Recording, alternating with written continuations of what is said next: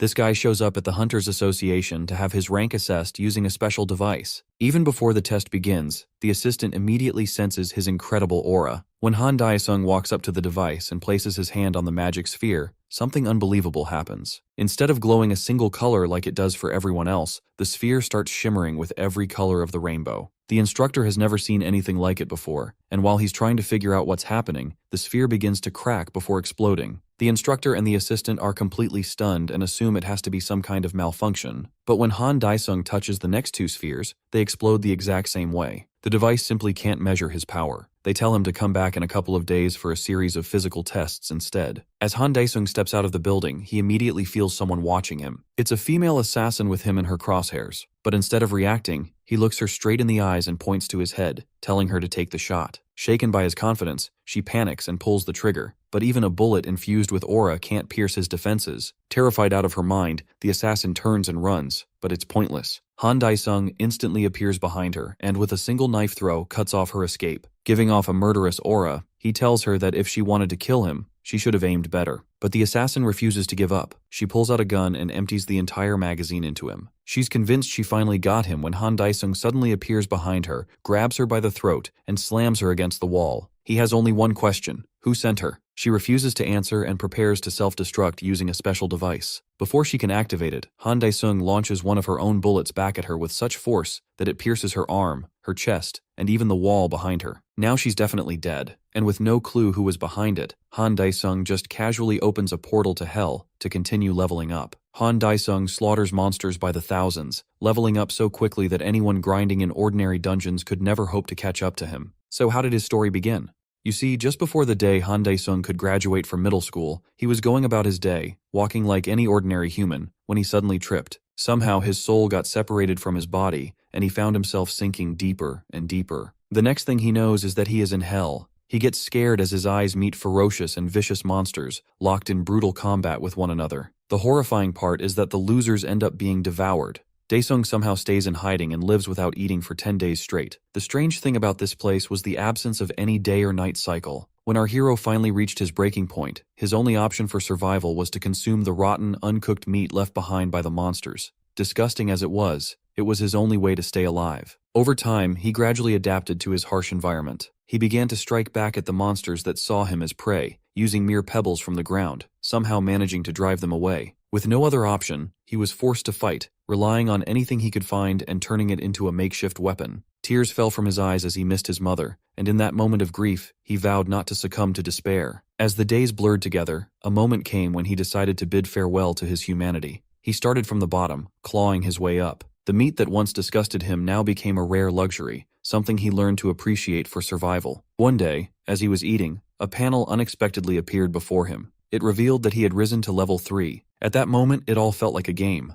As 7 years flew by, he reached level 24. With this level of strength, he could easily one-shot the creatures that had once seemed like ferocious monsters. After enduring 24 years, he successfully crafted a sword from a stone collected from a dragon knight. However, time did not stand still. It flowed like a gentle breeze. In his 51st year, Dae-sung accomplished the formidable feat of slaying an elder dragon. By his 79th year, he finally found his way to the Demon Lord, the very creature that had dragged him into this hellish existence, and most importantly without consent. He effortlessly slashes through the bugs guarding the Demon Lord's lair, and even the gatekeeper stands no chance against the aged yet surprisingly youthful protagonist. He threatens the guard, demanding that he politely open the gate, or else his remains will be fed to the monsters of this so-called hell. However, the guard is far from cooperative and puts up a bit of a struggle. Taking the situation as a personal affront to the Demon Lord's honor, he goes on a rampage. As he trash talks, he suddenly feels something pierce through him, and when he looks down, he discovers a massive hole in his chest. Dae-sung, unfazed, merely remarks that this noisy guard is irritating him. Meanwhile, the floating skeleton Fireball, likely his pet,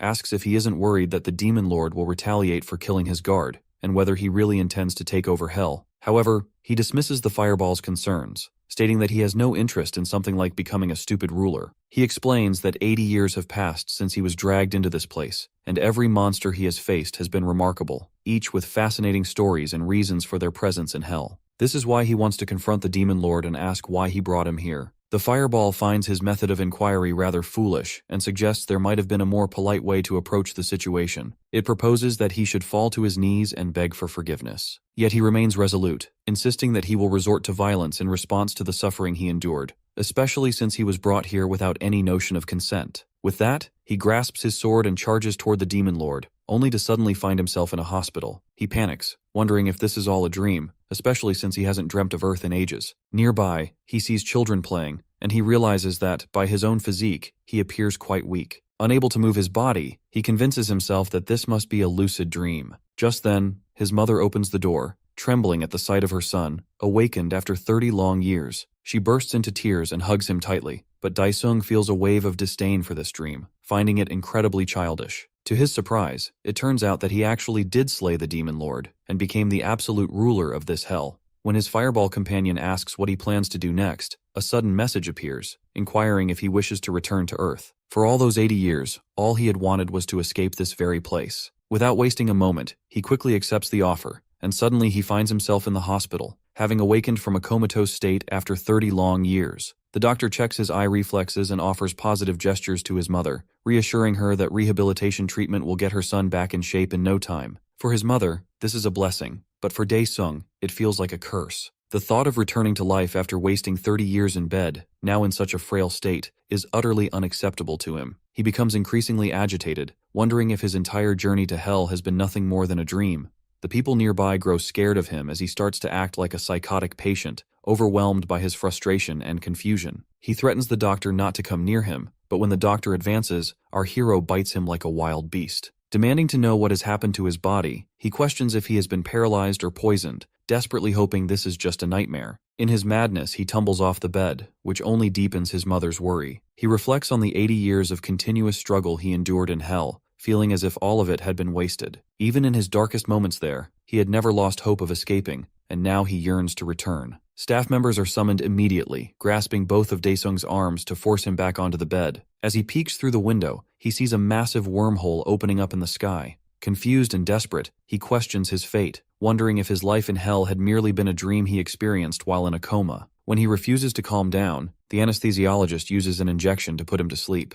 Then, as his senses return, he finds himself watching a news channel on the TV, which confirms his suspicions. The sight he had seen was indeed a gate, and a hunting team has been dispatched to clean up the monsters. The leader of the team sends reports to a man who has come to see him. The man appears shocked and overjoyed to find him awake. Still feeling confused, Daesung asks who he is, only to realize, in a flash of recognition, that this is his friend Chanho. Chanho informs him that he has been in this state for 10 years. He explains that a decade ago, while on his way home, he suddenly fell unconscious and collapsed, and since that moment, he has been lying in this hospital bed. Upon hearing 10 years, Daesung feels a mix of confusion and relief. He had thought 30 years had passed. What irritates him most, however, is the realization that he spent 80 years in hell. Chanho shares that his mother has endured a great deal, working 3 jobs to cover his hospital expenses. He encourages him to take charge of his life again, revealing that he has a job opportunity lined up for him as well. As our Demon King is wheeled outside by his mother, seeking some fresh air, he feels a heavy sense of responsibility and a deep hatred for his body, which cannot even move on its own. Suddenly, 2 men appear, demanding the money his mother borrowed. She apologizes and pleads for just 1 more month, but the thugs remain unmoved. In a moment of aggression, one of the thugs slams her, threatening her with violence. Tears stream down her face as she begs them to stop humiliating her in front of her son, her voice trembling with desperation. However, the thug pays no attention to her pleas. He rolls up his sleeves and starts beating the poor woman. Witnessing his mother's suffering ignites a fierce rage within Daesung, so he starts calling them bugs and hurling insults at them. When one of the gangsters grabs him by the sleeve, his mother desperately urges him to apologize, begging the thugs to let her son go by reminding them that he is just a child. Daesung refuses to give in, adopting a hardened expression. The thug, smirking, throws him down to the ground with a forceful shove. After that, the gangster delivers a brutal beating. As he struggles to control his anger and yearns for his old body, a sudden arrival quest pops up before him in the status window. Without a moment's hesitation, he hastily accepts it, recognizing that he has little choice in the matter. The status window had been his lifeline, allowing him to endure his time in hell on his own. As soon as he acknowledges the quest, everything around him halts as if time itself has come to a standstill. The conditions of the quest unfold within the status window. He is instructed to reach a specified point within an hour, with the promise of receiving an elixir of recovery upon success. Driven by determination, He contemplates whether regaining his former strength is possible, and spots a red marker just 10 meters away. He attempts to stand, but, with a grin spreading across his face, begins crawling towards the target. The thought of complaining about something so trivial disgusts him. After all, he is the one who has already conquered hell. Crawling slower than an insect, the centimeters stretch into meters, and the meters feel like endless kilometers. At this pace, he starts doubting his ability to reach the location in time. Yet, he strives to stay composed, knowing that, in his experience, the system never assigns impossible tasks or quests. As the seconds slip by, he suddenly notices a loophole. Recalling the quest's terms, it dawns on him that the only requirement is to reach the destination, regardless of how he manages to do so. Our crawling hero grows irritated, realizing how obvious the solution had been all along. With his frail hands, he reaches for his wheelchair, moving slowly but steadily until he manages to settle into it. However, only 35 seconds remain. Undeterred, he grips the wheelchair and propels himself forward. Refusing to lose hope, he pushes onward and, against all odds, reaches the location in the final second.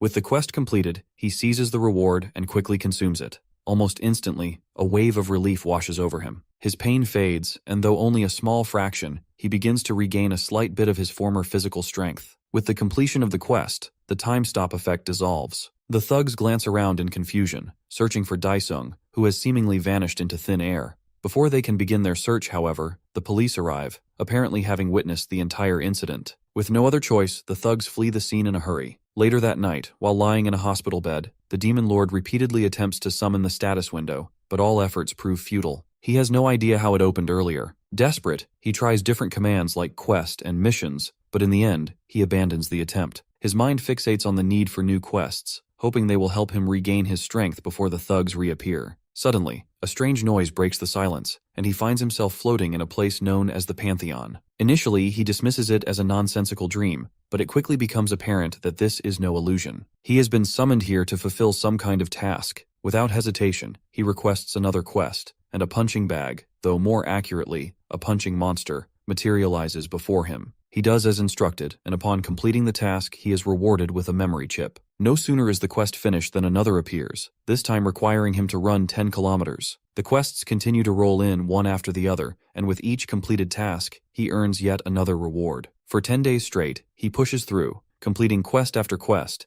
yet only manages to accomplish 55% of the overall implementation. Frustration builds as he tires of these low-level tasks, and he finally demands a proper challenge. In response, the system grants him a new quest, to kill a crying demon. Suddenly, a bolt of thunder strikes before him, and the crying demon materializes. The so-called Demon King recalls how close he came to death when facing this opponent in the past, and feels a rush of excitement at the chance for a rematch. The thunder-covered monster lets out a deafening growl and launches into the duel with a ferocious claw attack. Daesung barely dodges in time, fully aware that a single strike would reduce him to smithereens. He leaps forward, aiming to strike, but the monster effortlessly swats him away, sending him crashing to the ground. Blood spills from his mouth as he struggles to stand, the humiliation of being tossed around by a crying demon gnawing at his pride. The battle drags on, with Daesung, a demon lord who should be feared as a villain, forced into a frustrating game of dodging. But eventually, his luck runs out, and the demon catches him, gripping him tightly in its claws. In that desperate moment, Daesung recalls how he crushed the monster in their first encounter. He had nearly forgotten that he could summon a sword. Without hesitation, he calls one to his hand and slices through the demon's left claw in a swift, decisive motion. Without hesitation, Daesung shows no mercy, swiftly sending the demon back to where it came from, as though it were nothing more than an insect.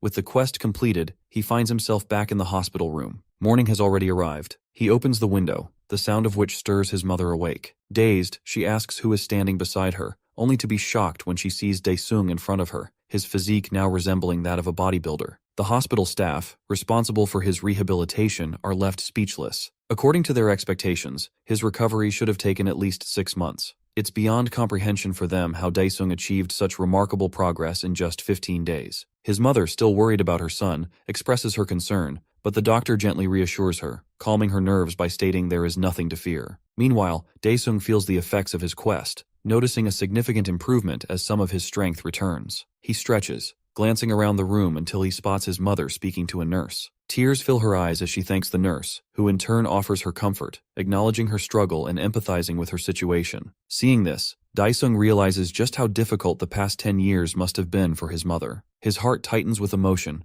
and as he clenches his fists, he silently vows to protect her now that he has finally returned. He heads to the washroom and shouts, "Pantheon!" Instantly, his soul is drawn into the Pantheon. Upon arrival, he asks whether the system can accelerate the implementation process. The system responds affirmatively, allowing him to select the difficulty level for the random quests. Recalling his status as the Demon Lord, he boldly sets the difficulty level to Hell, the highest and most challenging tier available. In response, a dark orb materializes before him. As it shatters, the sight that emerges leaves him wide-eyed in astonishment. Before him stands none other than the absolute ruler of Hell, an exact mirror image of Daisung, but in his full strength. Daisung summons his sword, excitement coursing through him at the prospect of battle. Without wasting a moment, his replica lunges forward, launching a fierce overhead attack. The weakened Daisung barely manages to block the blow, feeling the strain. The replica maintains the offensive, striking from every angle, searching for a weakness in Daesung's defenses. Overwhelmed by the sheer power of his doppelganger, he realizes that the longer this fight drags on, the more it works against him. Suddenly, the replica finds an opening and thrusts his hand toward Daesung, sending him flying across the arena. Breathing heavily, Daesung mutters that the replica feels more like a genuine article at this point. Yet, with a smirk forming on his lips, he seems to have a trick up his sleeve, ready to turn the tide. He activates his skill, blood neutralization, rendering himself immune to his double's attacks. Even when slashed by the sword, he feels nothing and swiftly shifts the momentum of the battle, slamming the replica's face into the ground. However, this advantage is short-lived. To his astonishment, the replica is not so easily bested. It too possesses the same skill. The battle resumes with renewed intensity, and soon Daesung finds himself stabbed by the sword, the pain a stark reminder of the stakes. Meanwhile, a cleaning lady approaches the washroom, ready to open the door after receiving no response from inside. Just as she reaches for the handle, she is abruptly summoned to the third floor on an urgent basis. Back in the Pantheon, Daesung feels cornered. The weight of potential defeat presses down on him, and he realizes that if he loses now, all his hard work will have been in vain. Desperation fuels his thoughts as he searches for a way to turn the tide, even if it requires a stroke of luck. He quickly accesses his inventory and pulls out a nutritional tonic, one of the awards he received for completing quests. This potion has the remarkable ability to restore 20% of his stamina. Realizing that 5 bottles would fully replenish him to 100%, he feels a flicker of hope ignites within him. In the heat of battle, he decides to take the risk and chugs down 1 bottle, feeling the rejuvenating effects surge through his body. Interrupted by his fake double, our hero doesn't hesitate and fearlessly launches his fist, disregarding his low health. With his double scent flying by a single punch, our hero's confidence is quickly restored. Without wasting a moment, he pulls out 2 more tonics and chugs both bottles. His double, however, doesn't take kindly to this and nearly catches him with a vicious roundhouse kick. Skillfully evading the attack, he downs a 3rd tonic. They are given no chance to pause as they exchange blows at a speed too fast for the eye to follow. Meanwhile, our protagonist has managed to finish a 4th tonic. Yet, to his frustration, even after recovering significantly, he still can't seem to defeat his doppelganger, who wastes no time in trapping him in a chokehold. A nasty smile spreads across its face as its blade hurtles toward our demon king. As a last resort, our guy executes a 200 IQ plan to completely turn the tables. His double's shredded abs are pierced by the original's blade, leaving it baffled as its own weapon disappears into Daesung's inventory. With a cheeky smile, our protagonist laughs at his previously overconfident doppelganger. Watching it collapse to its knees, he savors the last-second victory his gamble secured. Upon completing the Hell difficulty quest, a blazing blue window proclaims that the user has achieved a 100% implementation rate and that his body is now restored to its peak. As a bonus, he even gains the ability to use the Hell system on Earth. Suddenly, his hospital clothes are torn apart. The sight of his battle-scarred body triggers a flood of memories, reminding our demon king of all the suffering that brought him to this point, giving him a sense of déjà vu. Nevertheless, when he orders the system to return him to Earth, a panel appears, asking if he wants to read unread messages. Upon selecting yes, the messages congratulate him on becoming a monarch. It's explained that after the monarch left,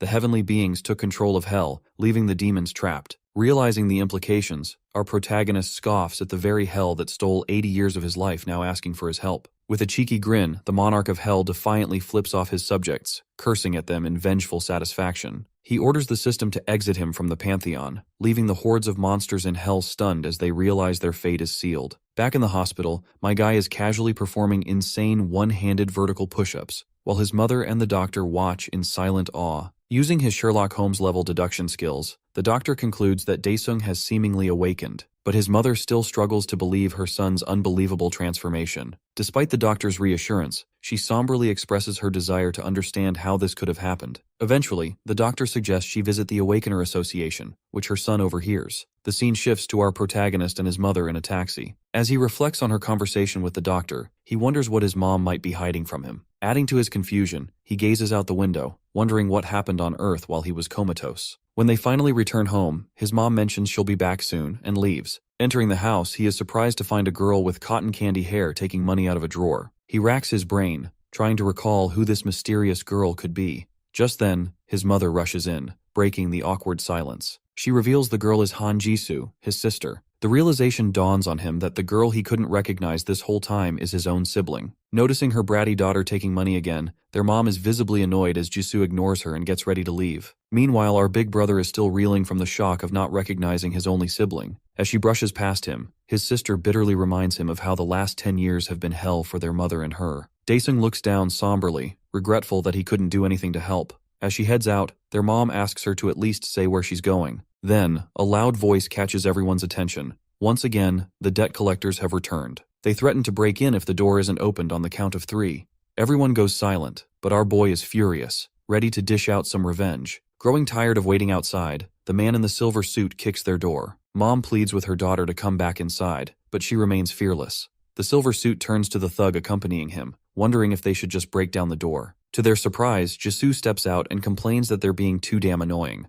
Momentarily speechless, the silver suit concludes she must be the daughter. Seizing the opportunity, he angrily rushes into the house, while his ugly, lecherous partner leers at Jisoo. Their mother, trembling, profusely apologizes as she takes cash out of her purse. But a moment later, the money is in the air as the silver suit, furious at the measly sum, viciously slaps her, knocking the frail woman to the ground. Witnessing his mother being mistreated, our hero, seething with rage, launches the silver suit flying with a single satisfying punch. The fat and ugly thug asks what's happening while the once arrogant man in the silver suit cries to his daddy about being bullied. The thug can only stare in shock as our demon lord thanks them both for conveniently coming straight to him. After a brief taunt, the thug is seized by the jaw as our guy prepares to deliver a much-deserved beatdown on behalf of his mother. He smacks the thug in the face, not 5, not 10, but 100 times before the brute collapses to the ground in pain. Beaten and bloodied, the thug spots a wooden chair. In a desperate move, he grabs it by the leg and tries to smash our boy. But like a total badass, my guy punches right through the chair, sending the thug flying into the wall and landing next to his partner. Panicking, the man in the silver suit pulls out a dagger and mocks our boy. Unfazed, our protagonist calmly grabs the guy by the wrist and twists it savagely, like Play-Doh, in vengeance for striking his mother. The man cries out in agony, clutching his now useless floppy hand. The ugly fat thug warns him he won't get away unscathed. Instead, more savage than the two rascals combined, our Demon King presents a simple solution: leave no witnesses. Just as he's about to finish off the thug, he freezes at the sound of his mother's scream. She begs her son to stop, and the two debt collectors, now in tears, scramble out of the house. They stumble back to their car, discussing in disbelief how a hospitalized kid could get so strong after spending 10 years comatose. Worried about the consequences of failing their job, the silver suit anxiously asks his partner what they should do. Nursing his wounds, the ugly big guy tries to change the subject, but the silver suit quickly interrupts, having just spotted Daesung's sister. Back at home, Mom explains that after he collapsed, she had to sell the house and the store. She goes on to say that once those savings ran out, she took loans from 3 different institutions. Unlike the original amount borrowed, the interest compounded into an unpayable, sky-high debt. Curious about Jisoo, our protagonist learns that she had to drop out of school and work at a restaurant to help pay off the debt. With teary eyes, his mother reveals how his sister worked tirelessly day and night just to support him. Gritting his teeth, he laments that she shouldn't have had to leave school. His mom then explains that, despite Jisoo's efforts, she wasn't earning enough and has been going somewhere unknown for the past few months. Heartbroken at his family's suffering, our guy wishes they had left him to die, but his mother gently reassures him. The somber silence that follows is interrupted by a phone call. Seeing that it's the debt collector, our boy tells her to hand it over. Frustrated, he mocks them, but his pupils widen in shock as he hears the bad news. The scene shifts to his sister, bound and duct-taped. The ugly thug shoves her head as he's on a call with our protagonist, threatening him to collect $100 million in 24 hours if he wants his sister to be okay. Furious, our boy grips the phone tightly. When Mom asks what's wrong, he simply tells her he'll be back after a while. His mother warns him against hurting or killing anyone, insisting his life will be over if he does. But the monarch knows that killing them won't solve anything, unlike in hell. To his surprise, just as he mentions the word hell, a fiery panel appears. Reassuring his mom that he won't commit any crimes, our protagonist accepts the offer to obtain a basic skill. Presented with 4 options, he contemplates which choice would be best, but ultimately concludes that none of them is noteworthy. Meanwhile, the gangsters continue moving Daesung's sobbing sister. As they ride up in an elevator, the ugly thug reminds her of her role as a hostage. Suddenly, sparks fly and the lights go out, bringing the elevator to a halt. Noticing sparks near his feet, the fat guy is taken aback as our protagonist magically flashes into existence. He sarcastically comments that he's come to deliver the money. It turns out our hero picked the Shadow Wraith skill, allowing him to summon a wraith that takes on his form once it has the target's blood. Now that it has located its target, the wraith bashes the silver suit's head into the metallic wall. Meanwhile, the ugly guy panics, realizing Daesung has been a hidden awakener all along, shocking his sister in the process. Yet the wraith feigns ignorance. When the elevator doors finally open, the fat guy stumbles out, announcing to the gang members that an awakener has broken in. But before he can say more, a swift strike to his nape sends him crashing to the ground with a loud thud. Insulted on their own turf, the gangsters grab their weapons. The wraith menacingly welcomes them, and the first guy steps up to attack. However, he quickly finds himself teleported behind him, receiving a kick that knocks him unconscious. Thus, Electric Daesung wreaks havoc on the mob. Now the last man standing, he approaches Jisoo and checks if she's all right. He quickly removes her restraints and tape and urges her to go home, but she reveals her concern for her dear brother. With a cool aura, he assures her that he will come to see her after finishing his business. So, as the elevator door closes on her, the wraith prepares for another beatdown. Grunts of pain echo throughout the halls, where only unconscious bodies are visible. It appears that our hero climbs the stairs, clearing each floor one by one. As he nears another group of gangsters enjoying a smoke, he jokes that everyone is so weak that the lack of challenge frustrates him. Irritated by the insult, like all the previous gangsters, they get absolutely demolished. One of them calls their boss, a man covered in tattoos that span his gigantic muscles. He answers the phone, berating his subordinate and reminding him never to call when he's relaxing in the sauna. However, the panicked gangsters insist that he come quickly. Being ordered to come infuriates the boss even more, but as he hears his underling getting knocked out, he realizes something is wrong. Rising from his seat, he clenches his giant fist in frustration, crushing his phone. Talk about a waste. Meanwhile, back at the gang's headquarters, numerous bloody bodies lie on the ground. The Shadow Wraith approaches another member, who begs not to suffer the same fate. However, a wall suddenly explodes open. Caught off guard, Electric Daesung turns to see a giant man grasp his face, immediately smashing his head into the ground. The boss expresses his rage about Daesung's mess. Meanwhile, our hero reflects on how his mother and sister aren't even surprised by his powers, realizing that others like him also exist. His Shadow Wraith powers allow him to retreat safely. The boss is shocked to see the guy dusting himself off in front of him, causing all the chaos alone. The Shadow Wraith questions whether the boss is also an awakener. The boss proudly grins, promising to send our boy to hell. Hearing the all-too-familiar word, our hero narrows his eyes at the muscular monster, whose clothes burst from his physical enhancement. Not caring about his size, as always, our hero bashes the boss's face and taunts the giant weakling. Lying caved into a wall, the boss denies being defeated so easily and angrily gets up to launch a counterattack. But he is promptly humbled by a kick to his chiseled face.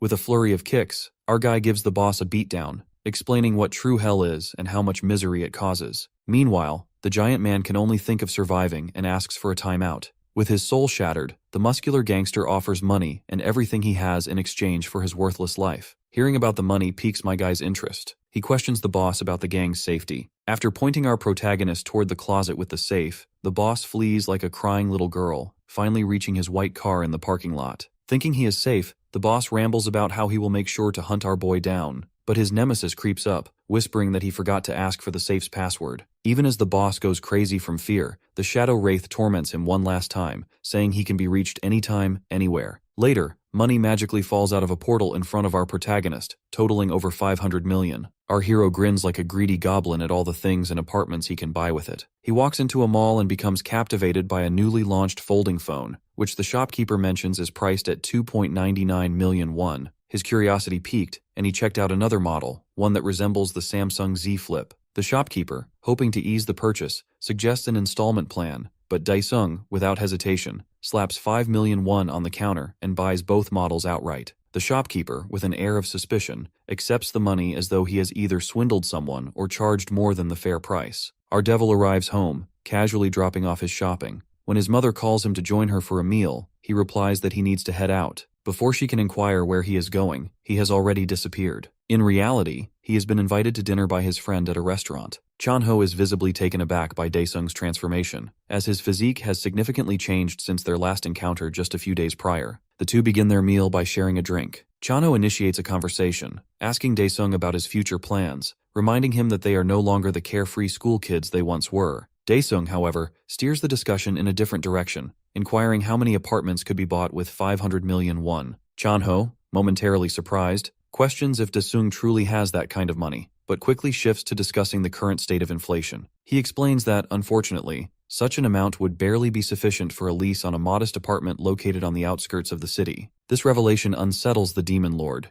and he anxiously asks how much it would take to buy a place in the city. Chanho informs him that it would cost at least 2 billion won, then urges him to relax, reminding Daesung that the world has changed drastically since he fell into a coma. Shifting the conversation, Chanho gets to the heart of the matter, asking if Daesung is awakened. Daesung responds that to confirm such a thing, he first needs to understand what awakened actually means. As they exit the restaurant, Chanho explains it all. He begins from the very start, recounting how, shortly after Daesung's coma, mysterious portals known as gates started appearing everywhere. At first, the portals were seen as a minor threat and were kept under control. However, things took a dark turn when monsters began escaping from the gates, flooding the earth in what became known as a gate fracture. These monsters wreaked havoc, sparing no one in their path. Humanity fought back, but soon discovered that their man-made weapons were utterly ineffective against such foul creatures. Daesung, unable to contain his curiosity, interrupts, asking if not even guns or cannons could harm them. Chanho confirms that it's safe to say normal weapons did nothing. He then continues, explaining that, over time,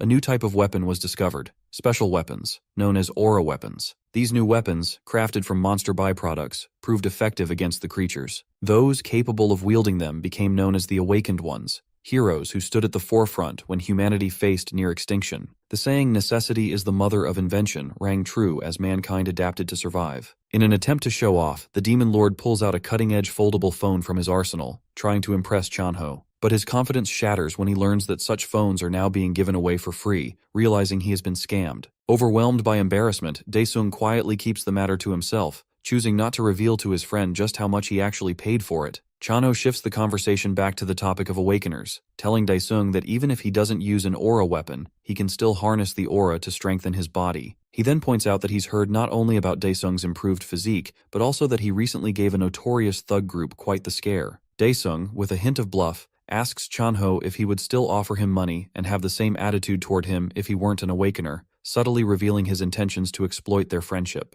Chanho's temper flares, but before their argument can escalate, a gate fracture suddenly occurs above them, and monsters begin pouring out into their midst. As the monsters strike their wooden weapons against the ground, the earth trembles violently, resembling an earthquake. The sheer force sends waves of fear through the nearby citizens, causing them to tremble in terror. The monsters unleash menacing growls, sending humans into a panic as they flee for their lives. Daesung, however, doesn't recognize these creatures, finding them distinctly different from the ones he had encountered in Hell. Wasting no time, Daesung slams his foot into the ground, breaking off a chunk of the road and hurling it toward the approaching monsters. But before the debris can strike, a shimmering shield materializes, blocking the attack. Chanho quickly reminds Daesung that such weapons are ineffective against these creatures. As one of the monsters closes in on them, Chanho shuts his eyes, convinced they're finished. But the sound of splattering blood forces him to open them again, only to find the monster beheaded, with Daesung standing tall. He had proven, through sheer force, that bare-handed attacks could take these creatures down.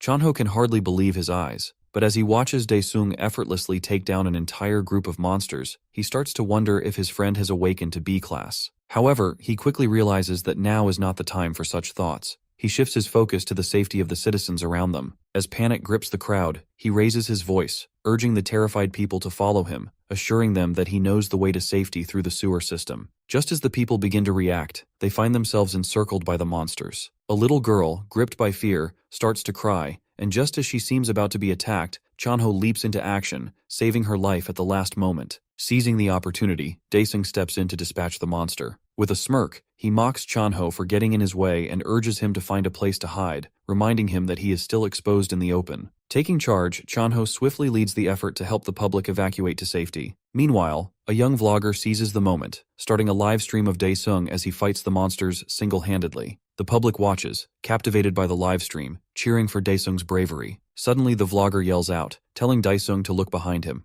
However, it's too late. the demon lord gets slammed against a car by one of the monsters, the impact reverberating through the chaos. The vlogger, smirking and laughing, is only focused on his content and views, knowing that a hero getting slammed makes for compelling footage that will surely attract attention. Meanwhile, the crowd manages to escape into the sewers. Chanho reunites the little girl with her mother, who embraces her tightly, tearfully apologizing for the separation. A man turns to Chanho and asks if he plans to go back, leaving him torn. He grapples with the decision, aware that his friend is still out there, fighting against the monsters. The scene shifts back to Daesung, who finds himself cornered by the monsters. One of them wears a smirk, poised to strike, and the vlogger kid covers his eyes, believing the hero is finished. To both the vlogger's and the monster's astonishment, Daesung dodges the attack with agility. He then addresses the monster, thanking it for inadvertently helping him restore a fraction of his mana. In return, he offers the creature a painless death, his voice calm and authoritative. The demon lord shows no mercy as he engages with the monsters, dispatching them with precision. Meanwhile, the viewers of the livestream flood the comments, complaining about the poor image quality and urging the vlogger to move in closer for a better view. Among the viewers, one named Slayer donated 5 million won, promising another 5 million if the vlogger could capture a clear shot of Daesung fighting the monsters. The excitement builds as the stakes rise, both for the vlogger and the heroic demon lord. Hearing about the 5 million won donation sends chills down the vlogger's spine. He feels excitement, but his cowardice keeps him from getting anywhere near the action. Meanwhile, Daesung continues beheading the monsters with powerful punches, quickly realizing that this relentless fighting consumes a significant amount of his mana. Another viewer comments, offering extra money for a clear picture and requesting the vlogger's email. Overwhelmed by the influx of sponsorship notifications, the vlogger experiences a mix of excitement and anxiety, torn between his desire for fame and the fear of what lies before him. The vlogger receives another donation of 20 million won from a viewer who demands detailed information about the hero battling the monsters, promising even more money in return. The scene shifts to several viewers of the livestream, who are engaged in a bidding war over Daesung. These individuals, clearly hotshot clan leaders, find him both amusing and impressively strong. Their interest in Daesung grows as they witness his prowess, contemplating how they might leverage his abilities for their own gains. On the other side, Daesung has dispatched so many monsters that the remaining ones now tremble in fear of him. However, one creature, presumably their leader, kills one of its minions, showing no signs of fear as it prepares to confront Daesung. Meanwhile, the vlogger's greed for money has grown to the point where he is now willing to take risks for this once-in-a-lifetime opportunity. Just as he gathers the courage to close in for a better shot, Chanho suddenly appears, scaring the life out of him as he demands to know why he hasn't evacuated yet. The unexpected encounter causes the vlogger's phone to drop, and his viewers erupt in the comments, calling him a loser and a chicken for his cowardice. Chanho drags the vlogger toward the safety of a nearby building, but the kid resists, consumed by thoughts of money and views. As he is forcefully pulled along, a monster approaches, slamming its foot down on his phone, crushing it. In shock, the vlogger loses consciousness, but before any further harm can come to them, Daesung intervenes, beheading the monster in a swift motion. As the remaining monsters are dispatched, Daesung turns to Chanho, inquiring why his friend returned despite the danger. Chanho expresses his concern, admitting that he grew worried sick about Daesung. In response, Daesung asks if his friend can wait for about 20 minutes, explaining that he needs to visit a specific place. Chanho reassures him not to worry, mentioning that the clans will be arriving soon. Seeing his friend's cluelessness, Daesung promises to fill him in later. He quickly enters the Pantheon, and Chanho watches in confusion as Daesung opens a gate. He is left wondering how Daesung can open a gate himself and what has happened to him since they last met. Entering the Pantheon, our Demon King scoffs, clearly irritated by the condition of his body after such a minor battle. A panel emerges, revealing that his mana reserves sit at a mere 10%. Unhappy with his pitiful mana levels, he searches for a way to rapidly restore them. He soon learns that to regain his strength, he must relive the experiences recorded in his journal, with rewards mirroring the trials he overcomes. A wave of déjà vu washes over him as memories of the journal that kept him sane during his time in Hell resurface. Without a second thought, he agrees to the trial.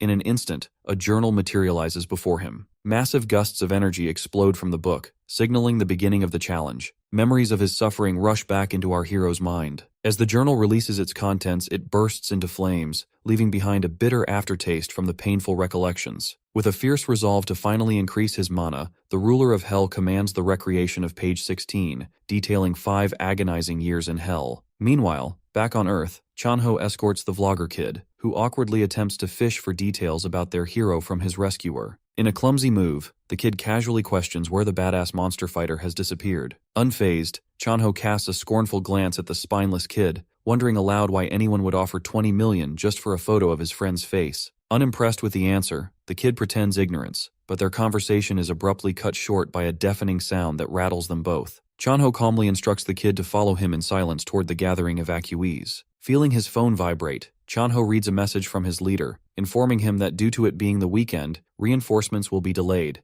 urging him to escape as quickly as possible. Distressed by the news, Chanho can only hope his demon-hunting best friend returns soon, before it's too late. Meanwhile, in another dimension, our hero finds himself reliving his time in the forest of predators. Gentle winds brush past him, yet he grows uneasy with the eerie silence surrounding him. A panel appears, announcing his task: subjugate 10 white colossi, the divine beings of the forest. Clueless, the innocent demon king wonders where his foes could be, oblivious to the massive shadow looming overhead. The robot locks onto its target, its eyes glowing with a menacing crimson hue before unleashing a dazzling energy beam. Sensing the danger just in time, our hero narrowly evades the attack, barely avoiding being incinerated. Through the blinding fog, our demon king spots the white colossus Righteous, a machine with a face only a mother could love, if it even had one. As he sizes up this so-called divine creation, its hand suddenly hurtles toward him, cutting through the air like a drill. Unimpressed, he responds with a counterattack, his fist slamming into the automaton's tough metallic face. Absorbing the impact of our demon king's destructive blow, the colossal robot stumbles back. In a final desperate move, its fingers extend like sharp blades, encircling him. But he dodges the projectiles with ease and lands a powerful punch directly on its abdomen. The sheer force of the strike tears the divine machine apart from top to bottom, leaving nothing but scraps and smoke in his path. As he pauses, waiting for the next challenger, his eyes are drawn to a strange red core lying amidst the debris. Meanwhile, back on Earth, Chanho and the vlogger kid arrive at the rooftop, only to be met with the gory sight of slaughtered bodies scattered all around them. Mortified, Chanho notices a gravely injured man still clinging to life. He and the vlogger kid rush over to check on him.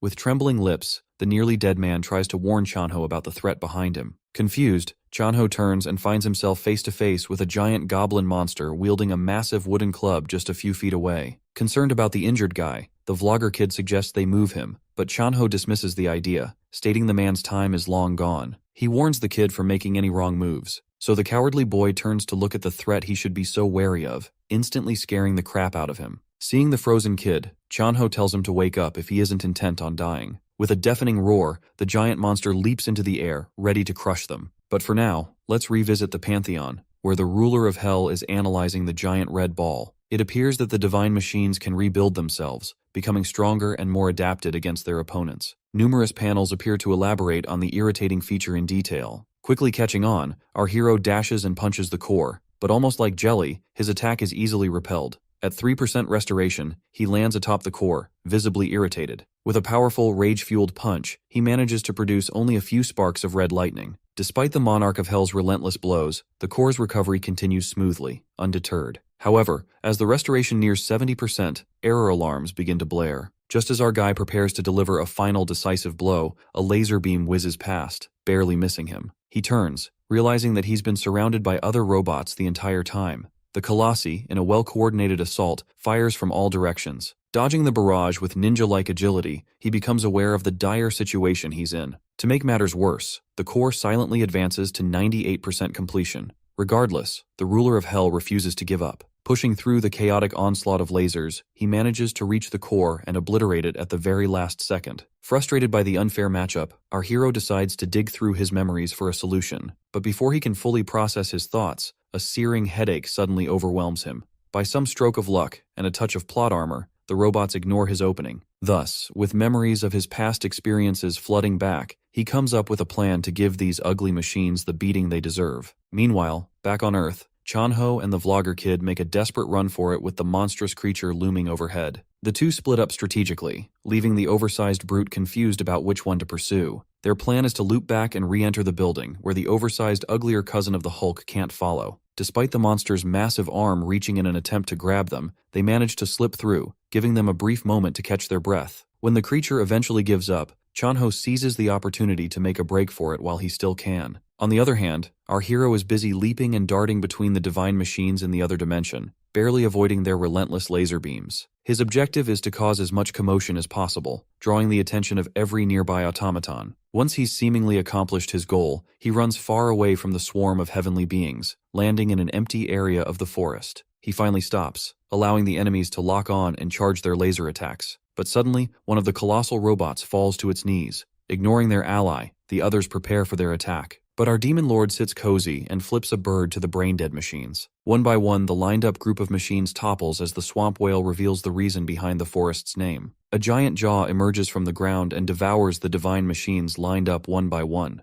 Reliving his horrible memories, our boy casually watches from afar as the behemoth of a whale completes the challenge for him. With all 10 heavenly beings defeated, a congratulatory panel appears. In return, he receives his new rewards, enhanced physical abilities with boosted mana reserves and the Dagger of Judgment. As the weapon materializes before him, he inspects its special ability. The system elaborates that the dagger works like a remote-controlled airplane in a 100-meter radius. Now that's a cool birthday present. After testing out his cool new weapon, the ruler of Hell decides to return to Earth. The scene shifts to a news broadcast from when the gate first opened. The anchor solemnly reports on the tragic fracture that has claimed many lives. He consults a pale professor, who looks like the uncle who brings politics to birthday parties, for a solution. The man points fingers at the Awakeners Association, claiming they are to blame for the disaster. He remarks that they take too many vacations, and just put off problems when there's a shortage of hunters. He stresses that fractures do not care if the hunters are chilling in Hawaii or on duty, so they should be held liable. We then see a guy with a man bun watching the news on his phone, annoyed at the professor. Frustrated, he comments that the association hunters are paid peanuts compared to the clans.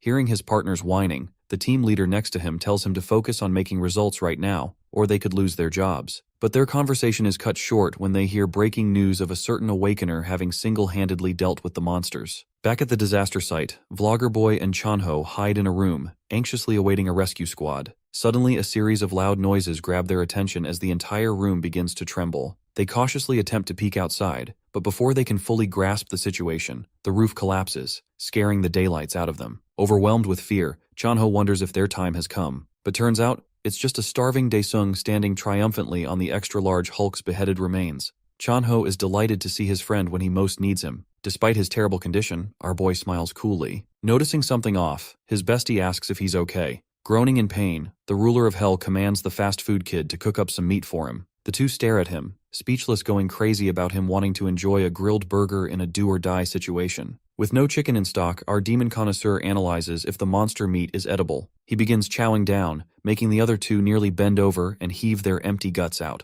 Fortunately, a soldier shows up, making the Vlogger Boy euphoric that he will survive. While our hero silently enjoys his meal, the soldier ignores the boy, viciously expressing his gratitude to him, and states in awe. Before he can realize it's monster guts, Chanho comes in and distracts the soldier. Introducing his pal, Chanho pulls away our hungry hero and urges him to eat his fill later. Unexpectedly, the soldier changes his attitude and explains they can't simply leave. So Chanho proudly brings out his clan ID card. Seeing the man's clan swag, the soldier smiles, ready to escort them to safety. On the other hand, elsewhere, the man bun guy is busy emptying his guts after seeing the mutilated monster remains. Annoyed, the team leader shouts at him to find survivors instead of curling up on the ground like an insect. Man bun dude immediately talks a soldier into entering the restricted area, since he's an association hunter. Meanwhile, the graceful team leader ponders over what kind of monstrous guy can tear up corpses like this. The scene shifts to the boys in Chanho's car. Our hero's best friend suggests that they sleep at his apartment, but being a family man, our boy stresses he needs to see his family.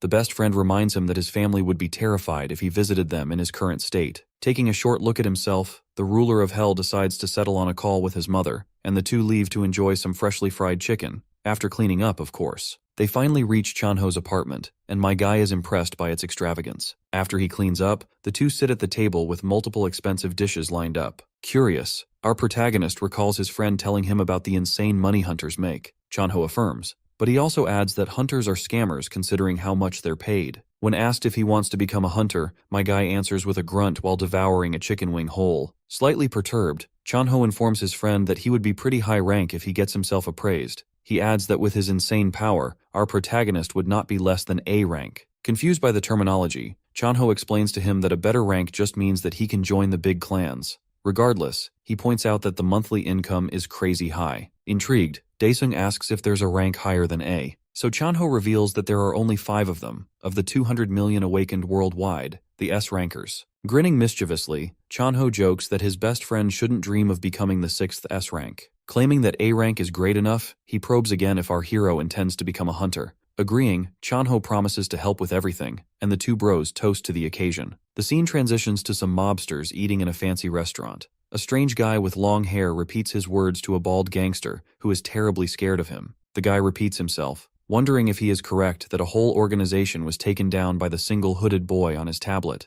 Wiping his lips elegantly, he jokes that it truly is embarrassing. The brown-haired man, manager of the Hongma clan, Lee Seok-woo, gets up and asks why Baldy didn't run away and come crying to him, one of the good guys. Baldy begs, trembling intensely as the guy puts his hand on his shoulder. With a chilling look on his face, he then asks if Baldy is vibrating because of the dead body across the room, making the gangster sweat bullets. Tearing up, Baldy pleads with Seok-woo not to execute him like the body lying just a few meters away. Gently petting Baldy's head, Seok-woo calmly explains that all he cares about is the stolen money. He makes it clear he plans to take the gang's hidden stash as well, but Baldy, paralyzed by fear, plays dumb. Terrified, Baldy remains silent as Seok-woo quietly decides his fate. Unexpectedly, the long-haired man steps away, claiming to trust Baldy's word. But, of course, mere moments after expressing gratitude for the information, the evenly shaved bald head in Seok-woo's hand explodes. Seok-woo barely acknowledges the gushing fountain of blood as he casually picks up his tablet. Showing a picture of Dae-sung, he orders a woman lurking in the shadows to hunt down the culprit neatly. Meanwhile, our boy finally visits the Hunters Association.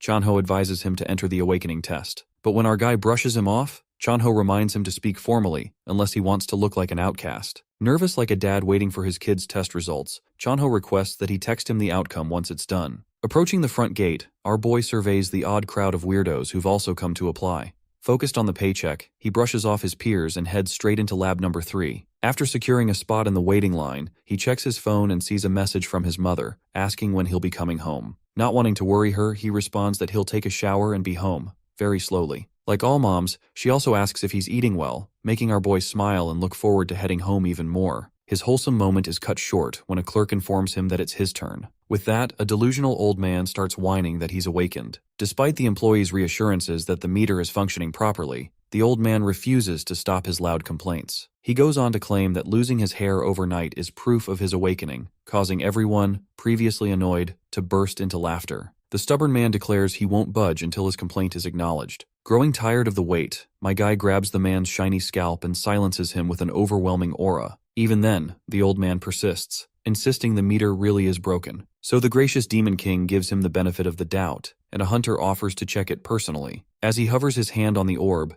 it sparks and turns green, showing that he is a C rank. Embarrassingly shut down, the old man sweats profusely. The clerk lady gladly shows the geezer his way out. Clearly shown to be a moron, the old man keeps whining in denial and makes our boy cringe. Finally, his turn arrives. The clerk lady gossips to her colleague about our hero perhaps being the top rank of the day, since she saw his terrifying aura, but he just dismisses her with a bonk on the head. So with the full support of the cute clerk lady, our hero approaches the manometer. A sudden chaos unfolds at the Korean Hunter Association, with commotion erupting all around. The branch manager begins receiving urgent calls, directing him to visit examination room 3 on the 6th floor immediately. Growing suspicious at the abrupt nature of the call, he wonders if perhaps a 6th S-rank hunter has awakened. However, he quickly dismisses the thought, considering it impossible. Upon reaching the 6th floor, he makes his way to examination room 3, only to find a large crowd already gathered there. Pushing his way through the throng of people, he finally sees what has caused the disturbance. The crystal meter orb is shattered, resembling the fractured shell of an egg. The manager grows anxious, and immediately seeks an explanation from his employees about the situation. The staff quickly fills him in that a man named Dae-sung had placed his hand on the crystal ball for examination. At first, the colors within the orb flickered unpredictably. Then, without warning, it exploded in a burst of smoke, leaving both staff and onlookers in sheer confusion. Frustration builds within the manager as he responds, insisting the explanation could be as simple as a defective meter. However, the staff points out that they used 3 different crystal meters, and each had met the same fate. Hearing this, the manager concedes, realizing it is impossible for all of them to be faulty. Meanwhile, our boy anxiously hopes he won't be asked to compensate for the 3 shattered crystal balls. With that worry on his mind, he turns to the manager and inquires about his results, only to be met with the manager's confusion. The manager then informs Dae-sung that continuing to use additional meters could lead to the same explosive outcome. He mentions that this is the first time they've encountered such an unusual situation, and because of this, they would have to make a borderline judgment. He goes on to explain that in cases where the crystal ball fails to provide a proper assessment, the results of the license test alone will suffice to evaluate him. Normally, the test would be just one part of the rank determination process, but in Dae-sung's case, it will serve as the sole deciding factor. Daesung, still unsure, questions the reliability of the license test. Before anyone else can answer, a staff member steps in with a detailed explanation of how the examination system functions, assuring him to ease his concerns on that matter. With nothing else left to do but wait, the Demon Lord gives a nod, accepts their proposal, and quietly takes his leave. The branch manager finds the entire situation troubling, still trying to make sense of what transpired. Meanwhile, the clerk, who had earlier discussed the crystal ball's mechanism, suggests a theory. She proposes that the crystal ball might be incapable of measuring power beyond a certain threshold. The manager, growing more curious, asks if she's implying that Daesung could be at a triple S rank. To this, the clerk nods in agreement. However, her colleague quickly mocks the notion, pointing out that while anything is possible in this unpredictable world, he seriously doubts the idea of Daesung reaching a triple S rank. The scene shifts to Daesung as he steps out of the Hunter Association building, his thoughts still on the events that just transpired. His phone rings, and it's his friend Chanho on the other end. Daesung informs him that he's been given borderline status for the time being. Finding the situation odd, Chanho asks if the meter got stuck. Daesung, with a hint of amusement, explains that it actually broke for some reason. Knowing Daesung's tendency for chaos, Chanho jokes about whether he's been messing around, but quickly dismisses the idea, figuring it shouldn't have been possible. Daesung assures Chanho that he followed the instructions carefully, placing his hand on the meter, just as he was told. At this, Chanho retorts, mentioning that he had a gut feeling something strange would happen from the start. Daesung promises to share more details about the exam later,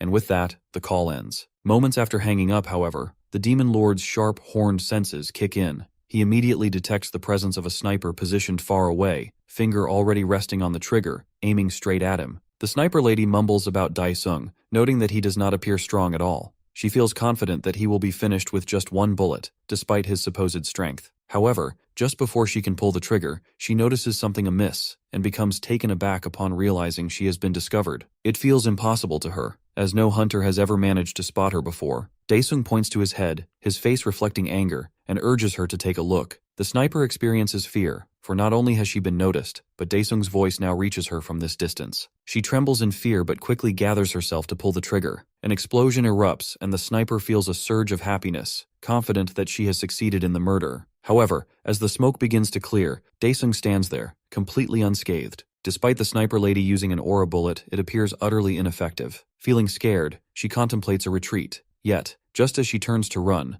Daesung sends his dagger weapon, stabbing the assassin in the leg and causing her to trip over. As the sniper lady turns her face, her target stands directly in front of her, reminiscent of a scene from a horror movie. Daesung bluffs, claiming that the bullet struck him on the head but could not possibly kill him. In response, the sniper lady swiftly draws a gun, pointing it at him, and demands to know where he has come from. The Demon Lord speaks nothing but the truth, stating that he hails from nowhere but hell, yet the lady would certainly not accept this reality. Overwhelmed by fear and anxiety, she fires multiple aura bullets at Daesung, hoping to see him die. Suddenly, he reappears behind her, catching her off guard with his unexpected presence. She finds it incomprehensible, as she is certain her target collapsed, yet he stands there, completely unscathed. Our boy grabs the lady by her neck, throttling her, and slams her against the wall. He uses his power, enveloping the lady in a demonic, sluggish material that terrifies her. As she faints, Daesung clarifies that he has no intention of killing her. He picks up the bullets and searches for the lady's belongings in search of clues. Then, he places the bullets onto her head, forcing her to regain her senses. Covered in sweat, the lady screams out, overwhelmed by the disgusting hands emerging from the creature summoned by Daesung. Daesung adopts a gang leader persona, demanding that the lady answer all his questions peacefully if she wishes to live. Spotting family pictures in her luggage, he questions her about who sent her to kill him and his family. Feeling anxious, she realizes she cannot disclose anything about the Hongma clan. However, she suddenly recalls a gangster who has gone missing and seizes the opportunity to use his name, telling Daesung that it was Kim Seong-hyun who sent her. She elaborates that Kim Seong-hyun is the same noob whom Daesung had smashed a while back in the private loan organization, arguing that he has robbed his safe. In exchange for his location, she pleads for her freedom. In response, Daesung throws a bullet at the lady, piercing a hole in her shoulder. She comments that she has done as he asked and has told him everything. Our boy maintains his gangster act, arguing that it is quite suspicious for an assassin to provide sensitive information so easily, sensing a grain of salt in her words. The lady, drenched in fear, realizes she has made a mistake by being so hasty. Daesung politely inquires once more about who ordered the murder. She thinks to herself that she has already failed the request, and even if she were to survive this encounter, the psychopath head of the Hongma clan would certainly kill her. Considering her death inevitable, she shouts that she will never reveal this information, even if asked 1,000 times, and attempts to commit suicide. However, before she can do so, our gangster fires a bullet, punching a massive hole through her body trunk. The assassin lady coughs up blood and collapses, dead. Daesung grows irritated, realizing he could not uncover who was behind all of this. He then gazes at her lifeless body, contemplating ways to dispose of it. He recalls an item he possesses that could prove useful, yet he is reluctant to use it. Instead, he sifts through his journal memories, searching for any relevant recollections about the dead keyword. After scanning 134 pages, he opens a portal to the Pantheon. Fully aware that this area should be off-limits due to nearby gate fractures, he nevertheless decides to cover the body. Covering the body with a blue cloth, he steps into the Pantheon. Upon entering, he is welcomed and requests the system to recreate the 134th page of the journal where the soul prison is recorded. As he sifts through his memories, he recalls that the soul prison was the primary weapon of one of the 15 rulers of the states in Hell, known as the Ghost King. He recalls his fight, remembering that the weapon he acquired is an artifact capable of summoning the dead when imbued with one's own blood. Initially, when our protagonist obtained this item, he thought it would be incredibly useful. However, to his dismay, the commander he summoned turned out to be far too weak to be of any real assistance. As the 198th day of the 67th year is recreated, he considers that this item might prove useful for disposing of the bodies. Our hero finds himself in front of the River of the Dead. He recalls that the Ghost King's territory lies on the other side of the river. The last time he saw this river, there was a boat available to cross it, but this time, there was nothing at all. Thinking of swimming across the river, he realizes that it is impossible. Even a single dip in the water is enough to disintegrate a person's body. As he contemplates how to reach the opposite end, the first part of the quest begins as many small heavenly beings, resembling heavenly insects, swarm toward him. These bugs, known as righteous white pillars, begin firing toxic sludge balls in his direction. Daesung expertly dodges the attacks, wondering if defeating these monsters will earn him a boat as a reward. He draws his weapon and slices through one of the bugs. As the creature is killed, it explodes, releasing numerous poison bombs, each resembling a poison bullet. Deciding against dodging the attacks, he wards them all off with a simple barrier. However, he finds the process annoying and slow, dealing with the bugs one at a time, and he swiftly targets another one approaching him. He then dashes forward, instantly slaying the rest of the bugs, slashing through all of them with ease. Upon completing the quest, he receives 50% of the implementation rate, and is awarded an armor type called the Vermin's Blessing. The status of the armor reveals that it makes its user immune to the energy of the dead, suggesting that he might be able to swim while wearing it. Without wasting a second, he dons the armor and swims across the river. A notification appears, informing the demon lord that his swimming skills are admired by the demon beasts of the Pantheon, who express their apologies for not being more helpful. This only serves to irritate him further. He quickly reaches the Ghost King's territory, and to his surprise, he discovers that the undead castle has vanished into thin air. Another notification pops up, with the demon beasts apologizing for the disappearance of the castle, which only aggravates Daesung further. He contemplates whether completing some side quests might lead him back to the castle. Just then, a long architectural structure known as the Heavenly Obelisk appears before him, featuring a gate at its base. Just as he wonders when the next quest will begin, a system window opens before his eyes, requesting him to kill 1,000 heavenly creatures within 2 hours to complete the second quest. As this message appears, a monster materializes before the demon lord, and he instantly recognizes it as a commanding general. Assuming they are demons, he shouts at the monsters to kneel before their lord. However, another notification pops up, informing him that the demon beasts are sorry for the betrayal of their companions. As the monsters begin running toward him, he kills several of them but notices that they are missing their cores. He wonders if the architectural pillar is the culprit behind this anomaly. He activates blood neutralization, transforming himself into a half-human, half-demon hybrid, boosting his stats and skill attack power by 300%. With this newfound strength, he dashes forward, taking down large groups of the commanding generals as he moves through them. However, when he reaches the vicinity of the pillar, he considers that it might be more effective to destroy it from the inside. He runs toward the gate and enters the tower, killing all who stand in his way. In mere seconds, he destroys the entire structure. As the tower crumbles, the suspicious coreless demons disintegrate, vanishing into thin air. With this, the second quest comes to an end, and the implementation rate of the soul prison is completed. He receives 2 orbs as a reward, one purple and one orange. He thinks that one of them must be a reward while the other could be an implementation item. He collects the purple orb and checks it first. To his delight, it turned out to be the weapon he was seeking. It grants him 3 skills. The first allows him to imprison a dead target, the second enables him to resurrect it, and the third lets him peek into its memory. While his main purpose was to collect corpses for information, he is disappointed to discover that he can imprison only 20 souls at a time. He then collects the other orb, which reveals itself to be a rune of expansion. He collects the rune and engraves it into his soul prison artifact, increasing its capacity from 20 to 100, which makes it sufficient for his needs. Satisfied, he gathers the soul prison and decides to leave the Pantheon, having fulfilled his purpose. However, suddenly the demonic beasts send him another message, begging him to be cautious. He considers them a nuisance. A golden panel opens in front of him, but he dismisses it as a waste of time, uninterested in whatever it may offer. Shaking off the demonic beast's meaningless riddles, he exits the Pantheon. Upon returning to the location where he left the corpse of the sniper lady, he finds that she is nowhere to be found. A corpse cannot walk on its own, or can it? Daesung feels tired and decides to return home. As he enters, his sister peeks at him and remarks that he is late, noting that the rice soup is growing cold. She calls him in and reheats the soup. As they begin to eat, their mother turns off the television. Our boy starts a conversation, arguing about how much the world has changed. His mother expresses her worry that he might be shocked, which is why she hadn't told him anything. She apologizes for feeling useless as a mother. Daesung reassures her, saying he is grateful that she has survived for all this time. He then asks his mother and sister if they want to get something for themselves. His mother blushes at the question and offers him more soup instead. After lunch, he calls his friend Chanho, informing him that he is going underground for a while. Chanho asks if this is in preparation for the licensing exam. The Demon Lord replies that it is similar to training, but that he actually found a bug that disappeared, and he needs to look for it. His friend seems to have no clue what he is talking about. Daesung then requests Chanho to take care of his sister and mother while he is away, deciding to stand out in an attempt to lure out those behind the assassin lady. The scene shifts to the Hogma clan building, where discussions unfold about how to handle the extraordinary new hunter. Upon hearing of the slaughter of the B-rank assassin lady, Seokwoo suggests forgetting about him. With a villainous smile, he proposes sabotaging the ranking test instead. In saying this, he turns to Jin Cheol, the rank A punk in a water tank, and inquires if he is ready. Claiming he was born ready, a scientist prepares to infuse him with a mysterious serum. Smiling sadistically, Seokwoo warns the A-ranker of the mind-breaking pain he will experience. Confidently, the guy responds that he has been prepared ever since he joined. Receiving the green light from Seokwoo, the mad scientist initiates the process. Bubbles start bursting in the water, causing Jinchul's veins to bulge through the diving suit. Gritting his teeth, the A-ranker's eyes turn white, and magical energy begins to illuminate the skin over his veins. Suddenly, the scientist begins to sweat bullets and warns that Jinchul might die if they continue. However, Seokwoo remains unbothered.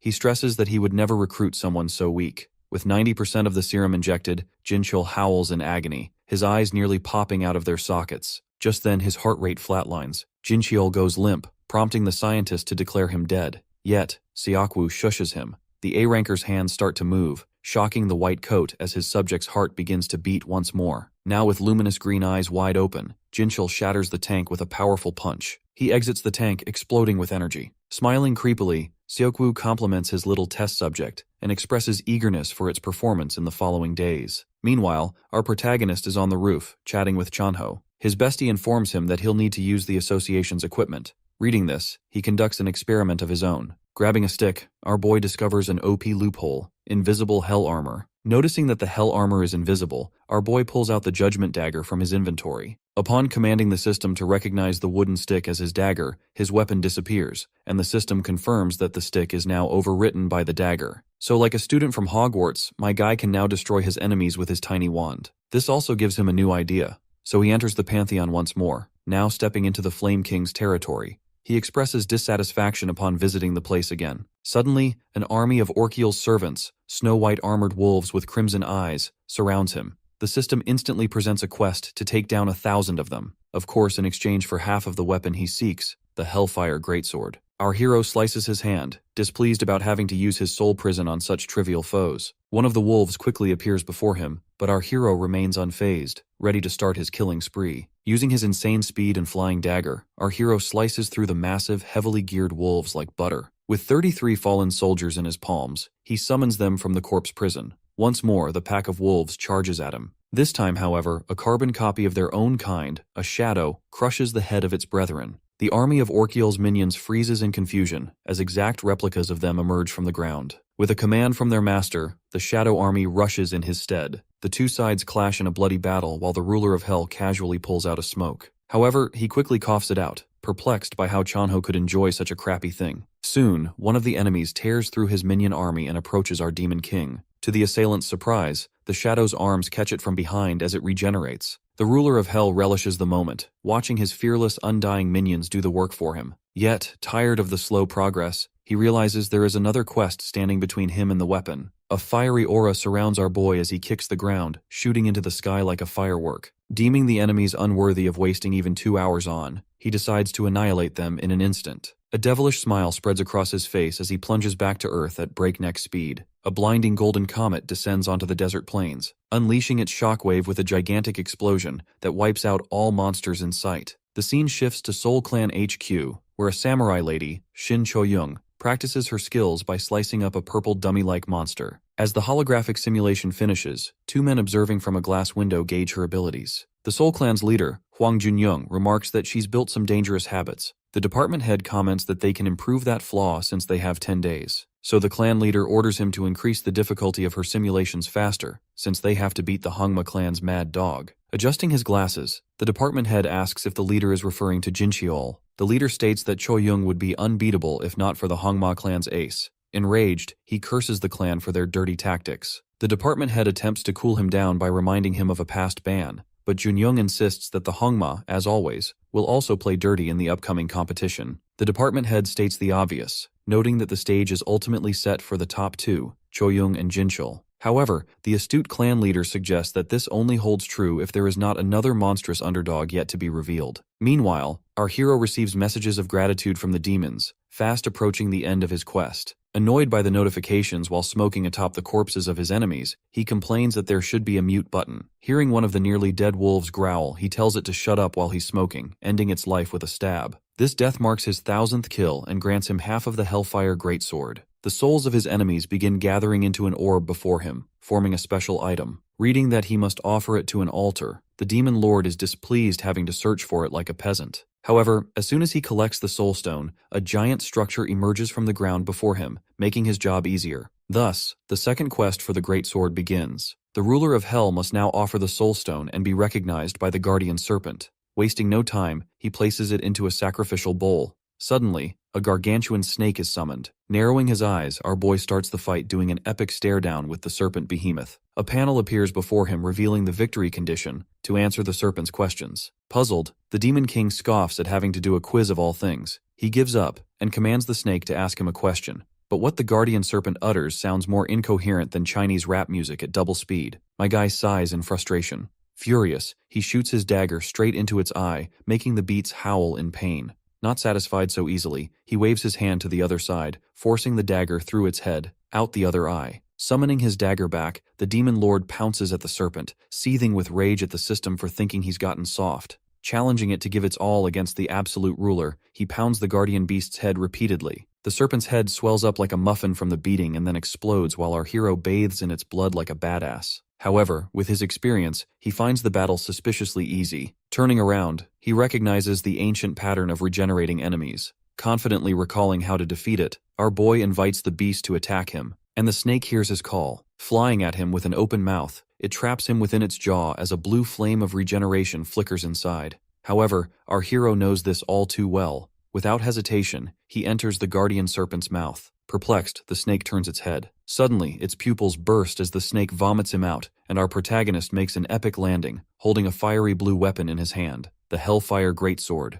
The system congratulates him for collecting the sword, but reports that its skills will be sealed until he completes the quest. Nonetheless, he confidently declares that even this is sufficient to defeat the oversized worm. Holding the fiery greatsword in both hands, our boy lowers his new weapon onto the guardian serpent. Its blazing energy travels along the beast's entire body, from head to tail, until the body is sliced cleanly into 2 halves. The quest reaches its conclusion. The snake can't hear the answer if it isn't alive. Gripping the fully active greatsword tightly, our demon king wears a mad grin, eagerly anticipating what comes next. A panel materializes, announcing the trial of scorching fire. He must endure a full 10 days of burning agony once again to completely unlock the legendary armament, or so it seems. The flames engulf him, yet my guy maintains a cool demeanor. He commands the sword to quiet down and stop burning its rightful owner. However, the timer keeps ticking. With an attitude even more fiery than the sword, he demands the Flame King to come to his senses, and the timer promptly hits 0. The sword responds to its master and begs for forgiveness. This calms our hero's temper, allowing him to greet his old partner. Since all the demons were cast away to the ultimate destination of souls in hell, chaos ensues after his departure. Our hero feels relieved to have found his weapon without needing to visit that decrepit place. The demon sword proclaims that it has been waiting for the ruler to return, making him wonder if his old partner resents him. But the Flame King humbly says that it does not despise him for leaving, but rather the aftermath of it. Confused, the monarch of hell asks it to elaborate. The demon sword explains that hell was invaded by heavenly beings, who took advantage of the demons' powerlessness in the absence of their ruler. Thus they sealed all of hell, banishing all demon folk into the pandemonium. The Flame King pleads with its owner that it reluctantly got swallowed by the snake and avoided banishment like its brethren. Thus it patiently awaited the arrival of its Lord and Savior.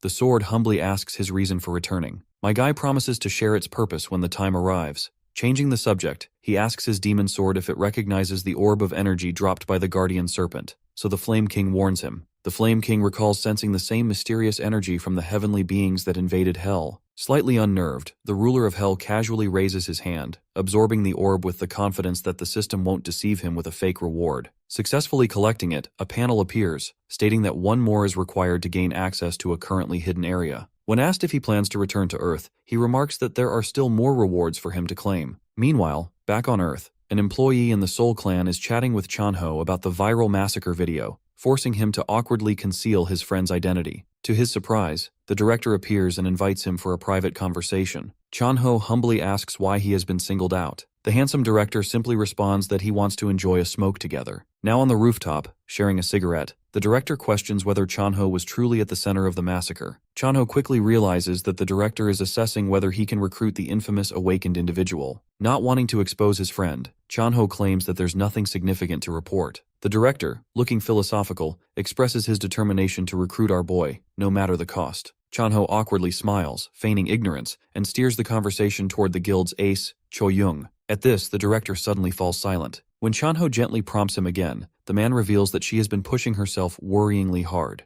7 days before Daesung's licensing test, Cho-young is seen training in her most challenging simulation yet at the Soul Clan HQ.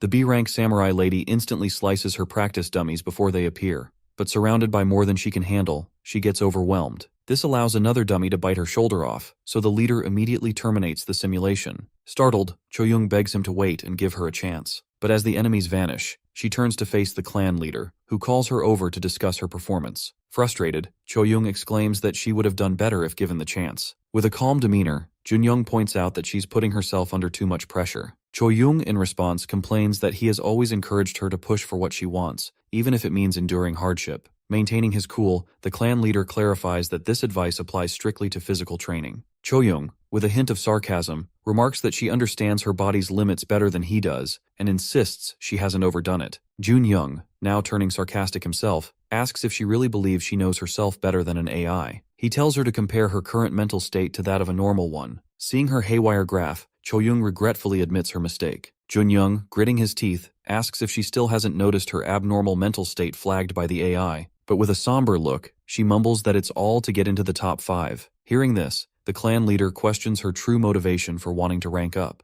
He wonders if her goal is to gain access to the A-rank gates, where she could earn far more glory and wealth. But Cho-young, gripping her bottle until it shatters, bites her lip. She firmly states that her desire isn't for money or fame, but to wipe out all the monsters in the world. 2 days later at the Hongma clan building, Seokwoo makes his way into a heavily secured area. Using his fingerprints, he unlocks a top security door, which creaks open to reveal a mysterious room. Repulsed by the stench, Seokwoo is surprised to find that his subject has been doing well. As he mumbles about changing the ventilation and lighting, his eyes turn to a guy hunched over, devouring a corpse. Jin-chol, chewing on raw flesh, glares like an animal at the man who is rambling about him. Completely unconcerned, Seokwoo casually comments that the A-ranker should continue feasting and rest well, so the monster serum can keep working. Gazing at the blood-covered demonic hunter, the long-haired psycho reveals his excitement for his pet to become the star of the upcoming licensing test. And just like that, 2 more days pass. Our protagonist is busy grinding quests to boost his power in the Pantheon,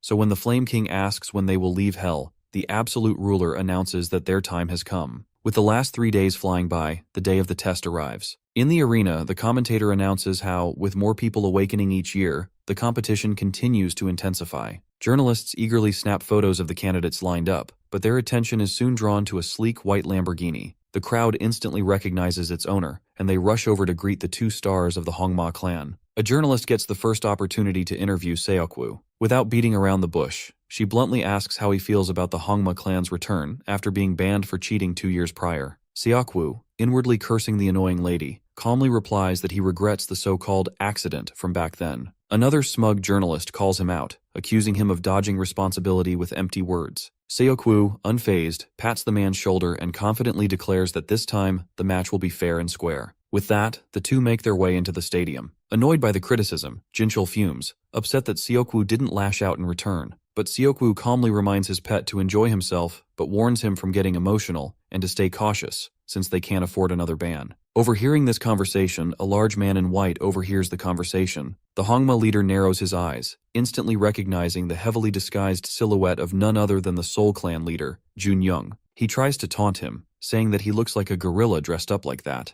But the graceful old man replies that it's a tactic to avoid the paparazzi. Junyoung fires back that he doesn't like flaunting his fame like a certain someone. Tipping his hat, the legendary clan leader analyzes Jinchul's aura and instantly recognizes its abnormal nature, which has been cleverly concealed. With a smug grin, Seokwoo tries to brag, suggesting that Junyoung is quite focused on his candidate. But the old man quickly fires back, joking that he hopes Seokwoo hasn't brought another cheater like the last time. After their heated exchange, the Hongma members walk away. Jinchul grumbles that the Seoul clan leader was staring at him like a creep, but Seokwoo brushes it off, telling him to ignore the old man in white and focus on his real target, the cutie passing by, Shin Choyoung. Jinchul eyes her down like a pervert, commenting that she'll be easy to take down. However, Seokwoo warns him not to underestimate her, reminding him that the Seoul clan leader has trained her well. But hearing this only excites Jinchul further. His disgusting face contorts, eager for the chance to crush her. Meanwhile, Junyoung continues analyzing Jinchul from afar, trying to unravel what the Hongma clan might be plotting. But suddenly, his attention is drawn to something far more ominous.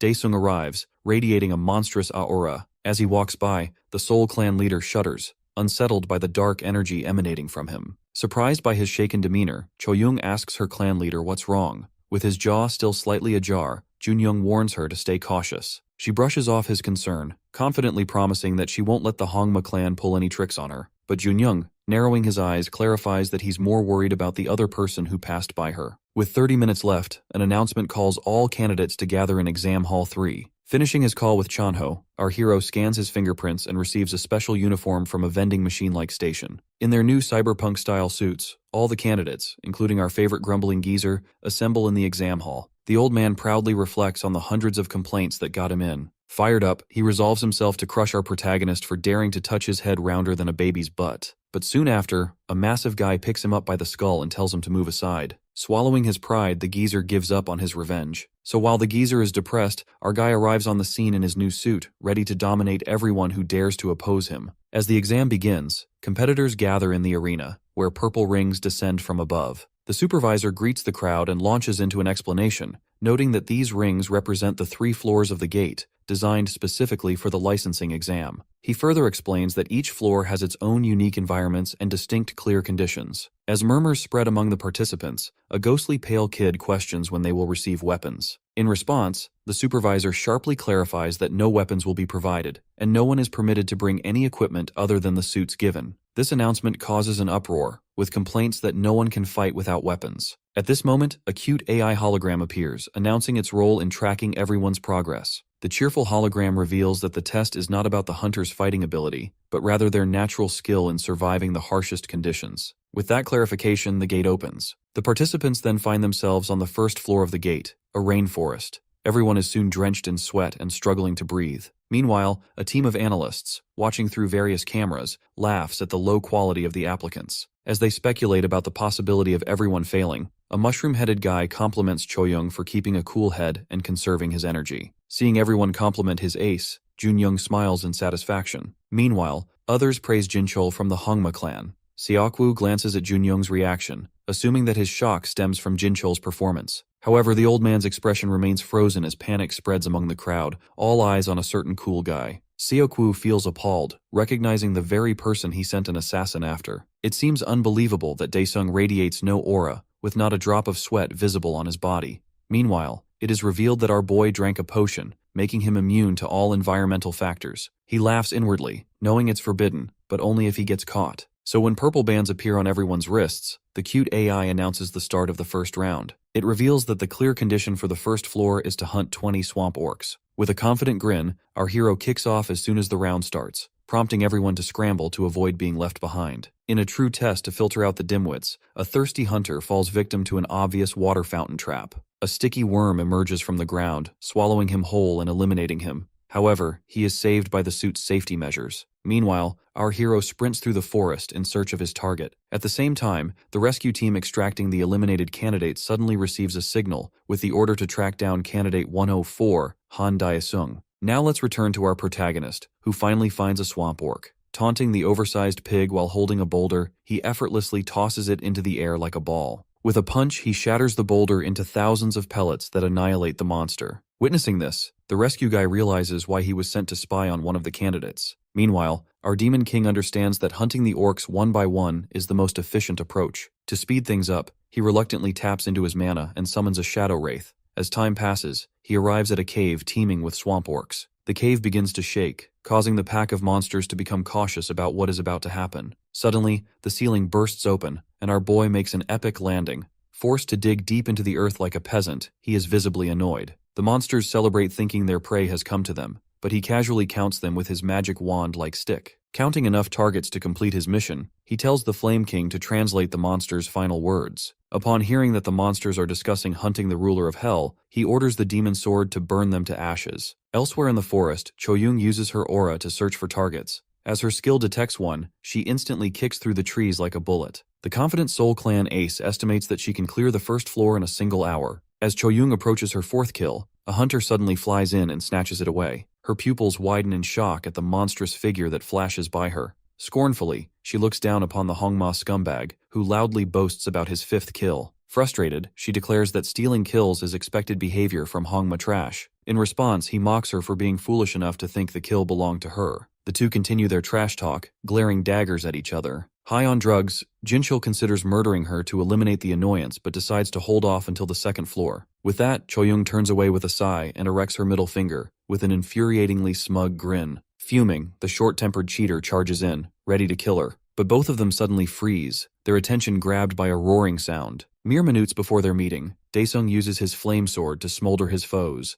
unleashing the Hellfire Greatsword's first skill. Suddenly, a bolt of ravaging flames burst out of his tiny stick and envelope their target, creating a tornado that erupts into the sky. The shocked observers are left speechless. With this display, the AI announces our fiery hero's promotion to the second floor. Chaos erupts among the judges, who fail to find any information on him, while others rush to recruit him. The Soul Clan leader grins, intrigued by our Demon Lord's monstrous power. Annoyed by Jinchul's spotlight being stolen, Seokwoo scoffs and walks away in disappointment. The clerk lady from the ranking place starts rattling her colleague, who mocked her hunch about Daesung. Meanwhile, another observer can hardly believe his eyes, realizing that the weak old geezer, Jin Sang, has been tailing him the entire time. With an axe in hand, the foolish old man begins finishing off the half-burnt corpses left behind by our boy, racking up 11 kills. The ranking place employees discuss how the geezer could possibly get in, so the clerk lady spills the beans about his barrage of complaints. Seeing his employees slacking off, the branch manager arrives to explain that he personally approved the geezer. He reveals that the old man was reported to have entered a gate strapped with dynamite. Dumbfounded, the clerk lady asks if the madman is trying to commit suicide. However, the branch manager shares the bald geezer's tragic backstory. It seems he lost his family to a gate fracture and now lives solely for revenge. Questioned about his unnecessary favoritism towards a candidate, the manager takes pride in nominating Daesung and jokes that the 3-month pay cut to cover the damages was worth it. As they mention his name, the screen focused on our hero begins to blur. While somewhere else in the stadium, Seokwoo throws a hidden message to a hitman-looking guy and informs him that the control room feed is down. The man is confused, recalling that they were supposed to eliminate our protagonist from the second or third floor. Seokwoo clarifies that the plan has changed now that Daesung left Jinchul in the dust. With his creepy smile, the Hongma leader jokes that eliminating him sounds too harsh. In the end, he tells the guard to read his orders, which are to inject a mutant serum into the monsters at the second floor's gate. As a result, the scout following our protagonist carries it out. So as our hero approaches the gate to the second floor, Seokwoo awaits his failure with a sadistic smile. As the mutant ampules are injected into the golem monster at the second floor's gate, the creature evolves into a mutant swamp-floating golem, now able to produce fog to mislead anyone approaching it. The man hired by Seokwoo finds himself amused at the sight of the mutant creation, admiring the monstrous result he helped bring to life, and hoping for a generous monetary reward. However, the item he holds suddenly explodes, revealing it had been tainted with a paralysis agent, likely placed there by Seokwoo himself to eliminate all evidence. Paralyzed and unable to move, the man watches helplessly as the swamp golem approaches him, showing no intention of letting him escape. Meanwhile, the demon lord grows increasingly concerned, realizing that he has been walking in circles for a while. The map installed in his equipment appears to be malfunctioning, leaving him disoriented. As he moves forward, he stumbles upon the decomposed corpse of the man hired by Seokwoo. Suspicion immediately arises in his mind, as he doubts the test organizers would have intentionally left the body in this spot. Suddenly, the shadow of the monster looms before the demon lord, followed by a swift surprise attack. He deflects it just in time, using his flame sword cleverly disguised as an ordinary stick. However, before he can fully react, the golem hurls a massive boulder in his direction, which detonates on impact, releasing a surge of smoke and fiery heat. To survive the intense heat, our hero activates his absorb flame skill, shielding himself from the scorching blast. He contemplates using the same fury skill that once defeated the orcs, but, unfortunately, it remains on cooldown. Worse still, the golem seems unwilling to wait for its recharge. The floating swamp golem unleashes a rapid sequence of attacks, which the demon lord deflects with growing frustration. Finding the barrage irritating, Daesung resolves to end the battle decisively by driving his blade through the creature's core. Rushing toward the golem, Daesung strikes its core with a powerful punch, but his efforts barely scratch the surface of its solid rock body. In retaliation, the golem sends him flying through the air with overwhelming force. The scene then shifts to Jincheol, the cheater. He has just defeated his final ogre, successfully fulfilling the conditions to ascend to the second floor. In reward, he receives a small, special box containing a compass for navigation, an ampule, and a cryptic note, essentially tools for his continued cheating. After reading the note and realizing Daesung is still on the first floor, he burns it without hesitation. The scene returns to our hero, who has just been slammed into a tree. He quickly regains his footing, and with a smirk on his face, summons his sludge-like shadow ghost, commanding it to consume the golem.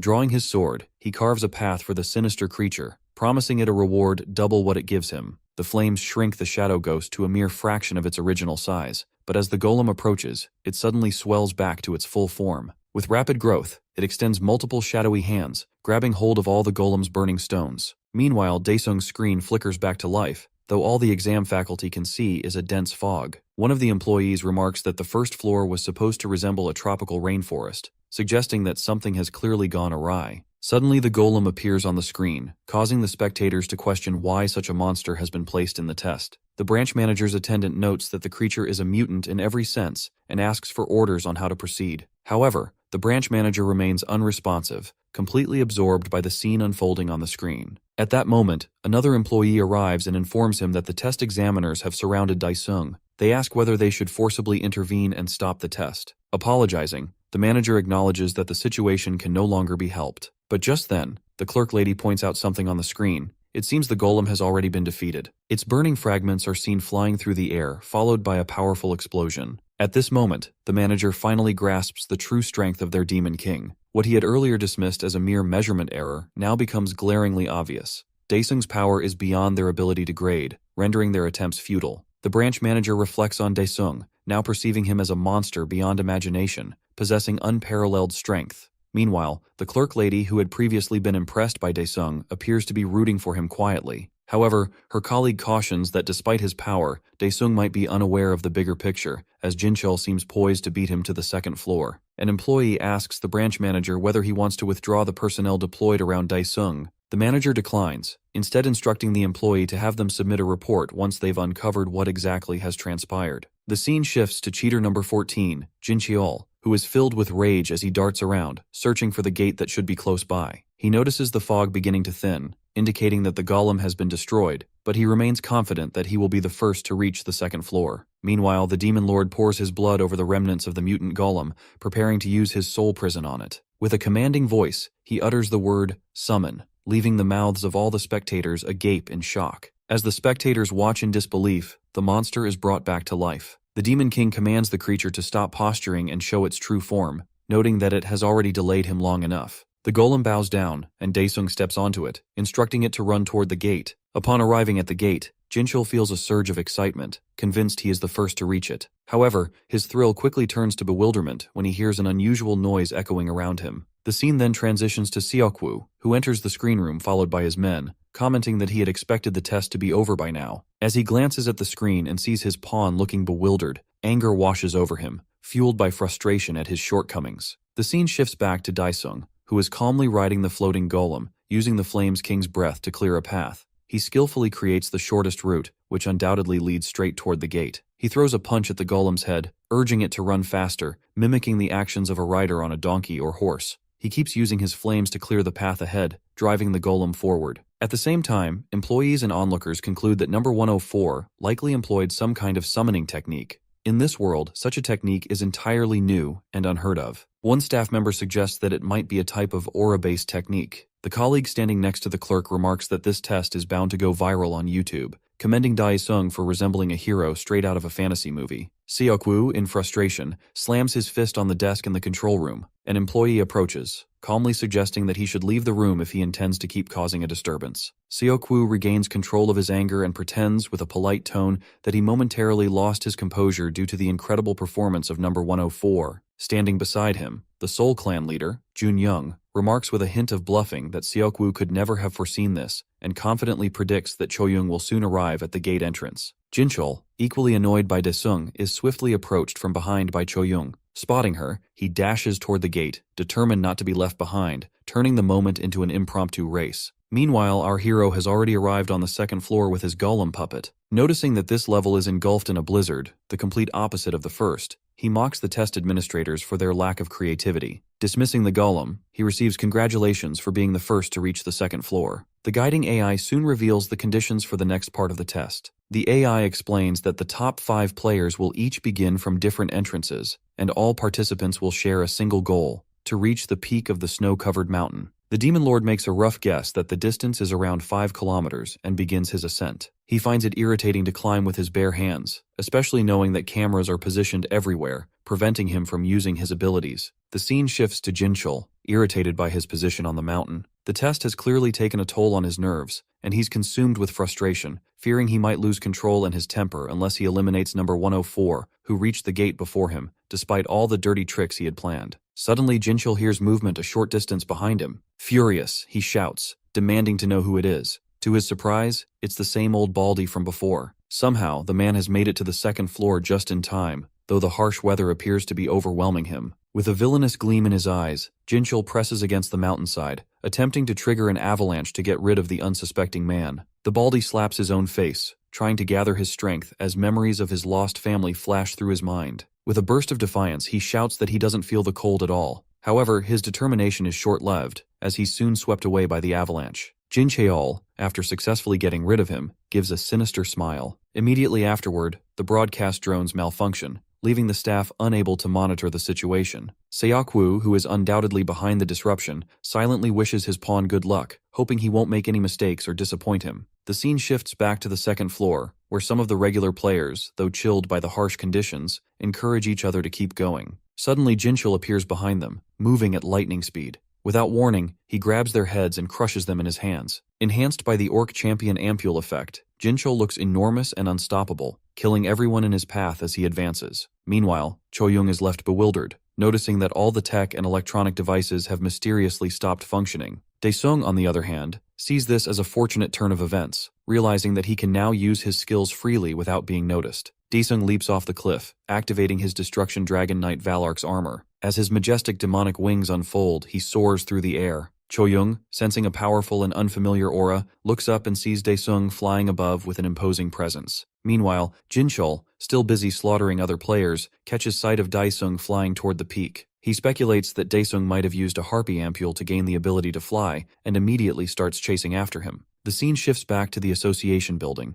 where Jun-young is urgently requesting the branch manager to abort the test. He argues that the safety of the awakened should be their top priority, pushing for the test to be halted immediately. The president, appearing spaced out, asks Seoul Clan Captain Jun-young to be patient, reassuring him that an investigation team will be sent as soon as possible. Seokwoo, however, takes the opportunity to mock Jun-young, questioning why he would even call them awakened if they can't handle such minor risks. This remark ignites Jun-young's anger. Captain Junyoung, now suspicious, directly questions Seokwoo, asking if he is responsible for the current situation. Seokwoo, ignoring the question, continues to taunt him, insinuating that Choyoung must be weak if Junyoung is so worried about her. He pushes further, calling Junyoung an old man and suggesting that he should consider retiring, deliberately stepping on his nerves. The scene then shifts back to Daesung, who has reached the peak and is warming up, preparing himself to enter the third floor. Meanwhile, the old baldy somehow manages to survive the avalanche, lying in the snow as tears stream down his face. Rising to his feet, he shouts out loud, declaring himself a victor for having survived. It's only fair that he revels in his success, as the first step is always the most challenging. As Choyoung enters the third floor, she learns about the conditions for clearing this level. To progress, participants must acquire 1,000 points, which can be earned by defeating the monsters that inhabit this new environment. As it is very dark, Choyoung remains cautious, taking a moment for her vision to adjust to the shadows. Suddenly, a loud noise comes from behind her. Turning around, she sees her rival, the cheater Jinchul, standing there, bulked up as if he's on steroids. Jinchul remarks that she is fortunate to have arrived before him, but Choyoung dismisses his comments, telling him not to be so noisy. Her primary concern is not Jinchul but Daesung, who has outpaced everyone on both the first and second floors.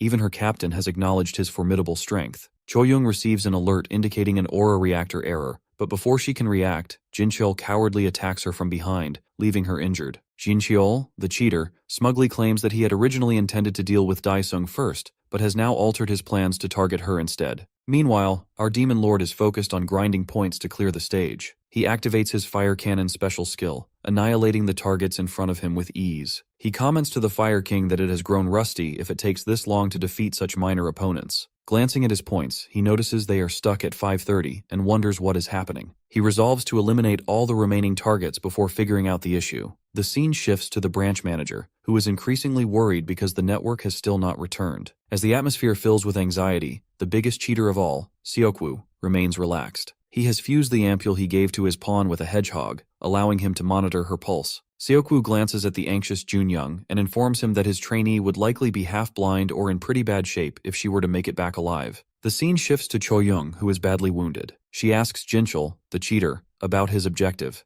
In a disturbingly inhumane manner, cheater number 14 licks the girl's blood and taunts her, asking if she isn't going to use her shield aura. Choyoung decides to fight back, launching a kick at Jinchul. However, her kick misses, and she quickly retreats into hiding. This move irritates Jinchul, who mocks her for being a coward. Desperate, she tries to heal herself but is spotted by Jinchul. In a swift motion, she throws her defensive suit at his face, then follows up with a strike to his groin and a knee slam to his face. Declaring herself the ace of the Soul Clan, she channels all her strength into her attack, slamming Jinchul to the ground. With that, she moves away, determined to find and hunt the monsters. Meanwhile, Daesung grows increasingly frustrated with the device he is wearing, finding it useless as it records no points. He wonders whether he should go and ask the organizers about the malfunctioning equipment, realizing that all their devices seem rusty and unreliable. As Choyoung navigates the area, she finds herself alone, puzzled about where everyone has gone. Suddenly, Jinchul approaches from behind, seeking revenge. Alarmed, she turns to run for her life, but Jinchul appears in front of her as if he had blinked, slamming her down to the ground. He continues to attack her relentlessly, behaving like a nasty goblin, causing her to bleed. Grabbing her by the hair, he holds her head and taunts her, stating that she will face a painful death. Tears stream down Choyoung's face as she bleeds and receives a punch to her abdomen.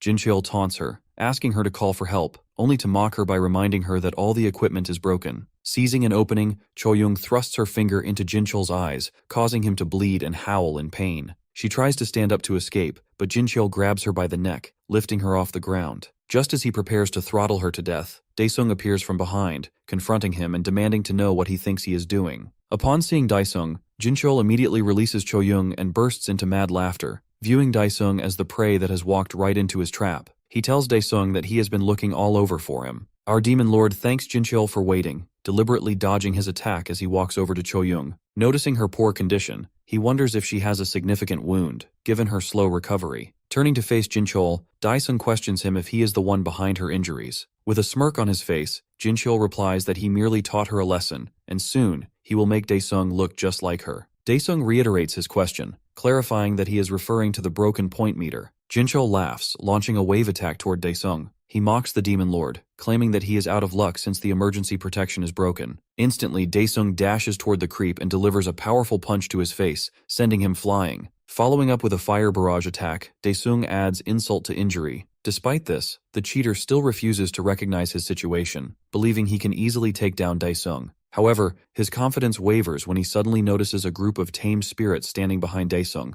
filling him with fear. The scene shifts to the Korean Hunters Association building, where the clerk lady approaches the branch manager, informing him that the network has been restored on the second floor. However, she mentions that it will still take another 30 minutes for the network on the third floor to be restored. The branch manager instructs her to deploy the security crew from the second floor to the door of the third floor. The atmosphere grows tense between the leaders of the two major guilds. Suddenly, a staff member approaches the branch manager, delivering alarming news. According to the security team, there is one confirmed death and numerous casualties reported from the second floor. This revelation tenses the branch manager, who never anticipated such an outcome, making him realize he should have called off the test. Meanwhile, Chanho is reviewing the news update and learns about the video transmission failure at a test site that hasn't been restored for over an hour. Realizing it's the same place his friend has gone to, he quickly grabs his coat and prepares to visit the location. The scene shifts back to Jinchul, cheater number 14, who is now running for his life after realizing that his prey has turned into a predator. Suddenly, one of his legs gets slashed off, causing him to fall to the ground in a supine position.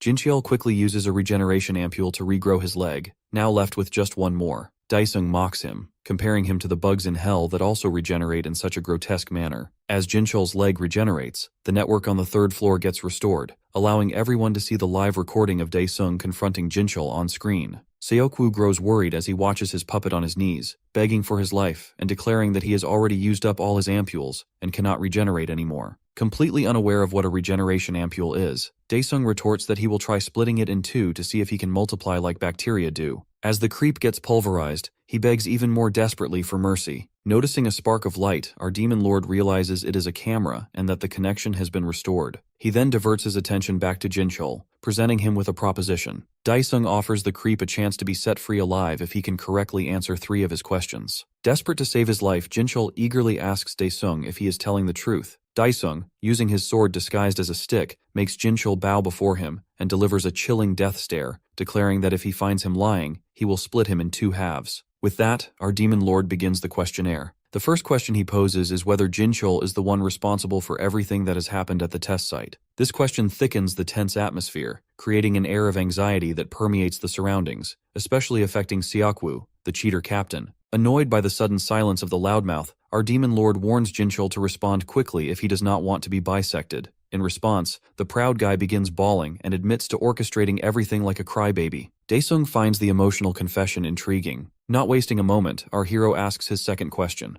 Pressured to reveal the mastermind's identity, Jincheol immediately throws his clan leader under the bus. The mention of the Hongma clan behind everything surprises our hero, but this fuels rumors in the control room. Suspecting from the start, everyone in the control room turns to look at the long-haired creep. Hearing the accusations, Seokwoo boils with rage at his pet's betrayal. Out of options, he lashes out at the management. However, the branch manager remains unfazed and orders him to prepare an explanation for the police. Realizing he is lost, the man agrees to attend his hearing at the Hunter's Bureau. With that, he silently lowers his head to avoid attracting more attention.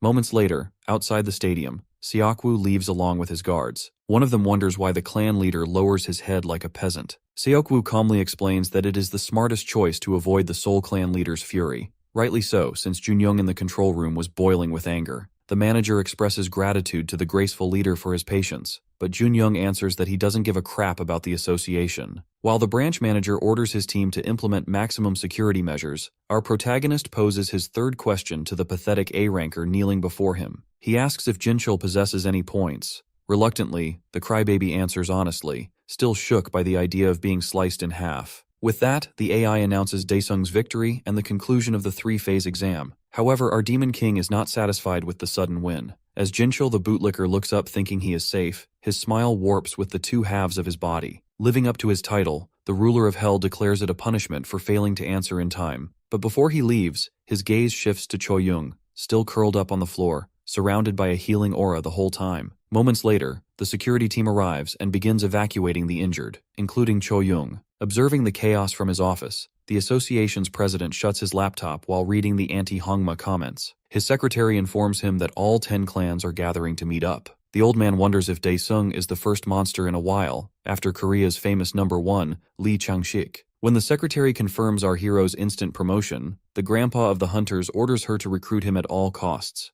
So as the results are revealed, rumors spread about the Hongma clan's downfall, but they are interrupted by the cute AI's announcement. It explains that due to the unusual circumstances, the ranking criteria will be by the order of passing the first level. Consequently, our boy receives an A rank for securing first place. Having seen the results, Chanho immediately calls Daesung and asks where he is. So his pal answers that he's chilling in the S-rank hunter's restroom, leaving him speechless. Chilling in a massage chair, our boy's relaxation is interrupted by his best friend, who looks deeply confused. My guy casually mentions that the president's secretary told him to chill in the S-rank room, amazing Chanho that Daesung was personally invited by the big boss. As the man of the hour sips his boba, he reveals that he might even be promoted to S-rank. Astonished, Chanho wonders about the insane amount of cash he could make. He updates his pal that there is a commotion outside because of this news. In the meantime, while journalists and recruiters gather, one of the participants steps out of an elevator. Everyone's eyes gravitate toward him, and they rush over to snatch the first interview.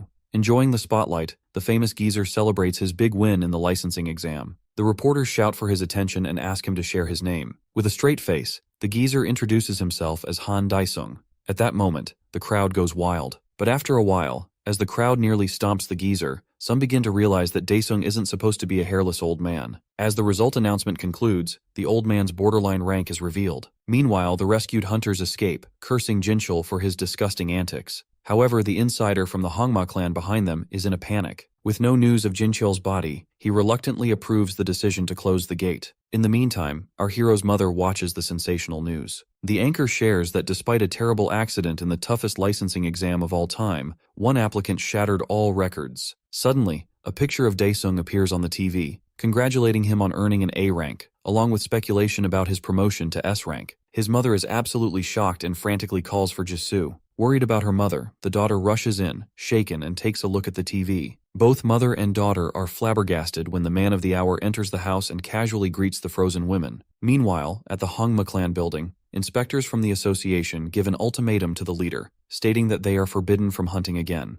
The two inspectors advise Seokwoo to come with them obediently. However, trying to flaunt his rank as the sixth strongest hunter, Seokwoo declares it ridiculous to oust him on trivial charges. With a fake smile on the outside, the clan leader feels furious about how his little experiment is beginning to lead to his downfall. Manager Kim from the bureau delivers another warning. In response, the clan leader stands up and stresses that he shouldn't be detained just because of his association with Jinchul. Tired of the argument, the manager warns Seokwoo one last time and prepares to use force. The rank 6 hunter tells the manager to remember how Seokwoo became the leader. This statement makes the cool man sweat, as he recalls that the long-haired creep killed the previous leader in a raid to take his place. With that, Seokwoo unleashes his puppeteering skill. The manager instructs his partner to get ready to fight, causing the spiky-haired inspector to grow scared. The manager urges him to man up if he doesn't want to die and charges at Seokwoo. With a devilish smile, Seokwoo ends the fight in a single move. Before the manager can react, he is stabbed in the back by Jungwoo, his own partner. Appalled by the betrayal, Kim shouts at him, but the spiky-haired guy insists that he didn't move his body. By the time Kim realizes it is Seokwoo's skill at play, the long-haired creep uses his final move, finishing off Kim by his own partner's hands. While the traumatized inspector trembles, Seokwoo casually leaves his office as if nothing happened. He decides to warn the association's president next. The scene shifts to Cho-young resting in a treatment capsule. Looking over her, the clan leader receives news that, due to permanent damage to her aura, she will be unable to work. Rage boils inside him as Junyoung declares his vengeance on Seokwoo. Meanwhile, at home, Daesung's mom expresses her reluctance to let him take on such a dangerous job. His sister agrees with their mother. She mentions that she's glad to see him becoming famous, but it's a dangerous job regardless. Hearing this, our guy remembers Chanho telling him that the majority of hunters go against their families or get kicked out of their homes. Nearly on the verge of tears, their mom states that she would break if he is hurt again. But then he drops a bombshell that he has already signed up with Chanho's clan. With that, our boy reaches into his inventory and pulls out a bag filled with stacks of cash. Leaving his mother shocked by his magic, he brags about the down payment he received to pay off their debt. Both mother and daughter are dazed seeing the unbelievable sum of money on the table. Daesung tells his sister not to be so shocked. He encourages her to listen to their mother and enjoy school life, assuring them that he will take care of the expenses. He proudly announces that he'll be their protector. The two begin to cry, prompting him to tease them about their awkward reaction. Jisoo jokes that she is against him hunting, but the money has changed her mind. Enjoying the wholesome scene, Daesung considers going through hell worth every second. The scene shifts to Inspector Jongwoo recalling how manager Kim saved him when he was an innocent recruit. The manager's heartfelt words and fatherly smile from that night circle in his mind. He returns to reality, trembling as he stands over the manager's cold, lifeless body. Seeing him weep his soul out, the bank manager expresses his shock at Seokwoo going so far. Jongwoo, fueled by rage, tells them not to touch Seokwoo and swears to avenge manager Kim with his own hands. Watching this heart-wrenching scene, the president of the association commands the branch manager to take all available resources and destroy the Hongma clan, along with Lee Seokwoo. Meanwhile, our half-asleep Demon King is woken up by a barrage of notifications. He checks his phone to see who's spamming him with messages. Out of the mess, he notices a text from Chanho telling him to call when he wakes up. So he goes out for a stroll, and Chanho shares the good news that he has secured a C-rank gate. Daesung jokes that he simply has to come by and sweep up the easy money. The scene shifts to the Hongma clan building. Lines of cars park outside the skyscraper as numerous men in black uniforms gather. Under the leadership of A-rank hunter Jin Ki-hong, Jongwoo prepares to rush the building. The cavalry is ordered to subdue anyone who resists, going as far as murder if needed. So as soon as Ki-hong gives the green light, the agents raid the building from all directions.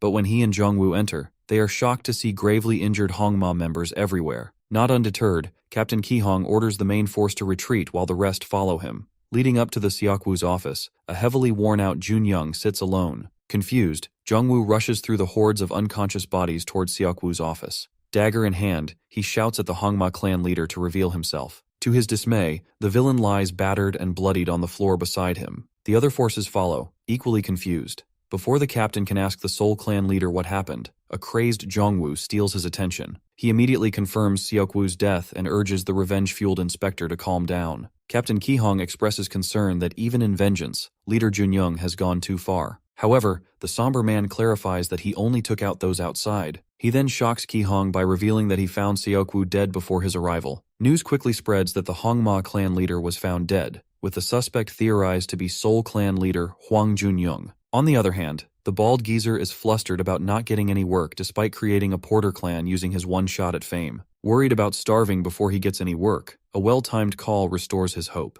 Meanwhile, in Chanho's car, Daesung confirms that he has denied all the other clan's offers. Chanho brags about all the crazy gear the Seoul clan has, but our guy isn't concerned, thinking about his amazing gear from hell. Then a thought comes to him, and he asks how much money a C-rank gate makes. But Chanho starts ranting that it cost 50 billion to buy one, out of which 40% went to taxes and fees. This baffles Daesung, who curses the greedy system. Chanho summarizes that rather than clearing a gate, Ether core profits are where the real money lies. He then asks his pal to reconsider if he'll be alright going alone, which surprises Daesung. Our guy insists that Chanho is coming with him, making the man suddenly sweat buckets in fear. He reveals that he asked his sister to handle the paperwork, and she registered his bestie as the porter. Chanho's eyes widen as he wonders if his bro wants to kill him. At last, the two arrive at the giant red C-rank gate. Receiving a salute from the guard, Chanho hands over the entry form. Reading that only 2 hunters will be entering, the guard expresses his concern and confirms if they really intend to clear a team gate as a pair, since 100 hunters is the minimum. Seizing this opportunity, Chanho tries to persuade him not to open the gate just because a crazy A-rank hunter is involved. He adds his wish not to die single, but the man opens the gate to avoid trouble with our psycho hunter. One last time, Chanho tries to reason with my guy that it's unreasonable for even an S-ranker to solo a team gate, but our boy grabs him by the neck and drags his best friend into the gate. Meanwhile, at the Hunters Association, footage of Seokwoo's last moments is played. It appears that someone made the proud guy kneel, telekinetically wrangling his limbs in different directions. Then, out of a mysterious portal, an arm pops out and rips Seokwoo's heart from his body. Analyzing the video, the president asks the branch manager and Captain Ki-hong if they can't uncover anything. Ki-hong explains that footage from one camera is not enough, and the branch manager adds that no traces of aura were found either. Dumbfounded, the president wonders if they have a ghost killer on their hands. Meanwhile, outside the red portal, the old Baldy, having changed his name, arrives as a porter.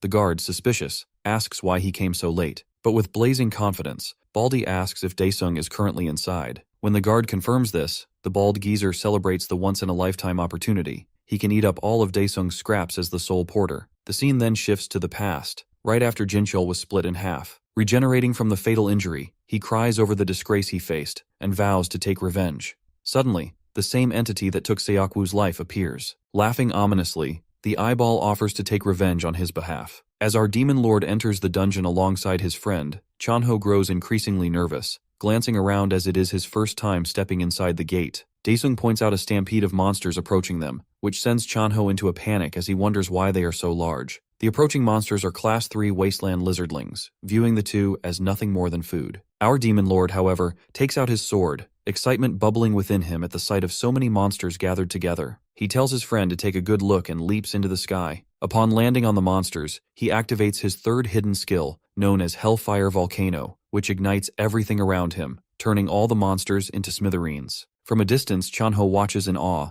impressed, and wondering if this is truly the same childhood friend he knows. As Daesung approaches, Chanho scolds him for having concealed his strength from him all this time. With a smile, our demon lord replies that he has now revealed it. Filled with excitement, Chanho declares that he has decided to create a new clan, one that would be the strongest not just in South Korea, but in the entire world. As the scene transitions to the guards standing outside the gate, they notice something bizarre. Mistaking it for a gate fracture, they begin to panic, immediately giving directions to contact the Signal Corps headquarters. However, before they can leave, the old Baldy points out that someone is emerging from the gate. To their surprise, it is none other than our hero and his friend. Chanho proudly informs the guard that they can handle the byproducts, as they have successfully cleared the gate. This leaves the guard confused, as he has never seen anyone clear a gate this early. The old Baldy immediately rushes toward our hero, handing him his card. He introduces himself with a fake name, An Daesung, and shares his details, reminding our hero that he participated alongside him in the test. He explains that he is in charge of the byproduct disposal. Noticing that they share the same name, Daesung finds the old man suspicious. His friend Chanho then asks the old guy why he is alone if he works in a porter clan. The old dude takes back his card and replies that he is the one who created this clan and believes the process will be quick. Chanho then presses further, asking if his name is really Daesung.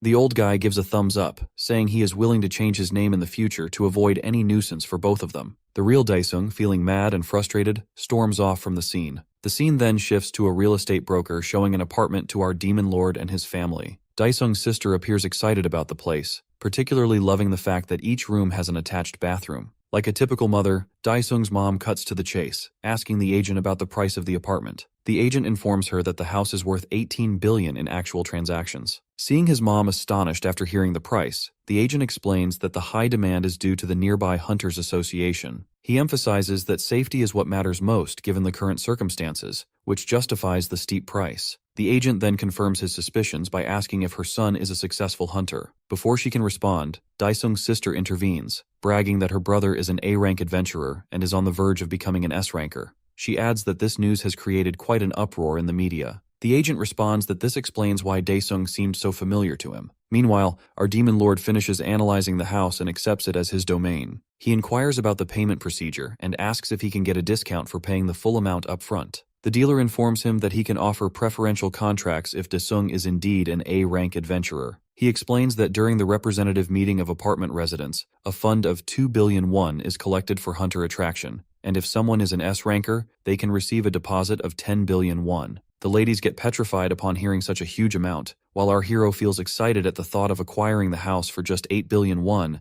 and the possibility of saving up to 10 billion won if he becomes an S-ranker. The scene shifts to a lady walking on a road in the pitch-black night. She feels an unsettling sensation, as if someone is following her. Suddenly she trips, but someone catches her just before she falls. Feeling scared, the girl asks who the man is. The man responds with a creepy smile, and as he gets closer, his disgusting face is revealed. He tells the lady that she has been chosen. The next day, the lady is found dead, and her body is taken to the autopsy suite in the National Police Agency building. The autopsy officer states that this woman has died in the same manner as Seokwoo, making her the 10th victim in this major city alone. Captain Ki-hong harbors suspicions because, based on his experience, such a murder definitely involves some awakeners. Just as he believed the situation had calmed down, he now faces the challenge of dealing with this new serial killer case. Inspector Jongwoo tells Ki-hong not to worry and assures him that he will handle the matter. However, Captain Ki-hong instructs Jongwoo to prioritize the gate search work at the head office first. As he leaves, the A-ranker Captain Ki-hong asks the forensic medicine expert to make the investigation public. Furthermore, he promises active support for the inspection bureau. Meanwhile, Jincheol, the cheater number 14, finds himself alive in a laboratory.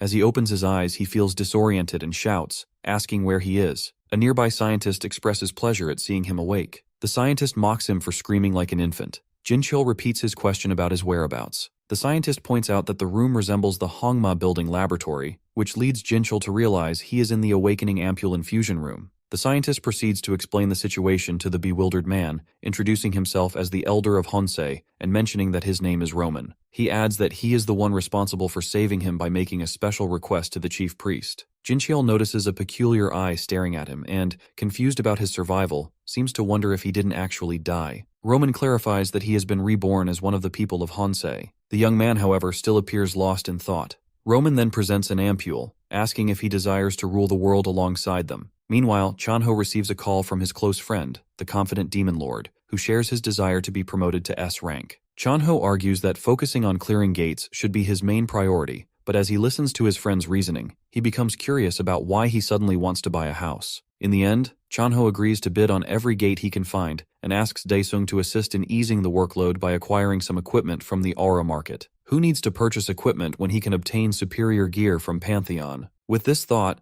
our hero steps into the Pantheon and chooses the Absolute Ruler's Field Implementation quest. Among the 5 types of fields available for implementation, he opts for the 5th one, known as Balark's Iron Castle. The Demon Lord is then informed that the rulers of each field have been brainwashed by transcendence from the heavens, and his mission is to defeat them. He loads the necessary data and prepares himself for the implementation. He is teleported to Balark's Iron Castle, only to find himself equipped with a set of cheap-looking armor, including a shield and sword, which immediately irritate him. He mocks the items, questioning if being outfitted with such gear qualifies him as nerfed. The scene shifts to the office of the branch manager at the Korean Hunters Association. The branch manager is in the middle of issuing orders when, without warning, a clerk rushes in with urgent news. The Ocean Clan has failed to clear a particular B-ranked gate. The manager's assistant struggles to believe the news, given that the Ocean Clan, led by Baek Heron, is one of Korea's top 4 clans. However, the clerk clarifies that the monsters in the gate were not compatible with the captain's aura skill, prompting her to request assistance from an S-ranker. Normally, such a request would cause concern, but the branch manager feels confident. After all, this is Baek Heron, an elegant and powerful figure, someone anyone would be eager to assist. The manager swiftly gives instructions to locate S-rankers Lee Chang-shik and Seo Dong-chul, informing them of the situation at hand. The assistant considers it an easy task, remarking that no one in Korea would refuse a request from Baek Heron, the nation's top healer hunter. However, the clerk points out one exception, Ryu Seo Yeon from the fortress, who is known to hold a grudge against Baek Heron. After issuing the final orders and granting permission to use the helicopter, the branch manager dismisses his staff. The scene then shifts to Hope Nursery School, where children are playing outside, pretending to be hunters and monsters. Among them is Seo Dong-chul, the S-rank hunter with a pencil sketch beard, from the Crow clan, joyfully playing along with the children. A sister approaches Seo Dong-chul, addressing him as Director, and informing him that he has received an urgent notice from the Hunters Association. Without wasting a moment, the S-ranker asks the sister to watch over the children, explaining that he must urgently attend to a gate. The sister, concerned, tells him to take care, but he reassures her with a smile, reminding her that, as the #1 hunter in South Korea, there's no need to worry. Meanwhile, the other S-ranker, Lee Chang-shik, has just returned from clearing a C-rank gate on Jeju Island. He finds these lower-ranked dungeons tedious and longs for a more challenging task. His secretary approaches and informs him that he has been requested for assistance by Baek Heron of the Ocean Clan. Lee Chang-shik wastes no time and immediately calls for his helicopter, preparing for departure. It's clear that he holds a special regard for Lady Heron, as her mere name seems powerful enough to alter the direction of his life. Meanwhile, back in Pantheon, our hero finds himself facing the formidable gatekeeper of the Iron Castle. Under normal circumstances, with his true strength, the gatekeeper would pose no threat, but now he is left with only a curved sword and a ridiculous ice shield. Taking a moment, he sits down, reflecting on how he managed to defeat this opponent in the past. His eyes carefully examine the items in his possession, and he begins to wonder if the ice shield holds the key to solving this puzzle. Realizing something, he stands up, ready to engage the gatekeeper in combat once again. The scene shifts to the B-ranked gate that the Ocean Clan had failed to conquer. Reporters gather in front of it, eager to capture significant moments for their audience. They inform the public that the Ocean Clan is preparing for a second attempt at the gate. Suddenly, Lady Heron arrives on the scene, and reporters quickly surround her, bombarding her with questions. The moment they lay eyes on her, they seem to be enchanted. She approaches one of the reporters and requests his microphone, wanting to share important details with the public. Meanwhile, the two S-rankers, Chang-shik and Dong-chul, arrive, ready to assist the Ocean Lady. It's evident that Chang-shik harbors a crush on her, evident in his attentive demeanor. The news reporters begin to argue about what title to give their coverage. As the hunters step into the gate, a voice rings out, advising the reporters to frame the title using a combination like Lee Seo Baek to capture the public's attention more effectively. The scene shifts back to the Pantheon, where Daesung, in a fit of determination, tries to set the gatekeeper ablaze in an effort to rouse him from his slumber. The gatekeeper screams upon waking, fully prepared to confront the one who disturbed his rest. Our hero thinks carefully, knowing that one misstep could lead to his demise. He applies some lubricant strategically, successfully causing the monster to trip. As the monster tumbles to the ground, he dashes forward, piercing his sword through the gatekeeper's seal, defeating him effortlessly, as if it were merely child's play. Our hero stands tall and proud, relishing the fact that he recalled the slumbering giant's weakness just in time. He drops the items, realizing that he won't need them inside the Iron Castle. Once he enters, his first priority is to find a weapon. However, he soon encounters a dead end. Recalling his experiences from his time in Hell, he remembers a secret button hidden within the wall and quickly locates it. Pressing the button, he activates the entrance to Ballark's treasure chest room, which can be accessed for a limited time of 5 minutes. In just 1 minute and 30 seconds, he discovers the weapon he has been searching for, the Dragon Slayer Black Sword, renowned for its effectiveness against dragon-type monsters. While the Dragon Slayer Black Sword may not match the power of the Hellfire Sword, he knows that a weapon's true worth depends entirely on its wielder. Just as a pen may hold value in the hands of a scholar, but be nothing more than trash to the illiterate, so too does his newfound weapon possess potential. With some time still remaining, he decides to explore the treasure room further. The gleaming treasures capture his attention, and he wonders if he could sell them in the real world for a handsome profit. Gripping the black sword firmly, he prepares to enter Ballark's chamber, maintaining a calm demeanor, reminding himself to see the former ruler merely as a pathetic loner boss. Meanwhile, in the B-ranked dungeon, the Ocean Clan is busy battling against the relentless monsters. Dongchul grows irritated by the loud screeches of a particularly nasty creature and, in frustration, crushes its mouth to silence it. After striking his weapon against the monster's head, he shouts to rally the Ocean Clan, directing them to launch a coordinated attack. Amidst the chaos, Heron cheers for Dongchul, encouraging him. Just then, Chungshik arrives on the scene, covered in blood and looking worn down. He asks Heron if she would truly go to dinner with him if he manages to clear the dungeon. Seeing him in such a sorry state, Heron quickly heals him, helping him regain his strength. Changshik then presents her with the head of an ogre king as a trophy. Heron looks amazed, asking him if he really soloed such a calamity-class threat. Noticing that the Ocean Clan still hasn't managed to take down the foul-smelling monster, Dongchul feels a wave of frustration wash over him, realizing he has been shouldering the burden alone. Changshik then turns to Heron, urging her to keep her promise about the dinner as he joins the fray. Confused, Heron wonders aloud when she made such a promise, trying to recall the details. The scene transitions back to the Pantheon, where our hero spends a significant amount of points to apply every buff potion available to him. As his stats boost, so does his morale, and he confidently steps into the final room. Upon entering, he greets his old adversary, Ballark, but the reception is far from warm. Ballark, clearly not in a hospitable mood, summons a lizard dragon to attack our hero. Meanwhile, Daesung stands off to the side, a smirk on his face as he activates blood neutralization, transforming into a demi-demon. The scene shifts to a live streamer, Yang Chil, who is currently analyzing the strongest hunter of the week in South Korea in his latest video. According to Yang Chil, the top ranker is Changshik, the youngest son of a prominent chaebol family. He emphasizes that Changshik has a deep passion for hunting, which contributes to his impressive ranking. In second place is Dongchul. If one were to summarize him in a single word, it would be daddy. As the director of Hope Orphanage, he has declared all those who lost their families to gate fractures as his children, providing them with care and support. In third place is the esteemed lady of the Ocean Clan. Yang Chil discusses the recent crisis involving the B-ranked dungeon, noting that these 3 hunters joined forces and successfully cleared the dungeon in just 6 hours. As Yang Chil wraps up his livestream, he notices Daesung on the web and feels an uncanny sense of familiarity. He soon learns that the Demon Lord has solo cleared a team-type dungeon, a piece of information that is hard for him to digest. The scene transitions to the Hunters Association building, where a man named Jaek scrolls through the daily news, his expression marked by displeasure at the increasing speed of gate clears. As his workday comes to an end, one of his friends invites him out for a drink. Jaek declines the offer, explaining that he has some matters to attend to at home, but assures his friend that he will join them next time. Meanwhile, back in the Pantheon, our hero delivers a single powerful strike to the lizard dragon, causing blood to splatter across him. The crimson stains remind him of his past, when he often found himself drenched in blood during his battles. He then turns his attention to the final boss, preparing for the confrontation. As the boss launches its first attack, our hero expertly dodges, bracing himself for the fight ahead. Ballark continues his relentless attacks, but our hero effortlessly blocks them, treating the exchanges like a walk in the park. Then, Daesung announces that it's his turn, charging his sword with a vibrant purple aura.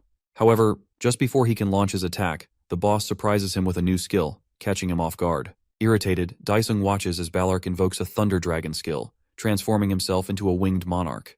With a mocking grin, our demon lord scoffs at the creature, derisively calling it a lizard trying to be a dragon. In an instant, he retaliates, obliterating Ballark with a single powerful hit. Just as Ballark falls defeated, a mysterious creature materializes before Daesung, claiming to be a divine heavenly being of some sort. The scene transitions back to Earth, where a serial killer stands over yet another heart he has collected. He contacts Jaik, the manager of the Gateseeker team, referring to him as his priest. The killer informs Jaik that he has successfully constructed an altar with the hearts he has gathered. Jaik responds with praise, assuring him that he will immediately contact the Hunter Association to arrange for a sacrifice. Curious, the serial killer asks when he should break the altar. Jaik instructs him to wait until he has amassed a substantial number of valuable sacrifices before taking action.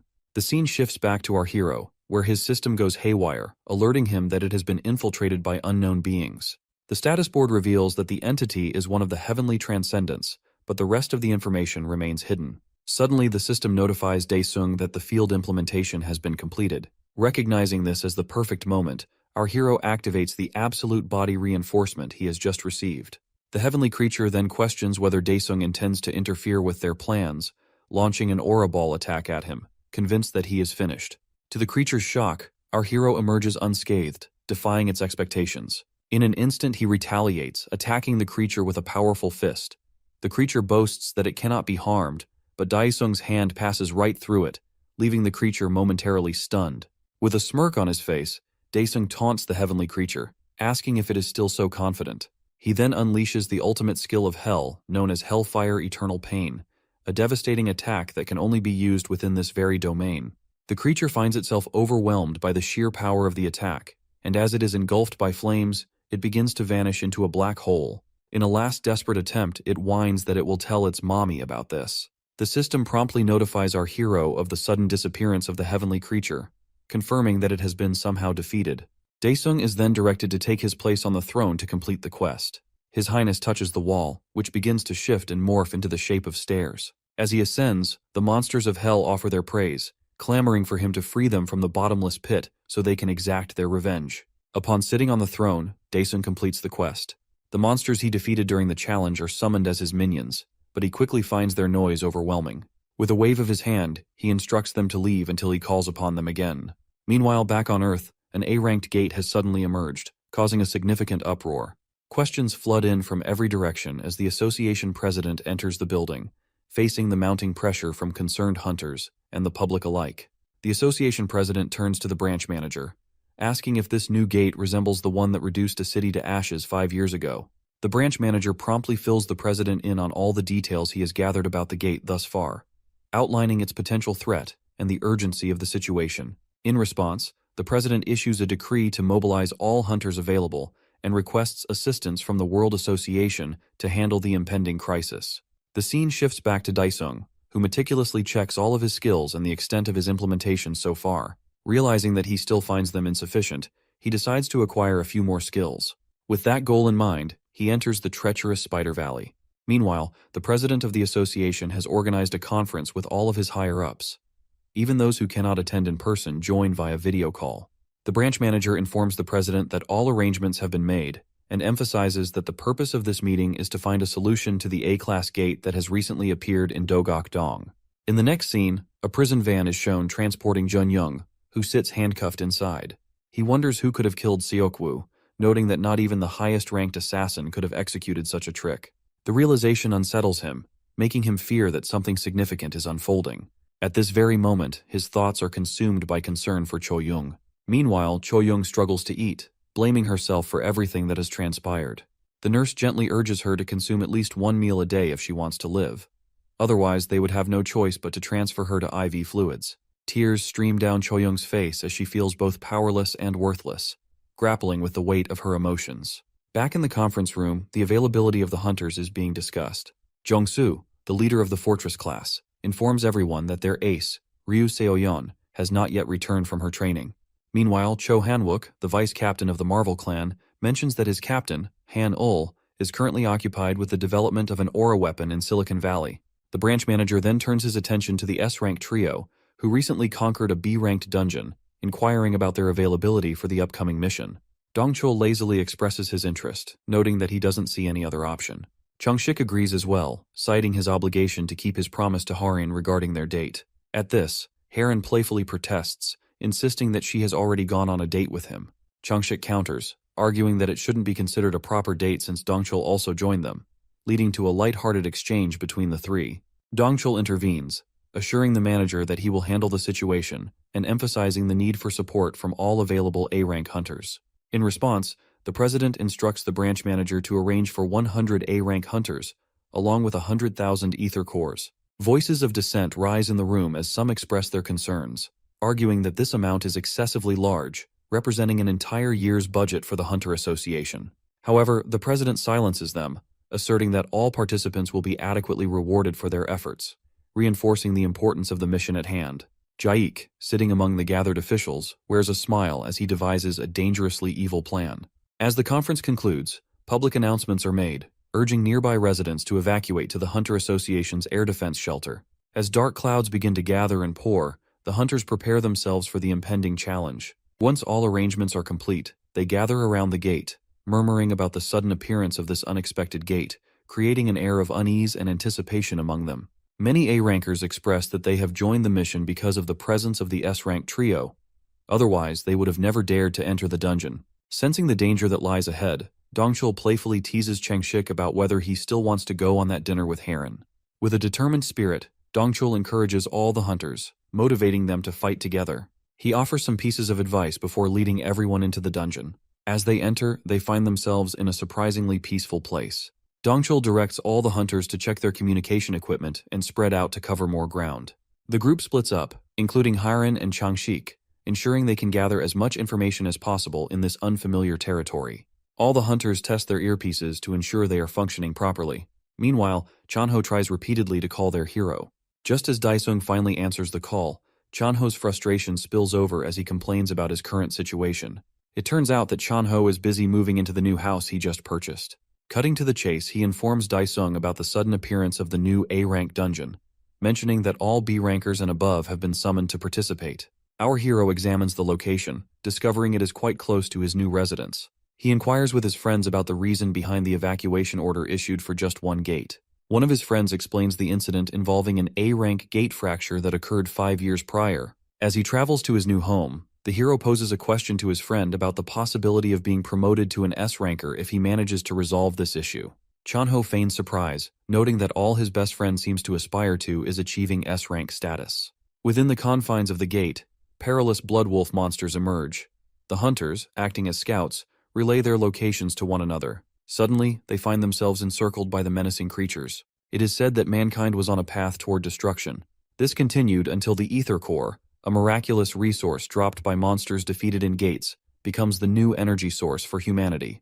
This is why the amount of ether cores needed to fuel aura equipment is believed to determine whether a raid is successful or not. Surrounded by threats, Dongchul advises everyone to use their ether cores to power up the aura gear. Meanwhile, to draw the raging wolf beasts away, Changshik uses his wide-area aggro skill, despite his absolute hate for it. While the white-haired hero rallies the monsters behind him, Dongchul, supported by Harin, prepares to launch an attack. With his deadly skill fully charged, the jacked guy announces to his prey that the single-use skill costs over 1 billion ether cores. Bathed in lightning sparks, the S-rank hunter unleashes his ultimate skill, Thunderbolt, onto the ground. The lightning instantly incinerates all the beasts in a wide area, and then Harin's speed skill activates, supercharging all the hunters. With the newfound strength and morale, the hunters prepare to wipe out all the monsters. Meanwhile, the city outside lies in shambles. A group of Hongma stragglers gather, but one of their scouts warns that the police are coming, sending them all into a panic. As they run away, a curly-haired guy is stopped by a police car. Flashed by the intense headlights, the group hears a peculiar voice that tells them to surrender or face fake drug charges. The man draws his dagger, ready to fight or die. But to his surprise, an infamous hunter exits the car. He laughs at how the leaders of the Hongma clan look like crap, which irritates them. Looking better than ever, Jinchul invites them to join him. Watching a dead man reborn, their jaws drop. So with a smile on his stitched-up face, Jinchul offers the survivors a new purpose. Meanwhile, back at the gate, the raid seems to have ended. The hunters wonder if, for the first time in history, an A-rank gate has been cleared without casualties. While Heron heals his wounds, Dongchul laughs that he could have cleared countless gates if he had her healing skills. But Heron sighs and goes on a painfully long rant about how many pricey ether cores her skills consume. Hearing her ramble about the logistics, Dongchul's ears begin bleeding from her S-rank nagging skill. And of course, Changshik makes sure not to miss the hourly quota of hitting on her, making things awkward. Nearby, a hunter digs out a rare B-rank ether core from a corpse, before the upper half of his body gets shredded to nothingness. His friends can only stare in bewilderment, seeing a majestic white wolf with 4 glowing eyes. On the outside, the atmosphere is filled with suspense. Experts on the news express their concerns, as the triple S ranker team takes worryingly long to clear the gate. A news reporter announces that 10 hours have passed, prompting the association to send as many A rankers as possible. Watching the news, the branch manager is annoyed that the World Hunter Association's backup hasn't arrived yet. As no one can enter the gate, they can only gather reserves outside and pray for the Dream Team's success. Meanwhile, inside the gate, the hunters initiate the fight with a rain of arrows on the giant beast. Completely unfazed, the beast rushes forward and raises its claw to wipe out the entire platoon. But the white-headed swordsman intercepts the attack just in time. He uses a skill, but the white beast's tough claws absorb the impact completely. Giving him no time to breathe, the beast swipes at Changshik once again. The raw force of its attack makes the S-ranker cough up blood. As it attempts to finish him off, Dongchul saves him just in time. Heron heals several cuts on Changshik's body, and as always, he acts on his urge to flirt with her. The Ocean Clan cutie tells him to stop messing around and focus on not wasting her last skill since she's run out of ether cores. Fully recovered, the White Knight rushes back into combat to cover Dongchul. With his full-power strike, Korea's top hunter strikes the white behemoth down in one shot. Everyone begins to praise him, which annoys Dongchul, who is tired of the kid always stealing his glory. But suddenly, everyone's ears are pierced by a deafening noise. To everyone's dismay, a humanoid wolf appears and curses the hunters for daring to enter their world. Backed by countless white behemoths behind him, the hunters lose all morale. Changshik is left speechless, but Dongchul instructs everyone to gather hurriedly. The gate fractures, sending panic throughout the association and leaving the clerk lady and the branch manager in shock. They assume this indicates that the raiding team inside has been slaughtered. Despite losing all hope, the manager quickly commands his team to deploy the reserve units and urgently call all foreign hunters. Meanwhile, the wolf boss leads his army of giant wolf beasts and declares the start of a massacre. Near the gate, Captain Kihong gathers the reserve units. He reads out the strange clan names, feeling disappointed by the appearance of the B-rank weirdos. But finally, he names the Daesung clan. Upon seeing our hero, the captain instantly recognizes him as the A-ranker the president has been after. As the captain begins reading instructions, Daesung pouts, disappointed that his pal didn't show up or give him a call, before he realizes he was the one who didn't answer. Suddenly, a loud sound marking the gate fracture echoes throughout the city. This worries everyone, but the Demon King grins with excitement.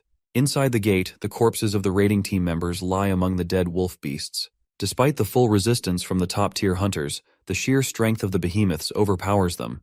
Dongchul does his best to save a hunter, shouting at him to get serious if he doesn't want to become dog food. Meanwhile, Korea's #1 hunter takes down the beasts one by one. Exhausted, he wonders how long Dongchul and the others can last. The scene flashes back to the past when Dongchul received an S-rank protection artifact. The branch manager shares that it is a priceless gift from the president, made with an S-rank ether core. As Dongchul worries about its expense, he is assured that the president views it as essential for the safety of his children, the hunters. So the manager makes him promise to bring them back alive. Pausing for a moment, the man jokes that the president should stop having kids and vows to protect the entire team. Returning to the raiding team inside the gate, he pulls out the artifact after confirming that everyone is gathered. As he places it on the ground, a giant barrier forms around the team, bouncing off all the wolf beasts that pounce on it. However, as Dongchul brags about the cutting-edge German technology, the wolf boss leaps into the sky and smashes its axe into the barrier. Seeing it wobble like jelly, the hunters panic, fearing it might break. Our badass S-ranker mocks the wolf boss for its futile attempt. When a concerned hunter asks what their next move is, he picks his nose and simply says they'll try the classic wait and see. The spiky-haired S-ranker brags that perseverance always works, even making Changshik and Haran unwilling witnesses to his claims. While the hunters feel lost, a suspicious hooded guy from Hans activates his artifact. Suddenly, a gate fracture appears out of nowhere. The fracture captures the wolf boss's attention. The unnatural occurrence leaves all the hunters in shock. Gazing through the gate at the human world, the king of the White Wolves grins ominously, declaring that this time the monster raid team will hunt humanity. As this unfolds, the giant wolves invade Earth, tearing apart the weak infantry. True chaos erupts when the wolf boss lands in the city center. With a swing of his axe, the raw power of its shockwave blasts away all the soldiers holding the front line. Trying to scout the situation, the drones that approach are obliterated by the Wolf King's howl skill. This cuts off the visual feed to the association, infuriating the branch manager. At a loss for what to do, he confirms the monster's next target and orders his team to send in the reserve unit. Meanwhile, a familiar vlogger flies his drone and begins his livestream from a rooftop close to the gate. Yangchil dramatically talks on his stream, trying to cash in on the mysterious disaster. Even though the coward is far from danger, he brags about his fearlessness and dedication to his viewers. However, a giant wolf drooling on him quickly shatters his so-called courage. Seeing a mutilated hand drop from its mouth, the vlogger kid falls on his butt. The behemoth pounces on him, making him wail like a little girl. That is until our hero arrives to save the day and decapitates the white wolf. The vlogger kid turns to look at Daisung, who is decked out in epic gear from head to toe. My guy ignores him and goes straight for the big boss of the wolves. Surrounded by a pack of giant wolves, my guy taunts the Wolf King, calling the wolf army stray dogs that are making his home filthy. Enraged, the proud king of the wolves pounces on our protagonist. However, his destructive axe attack is easily blocked by the ruler of hell. In the meantime, at a shelter near the gate fracture, panicked civilians trying to get in open a certain live stream on their phones. Funnily enough, despite the association losing their drones, our vlogger kid manages to monopolize coverage of the disaster with his live stream. After hitting 1 million views, the greedy kid continues to stream without a care for his life. In the control room, the clerk lady opens the live stream on her phone and shows it to the manager, leaving everyone shocked to see our A-rank hunter facing off alone against the threat that overwhelmed 3 S-rankers. Returning to our hero in the center of it all, he casually watches the dogs assemble like Power Rangers. Suddenly, the big white dogs charge at him all at once. But at that moment, Daesung is furious and unleashes flames from his hellfire sword. Roasting the wolves from the skin down, the irritated Wolf King extinguishes the fire with a swing of his axe. Finally living up to his title, the king withdraws his army and states that he will fight our hero one-on-one. Impressed by the monster's audacity, the ruler of hell tells him to get through his hell beasts first. Piercing the ground with his sword, immense energy begins radiating from Daesung. The Wolf King and the Vlogger Kid are both dumbfounded as a gigantic dragon materializes in the sky. But that's not all. Hearing its master call, more hell beasts begin to appear, scaring the crap out of the branch manager and the reserve team under Captain Ki Hong. Watching my guy backed up by his epic summons, the wolves can only growl in fear. Using the Wolf King's own words against him, our Demon King orders his slaves to destroy the others, while he takes on the big boss himself. Seeing the giant dragon descend, Captain Ki Hong and his unit approach Daesung's summons. As they watch the dragon maul the wolves with its claws, Ki Hong is left wondering if the majestic white beast is a friend or foe. The other 2 summons chase down the previously terrifying wolves as if they were little puppies, effortlessly hunting them down. Meanwhile, at the shelter, civilians watching the Vlogger Kid's livestream are bewildered, witnessing monsters slaughter other monsters. In a moment of sheer confusion, the branch manager summons Chanho as a representative of the Daesung Guild. Not wasting a word to break the ice, he outright asks Daesung's pal to share details about the legend himself. In the meantime, the legend in question continues to talk trash to the Wolf King for fun. He approaches it menacingly, prompting the proud monster to unleash a powerful blow on him. But my guy easily blocks it and, with a scary grin, launches a flurry of his own attacks, overwhelming the proud dog. Impressed by its abilities, our hero commends the A-rank boss, who seemed like a barking dog with no bite. However, the proud boss monster suddenly starts doing gymnastics to break free from the Demon King. When the ruler of hell invites the Wolf King to make his next move, the dog curls its tail and begins dashing away at full speed. Our boy is left speechless, but it seems the Wolf King has realized that his immense power comes from the pandemonium. However, the Demon Lord doesn't let it end there.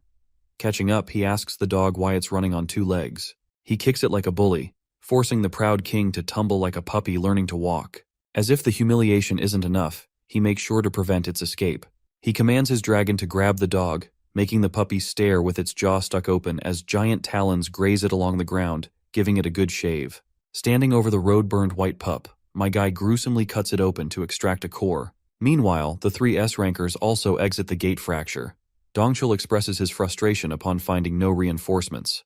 Heron does her best to save those still alive and urges the top 2 hunters of Korea to work together against the wolf boss. Dongchul takes off, leaving Heron alone. Suddenly, she senses demonic energy and a tiny scream escapes her lips moments before a wolf leaps upon her. But of course, no one would let the Ocean Clan's cutie die. The oversized dog's lopped-off head bounces away, cleanly sliced off by our knight in shining armor. Bake Heron is left staring in awe, but my guy, not even recognizing her, asks if she's a hunter or not. Bewildered to see the monster that Korea's #1 struggled against beaten in one shot, she is stunned. Speaking of the devil, Chengshik lunges at the man stealing his crush's heart. Of course, Daesung smoothly evades it. Both Heron and Dongchul call out Mr. Top Hunter for his strange antics. Yet the white-headed swordsman feels confused himself. Shocked to watch a seemingly random guy dodge his blade with ease, he says he mistook our boy for a monster. Upon hearing this, everyone takes a moment to ponder his words. Changshik clarifies that of all the monster auras he has encountered, Daesung possesses the strongest. His detection skills impress our demon lord. Acknowledging one another, the two introduce themselves. With that, the disaster ends, and the scene shifts to a meeting of the S-ranks with the association president.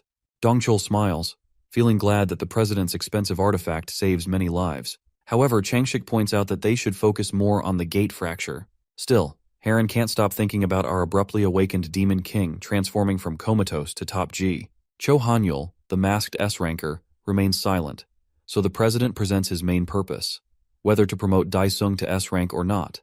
Of course, no one has any qualms about it, and Haran even jokes that the others can take more holidays if the president uses him instead. Changshik acknowledges his power, adding that he achieves the unthinkable feat of clearing an A-rank gate solo. But the masked S-ranker finally speaks up, remarking that he is already far above S-rank. Meanwhile, on his newly viral channel, Vlogger Kid interviews the bald geezer, pretending to have a strong relationship with our guy. Whereas in the Daesung clan's main office, Chanho is amazed to see his pal's name trending on every video across the web. With that, the man of the hour walks into his office. Chanho greets him enthusiastically, like a true suck-up, making our guy wonder if his friend is high on something. Getting straight to business, Daesung asks his best friend the reason for the call. His pal reveals that they're going to get his brand new license. News anchors from all over gather outside the Hunters Association building, anxiously awaiting our hero's arrival. So, the man of the hour arrives with his best pal by his side. The girls in the crowd gush over our hero, and Chanho suggests they raise a hand for his fans. As soon as he merely lifts his hand, the ladies start screaming and begging him to marry them, leaving him at a loss for words. Inside the president's office, the graceful man expresses his gratitude for Daesung's services. Chanho laughs, mentioning that they are only doing their duty. With that, the president instructs his secretary to bring out the shiny new S-rank license. They stare in awe at the object most people never even get to see. Thus, the president congratulates our hero and offers him one demand that he will absolutely fulfill. Intrigued, our demon lord gets a genius idea to become a billionaire sitting at home. Confirming that anything goes, he mischievously grins and asks for unlimited access to all gates. This does not sit well with the clans, who are infuriated by him monopolizing all the gates. The president recalls Hanyul's advice, noting that they can't reject the most valuable hunter's conditions. Our guy humbly demands the right for his summons to solo gates. The graceful old man is baffled to hear that a single summon can clear a gate. The scene shifts to a goth girl, Ryu Seoyeon, browsing her computer. Seeing our protagonist all over the internet, the Fortress clan's Hell Witch becomes infatuated with him. Thinking she's found the one who can cure her, she shocks her father by leaving her room for the first time in 6 months. Seoyeon embarks on a search for her hero. Meanwhile, multiple representatives from the clans gang up on the branch manager like frustrated single mothers at a superstore. They complain that Daesung leaves no gates for the smaller clans, stealing their livelihoods. They stress that it's absolutely unfair. Watching this unfold, the manager, despite already expecting it, innocently asks what he can do for them. A solution arises to limit Daesung's attacks on high-rank gates and team up with them on A-rank ones. On the other hand, unaware of how many enemies he's made, our boy is busy losing games. Chanho repeatedly calls him, and he finally picks up. His best pal gives him an earful for not taking his calls, and our demon lord explains his extremely valuable preoccupation: gaming. But like a mother, Chanho instantly calls him out, forcing him to come to the clan building. Now in the clan office, his best friend tells our gamer about the complaints to adjust their gate monopoly. Chanho explains that the smaller guilds are going bankrupt thanks to Daesung's summons stealing their jobs, so the Daesung clan can only take B-rank gates. The association also puts a restriction on tackling A-rank gates unless allied with another clan. Satisfied with the fortune he's made, Daesung simply tells his buddy to only bid on A-rank gates. Chanho humbly brags that with only 2 members to split, he's also balling with cash, and even bought the clan building with his share. With a mischievous smile, our Demon King tells his pal to only bid on the top-earning gates for maximum profit, impressing Chanho with his pro-business thinking. Switching up the conversation, he asks Chanho whether his gear has sold. But his best friend explains that it's hard to sell equipment that cannot use ether cores. Our boy, hoping to sell it and buy property for his family, wonders if it's possible to sell it somehow. Chanho tells him about Park Donghyuk, a legendary aura engineer. He adds that the man is an acquaintance of the Seoul clan leader, but Junyoung is unfortunately in prison, so that option is out. However, he recalls another person who might lead them to Donghyuk. The scene shifts to the Heart clan, using impressive teamwork to clear a C-rank gate now that our hero isn't sweeping every last one. But as they're about to leave, the leader spots some silhouettes approaching. It is none other than cheater number 14, who looks down upon the clan members. Grinning villainously, he orders his zombie squad to crush the hunters. Disturbed, the Heart clan members wonder if the attackers are human or not. Sensing intense danger, the leader shouts for everyone to prepare for a fight to the death. Yet moments later, their lifeless bodies lie scattered on the ground. Jincheol extracts the leader's aura and steals his appearance. The scene transitions to the new mansion of the Demon Lord, where his family is engrossed in a news broadcast. They learn that 12 individuals have been kidnapped, prompting his sister to jest about whether aliens are responsible for the abduction. Exhibiting the traits of a typical anxious mother, Daesung's mom expresses concern for her daughter's safety, advising her not to leave the apartment for a while. She then turns to her son, inquiring if he feels hungry. The Demon Lord, possessing a hearty appetite, requests that she brings him an abundance of meat. The scene shifts to an altar, where hearts are being roasted as if they are in an oven. The serial killer initiates a ritual alongside his minions. Jincheol steps forward, receiving a blessing from the killer. The resurrected cheater, number 14, seeks nothing but vengeance against the hero, firmly believing that his newfound powers will aid him in achieving this goal. Next, the scene transitions to a child playing with a football. Suddenly, a large hole opens up in the ocean, drawing his curiosity. His parents rush in, preventing him from approaching the dangerous opening. A crowd gathers, engaged in heated discussions about the unexpected appearance of a gate in such a peculiar location. The clerk lady receives the news and promptly reports it to the branch manager. The manager grows anxious, recognizing it as the most challenging maritime-type A-ranked gate they have encountered to date. He inquires whether the clerk has sent requests to each clan for their cooperation. She informs him that all 5 top clans have placed bids, noting the unusual detail that all bids include the same conditions. To clarify the situation, it is revealed that Dongchul had recently visited Daesung's building to meet with his director, Chanho. Dongchul presents a proposal, suggesting a joint raid on the gate. Suddenly, Changshik enters and joins the discussion. Chanho appears perplexed as he sees all these S-rankers arriving at his building unexpectedly. Upon noticing Dongchul, Changshik instigates a confrontation, reminding him that he had previously mentioned wanting to take a break from raids to spend time with children. Changshik presents the same proposal to Chanho that Dongchul did, expressing his desire to jointly attack the aquatic gate. He even offers to cover all expenses related to information and other essential needs. Meanwhile, the Ocean Clan appears to share a similar mindset. In their briefing room, their leader, Heron, persuades her team that she wants to assist Daesung, feeling indebted to her for saving her life. Her team responds enthusiastically to this arrangement, showing no objections whatsoever. Meanwhile, similar discussions unfold at the Marvel Clan's headquarters. The vice captain engages in a heated argument with the captain over his decision to join forces with others to attack the gate. Captain Johan Ul responds that he wishes to meet Daesung, seeking to learn more about his abilities, which seem to surpass even S-rank. Returning to the hero, he is occupied with assigning guard duties to his shadow minions. He designates the top 2 minions to protect his family in his absence. The minions express their eagerness, vowing their lives to carry out this order without fail. As the Demon Lord steps out of the Pantheon, the Hell Witch Ryu Seoyeon notices him and questions whether this portal is the source of his inexplicable strength. She introduces herself as the backbone of the Fortress clan. However, Daesung refers to her as Fortress Kid and demands to know her business. She approaches the hero, staring intently into his face, and asks for his assistance. As she draws closer, he instinctively pushes her away, only to discover that she transforms into a black magic doll. The hero contemplates whether she possesses ninja-like skills to achieve such a feat, but suddenly, he detects a demonic aura emanating from the doll, prompting him to wonder if there is any connection between them. In the following scene, the clans gather along the coast, preparing for the impending operation.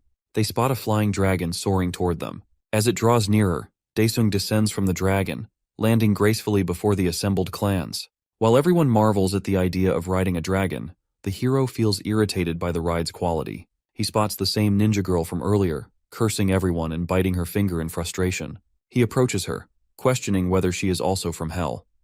The Hell Witch, unsure of what he means, simply nods in agreement to whatever he says. Surprisingly, she feels a sense of positivity in his presence, and finds herself able to tune out the surrounding noise when he is near. She then requests that he stay with her in the gate. Before the Hell Witch can receive an answer, her longtime rival, Lady Heron, arrives on the scene. The animosity between them is evident from the Hell Witch's expression. They begin to clash, but their fight is abruptly halted as the hero unleashes an almost invisible wave attack to intervene. With the confrontation settled, it becomes time for them to proceed toward the gate. The Hell Witch, reluctant to leave the Demon Lord's side, insists on tagging along in his boat, which he finds quite annoying. The atmosphere grows tense, as the serial killer has just joined the fray, likely intending to interfere with the hero's plans, perhaps even targeting his brain. As the boats pass through the gate, the atmosphere thickens further, and dark clouds blanket the sky. Lady Heron activates her detection skill, which is renowned among the people for its effectiveness. She senses the approach of monsters and quickly readies everyone for an attack. However, instead of encountering hideous creatures, the hunters find themselves face to face with adorable little spirits, so charming that no one perceives them as a potential threat. Suddenly, they are struck by a massive wave of water, and a colossal Queen Giger monster emerges from beneath the ocean's surface. The mere sight of the terrifying creature sends most of the hunters into a state of panic. The monster unleashes countless tentacles, seizing control of the white spirits and using them to pull the hunters toward it. Fortunately for them, the hero draws his dagger and intervenes, saving them from certain doom. All he desires is to return home quickly, and the fastest way to accomplish this is by defeating the boss monster. Suddenly, the creature dives back into the depths and disappears from sight. Daesung, albeit reluctantly, turns to the Hell Witch, seeking her assistance in exchange for resolving her own dilemma. He assigns her the task of capturing the monster and luring it out from its hiding place. She promptly agrees to his request and sets off to fulfill her task. Meanwhile, the hero calls over the Ocean Clan leader, asking her to handle the flying monsters. Heron, initially confused by his words, soon looks up and spots a swarm of bugs descending upon them from the sky. As everyone engages in battle with the monsters, Jinchul busies himself with an evil scheme. He activates his stealth technique, going into hiding as he declares his mission to be the hunt for the hunters. The Hell Witch, having made her preparations, dives into the ocean, ready to prove herself. The scene transitions to a coffee shop where Choyoung has been invited by Chanho. Upon his arrival, he finds her already there, waiting ahead of time. They exchange formal introductions, establishing a courteous atmosphere. Meanwhile, the scene shifts back to the confrontation, where the Hell Witch employs her scent skill to draw the monster back to the surface. Daesung sprouts wings from his back and unsheathes his sword, dashing toward the beast. His system alerts him that his Flame King's breath skill has been modified, allowing the cloud of flames to precipitate. Without hesitation, he activates the skill, launching a massive ball of fire directly into the monster's mouth. The monster quickly snaps its mouth shut, wondering if it has captured something. Within seconds, blisters erupt across its body, culminating in a massive explosion. The Hell Witch, witnessing the spectacle, realizes that the hero exceeds her expectations. She shouts at him to uphold his part of the promise and fix her. Our hero responds, asking her to wait a little longer, as there are still some monsters remaining to deal with. Meanwhile, Hiren remains occupied, fending off the attacks of the sky monsters. She employs her aura skill to boost her team's morale and strength. At the same time, Jinchul's team readies their nefarious plan. Jincheol steps onto Hiren's boat, deciding first to eliminate the celebrity before seeking his revenge against the hero. As Jincheol approaches Lady Heron, he senses an ominous presence closing in on the boat. His anxiety spikes when he realizes it is Daesung. Irritated, the hero strides toward Lady Heron's boat, questioning her about the status of her progress. Lady Heron responds that she is doing her utmost to handle the situation. As Daesung nears her, resurrected cheater number 14 seizes the perfect opportunity to strike, aiming to kill him and finally exact his revenge. Just as resurrected cheater number 14 thinks this, the hero's Saju eyes activate, a skill that detects all hostile targets within a 1-kilometer radius. He switches to Scorching Flame mode, launching a fireball that targets not only the monsters, but also Jinchul's team. Chaos ensues among the Ocean Clan as they find their comrades suddenly under attack. Heron demands an explanation from the hero, but before he can respond, Jinchul materializes before them. The attack has neutralized his stealth skill, and he seethes with anger at the hero for the disruption. Hunters standing nearby stare at Jincheol, questioning his identity. Daesung asks him if he is a sea monster who somehow survived that day, but all the resurrected cheater seeks is revenge. He injects himself with a drug that envelops him in a dark aura. With a guttural cough, he spits out a black substance before diving into the sea. The nearby hunters quickly identify Jinchul as a member of the Hongma clan, but they are baffled by the fact that he was believed to have died at the testing site. Suddenly, a black fog engulfs their ship, obscuring the hunters' vision. Tentacles radiating an evil aura rise from the water, piercing through some of the hunters. As one tentacle reaches Lady Heron, breaking her barrier, the hero reacts swiftly, catching it with his bare hand and saving her from harm. With his bare hand, the hero twists the tentacle, forcing the monster out of the sea with a howl of pain. Jinchul emerges as an S-class Geiger King monster, exuding confidence that he will finally achieve his revenge. Channeling all his strength, Jinchul unleashes a powerful attack aimed directly at the hero, eager to witness his demise. The scene shifts back to the coffee shop, where Chanho assures Choyoung that they are prepared to exhaust their last resources to save her director in exchange for her assistance. Eager to save her director, Choyoung inquires about the assistance they require from her. Cutting to the chase, Chanho asks if she can help them get in touch with Dr. Park Dong-hyuk. Choyoung responds that the doctor's whereabouts are highly confidential and suggests that he should discuss it directly with her director instead. Meanwhile, the monster has successfully knocked all the hunters into the water. Daesung contemplates using his special skill but hesitates, knowing that it could endanger everyone around him. Reluctantly, he allows Jinchul, now transformed into the Geiger King, to ensnare him in his tentacles. Jinchul launches a fierce attack aimed at the hero, determined to kill him this time. The Ocean Clan members stand petrified, but suddenly they spot the hero soaring above them, ready to confront the impending danger. Surprised, Haran asks the hero how he managed such a feat, but Daesung warns her to stay clear of his attacks if she wants to survive.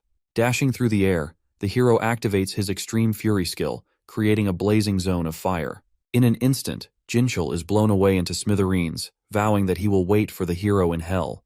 The crowd erupts in excitement and disbelief at the hero's unexpected victory. Suddenly, Daesung receives a notification regarding the existence of the haunts, and he gains new skills, stealth and transformation, along with the ability to use ether aura. As the gate clears, the old Baldy arrives with his Porter clan, humorously named the Rice Cake. This time, he isn't alone. The live streamer has also joined them, and to everyone's surprise, he now boasts 1 million subscribers. He shares his first experience as a porter at the Aquatic Gate, introducing the Baldy to his viewers. One viewer, genuinely impressed with his videos, sends a donation of 100,000, boosting the excitement in the chat. The scene now shifts to the Fortress Clan's training center, where the Hell Witch has dragged the Demon Lord along to help her eliminate some ghosts. In a playful act of annoyance, he flicks her forehead, which only serves to irritate her further. My guy explains to her that there are no ghosts present, only a magic spell that he has suppressed for the time being. Curious, he then asks how and from where she acquired such a magic seal. The Hell Witch beams with pride as she admits that she has entered an awakening portal. She requests him to keep it a secret, and elaborates that sometimes an awakening portal materializes within a monster gate. Driven by her desire to awaken, she explains that she took the perilous risk of entering a portal she stumbled upon, fully aware of the dangers involved. Daesung ponders whether Hell has similar portals of its own. Suddenly, he receives an emergency alert from the Pantheon, indicating that a celestial being has invaded the Ghost King's territory, compelling him to respond immediately. He informs the Hell Witch that their deal has been addressed and prepares to take his leave. Meanwhile, in a prison cell, a visitor arrives to see Captain Junyoung. As the door swings open, Choyoung stands before him, ready to discuss matters of significance. Choyoung's presence brings a sense of peace to Captain Junyoung, who is relieved to see her in good health. She inquires about Dr. Park and his whereabouts. The captain provides her with the details, suggesting that he may have a method to restore her damaged aura. However, he warns her to remain cautious around him, as he might be connected to Hongma. Back at the Pantheon, as the Demon Lord enters, he receives a notification indicating that his servant has joined him. Curious about who it could be, he turns to find the Hell Witch standing behind him. Taken aback, he asks her how she managed to get in. Seoyeon eagerly expresses her desire for him to be her master and to train her in magic. The Demon Lord checks the girl's status panel, feeling irritation rising within him, as she might prove to be a hindrance to his plans. It turns out that the one who placed the magic seal on the girl had registered her as a servant, and by overriding that seal, the Demon Lord has now made her his servant. Although he is initially reluctant, he sees no way out and decides to take her with him to the Ghost King's territory. As the teleportation takes effect, he finds himself chained against a wall. The Hell Witch looks around, marveling at the equipment scattered on the table. Daesung calls out to her, requesting her help to break free, explaining that his power is sealed within the chains, rendering him unable to escape. She responds that she will give it a try, and to his surprise, she quickly frees him from the chains. Curious, the demon lord asks how she accomplished it. She proudly reveals a key she forged using her magic, demonstrating her skill as if it were a simple task. Our hero peeks through the window and points out a monster to his servant, identifying it as the head jailer known as the Wraith Collector.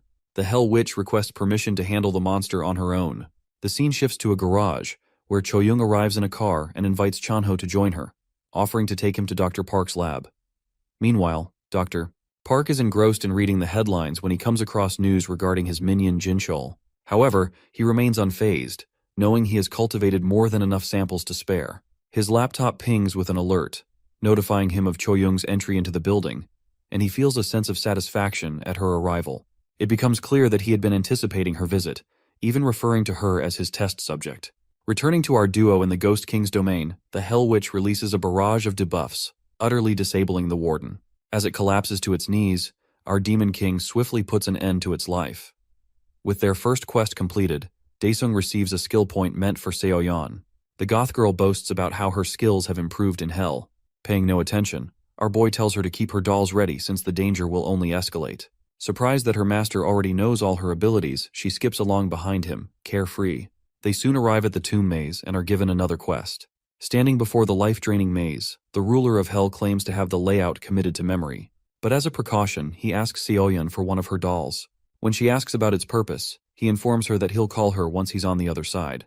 Unaware that he's fully prepared to sacrifice her as well, she teases him for being such a considerate guy. Once again ignoring her annoying remarks, my guy prepares to conquer the maze. He charges forward, dashing straight through the wall, triggering the traps and activating the life-draining effect. Aging faster than anticipated, our Demon King presses on regardless, sliding beneath a prison guard's attack like a seasoned pro. Spotting the exit, he sprints to the final stretch. Unaware of the ambush, he is attacked by another prison guard, forcing him to counter, which further drains his life force.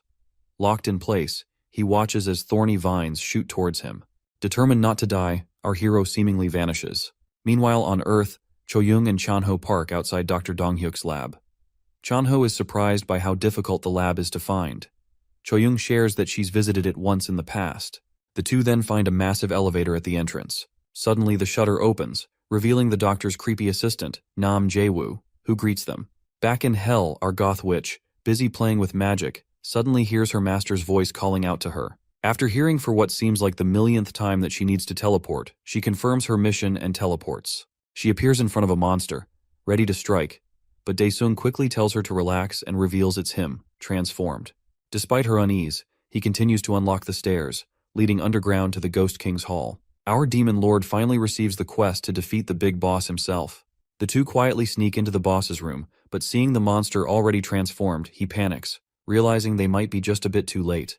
Turns out the heavenly corruption has transformed the Ghost King, so our transformed hero explains some complicated reason why his current body cannot kill the boss. Instead, he looks to the Hell Witch's skills, and without hesitation levels up her suicidal instant kill attack. She looks in amazement as a panel shows her ultimate success rate increasing, though the death penalty is highlighted in bold.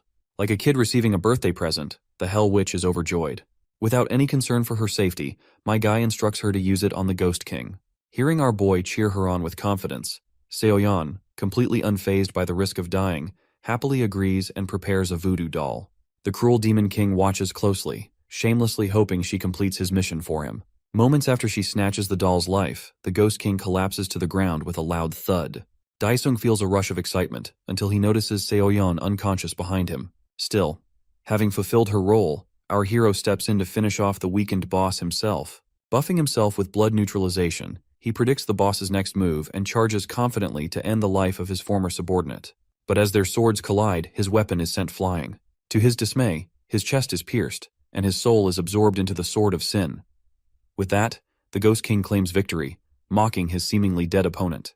Meanwhile on Earth, Cho-young apologizes to the doctor's assistant for bringing an uninvited guest.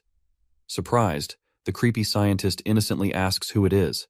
Speeding in on his awesome sports car, the man in question makes his epic entrance. Cho-young introduces Korea's number 5 Hunter and Marvel clan leader.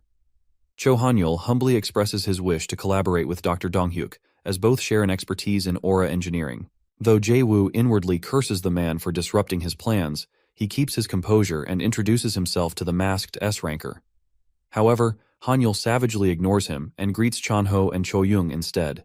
Without wasting time, the Soul Clan lady instructs the creepy assistant to take them straight to the doctor. Believing Choyoung brought Hanyul along as a bodyguard, Jaewoo's desire to mess her up with experiments only intensifies. Leading them to a room in the lab, he instructs them to wait, and leaves. Sensing something off, Chanho remarks how the place doesn't feel like a typical lab.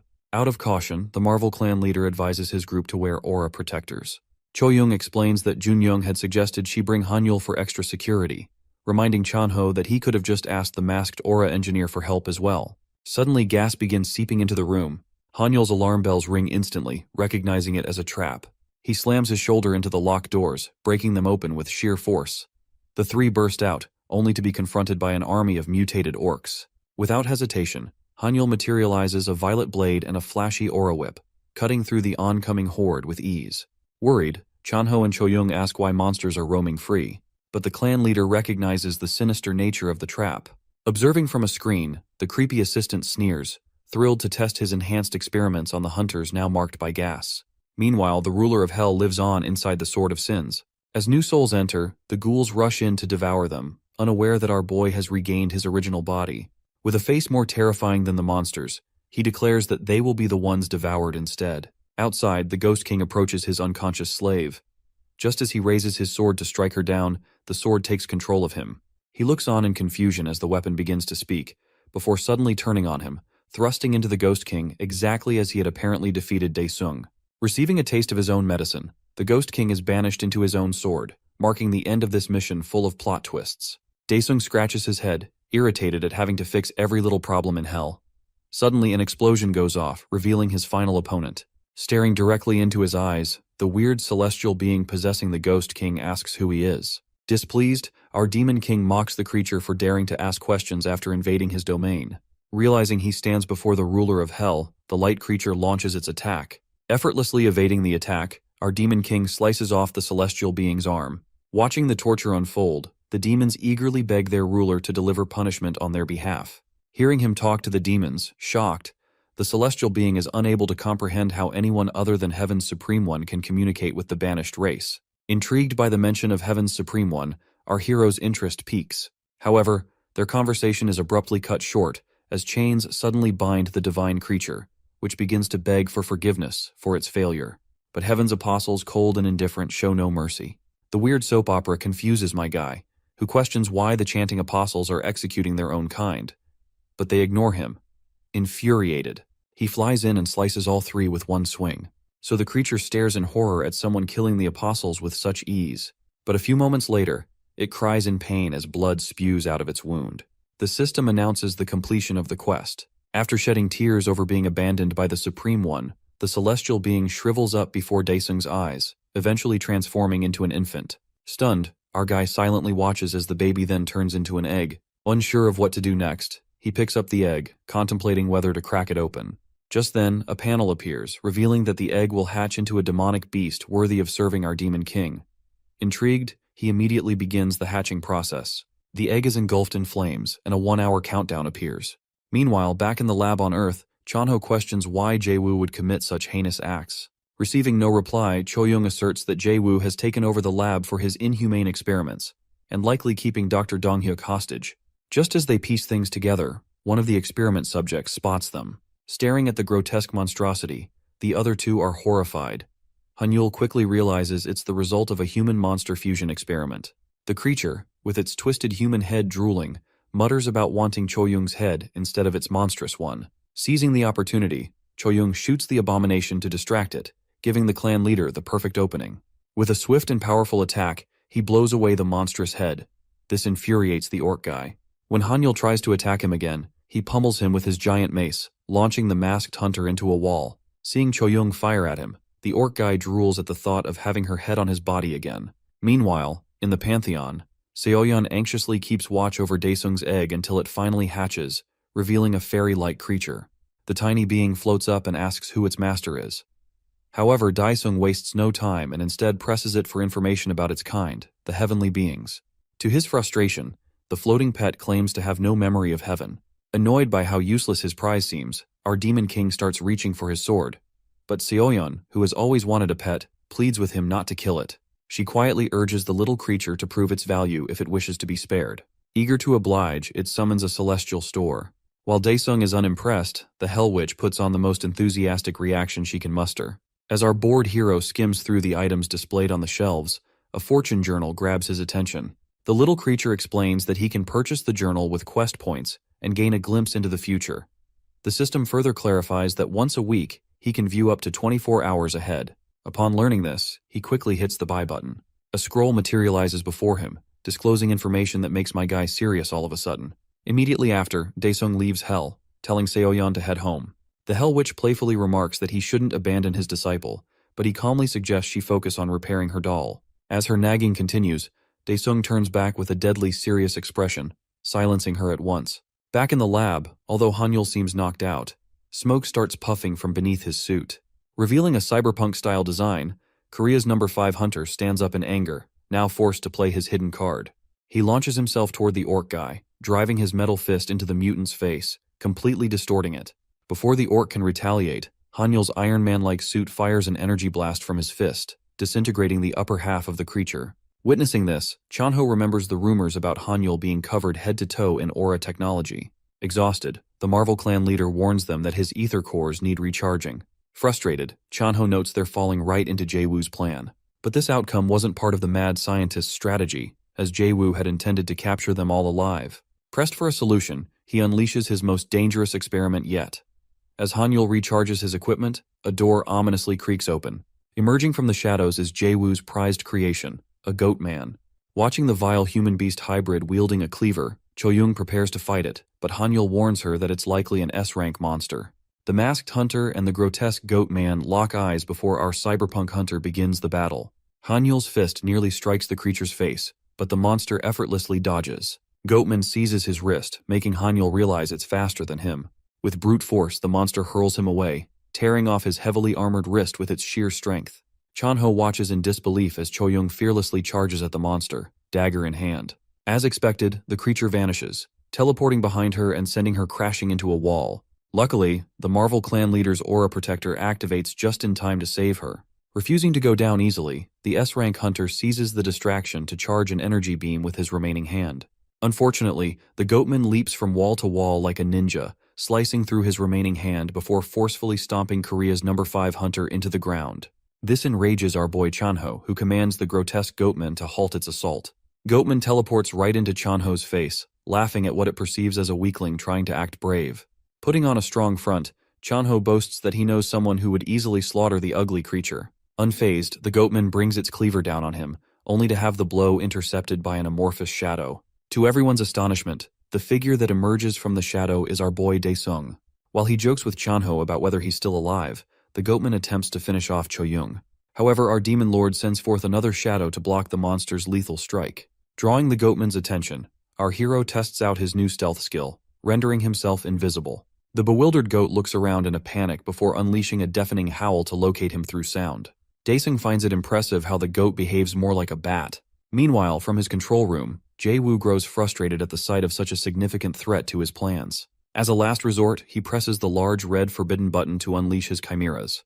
The lab system announces that it will self-destruct in half an hour after releasing the poisonous chimeras.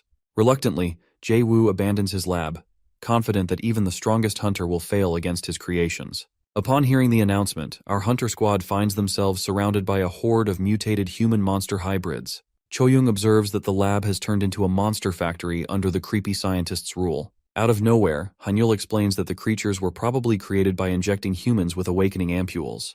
Regardless, seeing their former bodyguard incapacitated, Chanho turns to his friend for assistance. At first, our Demon King thinks about burning everything to the ground, but ultimately decides to transport everyone to the Ghost King's territory. All 3 of his companions stand in awe of his incredible powers.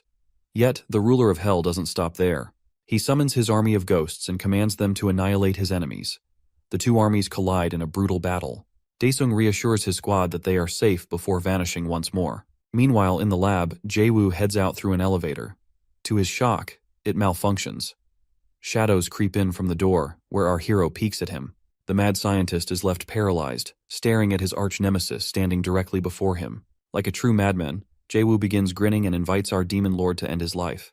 Grabbing him by the collar, my guy demands to know his motivations behind the mutant experiments. Jae-woo stands dumbfounded, so our hero activates his newly acquired skill, Ghost Eyes, to delve into the madman's mind. Inside, he witnesses the past, where Jae-woo nearly perishes under the gaze of a giant floating eye. A few memories of the Jinchul experiments flash by, revealing a masked bishop apparently granting Jae-woo access to Hans's body after he offers sacrifices. Having seen enough, my guy slams him into the wall.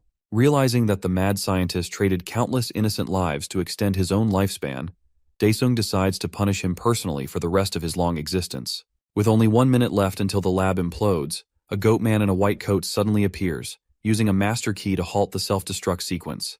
To his surprise, our hero pops up from behind. He is confused to find another goat hybrid, who introduces himself as Dr. Dong-hyuk. A few moments later, our hunter squad gathers to meet the doctor. He expresses his regret and accepts responsibility for everything. The goat doctor also confirms that there is enough evidence to prosecute his mad assistant. Like kids who judge every strange person they see, Chanho whispers that he can't believe that it's the doctor, but Choyoung confirms that his voice matches. However, Hanyul is fascinated that the doctor's mind is intact even after fully fusing with a monster. But the doctor is far more impressed by his cyborg body. The goat doctor recalls Choyoung's aura injury and mentions having an ampule that might completely cure her. But our hero interrupts, asking the question on everyone's mind. What did he do to end up as a goatman?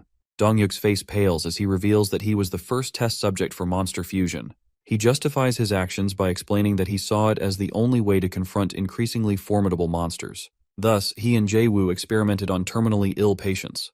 He explains that due to an accident during the experiment, his original body was lost despite the test's success.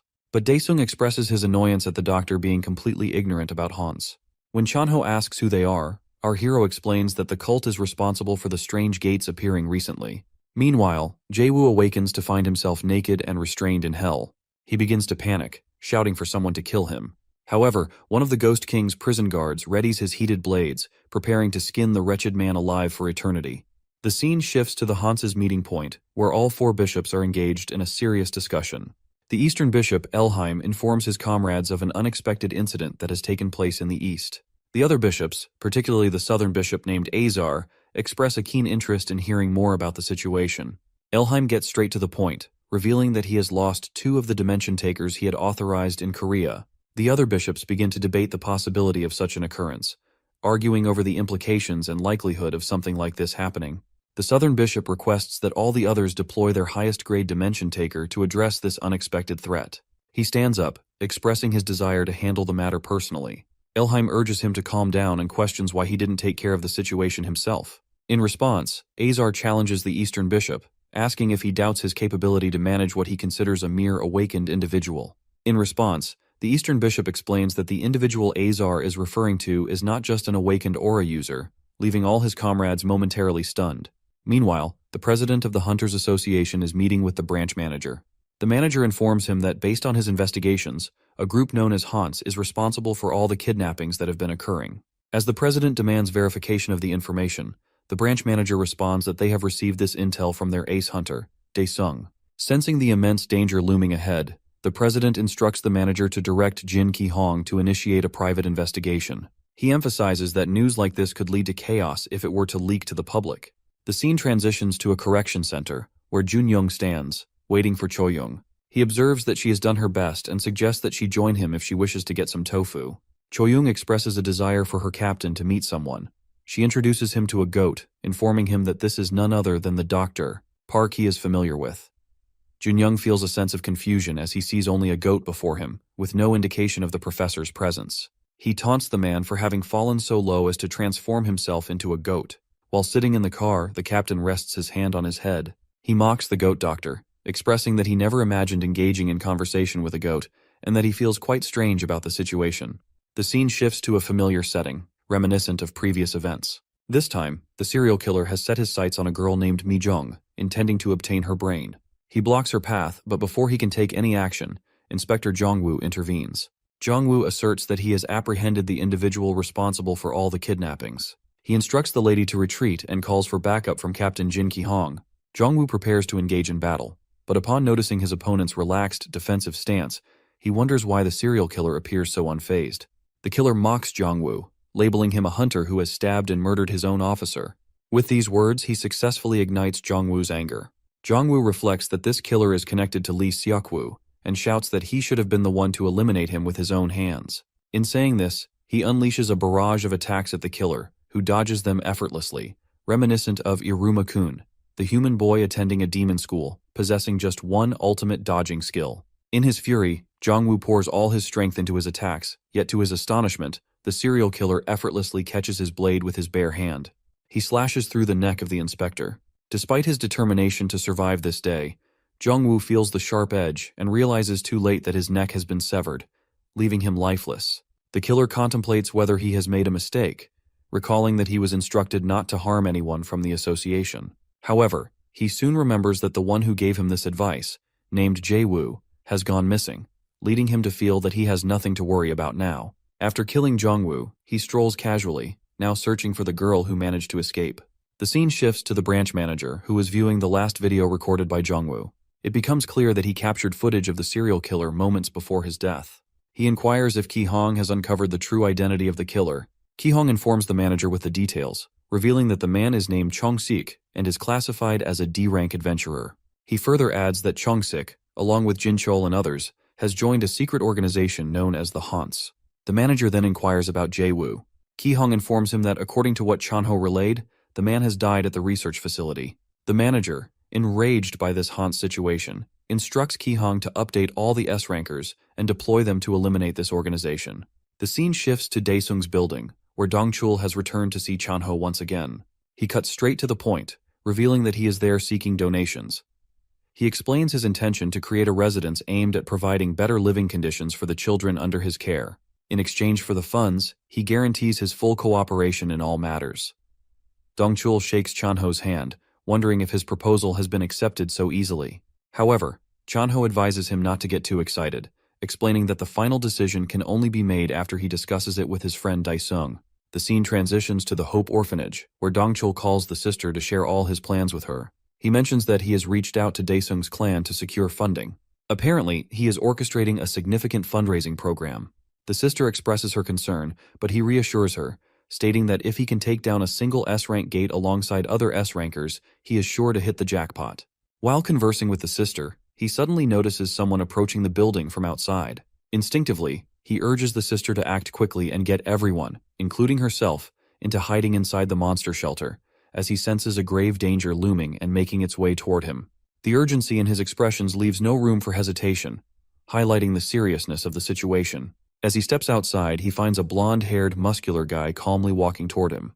Dong-chul doesn't waste a second. He immediately initiates a high jump attack from above. However, the gym guy effortlessly defends himself, fully aware of Dong-chul's status as an S-ranker and prepared for the confrontation. Dong-chul feels a surge of anxiety as his attack is easily warded off. He gathers his courage and reminds himself that he needs to push harder and sweat a bit more to prove himself.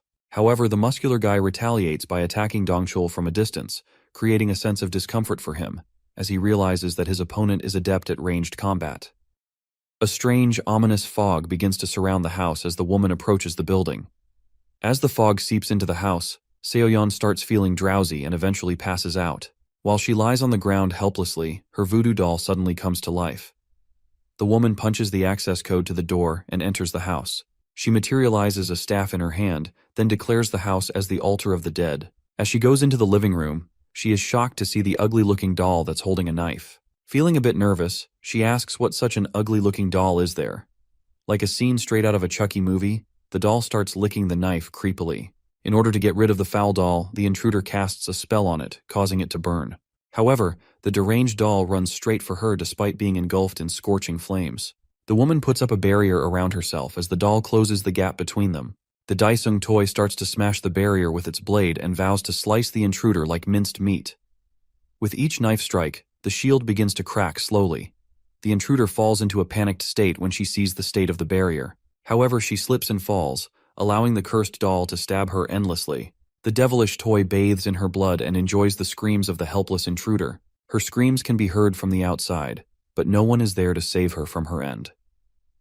Over at the Hunters Association, the branch manager is informed about the fights that are taking place in different parts of the city. The staff members tell him about the fight between Chang-sik and an unknown challenger taking place at Han River Park. Another report also comes in, saying that Dongchul and another strange challenger are also fighting. This situation causes the branch manager to become very tense, and he wonders if these strange enemies are from Honsei. He then tells the clerk to send their unit to help put Dongchul at the orphanage. Meanwhile, at Han River Park, Changisk's opponent is quite impressed with the capability of Korean hunters. The Dark Man looks completely fine and unfazed by the battle, but on the other hand, Changsik looks roughed up and worn out. The strange challenger then uses his magnetic storm ability to put an end to their fight. He fires the attack at Korea's top hunter, who panics as his body suddenly starts getting pulled in by the attack. Changsik is completely helpless in this situation and has no idea what to do. However, by some miracle, the ability suddenly stops. Even the dark guy is confused as to why his ability suddenly stopped. Out of nowhere, Heron slides into the scene to assist Changsik. The top hunter looks relieved when he finally sees an ally to help him out. Heron asks him if the Dark Man is from Hans, but she quickly finds out that Changsik is as clueless as a bird. He also has no idea about the important notice that was sent to S-rank members. A group of men in suits then show up while referring to Changsik as their leader. On the other hand, the enemy is upset that his fight has been interrupted and proceeds to attack everyone in his way. He shoots a heavy shockwave attack from his arms, but Heron quickly puts up her shield of light. The barrier is able to protect them from the attack, but the shockwave is strong enough to plunge fear into the men. Changsik then tells the men to quickly give him his sword. With the blade in his hands, he's ready to put an end to the fight that has dragged on for a while. Seeing that he has used up too much of his power, the dude quickly flees the scene. With the threat no longer in sight, Changsik's fatigue catches up to him. The hunter falls to the ground and passes out, leaving his subordinates in a state of disarray. Heron tells them to quickly get him to the hospital before it's too late. In the orphanage's basement, the children are holed up with the sister, while a violent battle takes place above. The nun does her best to assure the little kids that the director is fine. One of them tries to imitate Dongchul, causing everyone else to laugh and their spirits to be lifted. Meanwhile, Dongchul is still caught in a tight spot while trying his best to fend off the projectiles being shot at him. His patience wears thin as he can't find any gaps in his opponent's movements. The blonde-haired thug starts to shoot some projectiles into the air as he gets ready to end his fight with one of Korea's top hunters. Dongchul braces himself for whatever new trick the guy is about to unleash. His opponent activates a blood rain ability and starts raining down spear-shaped blood arrows. In order to save himself, the director uses his thunderstorm ability to counter the attack. Regardless, the blood arrows strike through heavily without remorse. When the dust settles, we see the director is impaled with multiple projectiles, despite his efforts to counter them. He tries his best to hang on to his withering life, vowing not to die there. Sadly, his body gives up and falls to the ground. The thug's hand starts to tremble as the fight comes to an end. The power slowly dissipates, and he sees that he has used up all of the giant blood's authority. When he senses something off, he quickly takes his leave from there. Back in Seoyeon's house, she finds traces of the dead body in the pool of blood. From there, she accesses the memories of what happened and finds out that her ugly doll was the one who saved her. Over in our hero's apartment, his mother is watching the news, which is reporting about the strange encounters that occurred in Han River Park and Dongchul's orphanage. This terrible news only succeeds in making her worried because her son hasn't been home for some days. She quickly turns to search for her phone on the couch. Jisoo then walks into the room and tells her that Chanho said not to worry about Daesung. The mother then inquires about when her children spoke and what her son has been up to recently.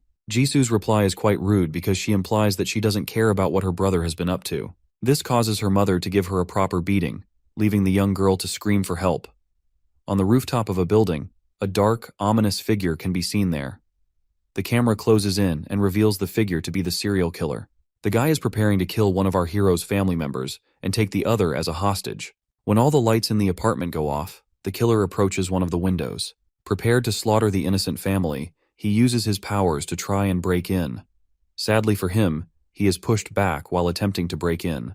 While Daesung's mother is asleep, the pendant on her neck begins to glow, serving as the key to the barrier of the house. The killer becomes very anxious and frustrated when he sees that a protective barrier has been set up. Suddenly, a spear shoots out and impales him on the spot. The guy coughs a chunk of blood as all his senses highlight the agonizing pain inflicted on him. As the spear pushes him further away from the house, one of Daesung's minions emerges and tells the killer to keep quiet. Fear grips the guy when he sees that the summoned monster appeared without its master being there. As the monster prepares to toss him off the building, he offers to explain everything. However, the beast tells him that Daesung will question him. The scene then shifts to a sea, which is being illuminated under the beautiful moonlight. The waves suddenly start thrashing around, and a sea serpent emerges from its depths. There, the system window pops up, saying the protagonist's body has been completely liberated. Daesung stands on top of the sea serpent with more of his deadly aura oozing out of his body. Looking closer, his hair has changed to white, and he signifies that he's back to his old days. He then gets a message from his summoned monster, telling him that an intruder tried to harm his mother. The scene then shifts to the Great Iron Castle. There, the killer is bound before the throne and awaiting his fate. He looks unsettled, and his anxiousness continues to get worse because he has no idea where he is. Suddenly, he hears footsteps approaching him. As the protagonist moves to question the prisoner, he is swarmed by messages from the demons who are glazing him non-stop. He then promises to take them out when the time is right. After that, he calls the attention of the terrified prisoner and demands to know who his master is. Over at the Hansi Southern Altar, Elheim is with the two thugs who attacked both Changsik and Dongcheol. He asks them about the progress on their targets. The blonde-haired guy tells him that he successfully eliminated Dongcheol, but the dark guy says he was unable to finish off his target. The guy tries to explain that Changsik would have been surely killed if there was no interference. The bishop then informs them about the death of someone named Guzman. He also says that another person known as Sagat has gone missing. While the two guys discuss the shocking news, the bishop's body suddenly transforms into an ugly being with a large head. He then offers to grant the two guys the authority of an apostle and orders them to kill Daesung immediately. At a university hospital, two men are guarding the door to the room where their leader is recovering. Changsik finally manages to wake up, despite the agonizing pain. As soon as the people around him notice, they send someone to inform the doctor and chairman of the association. The top hunter struggles with a banging headache as he tries to figure out where he is. The lady beside him tells him that he was in shock due to aura depletion. He struggles to sit up on the bed, but the lady tells him not to move around yet. When he manages to sit up, he asks one of the men where Heron is. The guy tells him that Heron went off to Dongcheol. The worker's subordinate calls him out for informing their leader about Dongcheol. Of course, this only makes Changsik more concerned. The hunter then asks the men if something happened to the director. The men look very grim and struggle to tell their leader what happened. One of them then tells Changsik that Dongcheol's life is in danger after his battle with the unknown attacker. Due to this, Heron rushed over to see if anything could be done to help. As Changsik hears this news, the despair in his eyes becomes very vivid. He forces himself out of bed to go see where his friend is receiving treatment. However, the lady tells him to stop moving because he still needs to recover. Yet, the hunter remains adamant and demands to be told where the director is receiving treatment. Over in Dongcheol's ward, Heron's voice can be heard repeatedly trying to heal whatever wounds he has. Ki-hong tells her that she can stop because all of the director's external wounds have already been healed. On the other hand, Heron's expression is full of fear and despair. She holds onto the director's hands and refuses to accept the fact that he could be dying. The door of the room swings open, and Changsik walks in to see the dire situation of his dear friend. Dongcheol lies unconscious on the bed, and all of Heron's efforts aren't doing anything to help. Ki-hong assures Changsik that the director isn't dead, but the old man is in a coma and brain dead. Korea's top hunter blames Hans for all this mess and wants to know who exactly they are. Ki-hong tells him that the association is doing its best to track down the guys who attacked them. His phone suddenly starts buzzing loudly, and when he picks it up, he is informed about the appearance of an S-rank gate. Harin and Changsik's expressions become very anxious when they hear the words, S-rank gate. The mood in the room grows very tense as Ki-hong receives more information over the phone. The scene then shifts to the large gate that has appeared in the middle of the city, causing panic and dread in the city. Over in the association building, the workers are trying their best to see how the situation can be handled. But the sheer size of the gate and the nervousness of everyone in the room highlight just how much of a mess they're in. As if things aren't bad enough, the branch manager is lost in thought about how most of the top hunters are out of commission, and the only available ones are support-type hunters. The man issues a red alert and says that all the hunters registered with the association will be mobilized to help tackle the gate. The workers quickly start making calls and contacting every single hunter that they can find at the moment. Lost in thought and fear, the branch manager stares into the void, hoping that they can contain the mess before it gets out of hand. Over at the Iron Castle, the prisoner is being tortured by our hero, who is sapping away all of his memories to find out all he knows. Daesung begins to see images of the Hans Bishop, who is behind everything. After the poor guy's memories have been sapped away, Daesung wonders if the person he saw is the final boss he will have to face.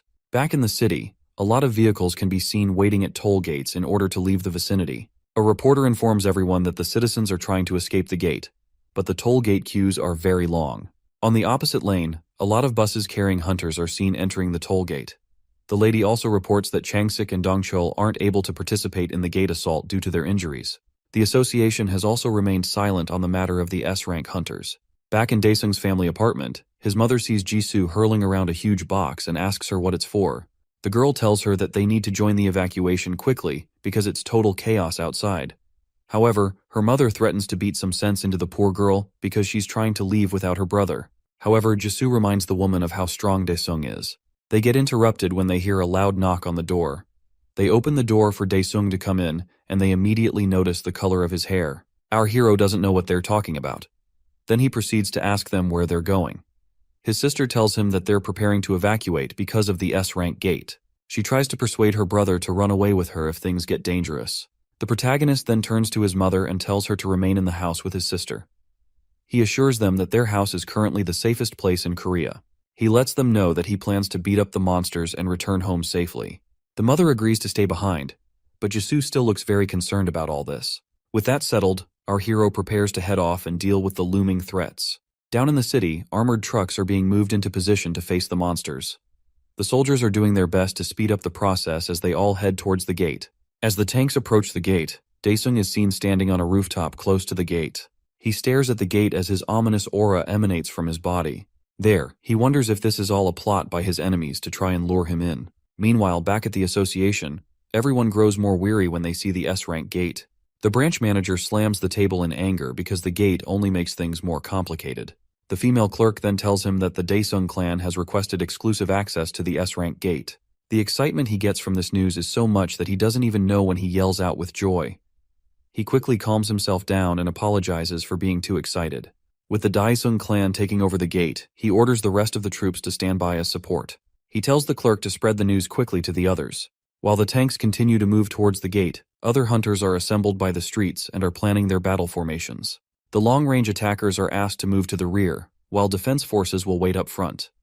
Among the hunters, some are nervous about the whole situation and feel they'll be used as cannon fodder. Suddenly, they all get an emergency notice on their phones, informing them about the Daesung clan attacking the S-rank gate. The air starts vibrating, and they hear a loud noise as Daesung's summoned dragon flies past them. The sound nearly blows their ears off when the dragon quickly passes them at a low altitude. The hunters are amazed to see the majestic creature. They also become very excited when they realize that our hero has come to save the day. At the association building, the branch manager watches as Daesung flies to the gate. Both he and his clerk leave the situation to the Demon King and hope that he'll be able to handle it. A news reporter arrives at the gate's location and sees that the Daesung clan is attacking the gate alone. They quickly get ready to broadcast the big news to everyone else. Meanwhile, Daesung flies straight into the gate and arrives in a very cold region. While looking like he obtained Ultra Instinct with his white hair, he highlights how freaking cold the whole place is. Before he has time to check the area, the Hans lackey, who attacked Changsik earlier, tries to shoot him out of the sky. The guy musters all the strength he has to bring down the Demon King. However, Daesung counters his attack with his dragon's breath. The blue flames fly down to hit the dude, who tries to push them back with his magnetic storm. Being too weak, the Dark Man is unable to push back the flames, leaving it to cause an explosion on the point of impact. Daesung sees that his enemy is trying to run away behind the smoke, so he dives down to give chase to the guy. The enemy hunter attacks the hero with blood spears and tries to put him in the same situation as Dongcheol. Daesung whips out his sword and blows the spears away with his fire. After that, he slams down on the enemy's hiding spot. With a menacing and deadly look, he tells the guy to come out of hiding. The Dark Man reveals himself, and the two men face each other as the blizzard blows violently. The guy tells Daesung that he's way too overpowered to be considered a hunter. On the other hand, the protagonist is tired of the idle chatter and wants him to wrap it up quickly. The enemy activates the skill, Titan's Advent, most likely given to him by the bishop. This causes his muscles and body to grow massively and rip through his clothing. When the transformation is complete, he looks like someone who should be in a wrestling ring. Despite his massive looks, Daesung doesn't see much of a change in his powers. With his new powers, the Dark Guy prepares to give our hero a whole lot more than he can take. He conjures a huge meteorite aimed straight at Daesung, but the protagonist sees his tricks as child's play. Daesung unleashes more of his magic power and increases the dominating aura he is already emitting. His enemy is shocked to see such an amount of power and has no idea how someone can be so strong. The second Hans lackey pops up behind our hero and implies that Daesung's skill has a weakness to it. Despite his sneaky tactics, the protagonist already sees him. He tells the blonde guy not to be in a hurry to die, leaving the guy to wonder if he already knew about his presence from the start. As the meteorite closes in on him, Daesung uses his wrath ability to cleave the huge rock into two. In the process, The dark man gets sliced up as well, and he meets his bitter end. The Demon King easily takes care of the guy without breaking a sweat. As the blonde-haired man watches this, fear starts to grip his whole body. He admits that Elheim isn't even capable of such feats. Before he can even activate his own power, Daesung quickly grabs his neck and begins to fry his brain with his thunder abilities. With a stern look, he asks the guy about the eyes of the bishop he saw earlier. Suddenly, one of the eyes appears beside him. Then more of them start showing up out of nowhere. Daesung becomes very excited when he notices the presence of the eyes. He then tosses the blonde guy to the side and no longer has use for the hopeless dude. The eyes of the bishop see that Daesung's power is different from that of the awakened, so he decides to test his strength. But before that, he uses a petrification skill on his lackey to turn the poor dude to stone. The guy begs for his meager life, but he is quickly turned into a block of cement. After that, our hero asks if it's his turn to have some fun now. He conjures up a huge flame ball and demands for the bishop to reveal his true body. He attacks the eyes with his flames, blowing them up one by one. In the process, the petrified guy gets shattered during the fight. As the battle fog clears up, our hero is sure that the enemy hasn't been defeated yet. He tells the bishop to quickly come out and stop wasting time. One of the eyes pops out again and asks Daesung where he is from. The protagonist then offers to answer the bishop's questions, if his own is answered first. The bishop assumes he wants to make a deal, so Kangwoo asks what he's going to do. Elheim admits that he loves deals, but warns that he'll take Daesung's heart if he catches the protagonist off guard. Daesung then gets ready to ask a question, but instead, he uses his ghostly eyes to peer into the memories of the eye before him. The bishop tells him that his tricks won't work, but the Demon King lets him know that he has no trust for swine like him. Through the memories, our hero sees a war going on a Titan planet known as Hecaton. An angel-like creature appears in the sky and seems to be leading some giants. However, they get slaughtered and the planet explodes. A spaceship then warps through hyperspace and arrives at the Hans Nebula. There, we see a giant creature telling his subordinates that all of Hecaton's descendants have died and they are the only ones left. In order to resurrect their species, he opens a portal to Earth and tells them to place a gate cube on it. Their plan is to load the planet with ether energy. Far off in DC, where the world powers are gathering, our hero sees that different nation leaders were negotiating with the Hans species in exchange for ruling the Earth forever. The aliens offered to give them eternal life, and that is how they got the powers of the nebula. However, the memories are cut off when the bishop pulls out his eye and recognizes where Daesung's power comes from. He says it's from the demon beast Nebula, and he wonders if our hero is the ruler of the place. Back inside the S-rank gate, our hero realizes that the bishop has 1,000 years worth of memories and wonders, if the enemy he encountered is truly the final boss. The images he saw are still confusing him because he can't make sense of any of them. He also notices that there are no monsters inside the gate as well. He suddenly sees the burnt body of the petrified guy from earlier as it slowly dissipates. Back in the city, Heron and Han-ul are waiting with the other hunters in front of the gate. The branch manager approaches the S-rank hunters and thanks them for taking charge of the preparation unit. He is also surprised to see that Han-ul can now use both of his arms. The hunter tells the manager that he quickly installed spare equipment to enable him to still fight. Heron then asks how long Daesung has been in the gate, and the manager tells her that it's been about 3 hours. He hopes that our hero will return safely, even though there's a possibility of a second assault if he fails. He gets interrupted by the freakish Seoyeon, who says that it's rude for him to imply that her master will fail. Seoyeon wonders if they've forgotten just how strong her master is. Heron, who is vividly irritated by the brat's presence, asks what she's doing there. Daesung's obsessed lover then tells them that the Hans assassins also came to her house. Harin and Han-ul are shocked beyond words when they hear this. The branch manager asks the Fortress Clan hunter what happened to the assassins. Seoyeon then tells them that the assassin died at the hands of her doll. She says that she made a special doll that surpassed her regular cursed doll, but it lost all its power after fighting the assassin. In order to bring the doll back to life, she says she'll make Daesung stronger. Meanwhile, the other hunters notice that the gate has been cleared when they see the color changing. The branch manager along with the S-rank hunters are completely baffled and short of words when they see this. Inside the gate, Daesung holds 2 crystals in his hands. The system window pops out, telling him that he has obtained the great meteorite power and 2 ether cores capable of creating an S-grade awakener. However, he only thinks about how much money these 2 crystals will fetch him. After giving it more thought, he decides to test it. Later on, the hunters in front of the gate start calling out his name when they see the Demon King riding out of the gate on his majestic dragon. The whole crowd goes wild and starts cheering him on. Seoyeon waves over to him and tries to get his attention. Daesung looks down at all his loving fans but doesn't look impressed by all the cheering.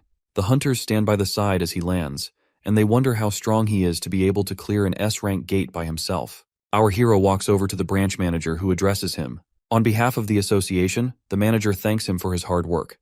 The other hunters thank him as well and continue to cheer him on, despite the fact that he looks sick of them. He starts feeling embarrassed because of all the attention he's receiving.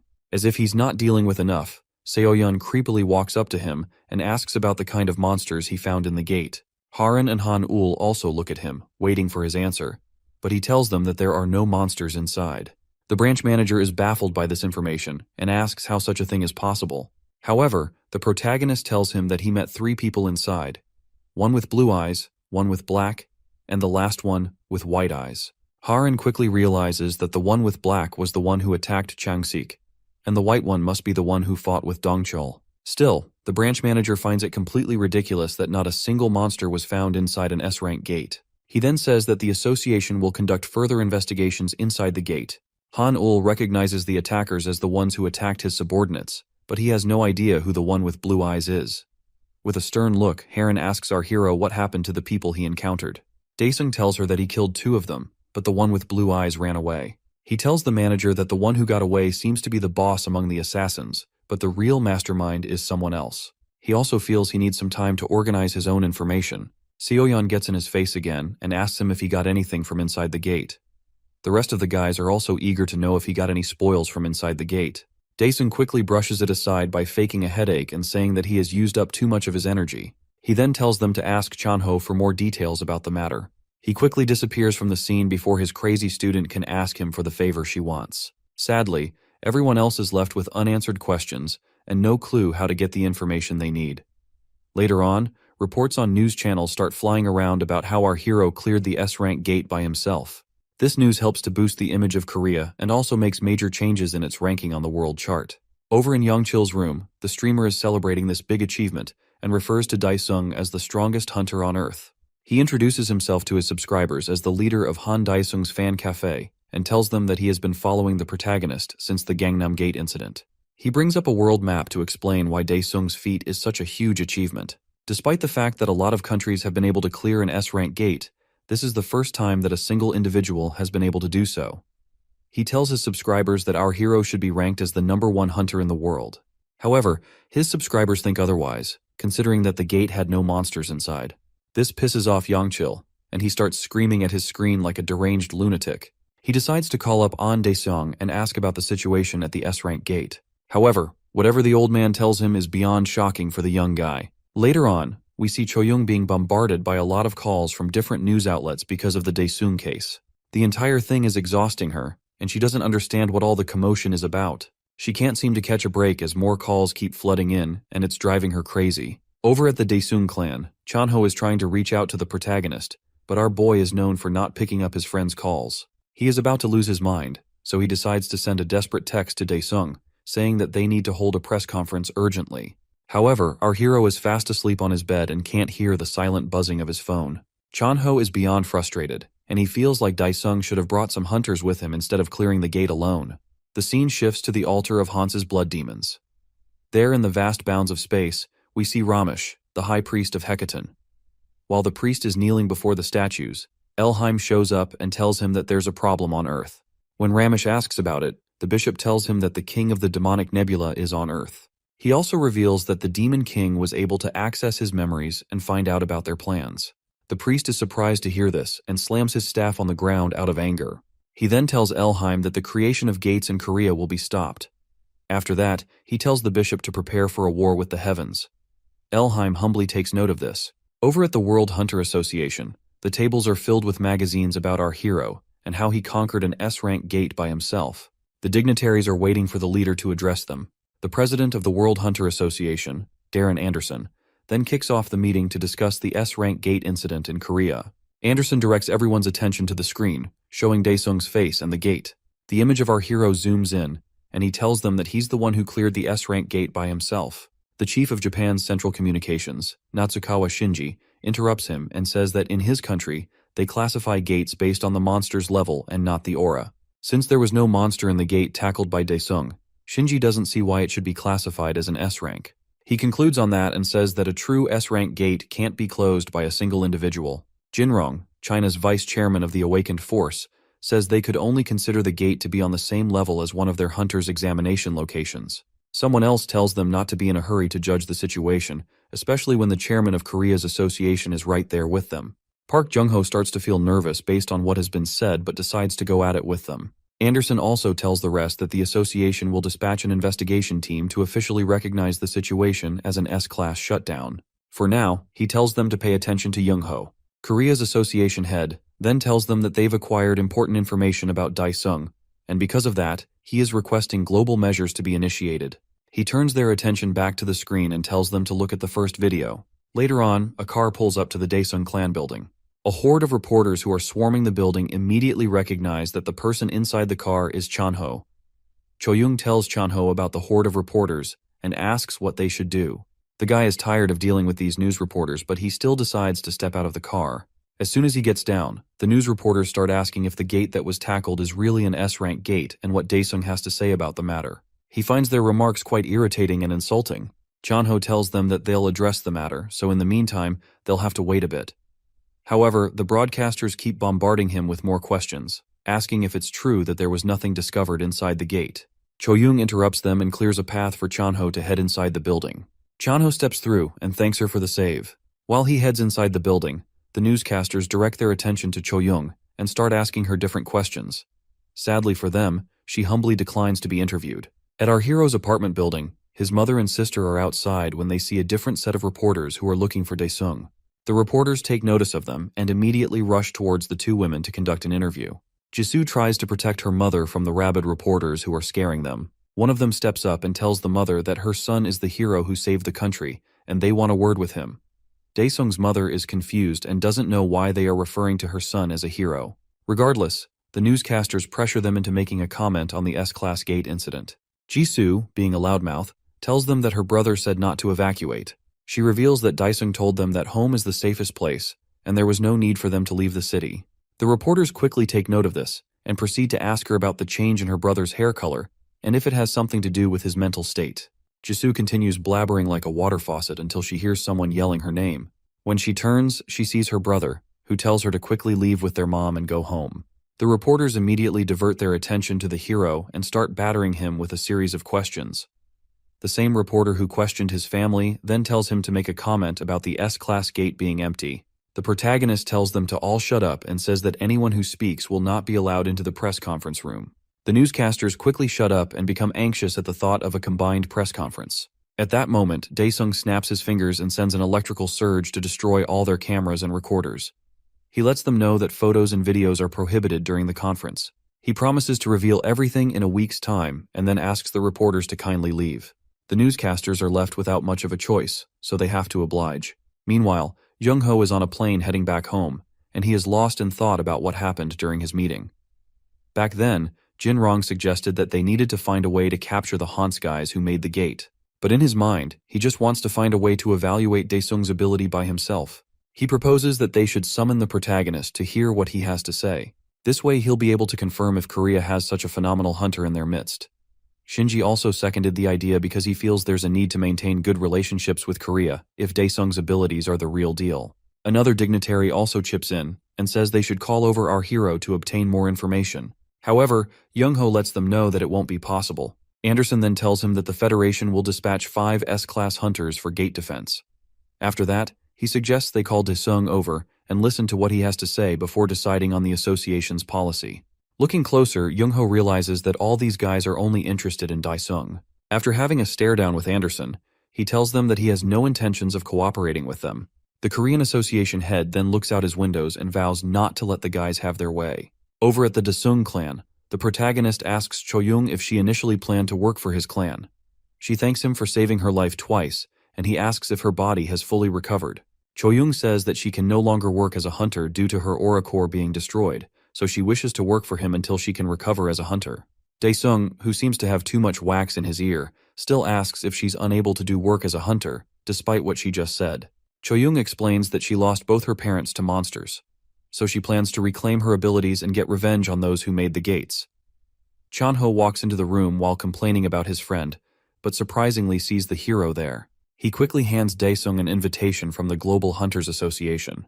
The contents of the letter talk about how Daesung is invited to a conference so that they can learn from his experience and also find out vital information about the gate. Choyoung reads the boring letter to Daesung with all the important details. Chanho feels proud that his friend will be attending a conference with global top hunters and wonders if he is also invited. However, our hero lets them know that he has no intentions of going. Chanho tells him to think about it and not make such a hasty decision. But Daesung tells him that the Hans guys are not people to joke with. He feels if they show up while he's away, the entire country will be doomed. The group leader thinks about this, knowing that 5 S-class hunters are still not enough to match up with the protagonists. After that, he then asks how Daesung plans to deal with the press conference. Daesung recalls that and looks over to Choyoung while stating that he has a plan. The poor girl starts sweating like a river because she has no idea what this crazy guy is planning. At the press conference venue, reporters have swarmed the room and are quickly flashing their cameras in order not to miss a single detail. Choyoung opens the floor for the conference and passes the microphone to Chanho to give a detailed briefing. As the leader of the Daesung clan introduces himself, camera flashes continue to go off in his face. After his debriefing, Choyoung tells the reporters to raise their hands if they have any questions. As they raise their hands, she picks out the reporter in the first row. The lady introduces herself as Lee Jimin and proceeds to ask our hero a question. Daesung walks over to the podium and Jimin asks if he knows any information about the gate, considering that he told his family not to evacuate. He tells her that he had no prior knowledge of the gate, but boasts about being powerful enough to stop any gate that appears. The reporters are all intrigued by this, but Chanho is afraid that his friend doesn't know how to choose his words wisely. A second reporter is picked out, and the guy wants to know the kind of enemy that Daesung fought at the gate since it was said to have no monsters. The protagonist tells the guy that he fought against a very strong eye, but the reporter is confused by his words. Daesung quickly rephrases and says he fought the enemy in the snow. Chanho takes the microphone and tells the reporter that the identity of the enemy is still confidential, so he'll have to wait for the association's announcement. However, this reporter is very persistent. He then asks if there's any loot to prove that the gate wasn't truly empty. Daesung puts his hand inside a dimensional pocket and decides to show all of them what he got inside the gate. He brings out the crystal and tells them that it's an S-class awakening core. The reporters lose their minds after hearing him and start scrambling to publish such big news. Seo-young, who's also watching the conference from her home, is surprised by how massive the core is. Changsik, along with the other S-rank hunters, are also baffled to see the awakening core. Heron states that it's her first time seeing the item. The scene pans over to Young-ho and the branch manager, who are short of words while watching the press conference as well. Youngchil is also excited to hear this because he gets to mock those who said that the gate was empty. Daesung holds the crystal in Choyoung's direction, who nervously looks at it and wonders why the vice leader is pointing it at her. Our hero then offers her a chance to return as a hunter. He tells the room that he will be testing out the core immediately. Choyoung then realizes that the main aim of the press conference is to use her as a lab rat. He reveals to her that he told Junyoung that he would fix her and have her work for him. Choyoung's hands are shaking nervously, but she quickly accepts the opportunity and vows to repay the favor. As she accepts the crystal, a blinding light fills the room, causing the reporters to shield their eyes. The system window appears and asks if the Demon King would like to register Choyoung as his servant. He accepts the request, and the crystal fully integrates itself into Choyoung's body. After the process, she starts to feel the aura back in her body, although it's a bit different from what she previously used. The reporters are filled with confusion and amazement when they see that the awakening is real. They start trying to measure it and figure out how much one of the crystals will cost. Chanho nervously looks over at Choyoung, who has been rebirthed as an S-class hunter. He wonders if this is a step forward in making the Daesung clan the strongest in the world. Over at the hospital, Dongchul's door is filled with sticker notes from the orphanage kids who are hoping that he will wake up soon. Inside the ward, the kids are begging him to wake up. The sister tries to calm them down and stop them from crying. The door suddenly opens, and she sees Daesung walk into the room. The kids quickly recognize our hero and wonder what he's doing there. It seems the hospital forgot its policies because the swarm of reporters followed the protagonist into the ward. There, he offers Dongchul something greater than the 400 billion he requested before going into a coma. The newscasters are eager to see what will happen. Changsik and Heron walk into the room, and Heron tells the reporters to get out of her way. They both walk up to Daesung, who is holding up the crystal at Dongchul's bed. The two hunters are overwhelmed by the immense power of the crystal, and they wonder if their friend is going to come back to life. Our hero then declares to show them the revival of an S-class hunter. At Seoyeon's apartment, she is trying her best to revive her creepy doll, but things aren't going well. To save the doll, she needs a stronger medium from her master. The magic circle on the ground feeds the doll with power, but it's not enough to bring it back to life. She makes up her mind to move out quickly and find her master. Back at the hospital, the little kids and the nun are taken aback as the director's body starts to levitate. The system window pops up in Daesung's face, and he accepts to register Dongcheol as a servant. The director's clothes are ripped off in the process as the power surges through his body. The reporters are all flashing their cameras in order not to miss a moment of this resurrection process. After that, Daesung declares that the day's event has come to an end. He quickly teleports out of the room, leaving everyone else bewildered. At that moment, Dongcheol's eyes come alive, and his body lands back on the bed. He quickly takes a defensive stance, believing he is still in the middle of his last fight, but his friends end up laughing at him. The director wonders how he's not yet dead, and they tell him that he has come back to life. He admits that he feels some changes after being reawakened as an S-class hunter. He then proceeds to the more important matter by asking why he's suddenly naked. At Daesung's family apartment, his family is shocked to see Seoyeon at their door. The Fortress Clan kid came to see her master, and she brought a lot of gifts with her. However, our hero's mother tells her that her son has gone off to work.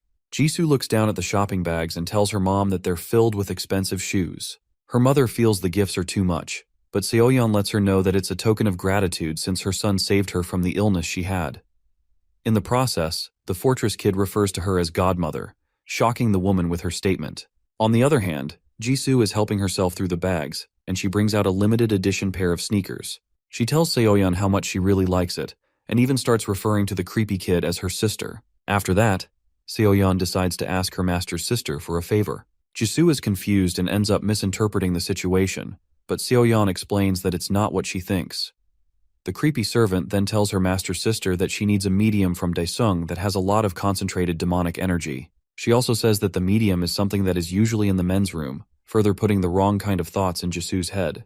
Our hero's sister quickly declines and tells the girl to ask for a different favor. Seoyeon stops her for a moment and tells her to look at a piece of paper before making any hasty decisions. As soon as Jisoo sees the paper, she realizes that it's a ticket to a pop concert that can't be easily acquired. At this moment, Jisoo is struggling between being a good sister and being a loyal fangirl. Seoyeon further entices her by saying that her favorite member, JK, is a member of her Fortress clan. For the kid to go this far, Daesung's sister sees how desperately she wants the medium. With no choice, Jisoo accepts her request in return for getting the ticket to the concert. The two girls start to let out tears of joy as both their dreams will soon come true. Seoyeon assures the spirit of her ugly doll that he can be resurrected and awakened. At the Daesung clan headquarters, Dongcheol and Choyoung are sparring in the training room and showing off their newly awakened abilities. The two S-class hunters are going at it with everything they have, and it's a spectacle to watch such a heated fight. Chano is impressed by the incredible results and asks Daesung if there's any awakening core left for him to use. However, our hero reminds the guy that he is meant to work in the office and not out in the field. While watching the two reawakened hunters, the group leader remarks that the Daesung clan is now the top clan in Korea with these two hunters as their members. Regardless, Daesung feels their skills are not enough to take on the Hans group. The group leader is still going off about how he won't be able to show off his awakened abilities because there haven't been any gates recently. While watching the hunters train, Daesung thinks about leveling up himself as well. He gets back to his family home, and they welcome him. He wonders why his sister is being so nice, and even says that her eyes resemble those of the monsters in the gate. Jisoo gets repulsed by his remarks and angrily walks off. But it doesn't change the fact that he suspects that the girl is up to something. He then heads off into the shower to wash off the stress of the day. While drying off his hair, his sister sneaks past him and quietly opens the door to the bathroom. Seeing that her brother didn't notice her, she wonders if he really is an S-rank hunter. However, he suddenly pops up behind her, nearly giving the poor girl a heart attack. She screams in fear, and Daesung asks her why she's going into that bathroom when she clearly has one in her room. Jisoo then lies by saying that she was asked to clean the house by their mother. Daesung has no idea what she's talking about, but she slams the door in his face, leaving him perplexed about the situation. While inside the bathroom, Jisoo tries to catch her breath. In her mind, she regrets doing this to her brother, all because of some pop star group. An idea pops into her head, and she braces herself to search for the medium. The next day, Seoyeon and Jisoo meet up at a coffee cafe. Jisoo hands over an envelope and asks her brother's servant to check if the contents are right. Seoyeon gets really excited when she sees the aura emanating from the envelope. Jisoo tells her that she scraped it all from the bathroom, so it will be a good amount to use as a medium. She then asks the hunter for the ticket. With the amount of energy Seoyeon is seeing from the envelope, she feels her doll will be revived with a super awakening. She then hands over the ticket to Jisoo, who's lost in thought about how she'll get to meet JK. The two girls are satisfied with each other's services and continue to talk for some time. Moments later, Seoyeon heads back home and begins the process of resurrecting her Chucky doll. She invokes the name of the demon god and asks the being to bless her toy with his powers. Meanwhile, the protagonist starts to sense something creepy while hanging out with Chanho. After some time, the doll is imbued with a lot of demonic power, and its eyes finally come alive once more. Seoyeon looks at her precious doll and is glad to see that it is back.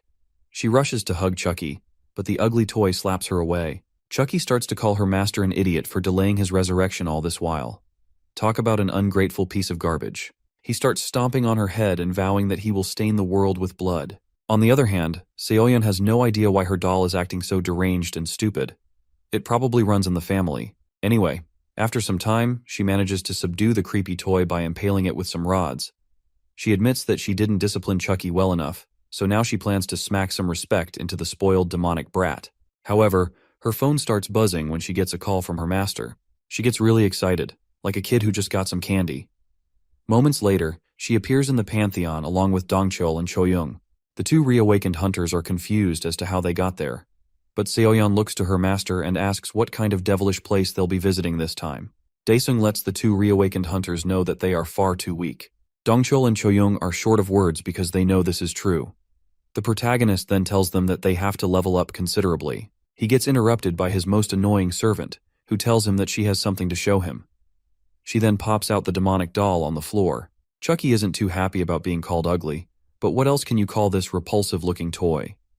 Seoyeon then tells her master that the doll is their child. This girl has definitely let her fantasies run amok for too long.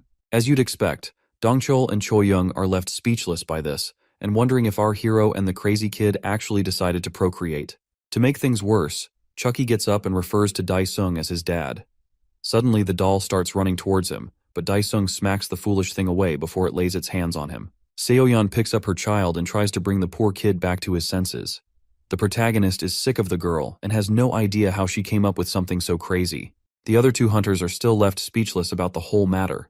Daesung quickly changes the topic by saying that it's time to raise the might of the Daesung clan. He recreates the Lord Spider Queen's territory, and the scenery changes to a thick forest. While Dongchul is trying to figure out how they moved so quickly, Choyoung brings out her guns because she can sense enemies around. A system interface then appears to them and tells them that they can check their status through the View command. Seoyeon and the rest access it and see their occupations and stats. The whole thing is still confusing Dongchul, and he asks Daesung if he's a ghost who can travel through different places. Seoyeon, who feels like they're senior in this situation, tells them that they're in the Hell Training Center and they need to be prepared. Choyoung keeps herself alert when they suddenly get approached by a horde of spiders. Daesung then tells them that they have to survive until the time limit is up. A rush of excitement runs through Dongchul's body, and he can't wait to get some action. The girls also brace themselves for the battle, and our hero signals everyone to begin. The spiders charge and leap straight at the hunters without a second thought. Meanwhile, Young-ho is reading through the trending topics of the news. He then takes note of a headline talking about the reawakening of Dongchul and Choyoung.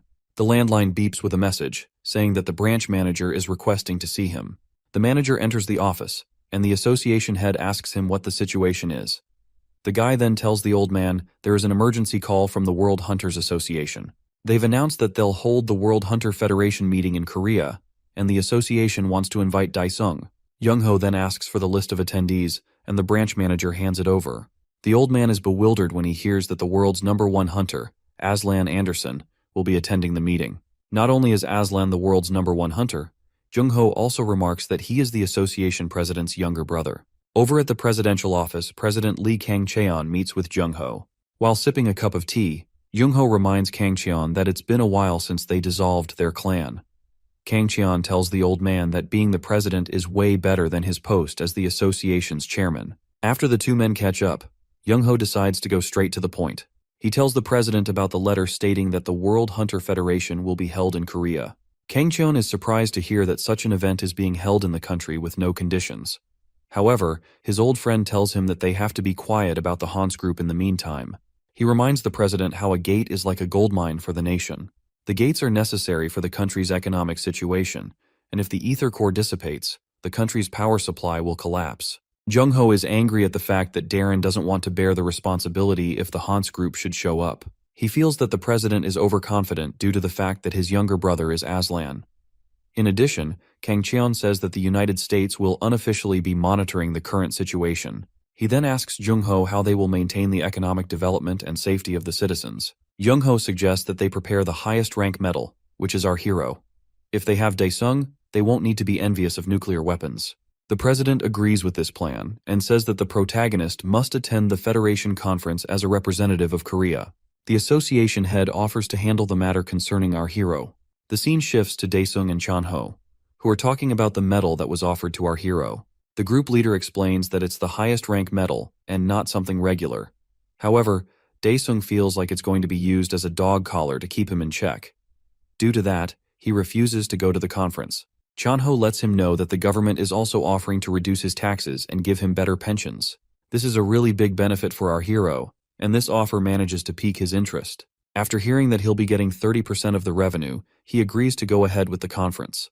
Chanho also lets him know that they were the first to be informed about the Federation Conference, but Daesung has no idea what the conference even is. The group leader explains that it's basically an event where world rankings are announced. Daesung doesn't want to go for something so boring, but the medal awarding ceremony will also be held at the Federation Conference. The thought of going to an event for just a medal makes him even more upset. After that, Chanho asks him where the other hunters are, and Daesung tells him that they are currently training. Over in the Hell Training Center, Seoyeon is giving the spiders a good smackdown. She activates an ability to significantly slow them down, allowing Chucky to take his role as a deranged killer. The crazy doll jumps on the spider's back and starts yapping about how they're a bunch of insignificant creatures. At that moment, he pierces his blade through its exoskeleton, leaving the poor creature screaming for help. Choyoung then pops out with her guns and lays waste to all the enemies in her path. Her attack pierces through and manages to freeze the spiders in place. Dongcheol then rushes out and lands the final explosive blow to decimate the monsters. He uses a magnetic field to round them up and his lightning strike to deliver the killing blow. He repeats the same combo until all the spiders have been dealt with. After the fight, the director compliments Choyoung's ice attacks, and she returns the favor by speaking on how impressive his destructive attacks are. A system message shows up and Seoyeon lets them know that it's time to defeat the boss spider. Meanwhile, An Daesung is sadly browsing through gate prices, but they've all dried up. If things continue as they are, he'll return to his broke ways. Yongchil then bursts into the room and tells the bald man that the Hunter Federation Conference will be held in Korea. However, the old fool doesn't see how this benefits them. The young streamer explains that if they represent themselves as the exclusive Porter clan of the Daesung clan, they'll receive a lot of requests and will be able to expand globally. The thought of this is able to make Daesung quite interested in the plan. Yongchil also tells him that our hero's rank will also be announced during the conference. With this, they are bound to get attention as the Porter clan as well. The old man decides to take this opportunity and stop sulking like a poor loser. Seeing that Daesung is in on the plan, Yongchil then asks him to help film some content during the Federation Conference. Daesung agrees and decides to talk to Chanho about it. Meanwhile, over in Darren's office, he tells his guest that they're holding the Federation Conference in Korea as they requested. The guest is then revealed to be the female bishop, Karina, of the Hans group. Karina places an ominous cube on the table, and Darren immediately recognizes it as a gate cube. Karen stands to take her leave and tells him to take his organization and hide inside the gate. He turns to her and asks what she plans to do, and while fading away, she tells Darren that she's going to do what he truly desires. As her body dissipates, the association president hears her saying that she's going to engage in population control. After that, her presence completely leaves the room. Darren then heads over to his table to make a call. The person on the line picks up, and he tells the guy to gather all their members because a disaster is about to begin. Later on, we see a plane touch down at the Incheon International Airport. Reporters are gathered all around the entrance and waiting for the esteemed guests to show themselves. S-class hunters from all around the world start trooping out one after the other as they make their way into the entrance. It's the first time that so many top hunters have come together. One of the newscasters is saying that their goal is to visit Aslan, who is ranked as the first among them. Reporters and spectators all around start flashing their cameras as soon as they see Aslan making his appearance. Everyone's attention turns to the entrance doors as they wait for the top dog to walk in. The number one hunter in the world isn't what you'd expect. The guy is nothing but an actual clown with all that makeup, and it seems the circus didn't want him either. Either way, he makes his presence known, and the spotlight is all around him. At our hero's home, his mother can't believe how handsome he's looking. While having his tie adjusted, Daesung didn't think that his mother would be so excited for the event. Jisoo calls out to her mom and complains about not being able to find the dress that Seoyeon gifted her. While the mother heads over to help, Daesung's phone starts buzzing. He picks up the call from Chanho, who tells him that the car is ready and he should come down with his mom. Over at the Federation conference venue, the flags all around are painted with the faces of different S-class hunters, including our hero. Youngchil starts his stream and lets his viewers know that he's at the venue where the best hunters from all over the world are gathering. He promises to give them the best view of the event more than anyone else can. Inside the venue, the hunters are all seated with their family members and waiting to be addressed. Our hero is seated with his mother and Chanho, but he looks like he can't wait to leave. One of the hunters, dressed in a black suit, looks over to the protagonist and wonders if he is the Daesung he's heard about. A guy from the World Hunter Association then walks up to the stage and introduces himself as Michael Jang. He then tells everyone that he will be the host for the meeting. Jang then welcomes President Lee Kang-cheon to perform the medal award ceremony. Daesung's family is amazed to see the president, and his sister wonders if Kang-cheon will personally give the medal to her brother. As the crowd applauds the president, Jang asks Daesung to come up to the stage. Trust our hero's family to cheer him on and embarrass the poor guy as he approaches the stage. When he gets there, Kang-cheon formally awards him with the medal and asks the hero to protect Korea. Daesung is confused, but the president tells him to carry on as he has been doing before. After that, they both stand to take pictures, while the crowd continues to applaud them. Regardless, Daesung still feels like he has a dog collar around his neck. On the other hand, his family is very proud of him and the feat he has accomplished. Youngchil is also spilling tears of joy for some awkward reason and giving his subscribers a good view. As our hero walks back to his seat, the cameras keep flashing on him, and the applause continues. He gets stopped by the creepy-looking Aslan, who congratulates him on his award. However, Daesung has no idea who the clown is and asks him for his identity. Aslan introduces himself in a funky style, further making himself look like a weirdo. He expects the protagonist to be amazed, but Daesung just walks off to get away from him. Suddenly, Aslan's wristwatch starts beeping with a bright red color. The other black-haired hunter gets up with urgency and tells Daesung that an S-class dungeon has appeared in Tokyo. But it's not only there. All the other hunters are thrown into a wild panic as they all get notifications about S-rank gates appearing in different parts of the world. Zhang is completely baffled by the sudden turn of events. Ki Hong walks up to the stage and tells him about what's happening all over the world. Due to this, he suggests that they stop the Federation meeting. Daesung, who has that dog in him, seems to be the only calm person in the whole room. While being lost in his thoughts, he wonders if the Hans group is making their move. He goes into the Pantheon world, where he is welcomed by his fairy. He tells the fairy to open the heavenly shop. The golden shop with unique items then manifests before Daesung. He quickly purchases the future journal, and it starts writing about the events that will take place soon. As the journal is writing, he asks why Korea has been excluded from all the places where gates have appeared around the world. He wonders if his enemies are trying to avoid him.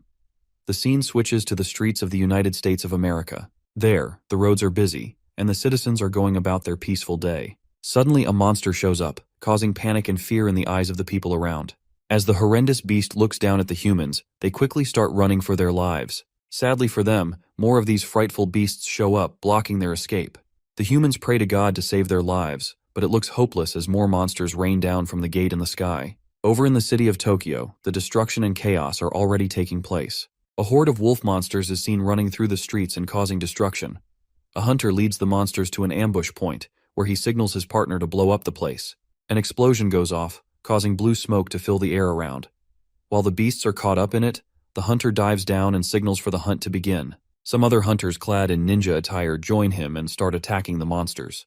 They are able to take down one of the monsters, but one wolf senses where the attacks are coming from and quickly leaps into the air. It bounces off the buildings and reaches the rooftop where the hunters are. A poor guy is about to be devoured, but a subordinate appears and uses his sword to annihilate the beast.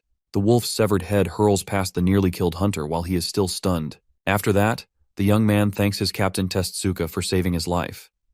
Tetsuka gazes at the gate in the sky and is troubled because if the monsters keep pouring out, the city will be annihilated. Back in Washington, the city is in ruin, and hunters are utterly defeated. A struggling hunter tries to crawl to safety, but a troll steps on him, squashing his body in the process. As the monster basks in its victory, it suddenly gets sliced in half by another hunter who is wielding photon blades. One of them suggests that they retreat and join Aslan in order to try and counterattack the monsters. The commander then yells for everyone to head back to Philadelphia. Meanwhile, at the Hunter Association headquarters, the branch manager is watching all the chaos that's unfolding in different parts of the world.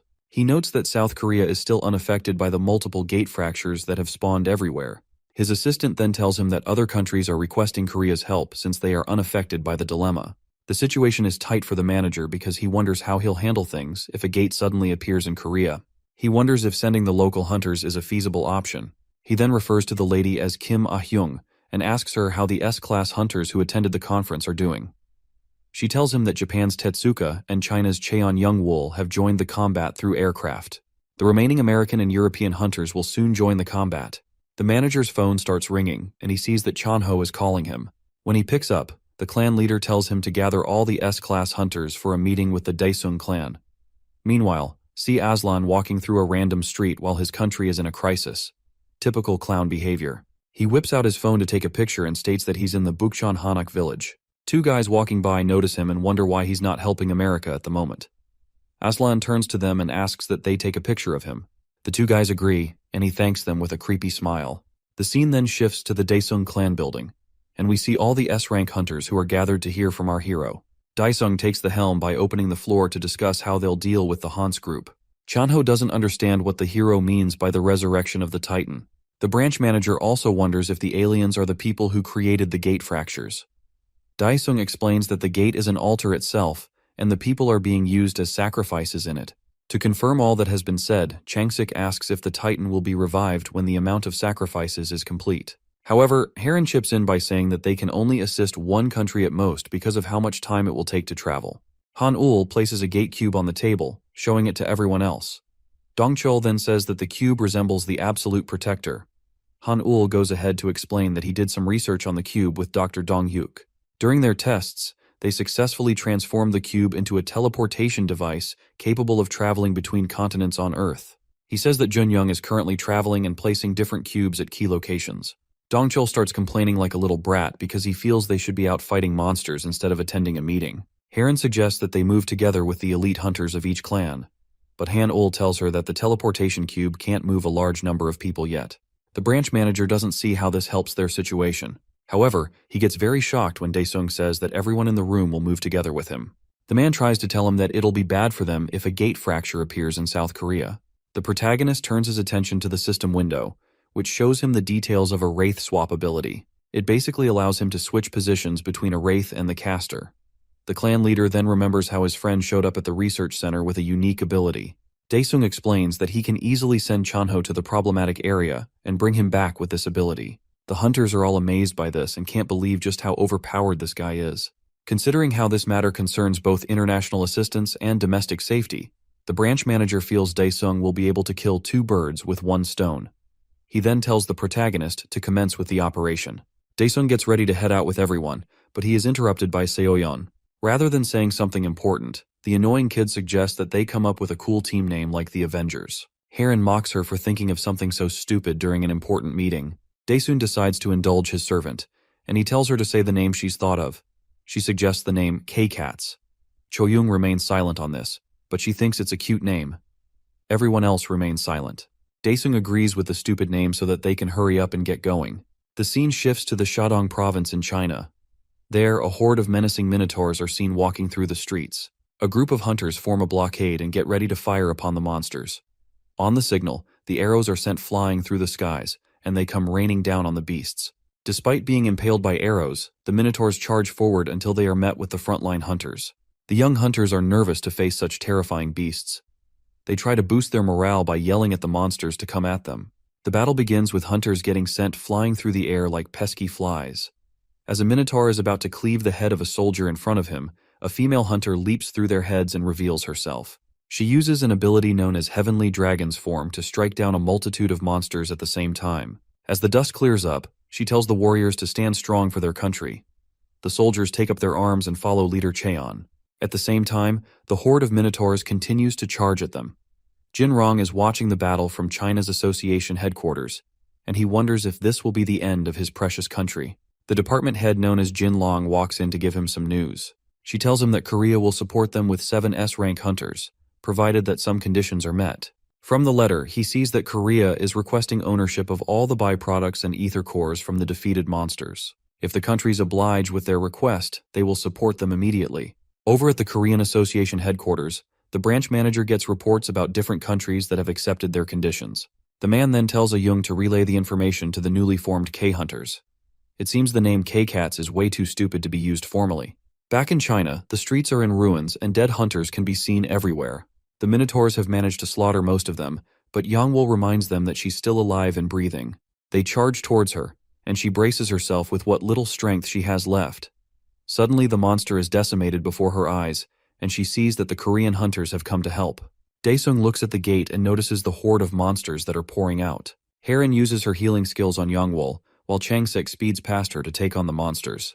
She tells the Chinese hunter to take a break and allow them to handle things in the meantime.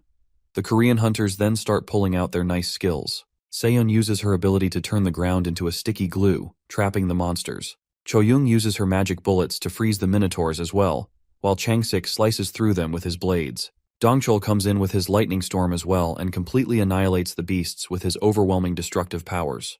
With most of the monsters defeated, Han Ul uses his robot spiders to harvest their ether cores and put them in a container. With this, they can resolve the ether core supply by procuring them on site. An explosion suddenly goes off behind him, and he sees the S-class Minotaur King, Ugnos. The huge flames and the monster's menacing aura are enough to intimidate Changsik and Dongchul. Ugnos smashes his axe on the ground, causing a trail of fire to head for the two hunters. Heron then puts up her shield to protect everyone from the attack. The two hunters thank her because they would have been toast if they didn't react fast. Heron then tells them to prepare for an attack. However, Yangwol suggests that they fall back because the beast is responsible for wiping out her entire unity. The Chinese hunter is shocked to see our hero pull up, ready to take on the monster by himself. Daesung mocks the Minotaur, leaving Yangwol even more amazed.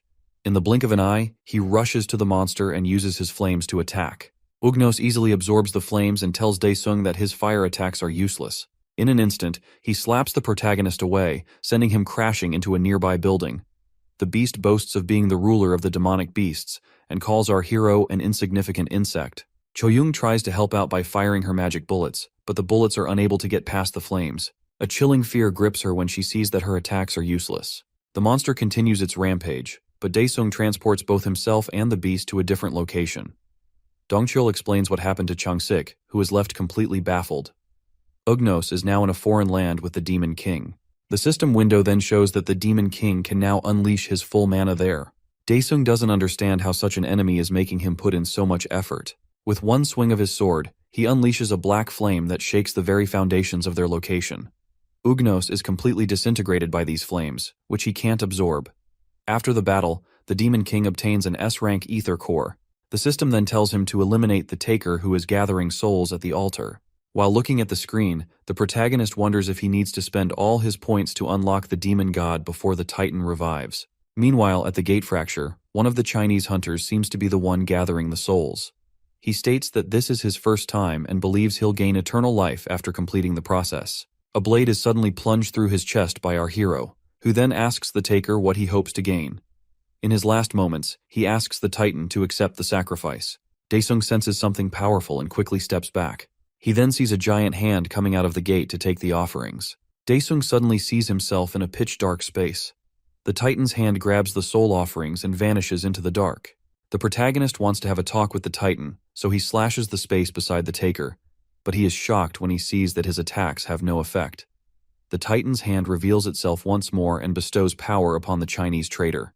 After the Taker receives the powers and the offering plate drops to the floor, our hero sees himself back in the city. He wonders if the domains were switched when the Titan received the offering. However, he sees that the traitor has transformed into a supernatural being. The guy then refers to himself as a fragment of the Titan and calls the protagonist a pathetic worm. The monster rushes to land a blow, but Daesung instantly evades it before the attack can connect.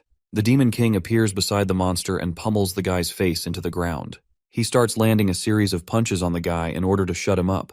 By the time he's done beating up the traitor, the poor dude's face looks like a swollen boil. Despite receiving the beating of his life, the traitor believes that if he dies, he will join the Titan and be resurrected. Daesung picks him up by his hair and asks if he plans to go back to the Titan. However, he has somewhere else in mind for such a useless scumbag.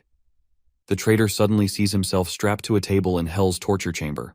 The executioner of the chamber is about to unleash an eternity of torture on the poor guy. Back in the city, Seoyeon and the other hunters meet up with the Demon King. Choyung tells him that the situation has been taken care of. With our hero still alive, Dongchul proves to Changsik why they didn't need to worry about him. Korea's top hunter now sees who the true monster in all this mess is. Yongwol is also amazed to see that Daesung took care of the S-class monster by himself. Haran tries to check if our hero has any injuries, but Seoyeon tries to get her away from the only man in her life. After that, Daesung addresses everyone by saying that he'll be taking care of the gate boss while the rest of them will focus on the hunter rescue. The hunters can't believe their ears, and they wonder if he really plans to deal with the boss alone. On the other hand, the protagonist is determined to prevent the resurrection of the Titan. Later on, we see Yangchil talking to his viewers, and he says that he has big news for them. While clicking his mouse, he tells them that it's big information he got from the Daesung clan. He then uploads the fight scenes from the battle in China, and the viewers are all surprised. He tells them that the hunters are a newly formed group that was made to help the other countries. Yangchil also tells them that he got all this information from Chanho. He then comes across a news channel talking about how the K-hunters have cleared the gates in China and India. According to the news outlet, the group is on their way to Europe. The scene then shifts to the Darkside shelter, located inside a gate. Military troops are on the scene and organizing themselves. Aslan steps through the portal and is greeted by some soldiers. One of the men addresses him, and he asks for the location of his brother. Inside one of the tents, a masked party is going with the association members. A soldier goes to inform Darren of his brother's presence, which he is surprised to hear. Aslan is enjoying a glass of wine while detesting the look of the horrid dimension he finds himself in. Darren walks up to his brother, and the world's #1 hunter tells him that they'll be in trouble if they don't leave soon. He then asks his younger brother to explain himself. Over in the city of Tokyo, the whole place is messed up and in ruins. Dead hunters can be seen buried among the rubble of the destroyed buildings. Tetsuka and his combat unit are trying to hold the last line of defense against the monsters. He orders the vanguard to hold the rear line while everyone else retreats to the third line of defense. The hunters quickly move while carrying their wounded comrades to safety. The captain stands his ground, ready to lay down his life for his comrades, and the rest of them have no other choice but to leave their captain. Later on, Karina approaches the high priest and tells him that the altar they built is collapsing rapidly, and that the Demon King is on the move. Ramesh's eyes become enraged when he hears about the Demon King. The bishop also tells him that the dimensional altar has been transformed into a spatial teleportation altar. The high priest then tells her to send the southern bishop, Azar, to the dimensional altar, which has not collapsed, to buy some time for the Titan. Meanwhile, back in Tokyo, the Japanese hunters are desperately running for their lives. A female hunter carrying her wounded comrade falls into great despair when she sees a gate appear in front of her. Luckily, the Korean hunters appear from it, but they seem to be suffering from serious motion sickness. I guess teleportation isn't much of a smooth ride. Seoyeon has completely lost her mind, and Choyung is trying to tell her to get a hold of herself. While they are all trying to calm down, Daesung is the only unaffected person. He wonders if he should make a new auto-hunting deck after seeing how weak his fellow hunters are. On the other hand, the Japanese hunter is surprised to see our hero and his subordinates. She then receives news through her earpiece, saying that the K-hunters will be providing support through the teleportation gate. She rushes over to Daesung and humbly asks him to save her captain. However, she's speaking Japanese, so the protagonist doesn't understand her. Seoyeon translates the words for him and tells him to turn on his translation device. After receiving the request, our hero quickly teleports to find Tetsuka. Seoyeon then assures the girl that Daesung is strong and will be able to save her captain. With tears flowing down her eyes, the girl humbly thanks her. On the battlefield, a poor hunter is caught in the mouth of a wolf beast, and he gets devoured in seconds. Tetsuka is completely worn out because his aura has been significantly depleted. He tries to control his breath as he awaits his demise. The monsters approach him and get ready to make a meal out of him. As the hunter closes his eyes and accepts defeat, the beasts rush to devour him. In a quick turn of events, their heads are suddenly severed from their bodies. Tetsuka is short of words when he sees Daesung standing over him with an intimidating aura. However, he looks quite frightened to see the Demon King. Our hero asks him if he's okay, but the hunter's translation device is broken, so he doesn't understand a word that's being said. He then sees something dangerous and yells at Daesung to watch out. The protagonist turns back and sees a train flying straight down at them. It crashes and causes a huge explosion on impact. But Daesung and Tetsuka are completely fine. However, a green ball shoots out of the smoke and flies straight at the protagonist. Our protagonist smacks the green ball far off into the sky. The ball unfolds and reveals itself to be the Southern Bishop. The MC quickly realizes that the enemy is from another world. He launches himself upwards to attack the bishop, who is also ready to land a blow. The two fighters clash, causing a huge explosion in the sky. Tetsuka shields himself from the smoke, and when he opens his eyes, he can't believe that the two fighters are completely unscathed. The protagonist admits that Azar is a formidable foe. The bishop increases the size of his head and sharp teeth while talking about how much he wants to eat and drink. What a repulsive glutton. The MC tries to swap to a different domain, but it's impossible due to the bishop's crazy calories. While Daesung is still stunned by this, the bishop devours his body and swallows him in one gulp. Caught in a dire situation, Tetsuka is confused about what action to take. Azar looks over at him and fires a beam from his mouth, but he misses his target because he's trying to contain our hero at the same time. The female hunter we saw earlier rushes over to the scene in search of Tetsuka. She screams out his name for some time until she calls to her from behind. Tetsuka is enjoying a can of soda while telling the girl, Masaki, that he made sure to pay for it. He then reports back to the other hunters, and Seoyeon can't believe that her master was eaten. The captain isn't sure if Daesung is still alive or dead. He confirms to Han-ul that the Han's bishop ate the protagonist and disappeared without a trace. Changsik suggests that they split up and search for the bishop, but Heron says it'll be dangerous for them to do that. However, Seoyeon is confident that they don't need to worry about finding it. Over at the Darkside shelter, Darren is enjoying a bottle of wine with his brother. Aslan asks his brother if he's surprised about an S-rank core, but Darren isn't amazed by it. The president tells his brother that he doesn't truly understand the power of the Han's aliens. He is sure that even Daesung won't be able to stop them from what they've set their minds to. Aslan then stands to take his leave and reminds his brother that he has warned him. But Darren assures him there's nothing to worry about because their plans will be carried out. Back in Tokyo, Seoyeon brings out the Chucky doll, who isn't too happy about being summoned by his master. She tells the ugly toy that his father has disappeared, but Chucky is still unbothered. Even Changsik and Dongcheol can't stand the ugly thing's annoying attitude. However, Chucky wonders who would be crazy enough to kidnap the Demon King. He suddenly turns back after sensing the protagonist's anger. The hunters can see or sense anything, so Chucky points them in the direction of our hero. Han-ul asks about what's over there, and Tetsuka tells them that it's Mount Fuji. The hunters head up the mountain until they reach the top. There, Chucky points them to a hole where he senses the Demon King's anger. To their surprise, the ugly doll jumps down without a second thought. The others are too scared to jump down because they can't see the end of it. But Tetsuka wonders why such a crater is on the mountain. Choyung then shoots up a signal flare, which the other three hunters take note of. In Azar's stomach, the protagonist is trying to use his movement skills, but they seem to be sealed. The stomach acids slowly start pouring in, worsening his condition. He releases a huge wave of mana to push the acid back and protect himself. Meanwhile, the southern bishop is meditating and trying to suppress our hero's powers. The doll then finds the bishop lost in meditation. Changsik and Dongcheol contemplate who should go first and land the first hit. However, Chucky rushes in like a fool, making himself known to the bishop. Despite all his efforts to stab the bishop, he isn't able to put a single scratch on him. As Azar notices that he's a cursed doll, Dongcheol quickly snags Chucky away, while Changsik attacks with lightning speed. Sadly, they see that both their attacks were ineffective against the bishop. The bishop gets up to fight them, but whatever the Demon King is doing inside him makes him want to hurl. When he throws up, a bunch of fireballs come out of his mouth. As the hunters run away, Dongcheol notices that the attack is similar to Daesung's aura skill. When the explosion goes off, Changsik sneaks through to land a deadly blow to the bishop, but Azar opens his mouth wide to swallow the hunter. Just before the top hunter gets devoured, Dongcheol saves him in the nick of time. When the two hunters are out of the way, Choyung shows up and starts to fire her magic bullets. While the bullets start to freeze Azar's feet, Dongcheol comes back with his lightning powers and delivers a deadly attack on the bishop. However, this causes the bishop to open his mouth and start spitting out acid. Before the acid hits them, Heron pops out her shield and protects them. While she is protecting everyone, Seoyeon runs out to attack. They try to call her back, but she's determined to get back her master. She pierces the head of her voodoo doll in an attempt to instantly kill the bishop, but the system tells her that skill will be replaced with one called Feint if the target's soul is too large. The attack manages to hit Azar, causing him a great deal of pain before he passes out. The hunters are surprised that Seoyeon was able to perform such a feat with one hit.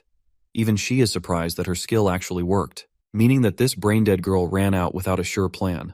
Down in Philadelphia, the citizens are acting like mindless zombies for some reason.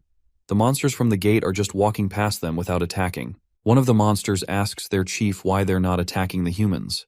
The chief tells him that the Titan prefers the souls of pure warriors. Looking closer, we see some strings are being attached to the humans and controlling them like puppets. The humans start acting more possessed as they rush towards the monsters. The trolls start to smack the humans away, and the chief monster finds the whole thing ridiculous. One human latches onto a monster, and the beast sees that the whole guy's body is on fire. The poor guy could use a cold shower, but he suddenly explodes into smithereens. The chief then tells his soldiers to find the person controlling the humans. More explosions keep going off, killing some of the monsters in the process.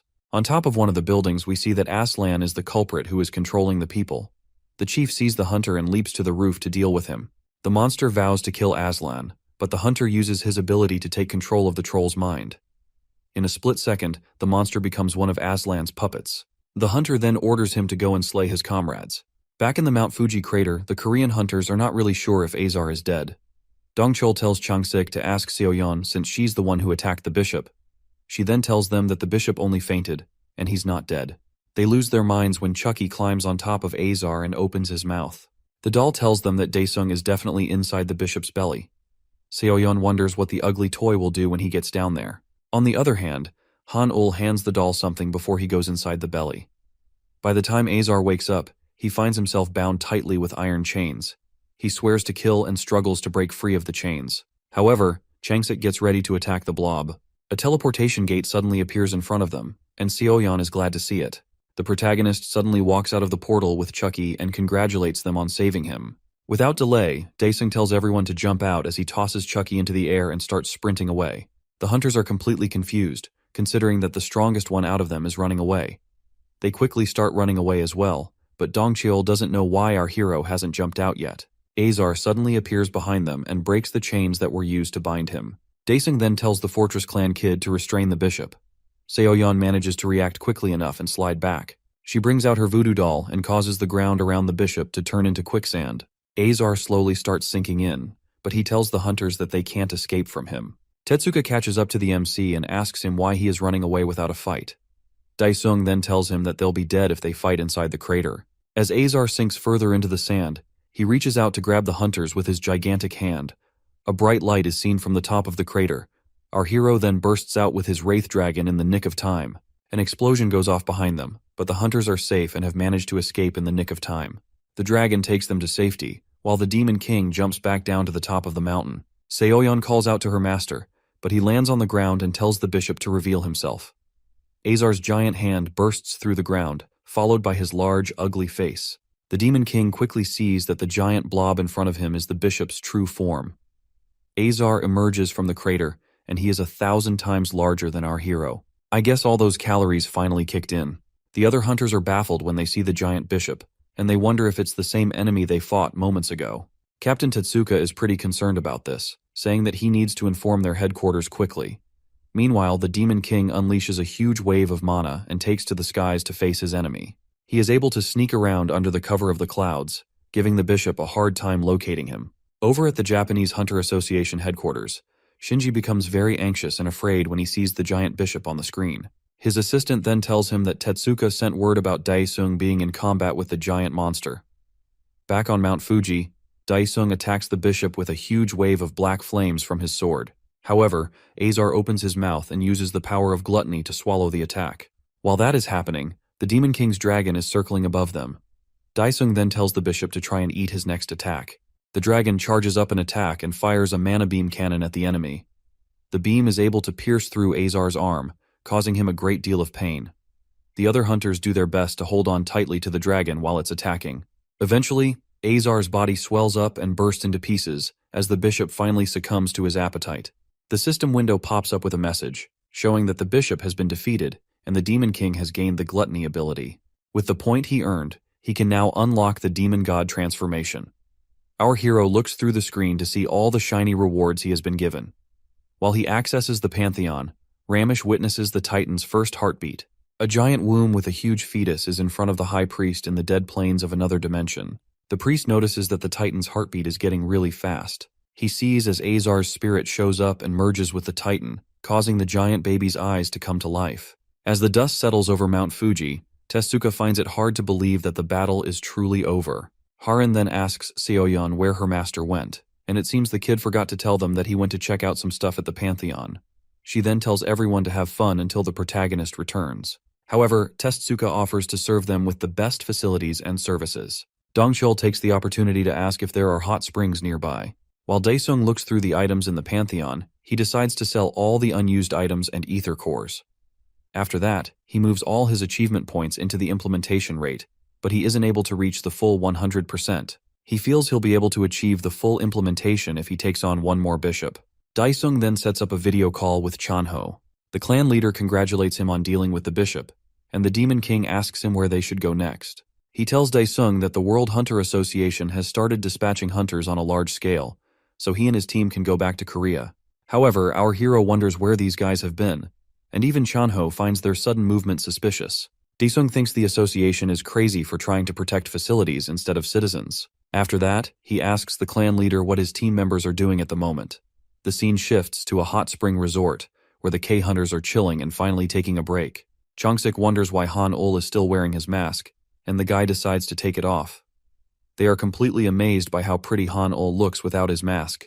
The guy looks prettier than most girls. Han-ul tells them that he doesn't really like the face, and that's why he wears a mask. Over at the girls' side, Seo-yeon is enjoying a good soak when Cho-young asks her what her master is planning in the Pantheon. Harin then asks what the Pantheon even is. The Fortress Kid tells her that it's the secret base of the Daesung clan. Cho-young explains that it's also a subspace training center. Seo-yeon goes ahead to annoy Harin by saying that they are no longer opponents because she unlocked a secret move during this last fight. Cho-young tries to warn her that it'll be dangerous to use skills there, but the young girl is a crackhead without a care in the world. Seo-yeon then unleashes her finishing move, leaving the girls bewildered. Meanwhile, an attendant is directing our hero to the men's bath. As he steps into the changing room, his servant's doll appears. The girls suddenly find themselves in the same hot spring bath as the protagonist. A month later, Ki-hong is invited to a news channel to give details of the situation of the gate fracture incident. Ki-hong then introduces himself and starts to explain that the incident is finally going into a recovery phase. The interviewer then asks him about his thoughts on the damage that other countries have suffered due to Korea's late response to help them. However, Ki-hong tells the guy that he didn't come there for a quiz show. Meanwhile, a protest has emerged from citizens who want Aslan gone and the World Hunter Association president to resign. The citizens are all marching through the streets and crying out for the death of Aslan. News reporters on the scene are covering the whole event, saying that these protests might not be stopping soon. A protester is briefly called out, and he tells the newscaster that he lost his family during the incident, causing him to no longer see the use of the World Hunter Association. Darren watches the crowd from the window of his office, and he tells Karen that he has only gained disgrace from all this. The bishop assures him that Hans keeps their promises. She drops some pellets on the table and calls it the flesh of the Titan. She assures Darren that if he eats it, he can live forever. The association president is amazed when he sees something so powerful. Karen tells him that the world will soon be transformed into a new one. If he wishes to obtain more of the Titan's flesh, she tells him to deal with Daesung. Karen then disappears, leaving Darren to think about how he will meet our hero. Back at the Japanese resort, Tetsuka thanks the K-Cats once again for being a huge support to his country. He and his fellow hunters humbly thank the Korean hunters. With a job well done, the protagonist urges everyone to eat and have fun. While everyone is digging into their meals and drinks, Seo-yeon asks her fellow girls something inappropriate. Our hero quickly comes along to shut down the conversation and promises to give his stupid servant hellish training. She tries to say it was a mistake, but he quickly disappears with the silly girl. Over at the Rice Eaters Porter clan, the secretary suddenly gets a call. Daesung hears her talking about the Japan Hunter Association, so he decides to take the call from the lady. He introduces himself and starts to talk about handling the byproduct processing in Japan. When he drops the call, the secretary asks if they'll be going to Japan in a very enthusiastic manner. The bald man says he'll be going, but tells the lady that she has to stay back and protect the office. Back on Mount Fuji, Han-ul tells the Emek that there's no teleportation cube because it was most likely buried or destroyed. Daesung suggests that they use his dragon, but Harin tells him to be normal and use a plane. Changsik also isn't comfortable with riding a dragon, so he tells the protagonist to go by himself if he chooses that. Tetsuka pulls up with a slick Toyota to give them a free ride. Most of them rush to enter the car, leaving just Cho-young with our hero. She's very worried about Seo-yeon, but she tells herself that the girl will be fine. Sadly for the Fortress Clan kid, she's facing an endless horde of monsters in the Pantheon. Later on, we see Yangchil streaming the moment when Tetsuka thanked the K-Cats. He shows it to his viewers, who immediately go with the name K-Cats instead of K-Hunters. He starts laughing about how the name is quite catchy, then his phone starts ringing. He picks up the phone to hear the Porter clan leader telling him about Japan's request. Yangchil is excited to hear that the old man will be handling the byproducts, and he congratulates him. The old man offers the young streamer a chance to film some content in Japan, and he humbly accepts. The scene shifts to Haneda Airport, where we see a lot of people going in and coming out on different flights. The plane carrying the K-Cats is about to take off, and they look like they have the best first-class seats. The protagonist is also with them, and this is his first time flying first class. He takes a seat beside Darren, who starts to communicate with him through telepathy. The president introduces himself to the Demon King, who wonders why he's using telepathy. Darren then tells him that he has a special proposal, and this piques our hero's interest. He tells the Demon King that the world will soon perish and a new one will be created. While Daesung thinks about this, Darren offers him a position as the owner of the new special world. The protagonist isn't interested in any of it, which makes the president see that Daesung doesn't believe him. Darren says he'll explain better in the association headquarters, but our hero still isn't interested. Daesung remarks that he has been pretending to be the owner of a destroyed world already. The president then gets up from his seat and says that Daesung's thoughts are limited to those of an ordinary criminal. However, the Demon King suddenly uses telepathy to communicate, leaving Darren bewildered. He then asks the president if he is on the dark side. Seeing that the protagonist knows a lot, Darren ignores his question and walks out. With this, our hero is now sure of the location of the Han's aliens and can't wait to confront them. Meanwhile, Darren heads over to a secret room where his superiors are feasting on the flesh of the Titan. They all talk about how it's the best piece of meat they've ever had. They see the effects immediately as their old skin sheds off and they start to look younger. With this, they see that the body of immortality is actually real. However, one of them regrets that he wasn't able to eat a piece of the meat. Darren tells him that it is the last batch and requests permission to use the legacy to acquire more meat. The master grants him his request, but he isn't happy that he has to answer to such old fools. On his way out, he swears to deal with them once he obtains the legacy. At the Daesung clan headquarters, our hero concludes the activities of the K-Kates until further notice. Chanho thanks them for all their hard work. As the protagonist is about to leave his seat, Heron calls him and asks for permission to use their special training center. Changsik also shows interest in wanting to use the training center as well. Nevertheless, Daesung can't bring them into the Pantheon unless they are registered as his servants. He tells them to go home to rest first, and that they should contact him a week later. The hunters are excited about this and can't wait to use this special center. The clan leader reminds them that each clan has to send personnel to handle the byproducts in the Euro-Asia region. The Daesung clan is already dispatching someone to Japan. Han-ul says the Joseon clan has already moved to China as well. Dongcheol is surprised that they're moving so fast, and Changsik explains how profitable the business is. Choyoung then asks about Seoyeon, and Daesung says the kid could have probably gone home if she defeated the boss in the Pantheon. The scene shifts to a ship harbor where containers are being offloaded. Daesung is watching his containers get offloaded, and he feels he'll be able to make billions with the amount of byproducts he has gotten. However, Yongchil comes to ask the old man when they'll get to start filming some content. Daesung then says that they should go take a picture together. They head over to Mount Fuji, where Yongchil gets to start his stream. His viewers are really excited about his content. He then tells them that he'll be exploring the mountain to get byproducts with Daeseong. The old man then shows off his protective suit to the viewers, saying that it was launched by his clan. He tells them that the suit has a protective function to shield against monster attacks. Yongchil notices how the old man is all over his stream, but he quickly decides to move to a deeper part of the mountain. The scene shifts to a desolate place in hell, and we see a young Daesung running away from a monster. He manages to find a hiding spot. There, he wonders if he has to die and start his long journey again. The Demon King then wakes up from the nightmare and wonders why he's been having these types of dreams. We see he's on a family trip, but for some reason, Seoyeon tagged along with them. His mother tells him to go play in the water like his sister and have fun. Some little miscreants suddenly approach him and ask if he is Han Daesung. They are shocked to see that he is actually the legendary hero, and they ask to see his cool dragon. The other people on the beach get really excited and start walking towards our hero when they hear that he's on the beach. The protagonist starts sweating like a faucet when he starts getting a whole lot of attention. He recalls that Chanho warned him about this, and he regrets not heeding the leader's words. As everyone swarms around him, he is confused about what to do. He turns their attention to them, and they start asking for his autograph. Some people just want to shake his hand, and others come up with ridiculous requests. Our hero finds it hard to deal with all this, stating that popularity is like a drug. Back on Mount Fuji, Yongchil and the old man are still exploring the deep parts of the mountain. One of his subscribers donates a huge amount of money and asks the streamer to go deeper into the cave. More people start donating more money, but Yongchil tells them that he can't go any further. The viewers keep urging him until he comes out of the tight spot. He discovers something and tells Daesung to come down quickly. A bright light shines on the old man's face as he stands in front of a gate cube. He tells Youngchil that they've discovered a gate. Due to this, one of the viewers donates 100 million won to the subscriber. Just like that, the kid is now a millionaire. The next day, Harin and Changsik find themselves in a regular training center and not the special one that Daesung promised them. The doors to the facility open, and they see their fellow hunters approaching them. Dongchul tells them to wait because the protagonist will soon be there. Seoyeon offers to summon her master with her doll if he happens to be late. At that moment, our hero shows up and tells her not to think about something stupid.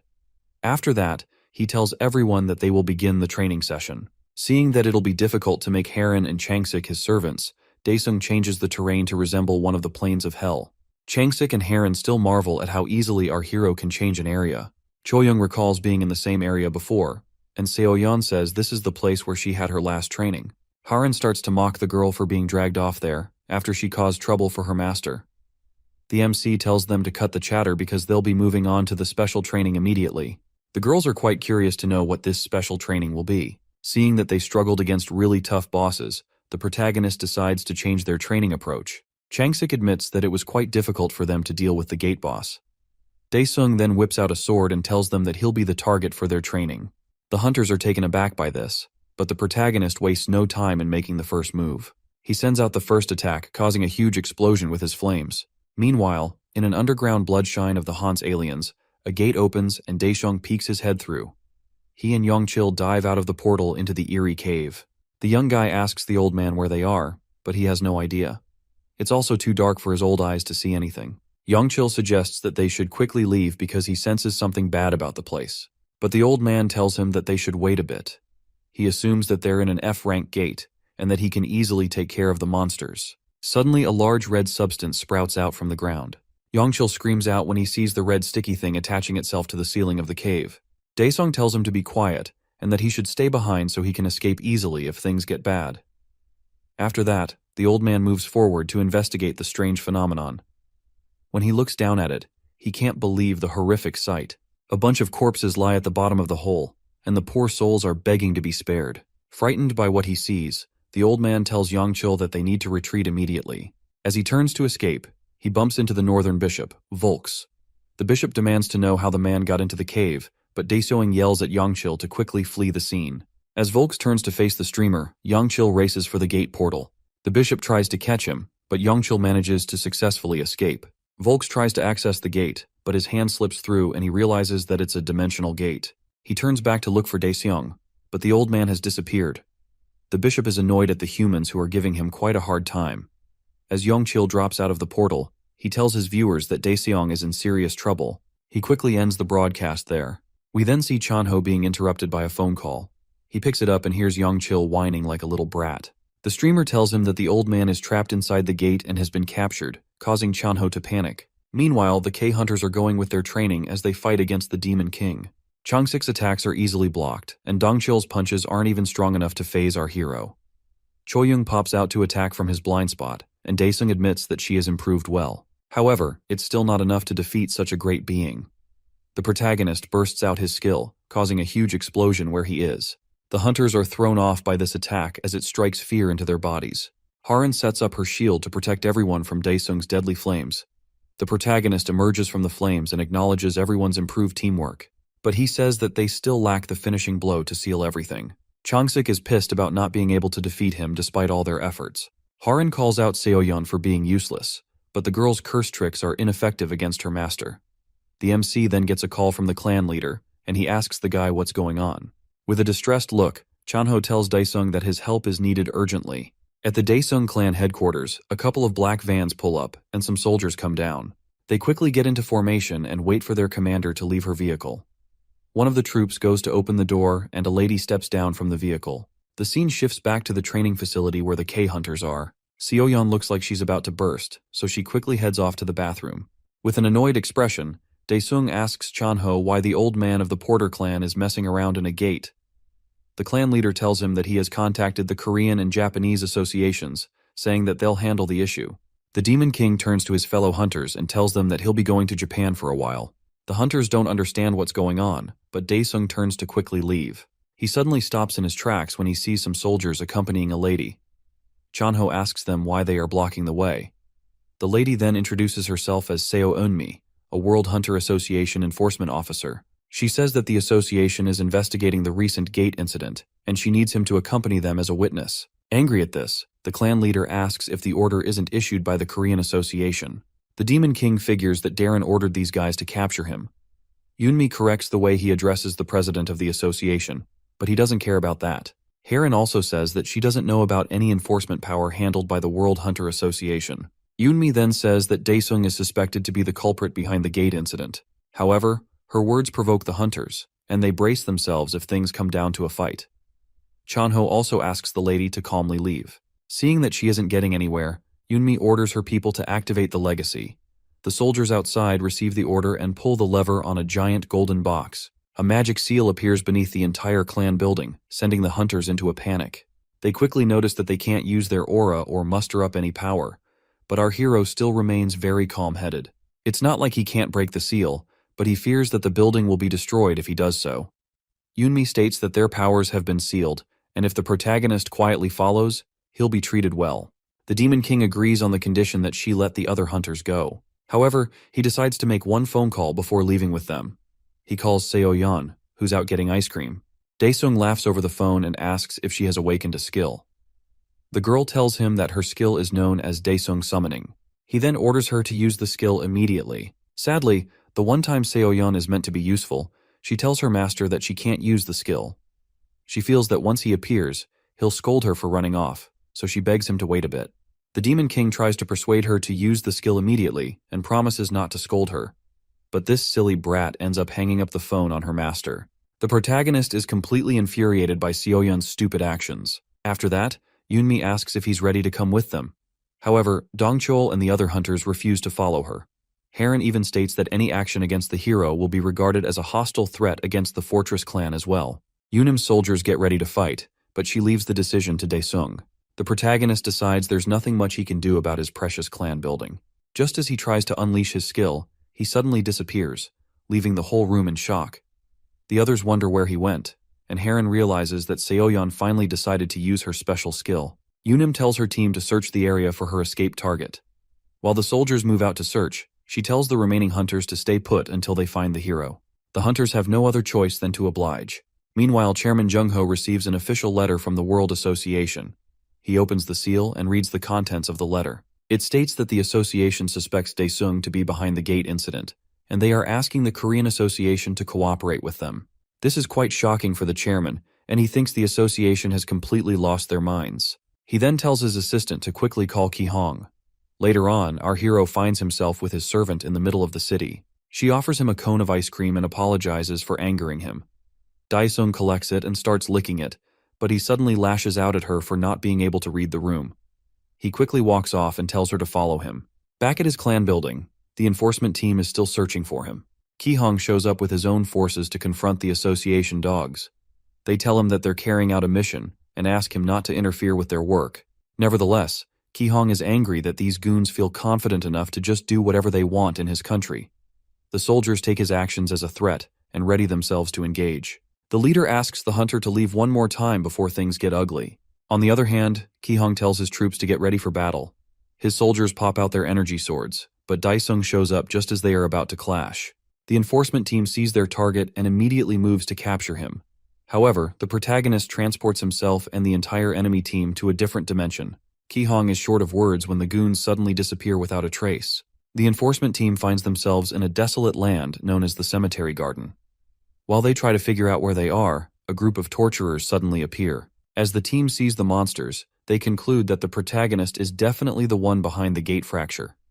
The troops rush to attack the monsters, and both sides get engaged in a heated clash. Plant vines pop out of the ground and start picking off the soldiers one by one. While the troops are getting the beating of their lives, they demand that the hero reveal himself to them.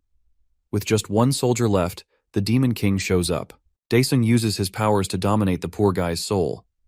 The soldier struggles, but he quickly succumbs to the power of the Demon King. After that, the protagonist teleports back to his clan building. Ki-hong is shocked to see him, and he asks the hero where the enforcers went. Daesung says that he kept the soldiers as prisoners in order to interrogate them. He hears a loud rumble and looks up to see part of his headquarters exploding. Changsik and Choyoung are seen chasing Eunim, who is trying to escape. But our hero is only worried about his precious building.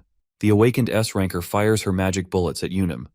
The lady blocks the bullets as she suddenly engulfs herself in black armor. Changsik sneaks up behind her and sends the enforcer hurling into the ground. By the time the two hunters land on the ground, they see that Yunim has escaped. Changsik sees that the hero is no longer with Ki Hong, meaning that he has already started chasing the enforcer. Yunim speeds through the city to retreat, but a cold sweat runs down her spine when she hears our hero's voice behind her. Daesung smacks her neck and sends her tumbling along the ground. She finally crashes, leaving the hero to deal with her however he pleases. As her armor comes off her body, Daesung wonders if he should just hand her over to Chanho so he can head to Japan quickly. Meanwhile, Yongchil is seated in front of the gate and hoping that the old man hasn't been sent to his maker yet. Unknown to him, Tetsuka and Masaki are keeping an eye on him. The girl doesn't think they should leave the young man like that, but her captain tells her that there's not much they can do. Our hero finally shows up, and the hunters quickly notice his presence. As Yongchil sees Daesung, he finally feels that there's hope. Daesung apologizes for the trouble that his porter has caused Tetsuka. On the other hand, Yongchil runs to our hero with his eyes full of tears. The poor kid begs the hero to save Daesung before it's too late. The protagonist tells the guy to let go of his pants and explain the situation. Yongchil explains that an alien captured the old man while trying to rescue him. Daesung figures that the aliens are none other than the Hans guys. Tetsuka then offers to provide him with support troops, but our hero tells him that there will be no need for that. The protagonist asks the captain to take the streamer somewhere far away. After that, he heads into the gate. Yongchil is shocked when the hero disappears, and Tetsuka wonders if he always had stealth skills. On the other side of the gate, Daesung is hiding inside the pit, hoping that someone will come to rescue him soon. He is sure that someone will come if he holds out for 3 to 4 days. The red mosh spit suddenly shoots its veins outward, and the voices begin to haunt the old man's mind. He apologizes for not being able to help, but there's not really anything he can do. As the veins reach out, our hero slashes it and asks what the hell it is. The old man's savior is finally here, but before our hero can help, he gets attacked by the northern bishop. Daesung blocks the attack, but the impact sends him flying into a wall. Folks is glad to see that it's the protagonist who showed up. Karen also appears in the cave and starts to attack the MC. She blasts Daesung with a powerful beam before landing on the ground. The smoke clears out, and we see that our boy isn't bothered by the attack he just received. Karen tells Volks to do the invocation, but he says it'll limit their movements. The protagonist dusts himself off and proceeds to take his turn by unleashing his own skills. Karen manipulates the red substance in the pit, causing the voice in agony to cry out louder. While the old man suffers from the voices, the female bishop sees that our hero is unaffected by them. These actions only make Daesung become more enraged. The protagonist unleashes his mana wave, causing the air and ground to tremble violently at the mercy of his aura. The bishops shield themselves from the shockwave. They realize how much power the hero has been hiding all this while. With the killing intent in his eyes, Daesung unleashes an ability to kill them. With one swing of his sword, he brings about chaos all around him. The bishops are frightened by the Demon King's overwhelming prowess. At the same time, the Titan in the womb opens his eyes. Back in the underground altar, a huge explosion goes off due to the protagonist's attack. A horde of undead soldiers spawn from the black essence and start attacking the bishops. Karen tries to tell him that the low-level minions won't be enough to stop them, but she's really struggling. The hero tells her to have a taste of what it's like to have her blood sucked, and her flesh ripped from her body. The bishops are overwhelmed by the sheer number of the undead soldiers, and there's hardly anything they can do. Meanwhile, the high priest approaches the Titan and says he'll have to leave for a while to deal with the threat that has appeared.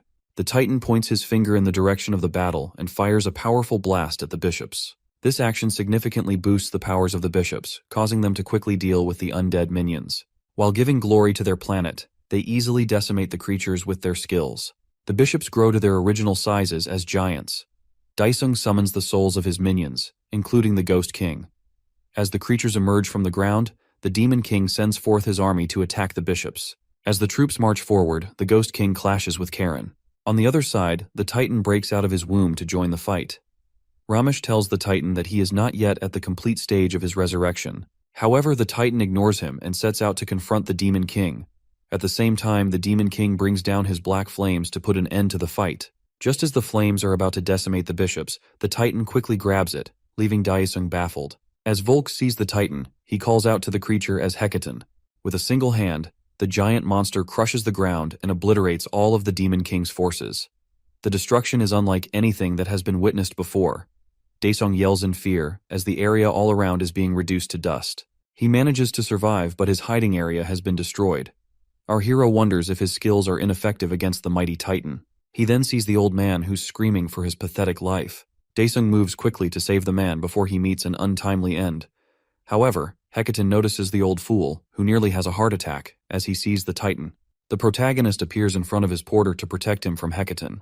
He shoots out the breath of the Flame King from his sword in order to distract the giant. At that moment, he picks up the old man and quickly exits through the gate before the Titan can catch them. After that, the gate closes. Daesung emerges on the other side with the gate cube in his hand. He realizes that the Titan is too much for him to deal with at the moment. The scene shifts to the Korean Hunter Association building. There, a flashy car arrives at the gate, and guards ask to see the person's identification. However, when the windows go down, the guy is shocked to see who it is. Over in one of the interrogation rooms, we see Yunim is bound with devices that are most likely to restrict her powers. Ki-hong sits down on the opposite side of her while typing something on his laptop. The branch manager, who is watching from the other side, wonders why the enforcement officer wanted to arrest our hero so badly. Ah-hyung rushes into the room to give him urgent news, but when she looks at the other side of the glass, she realizes that she's too late. The branch manager is scared when he sees Aslan holding onto Ki-hong on the other side of the glass. The supposed #1 hunter takes a picture and mocks Eunmi for being in such a pitiful state. Ki-hong is enraged by these actions. The enforcer then asks Aslan if he has come to free her. The branch manager bursts into the room and calls out Aslan for being rude. At the same time, Ki-hong tells the guy to let go of him because his temper is about to reach its limit. Aslan quickly lets go, and at the same time, frees Eunmi from her bondages. The manager tells the clown that he is disregarding all the necessary procedures for freeing a prisoner. However, Ki-hong, who is seething with rage, decides he wants to find out how strong the world's #1 ranker is. As he tries to land a haymaker, Eunmi also prepares to face him. However, Aslan stops the both of them from wrecking the place and tells them to calm down. Ki-hong's power completely disappears in an instant, leaving him shocked. Eunmi then says that they have to investigate our hero's powers because it's not something that a regular awakened person can have. Regardless, Ki-hong tells her to stop talking nonsense because Daesung is the person who saved everyone. Aslan acknowledges that the protagonist did a good job. Due to this, he suggests that the Korean Association should verify Daesung's powers. Ki-hong tries to object, but the branch manager accepts the conditions. He tells the clown that the association will discuss the issue and give them a response. Aslan then leaves with his subordinates for the time being. However, Ki-hong is upset at the branch manager for letting them go so easily. The man asks the hunter if he could have done anything to them even if they weren't stopped. The situation is frustrating for him as well, but he knows there's nothing he can do for now. Eunmi commends her soldiers for working hard and tells them to go back to base to await their next mission. The soldiers adhere to her orders and proceed to head back. Back with our protagonist, the system is telling him to rest because he has depleted most of his mana. While he is assessing the situation, Youngchil celebrates the old man's return. Tetsuka then approaches Daesung and asks him about the gate. Our hero tells the captain that the teleportation cube seems to be malfunctioning and that it is connected to Hans's main base.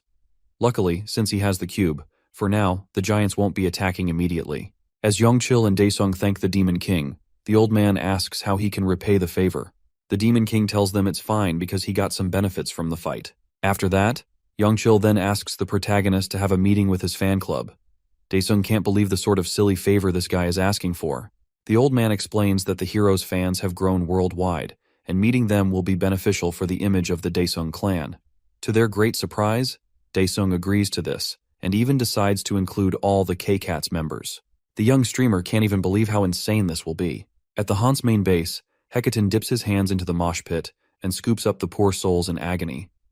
He devours their body to re-energize and heal his body. After that, Ramesh and the two bishops kneel before him. The high priest apologizes for not being able to get enough blood and says it's because the Titan was revived too early. However, the Titan thirsts for more blood. The scene shifts to our hero, who is angry about something. The camera pans out and we see that the branch manager is trying to explain what happened. Nevertheless, the fact that the manager got intimidated by Aslan's power is not enough of an excuse for the Demon King. After apologizing, the man tells our hero that Aslan wants the association to verify his powers. Upon hearing this, the MC is ready to rip off the man's head, but the manager has no idea why the World Association is acting strangely. When Daesung asks about what their association plans to do, the branch manager tells him that they haven't reached a conclusion. He suggests that they reject the World Association. but Ayung explains that the World Hunter Association is pressuring them with the Ether Core integration license. This is because the technology is being used across the entire energy industry. In simpler terms, she tells him that the World Hunter Association has rights to the technology. With no other choice, Daesung agrees to have his powers verified.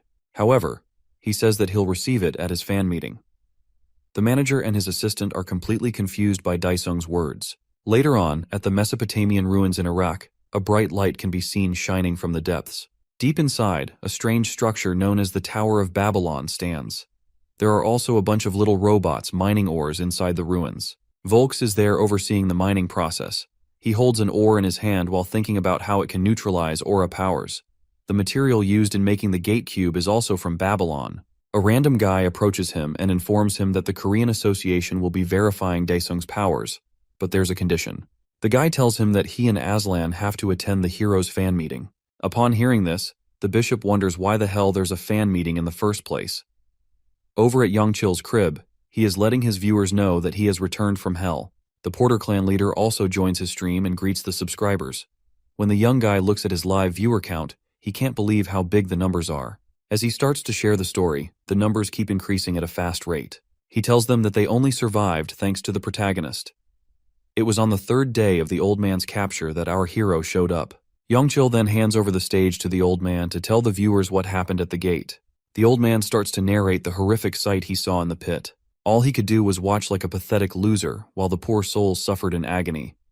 As he narrates the story, Yongchil notices that foreigners have joined the live stream as well. The chat room is filled with people complaining about how their family members and other people have been disappearing. The old man continues his story, saying that he held on for the meantime until the protagonist came to save the day. Suddenly, Yongchil gets a call from our hero himself. The Demon King tells the kid to connect the phone speaker to the microphone. He puts the phone on loudspeaker and brings it close to his microphone setup. Daesung introduces himself to the fans and tells them to ask their questions during the fan meeting. He tells them that it's going to be held at the World Hunters Association building. Before he can finish, the server crashes, cutting off the stream. The young streamer tells Daesung about it, and the Demon King congratulates him on a job well done. The guy starts crying when he hears the hero call his name. Meanwhile, our hero plans to wipe out the trash at the World Hunter Association before dealing with the aliens. At the World Hunter Association building, the president is in his office with his brother. He turns to Unum, who is also there, and she tells him that the Babylon ore has been laid on the floor. She assures that even the strongest of hunters will be reduced to normal people once the magic circle activates. Aslan asks his brother if he has given up on confining and using the protagonist. However, Darren plans to turn the fan meeting into Daesung's funeral. Over at the Hunter's Hall, Junyoung activates a teleportation cube, allowing our hero and his subordinates to come through. While Daesung is fine, the girls still haven't gotten over the motion sickness. Choyoung catches up with her former clan leader, who tells her that he's been living comfortably thanks to her. He tells our hero that he owes him so much for taking care of Choyoung. The man also tells the Demon King that Dr. Donghyuk is excited about the gate research and promises to deliver significant results soon. Aslan then shows up and welcomes the protagonist. However, Daesung and Junyoung aren't too happy to see the clown. On the other hand, the girls are shocked to see the world's top hunter. The clown starts trying to strike conversation, but our hero has no idea what he is talking about. Daesung points at Aslan and asks him who gave him the right to take his prisoner. Choyoung is worried that something bad might happen, but Aslan doesn't take it seriously. He tells the Demon King that he is just taking orders from the association president. Suddenly, he rats out his brother as the culprit behind everything and asks Daesung to take him down. The hunters are taken aback by this sudden action, and our hero wonders what this clown is actually up to. After that, Aslan tells them to follow him to the 7-star hotel room he has prepared. The hunters just silently watch him as he walks off. Back at the association building, Unum informs Darren that our hero has gone to the hotel room prepared by Aslan. He tells her to tighten the security there and investigate anyone who comes into contact with Daesung. Regardless, she wonders why the president chooses to capture the protagonist during the fan meeting. He tells her it'll be better to have more spectators when they reveal the Demon King's true identity. On the day of the fan meeting, hundreds of people who want to see our hero have arrived at the venue. Newscasters can also be seen with their floodlights and cameras, ready to capture every detail of the event. As the fans rush inside, a news reporter starts broadcasting what's happening around the Hunter Hall. She interviews a guy who introduces himself as Harry, and he says he's an A-rank hunter from Chicago.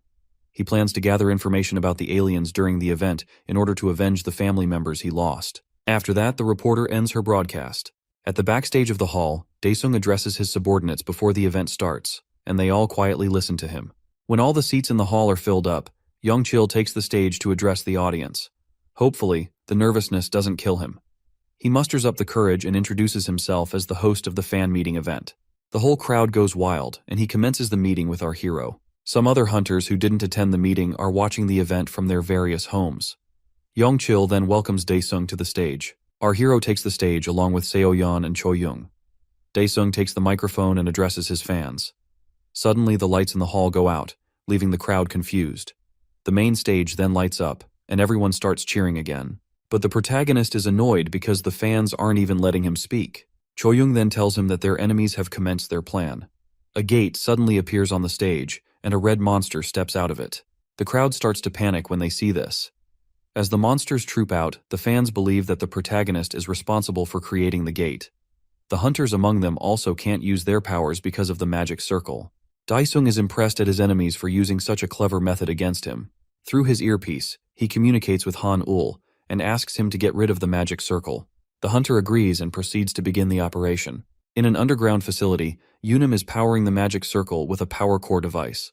She notices the power getting drained and tells one of her men to replace the ether core pack. As the guy goes to replace it, someone else steps away to access the door with a key card. He quickly inserts it in the access point, but by the time Yunim notices the spy, it's already too late. The doors open for another set of soldiers who are waiting to ambush the enforcement unit.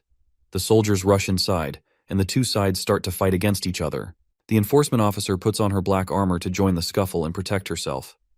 Han-ul rushes into the room and engages in a fight with the lady. Yunim uses her athletic abilities to try and overpower the Korean hunter, but he manages to block her attacks. The other soldiers try to support Han-ul, but the lady rips through them with minimum effort. While they are stalling her, the Korean hunter tells his soldier that they have to deal with the magic circle quickly. The guy then goes to stop the ceiling circle. Meanwhile, back on the stage, the monsters are wreaking havoc everywhere, causing the fans to run away in fear. The magic circle around our hero starts to power down faster than he expected. He turns to Seo-yeon and tells her that the seal has been lifted. With this, the little brat looks forward to having a lot of fun.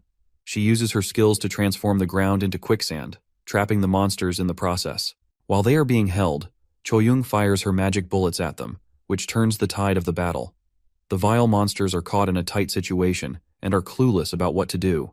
The fans then notice that the protagonist is fighting the monsters, causing them to believe that he isn't the one who opened the gate. They start cheering him on and asking him to slaughter all the beasts. Daesung whips out a dagger and decides to have a little warm-up with the monsters.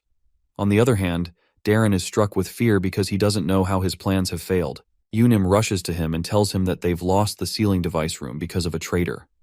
After that, they notice the sounds of battle from the other side of the door. We see dead soldiers laid out on the floor and staircases of the building. Dongchul and Changsik are the ones who have taken out the soldiers while they search for the association's president. Some light threads suddenly appear out of nowhere, but Heron uses her shields to protect her team members. Aslan then reveals himself and pretends as if his skills aren't working. Changsik decides to take on the clown while the other two go to look for Darren. Before Aslan can finish spouting nonsense from his mouth, Changsik charges at him. The clown binds the hunter with his aura threads, leaving Changsik in a humiliating state. He then pretends that Korea's top hunter is too strong for him, which is why he lets the other two go.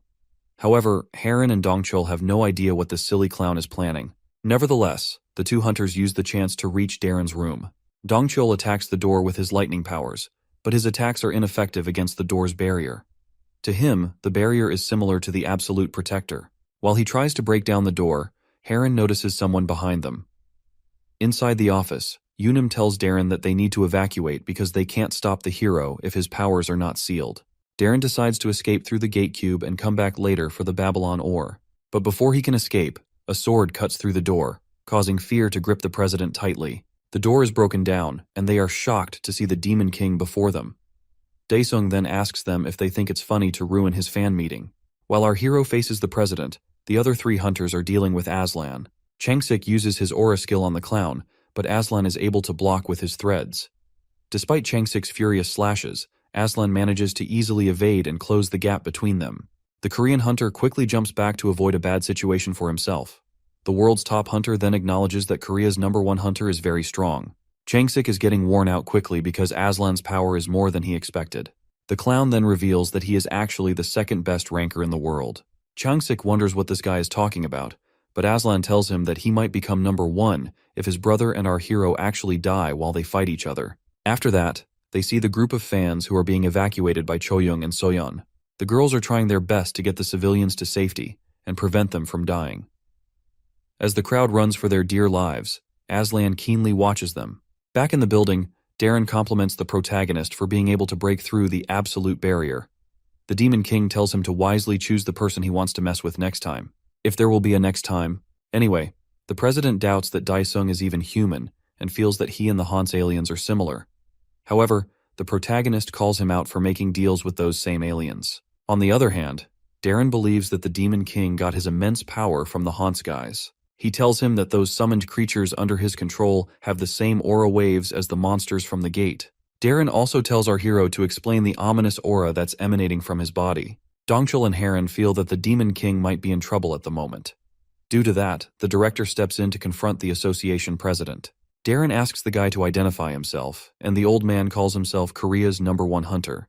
Dongchul explains that Daesung is the best hunter in the whole universe, and says that Darren's eyes are too rotten to see the truth. The president feels like the director is looking down on him and calls the old man a trash hunter. Upon hearing this, Dongchul loses his temper, so Heron tries to calm him down.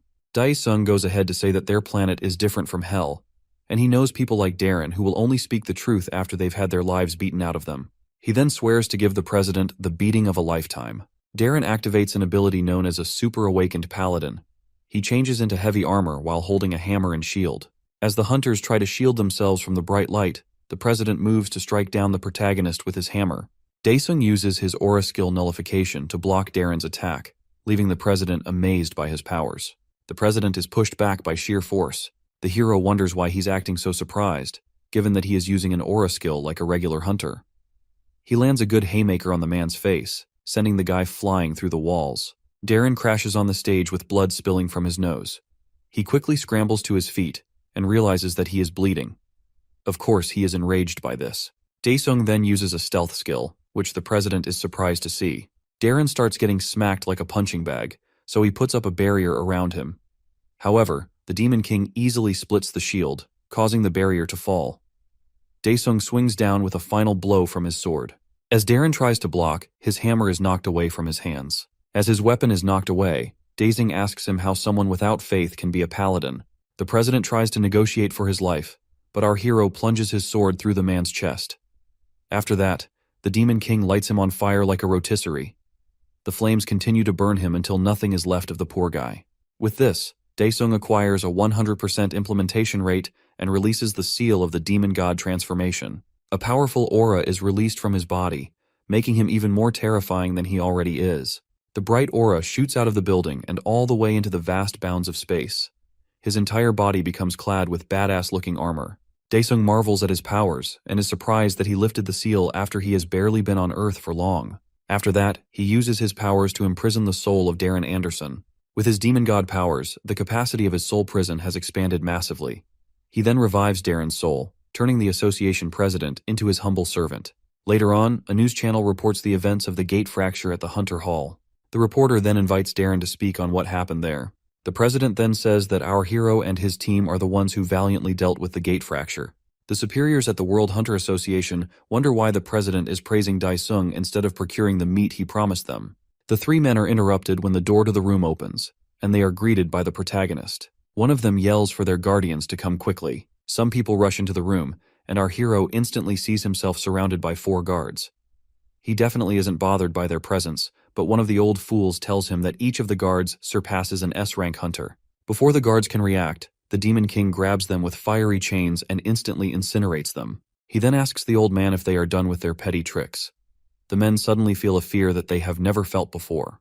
Moments later, Daesung walks out of the building after slaughtering every single person there. He meets up with his servant, Darren, and asks the guy why there were only 3 men in the room. The president tells him that the guys who ate the Titan's flesh will not go back to that location. If they find out about the deaths of their partners, they'll do their best to hide themselves more. The Demon King wonders if he should put up more warning signs so that the guys can hide themselves well. The building suddenly explodes, then Daesung leaves with his minion. The scene shifts to a bar in a dark alley, and we see Aslan enjoying a glass of wine there. He is drinking away his sorrows because of the way his brother died. Yunim approaches him, and he sees that she managed to escape. When she asks about the president, he tells her that Darren is now most likely Daesung's puppet. Feeling confused and scared, the lady asks him what they should do. The clown wants to know if she wants revenge or something else. She recalls that Darren has taken care of her since she was an orphan. However, Aslan tells her to move on. The clown tells her that the protagonist's aura is on a different level from theirs, but she finds it hard to believe. As the door to the bar opens, everyone suddenly passes out except for the hunters. Aslan says that he has never felt the kind of aura he is sensing at the moment. A woman clad in golden bandages approaches and introduces herself as Barakiel, the third ranked in the Celestial Order. Yunim's body starts trembling, and she eventually passes out like everyone else. Barachiel finds the behavior of the humans peculiar. According to her, their ambitions stretch to the farthest reaches of the cosmos despite their fragile bodies. Scared for his life, Aslan asks if the Celestial was sent by Daesung. She tells him to be calm because she's trying to save the planet. However, the passed-out bodies in the bar beg to differ. Barachiel then notices that the source of the planet is trying to drive her out. Meanwhile, Aslan is struggling to stay on his feet due to her immense pressure. She touches his forehead while talking about the malevolent stars of Hans and the iron prison on Earth. After that, she gives the clown a mark and tells him that they'll meet again soon. The scene shifts to the dimension where the Hans Titan is. Hecaton rips out his arm and sprays his blood all over the ground. Suddenly, strange creatures start to emerge from the blood. In a matter of seconds, the Titan manages to assemble a massive army. He tells the minions that he needs more blood and asks Ramesh to open up the dimension gate. The High Priest explains that Earth's creatures are brimming with ether energy, and if they are destroyed now, it would disrupt their plans. However, this doesn't concern the Titan, as he yells at Ramesh to open the gate. Caught in a dire situation, the High Priest thinks of a way to make sure the bishops secure those capable of breeding. He then tells the Titan to be patient because opening the dimension gate takes time. Ramesh turns to the bishops and tells them to prepare the gate. Meanwhile, in the Pantheon dimension, the system shows our hero he can use Hell's skills in the realm. He is also currently capable of creating up to 4 apostles. His servants have assembled with him, but they are not sure if they are there for training. As he turns his attention to them, Seoyeon wonders why her master has a devilish smile on his face. He tells them that he's going to make them 10 times stronger than they already are. The director wonders how the Demon King is going to do this. Daesung starts to surround them with intense flames, and they do their best to shield themselves. They start struggling as the flames continue to get hotter, but the protagonist tells them to endure it. Seoyeon can't take it anymore, so she asks her master to stop this madness. Nevertheless, Daesung feels it's necessary because they only have 72 hours until the Hans aliens invade.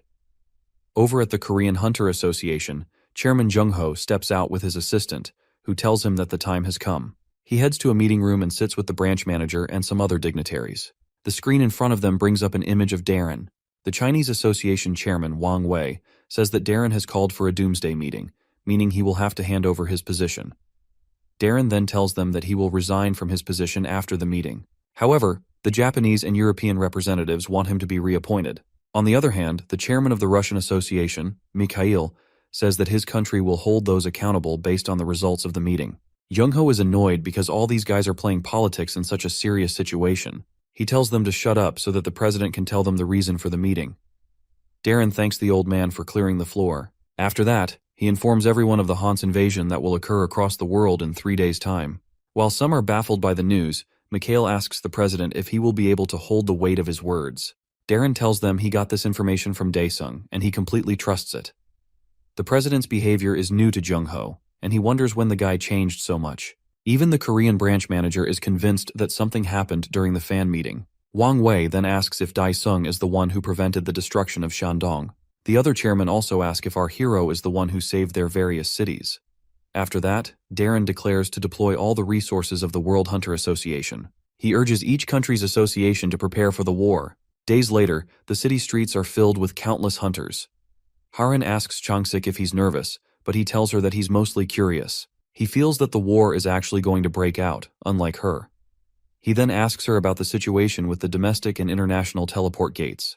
Haran tells him that the gates were installed in major cities around the world to reduce the defensive range. With this, the hunters will be able to help themselves. Regardless, Changsik still hasn't seen the person who said that they would be invaded. He finds out that Darren is on a special operation, so he asks about Seoyeon and Dong Cheol.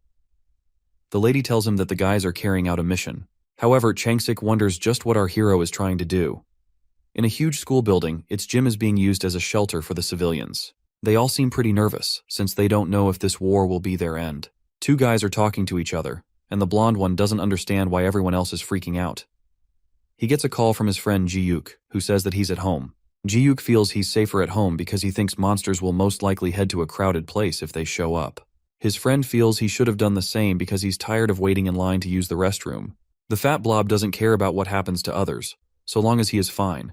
He then hears his friend yelling about the appearance of a gate. Suddenly, we see a multitude of gates appear in the skies. An aura protector is activated around the city while the hunters brace themselves for battle. Dark monsters start pouring out of the gate, and there's no end to them. The city's defenses also charge up their aura cannons and ready them to fire. On the signal, the cannons let out a devastating beam that obliterates the monsters before they can reach the city. As the soldiers see that the cannons are working, they continue to fire. However, the monsters eventually start landing on the ground. Their impact crushes the buildings, destroying different parts of the city. Ji-yuk, who feels he is safe at home, comes face to face with one of the Titan's minions. The monster unfolds itself and gets ready to send the fatso to his maker. With more monsters landing in the city, the hunters quickly take action and start cutting them down. When one of them slices the monster, he turns to his comrades and tells them that the monsters are easy to defeat. However, these ominous minions start to combine themselves and grow bigger. This sends a chilling fear down the hunter's spine. It quickly annihilates the guy, making the others scared for their lives. At the association headquarters, they can see multiple gates appearing across the country, and the numbers aren't going down. One of the workers tells the branch manager that they've formed a defensive line around the shelters and are engaged in battle, but some areas have been left unguarded. Ah-young also tells the manager that the gates and monsters are increasing rapidly. They are definitely in a complete mess, and the manager has no idea how to get out of it. Back on the battlefield, Heron is giving Changsik a buff to his skills. The hunter activates his ultimate technique and leaps into the air. He manages to decimate some monsters and provokes the rest to take him on. He uses a massive taunt skill to keep most of the monsters' attention on him. However, Heron thinks he's stupid for using the taunt at their location. The Titan's minions start combining with each other until a massive monster is formed. Changsik launches himself into the beast's head without a second thought, causing Heron to panic. Over in Beijing, China, the Shaolin monk hunters are fighting with the Titan's minions that have appeared in the country. Hope is restored in the eyes of the citizens when they see hunters fighting the monsters. The monk tells them to evacuate quickly because the area is dangerous, but the people are proving to be stubborn. As the monk hunters carry on with the battle, the minions perform the same combination move and transform into a bigger monster. The hunters quickly deploy a formation to counter the monster's transformation. However, one of the monks is finding it hard to adapt to the formation. Due to this, the large minion is able to attack the hunters easily. Seeing that the situation has become more dire, the citizens finally decide to run to safety. Yongwol then shows up to assist the troops. Over in Japan, Tetsuka and his fellow ninjas are also dealing with their own share of the battle. With his aura skill, he shoots out a large number of shurikens at the monsters, defeating a lot of them at once. After that, he orders his squad to charge forward. As the troops rush forward, the monsters, as usual, combine to form one large vile creature. This time around, the minions form a huge three-headed serpent. The monster lashes down at them with quick attacks, which the hunters find hard to evade. While the troops are being overwhelmed, Tetsuka leaps into the air to strike down the beast. As he flies down at them, the three heads merge together into one. Tetsuka is caught off guard by this and finds himself in a tight spot. The scene shifts to the Tower Palace at Daesung's house. There, we see the monsters flying straight at the people. A combat unit fires at the monsters with their guns, but the bullets are ineffective. Seconds later, the barrier around the house is shattered. The civilians are thrown into disarray. As they turn to the door, they notice that the parking lot is already swarming with monsters. The vile creatures are causing mayhem while looking for their next target. Our hero's family is hiding in their apartment and trying their best to remain silent. His mother hopes that her son will show up to save them. Just as one of the monsters is about to break down the door, it gets blasted with a beam. A summoned wraith that protects the family appears and refers to the monsters as the remnants of the Chaos Legion. The wraith calls upon the soldiers of the Iron Fortress to slaughter all the monsters in the building. The undead soldiers rise from the ground and engage in a fearsome battle with the Titan's minions. After dealing with them, the ghost informs the Demon King about the defeat of the monsters. Despite telling hunters everything in advance, Daesung is angry at them for not being able to handle a single task. He tells the Ghost King to remain where he is until he comes. Daesung plans to deal with the enemies for breaking into his house and threatening his family. He turns to his servants, who now have horns on their heads and have been transformed into deadly killers. He opens up a gate and proceeds to join the fight with the 3 hunters. After everyone dives in, Changsik goes Leroy Jenkins and yeets himself into the portal too, landing on the other side like he's auditioning for the next Spider-Man movie. Deep down, he's completely rattled when he sees this horrifying mountain of human bodies stacked like trash at a sketchy landfill, but then it hits him that he's actually standing on top of the Titan's massive hand with all of them, so he ditches that nightmare situation instantly and sprints like his life depends on it. Once he launches off the hand, the Titan immediately clenches its fist like it's crushing a soda can and crushes every poor soul inside to a pulp, then casually chugs them down like some cursed forbidden raspberry smoothie. Now fully juiced up with that human battery power, the giant glances down at the white-haired boy who just stands there locked in awe like he's trying to process a boss fight on nightmare mode. Right then, another portal rips open and even more bodies come raining in as bonus snacks for this oversized menace, which makes Changsik stress sweat like crazy since it really feels like there's absolutely no way he can do anything useful here. Meanwhile, among the chaos of falling bodies, our masked ninja makes his dramatic entrance and instantly gets hit with the biggest what the hell moment of his life as he stares around, totally baffled by the absurdity. Changsik shouts at him from below, urgently telling Tetsuka to go jump off the cliff before he ends up snapped out of reality by Thanos. Tetsuka glances back at him in sheer confusion, but then shifts his focus to the massive monster that's now dragging him and the rest of the poor civilians straight toward its mouth. Without an ounce of hesitation, the fearless samurai charges forward and blasts his divine lightning skill right at the Titan's crusty face, only to watch in disbelief as the beast gobbles it down like it's having a breakfast snack. Tetsuka mutters some top-tier curses at his bad luck, while realizing the monster's about to eat him like dessert after the appetizer. But out of nowhere, smoldering chains whip around the Titan's arm and make it stagger back. As this all goes down, our Demon King rolls up with his gang and calls the big guy out for eating like a shameless obese American, making it crystal clear that this is its last buffet because he's about to wreck shop with his horned apostle army. Spotting the Titan in trouble, the High Priest quickly commands its squad of freaks to wipe out all the so-called sinners. The 2 ugly demon clowns Naruto run straight at the Demon King himself, but the man's aura is so next level that he does not even look them in the eyes.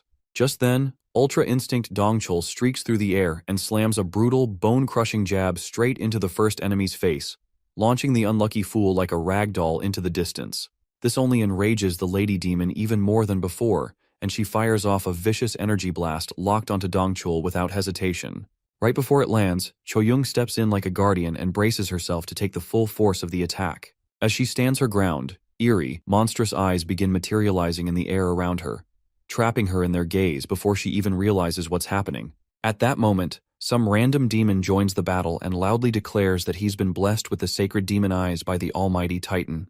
He swears he's about to unleash hell on everyone, but before he even finishes his nonsense, Chucky shadow steps behind him and calmly whispers that it would be such a shame if something happened to those precious eyes.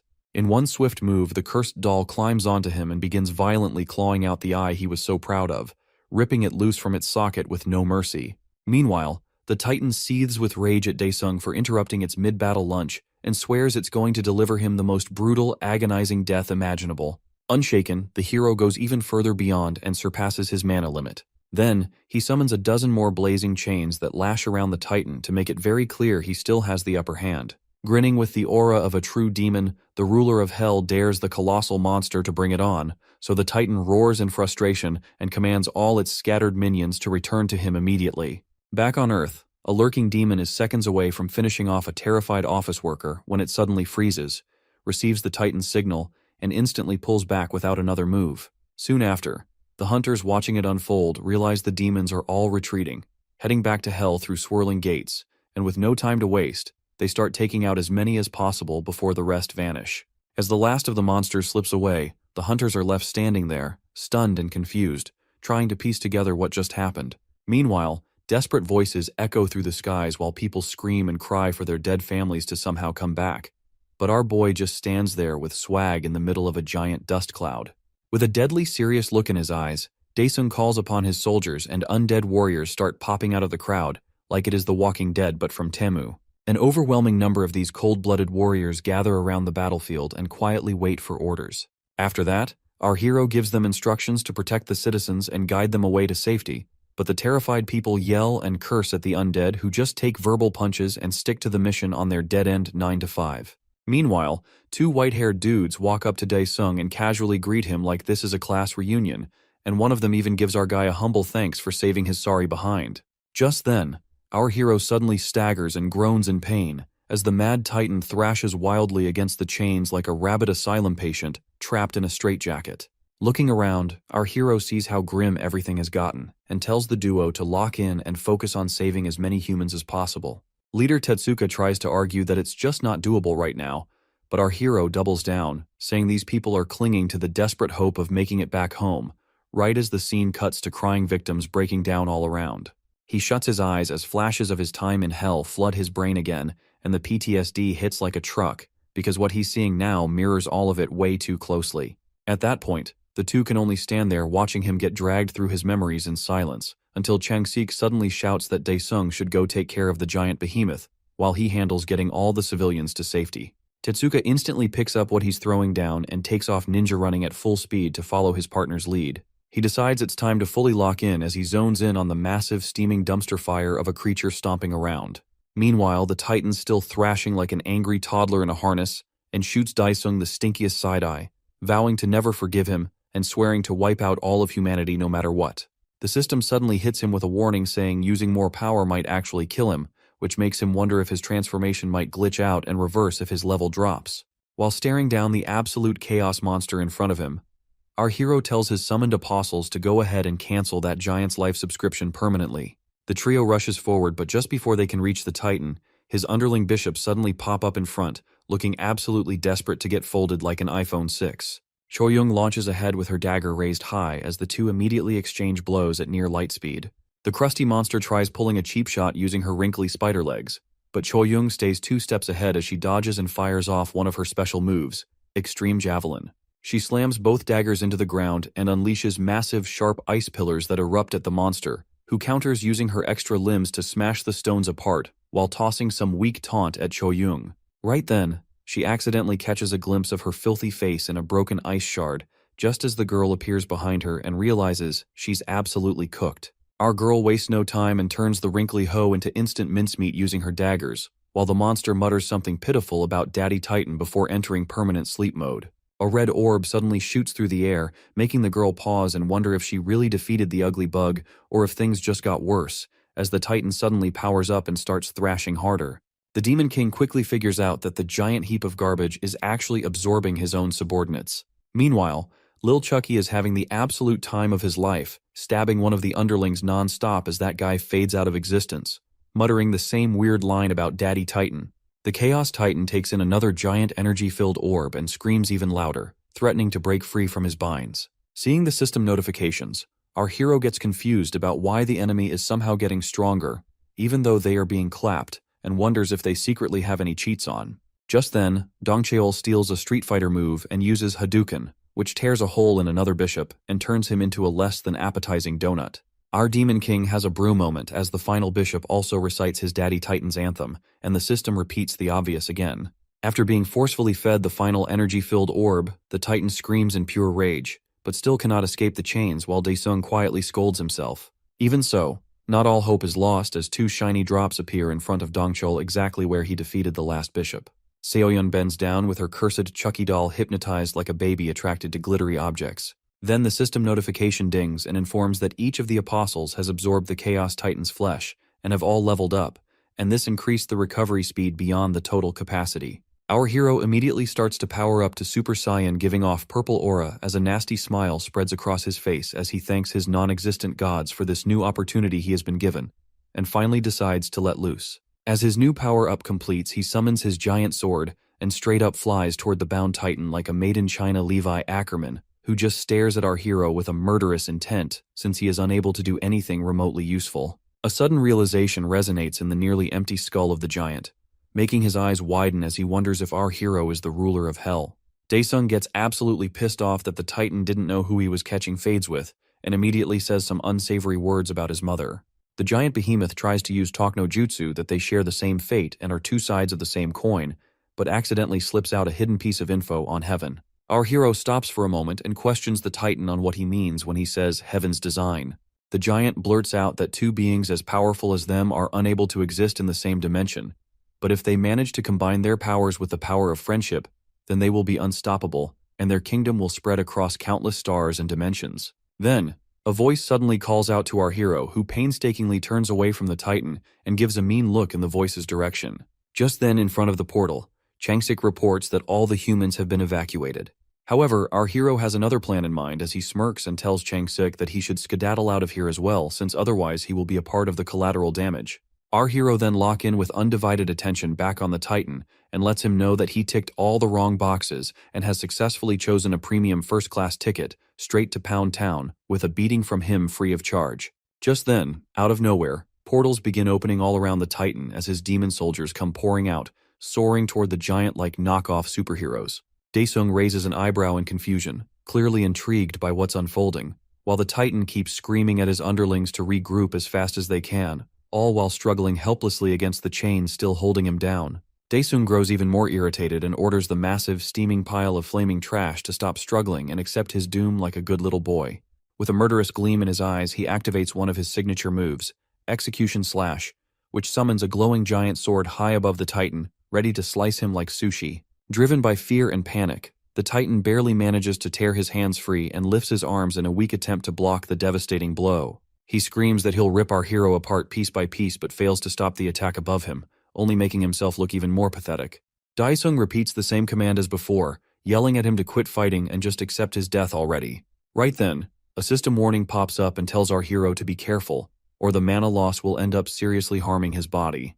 The Titan still can't move a single inch, yet somehow holds the massive sword at bay, all while begging his lackeys to finally step in and stop the white-haired devil. He shouts for his loyal soldier Ramesh, who is creeping up behind Daesung, though the poor guy has no clue the protagonist comes with built-in plot armor. Still, he gives it a shot and takes a wild swing, letting out a scream with that awful voice of his. Daesung disappears completely from his line of sight, leaving him to strike nothing but empty air as his staff crashes into the ground with a dull thud.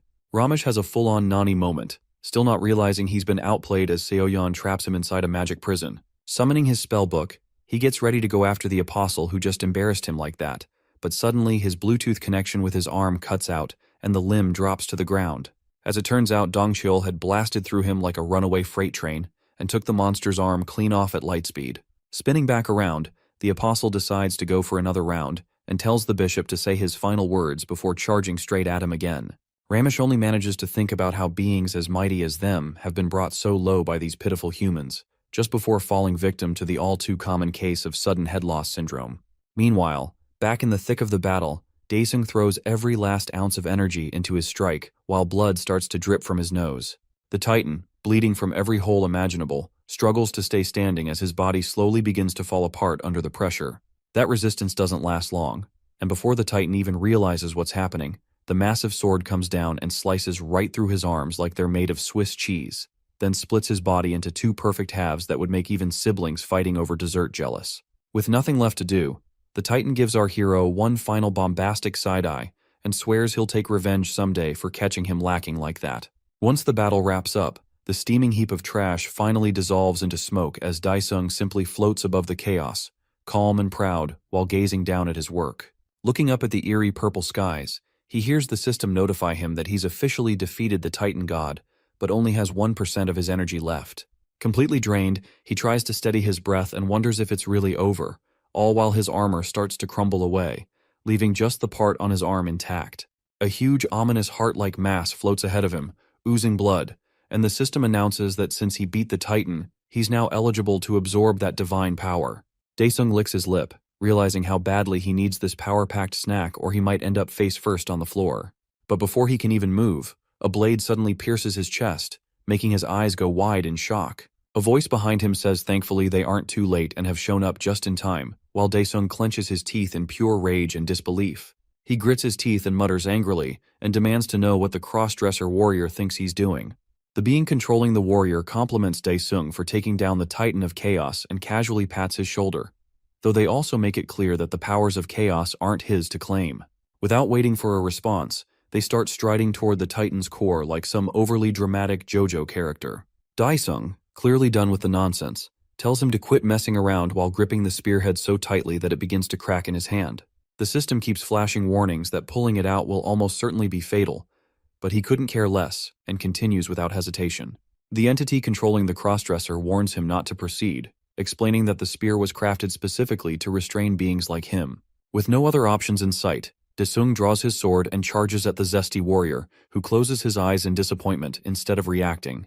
As Daesung swings at his head, the blade gets effortlessly stopped mid-air as the entity using the whooshy finger holds, using their complete focus. Daesung demands the zesty fighter show his true self, and at last the disguise disappears as white smoke swirls around their body. Now facing the golden being before him, Daesung narrows his eyes and asks if she's a celestial. She ignores the attitude and starts monologuing like an overdramatic NPC, explaining that Daesung may have extended his star's life for now, but it's only a matter of time before another Chaos Titan is born. With a nasty smile, she tells him to stay in line and play his part like a good boy, then slowly fades away while wishing him farewell and warning him not to do anything stupid until their paths cross again. Daesung curses his horrible luck, scowling as he instinctively reaches for his chest and realizes the spear is gone, leaving behind a big hole in his shirt and even more confusion. Right then, Seoyeon rushes up to him, calling out for her master with full speed. The goth girl blushes as she catches her breath and teasingly asks what naughty stuff he did to her. Dongchul shows up behind her and explains that all of them passed out while training and somehow woke up in this situation. Daesung suddenly has a big brain moment and figures out that apostles must lose their memories once they transform. He tells the group he'll fill them in once they get back. Choyoung then points past him and says there's something weird happening behind them, which makes Daesung glance over his shoulder with confusion. Back in the city, civilians lie on the ground as medics and healers try to help them recover from the trauma of nearly dying. Two people thank Heron for healing them, but their moment of peace gets interrupted as another portal appears, immediately putting everyone on edge. Some begin to panic, thinking monsters are invading again, but Heron simply smiles once she realizes who's coming. The duo from before stare in disbelief, wondering if Daesung's gang actually managed to beat the Titan. Just then, our hero and his crew step out of the portal, radiating pure swagger, and the crowd immediately erupts in cheers. People rush to congratulate and thank them for their efforts, but even with all the praise, Daesung stays quiet, deep in thought, and wonders if the entire disaster could have been avoided somehow even after all that has happened. The Demon King draws a blank even after using every bit of his brain as he stares at the floating book in front of him and tries to look smart. He finds it strange that this book shares the same name Pantheon as his own system, so he starts to wonder if there is some kind of connection between them. At that moment, the system shows the book's info and asks if he wants to use it either to transport something or to change the present by sending a person through dimensions in exchange for the caster's life. He gets the first part well enough but still has no idea what the second command is supposed to mean, so he checks if the system is actually connected to the book or not. The system throws out a weird glitchy response which only makes him feel more lost than before. Right after that, the book activates on its own and begins flipping pages while glowing with bright light as it blasts out dramatic lightning like it's in a music video. That is when things go sideways fast as a massive slimy tentacle monster leaps out of the book straight toward him at insane speed. Daesung brings up his arm just in time to block it as a giant red tongue coils around it like a snake, and a voice from the book speaks up asking if Daesung is its new owner while he still struggles to understand what any of this even means. 3 years pass since the apocalypse and everything now seems back to normal with barely a trace left. The scene then shifts to the United States where tall buildings and traffic-blocked streets fill the view. At the Bureau auction house, things remain calm for the moment while a crowd gathers for a special event. The host steps up and tells the packed room that the auction will begin soon, so they better brace themselves if they want a shot at grabbing some gate orbs. He flashes a confident grin and reveals the first item up for bid, C-grade orbs that can open up 10 monster gates, and reminds everyone that only small or middle-sized clans can join in. Reaching into the black box on the table, he pulls out what looks like a plastic ball, then pops it open to read the name inside before announcing Country Clan as the lucky pick and congratulating them on getting selected. A faint tremor rattles the room, though no one pays it any mind, and the announcer prepares to start the next draw when the shaking grows worse and panic spreads through the crowd as they look around nervously. Some people rise from their seats to leave thinking maybe a fire broke out, but right then a guard storms in and tells the host that someone has stolen all their orbs. The announcer nearly goes into shock as sweat rolls down his cheek. The sound of heavy thuds fills the air as the auction house guards rush toward the noise with the old man trailing behind them. They all come to a sudden stop in front of the vault where they freeze at the sight of a guard lying unconscious next to the door. The announcer wastes no time and yells at another guard to go and inform Chairman Chanho right away about what just happened. The scene jumps to a massive mall buzzing with life and packed with shops selling everything under the sun. Daesung's sister stands outside a clothing store glued to her phone as she scrolls without care. A smooth voice suddenly calls out to her, and the dressed-up doll looks up from her screen to find a goth baddie dressed in black who easily scores a 10 out of 10. The girl smirks and playfully asks who Seoyeon is trying to impress with her outfit. Seoyeon instantly turns red and starts playing with her hair while awkwardly claiming she just needed a break after dealing with the gates. Jisoo smirks harder and jokes that she must be going all out for her innocent little brother, which gets Seoyeon flustered like a cat backed into a corner. Jisoo keeps going and says it's too bad she didn't plan to meet him today since she had planned to talk him up, which instantly shatters Seoyeon's poker face. Jisoo is left stunned as it suddenly hits her that the goth girl is actually head over heels for our hunky demon king who no longer even tries to hide it. Seoyeon is unsure whether what she feels is truly love or just admiration, as she remembers that it all began 3 years ago, and that her bond with her master always felt like something important was missing. After that, his sister throws her hands up in complete disbelief at her confession that she has been secretly crushing on her brother for that long, and immediately decides shopping can absolutely wait since there's juicier tea to deal with right now. She practically demands that they head over to Daesung this instant, which leaves the goth girl even more flustered than before. The scene shifts to our hero's organization as the elevator dings, and a man in a crisp suit steps out with an annoyed look on his face while tugging at his tie. He walks into a quiet room filled with massive wine bottles and immediately notices Daesung knocked out on the couch, enjoying some well-deserved rest like a true king. The man in the suit calls out Daesung for his lazy attitude and mocks how nice it must be to sleep all day and avoid actual work as he reaches his hand forward to shake him awake.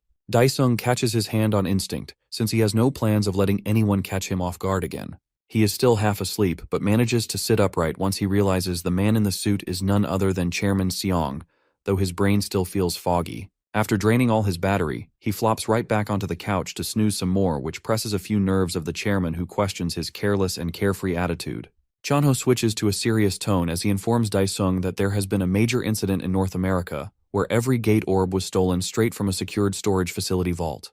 Daesung sharpens his focus and asks how many orbs they had even sold to North America in the first place, and Chanho begins to list the incredibly tall order. Daesung raises his eyebrows and questions the decision to sell 7 S-grade orbs to them, but Chanho reminds him that it was only because of that deal they managed to build his underground man cave. He starts whining that things are finally starting to get peaceful and calm, but if a gate fracture happens now, they can kiss all that precious peace goodbye. Our hero points a finger toward him and tells him that all the blame will fall right on his shoulders for selling them. But Chanho claps back and says it was his own orders in the first place anyway. Daesung shuts his eyes and pretends to brainstorm a way to recover the stolen orbs, but Chanho questions if it is even possible at this point. Our hero lets out a deep sigh and admits there is actually one way to locate them as he finally stands to show how serious this entire matter really is. The two men suddenly become alert as they realize they are no longer alone because the two ladies are walking over and Jisoo looks surprised that she somehow managed to get her hands on Chanho too while she waves at him excitedly. She closes the distance with zero hesitation and locks arms with the chairman and whines that he has been too busy with work lately and she really misses him. But Chanho is focused on something else as he calmly tells Jisoo to relax and take a step back. However, it is already too late because Daesung pops a nerve and demands to know what exactly the two clowns think is going on between them. Jisoo boldly admits she is dating Chanho, who just stands there looking like he wants to melt into a puddle of shame, while Daesung grows even more pissed off, but his sister counters him by saying he has no clue how much the chairman cared for her during his long absence. This only throws more fuel into the fire as Daesung glares at the sneaky chairman and demands to know what the big idea is, and why he kept quiet without telling him a single word, who instantly tries to cover up. Seoyeon steps in and breaks the awkward tension when she calls Daesung Oppa with a shy blush on her face, which instantly sends our hero into cold sweats as his eyes look like they are about to pop out. The goth girl explains that it was Jisoo who told her to call him that for effect, as she turns even redder and looks the other way. Jisoo stands there proud and smug and bluntly points out that Seoyeon clearly likes him and tells him to hurry up and give her a proper answer now. Daesung has no words and is completely frozen, but suddenly a cup crashes to the floor with a loud sound which makes everyone whip around toward the noise to see what exactly happened. The culprit turns out to be none other than Cho-young, who apologizes with a straight face for being clumsy, and Jisoo freezes up in shock as she realizes that a new challenger has officially appeared on the scene. After becoming the demon god, Daesung now holds the power to see the thread of causality along with another strange type of thread. Through his eyes, every person appears to have a glowing thread tied to their body, glowing in different intensities. Seoyeon stares in disbelief as a wild thought crosses her mind that Cho-young might also be catching feelings for him. On the flip side, Choyoung finds herself questioning the exact same thing and starts thinking maybe the goth girl secretly has a crush on their master too. Daesung observes the threads with laser focus and notices they have grown stronger ever since their transformation, which now seems to be amplifying their emotions as well. Suddenly, Chanho yanks him out of his thoughts when he finally grows a spine and confirms what Jisoo said to be true and admits he wants to date her. Jisoo blushes hard at that and quietly calls out his name while trying to hide the rosy mess spreading across her cheeks. Feeling a little irritated, Daesung mutters that even though he does not like the idea of them dating, there is really no better option. His gaze sharpens as he shifts his focus to the chairman and asks if he's truly ready to stand by his own words. Chanho gives a firm nod that somehow manages to be convincing enough for the demon lord to approve the relationship, which takes both lovebirds by complete surprise. Jisoo immediately tightens her hold on her man and asks her brother if he really meant everything he just said, while the chairman grins ear to ear. His sister thanks him, genuinely touched, while the other two girls just stand there in total silence with no clue what they're supposed to say next. Choyoung walks up and breaks the awkward moment by heading over to Jisoo and congratulating her, and the two of them clasp hands like a couple of real besties. Seoyeon tries to slide into the moment by leaning in to whisper to Jisoo about the deal they made earlier, though she clearly did not expect Choyoung to show up here like this.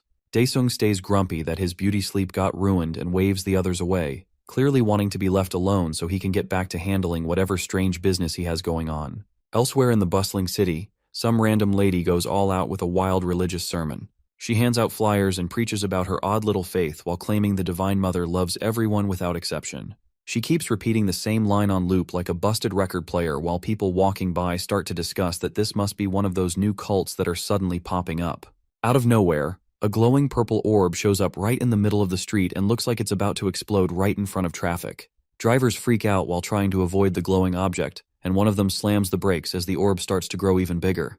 An NPC immediately starts yelling that it is a monster gate, which makes the situation worse, while someone smarter shouts for anyone to contact the hunters. Right at that moment, the cult girl tosses her flyers in the air like confetti and calmly walks straight toward the orb while pulling in aura like she's powering up.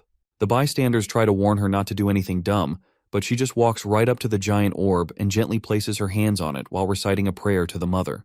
The unstable orb slowly begins to shrink in response as if listening to her words, and the whole crowd watches in stunned silence, clearly blown away by her powers while pointing out the obvious fact that the gate is actually shrinking. Eventually, the monster gate completely vanishes from reality, and the woman claps her hands before jumping right back into promoting her cult, loudly claiming that anyone who believes in the mother will receive her endless blessings. She stays locked in prayer mode, totally ignoring the blaring sirens from the police cars that arrive and quickly surround the area with flashing lights. Elsewhere, a giant bag stuffed with glowing gold bars drops with a thud as Daesung commands the book to start eating. Without wasting a second, the creepy monster book unrolls its massive tongue and immediately coils it around the insanely expensive bag like it's snatching up a snack. Daesung simply sighs in defeat and shakes his head, clearly done with the book's weird obsession over gold. The monster book claps back that it tastes better than the creatures it ate before anyway, and wonders why its previous owner didn't give it such delicious food. Bro's vibe changes as he gets serious and demands to know where the orb the book created disappeared to. In response, the monster book flies open and flips its pages at lightning speed before landing on the one it needs, sending a flash of light shooting straight up into the sky. It informs the Demon King that the orb they're looking for is actually somewhere very close to their current spot, while Daesung stands there radiating pure drip energy. Over at the World Hunter Association HQ in Daejeon, a tiny secretary steps up to tell the chairman that one of the stolen orbs got activated inside the country, which immediately triggers him to yell and ask why nobody reported this to him sooner. The lady informs him that there is no damage to any structure, and the incident is still under investigation, along with last night's incident, while the chairman finds it interesting and asks if the incident took place inside the management zone, but the secretary quickly clarifies that it actually happened in a civilian area, which causes his eyes to widen in surprise, and then asks if Daesung had anything to do with it. He gets even more surprised when he hears that the one responsible was just some random girl claiming to belong to the Heavenly Mother Church. The chairman repeats what she said like he's trying to make sense of it and immediately focuses. Meanwhile, in the exam room, the branch manager turns to Kim and asks if the test results for that strange woman are finally in. Kim answers that the results show absolutely nothing special and points out she's just a totally normal person working as a school teacher. The branch manager looks completely baffled that a civilian like her could clear a gate with 0 hunter skills and turns toward the manager to let her know she's got full clearance to dig deeper which the manager agrees to right away without holding back. Outside the test chamber, Kim thanks the woman sincerely for helping save so many civilians, but the woman just clasps her hands together and starts praying that the Heavenly Mother blesses Kim too, while using her full name as if she knows her since kindergarten. The manager immediately straightens her glasses and goes on alert, wondering if she accidentally revealed her name without realizing it. Back at a church-like building, loud chanting echoes across the street while the cult worshippers passionately shout the name of the Heavenly Mother. One of its leaders spreads propaganda that the peace right now is temporary, and the hunters will soon use their powers to take over the world. The crowd throws their fists in the air, yelling out every possible racial slur at hunters, while cursing the bad luck that made them regular, powerless humans. The sermon leader calms the audience and assures them that the hammer of justice will eventually crush the hunters, while the Heavenly Mother will protect them all. Kim flips the switch in her brain and instantly catches on that this is nothing more than a textbook cult. The same woman from before asks if Kim can now feel the power already, and reassures her that she will receive great power soon, to which she just nods along. Things take a sharp turn when the sermon leader suddenly removes her veil and tells everyone to rise for the sacred heavenly chant. Kim's brain goes full alert as she recognizes the sermon leader as none other than the cult enforcer Yunmi, and realizes she needs to report this right away.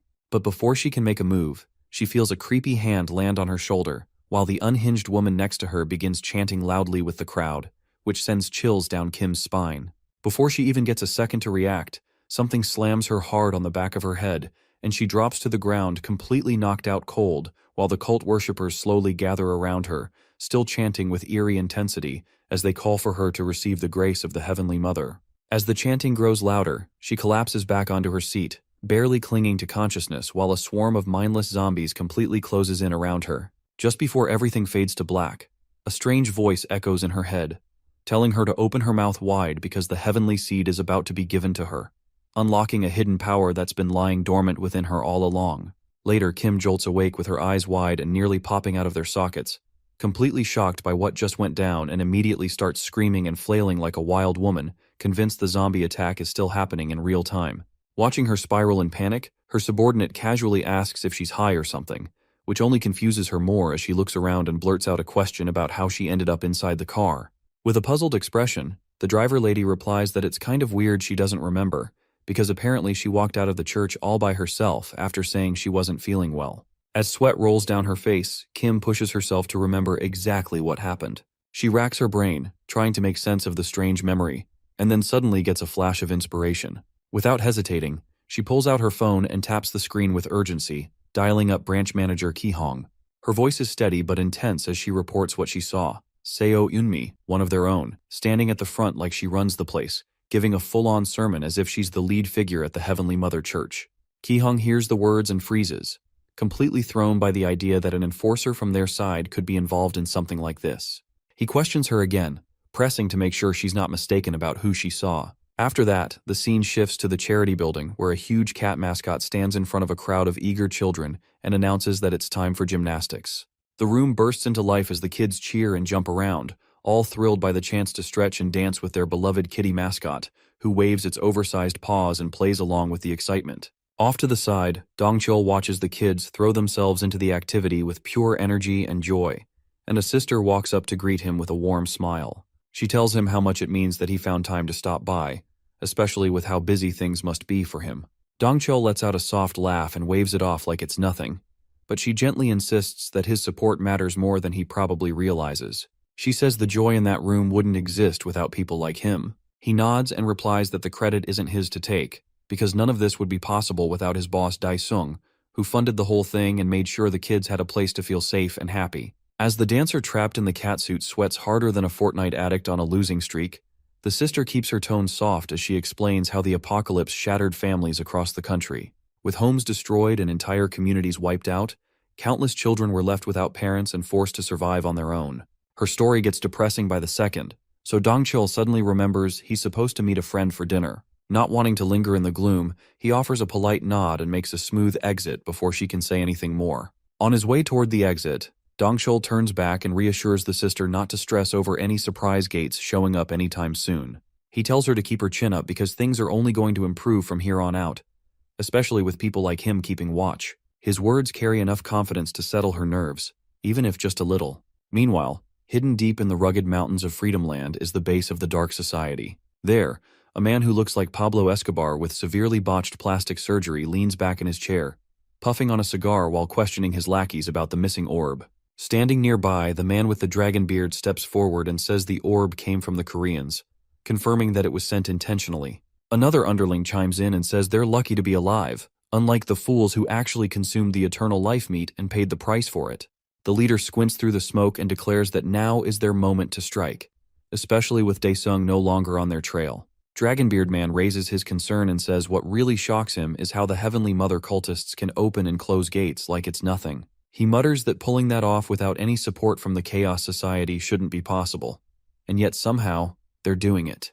Realizing the cult might just be borrowing power they barely understand or, even worse, being used like clueless pawns by something larger, the men exchange looks and settle on a plan. They agree to keep selling aura robots to the cult from the shadows, using them as the perfect distraction while they work behind the curtain. If they can chip away at Daesung's influence by pushing chaos through his enemies, then it's a win for their side no matter how small the move seems. The scene shifts to a logistics center, just as a sleek white Bugatti screeches around a corner, wheels nearly lifting off the ground before the car stabilizes and tears through the final stretch to its destination.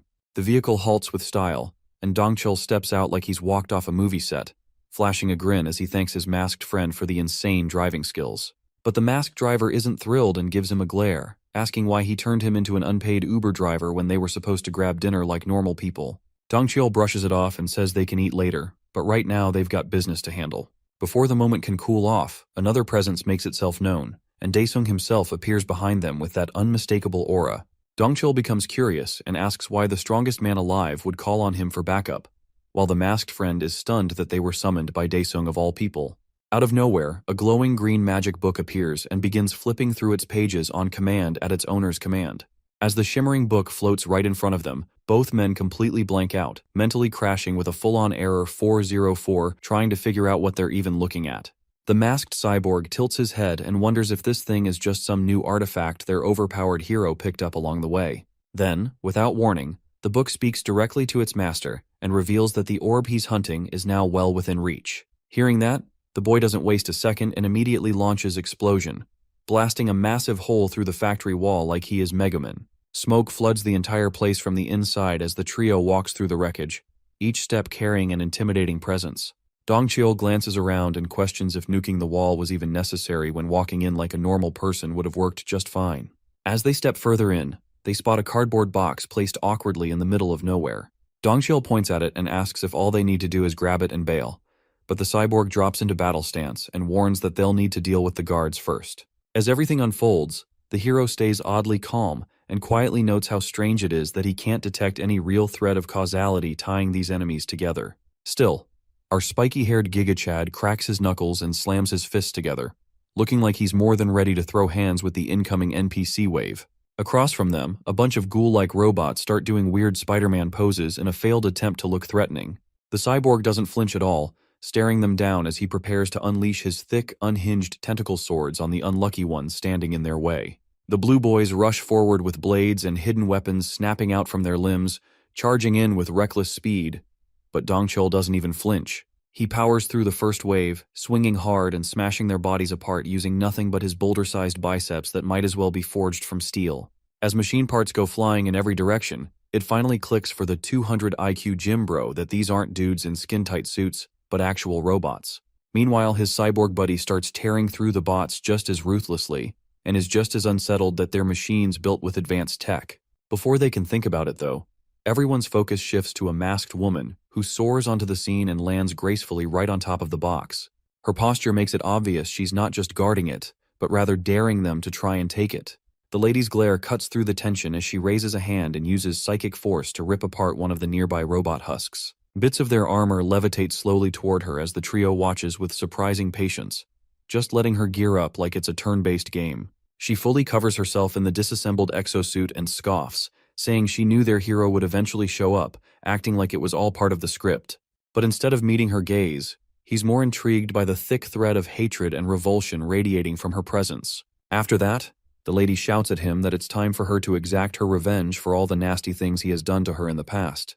You see, the woman who goes by Mimi was once hopelessly in love with the Walmart version of the Beast Titan himself. Her mind drifts to a memory where he looked deeply concerned, yet still held that warm and comforting smile while gently patting her head. It was a moment that stuck with her, and in that moment, she vowed to protect anything or anyone that stood in the way of her beloved daddy president's way.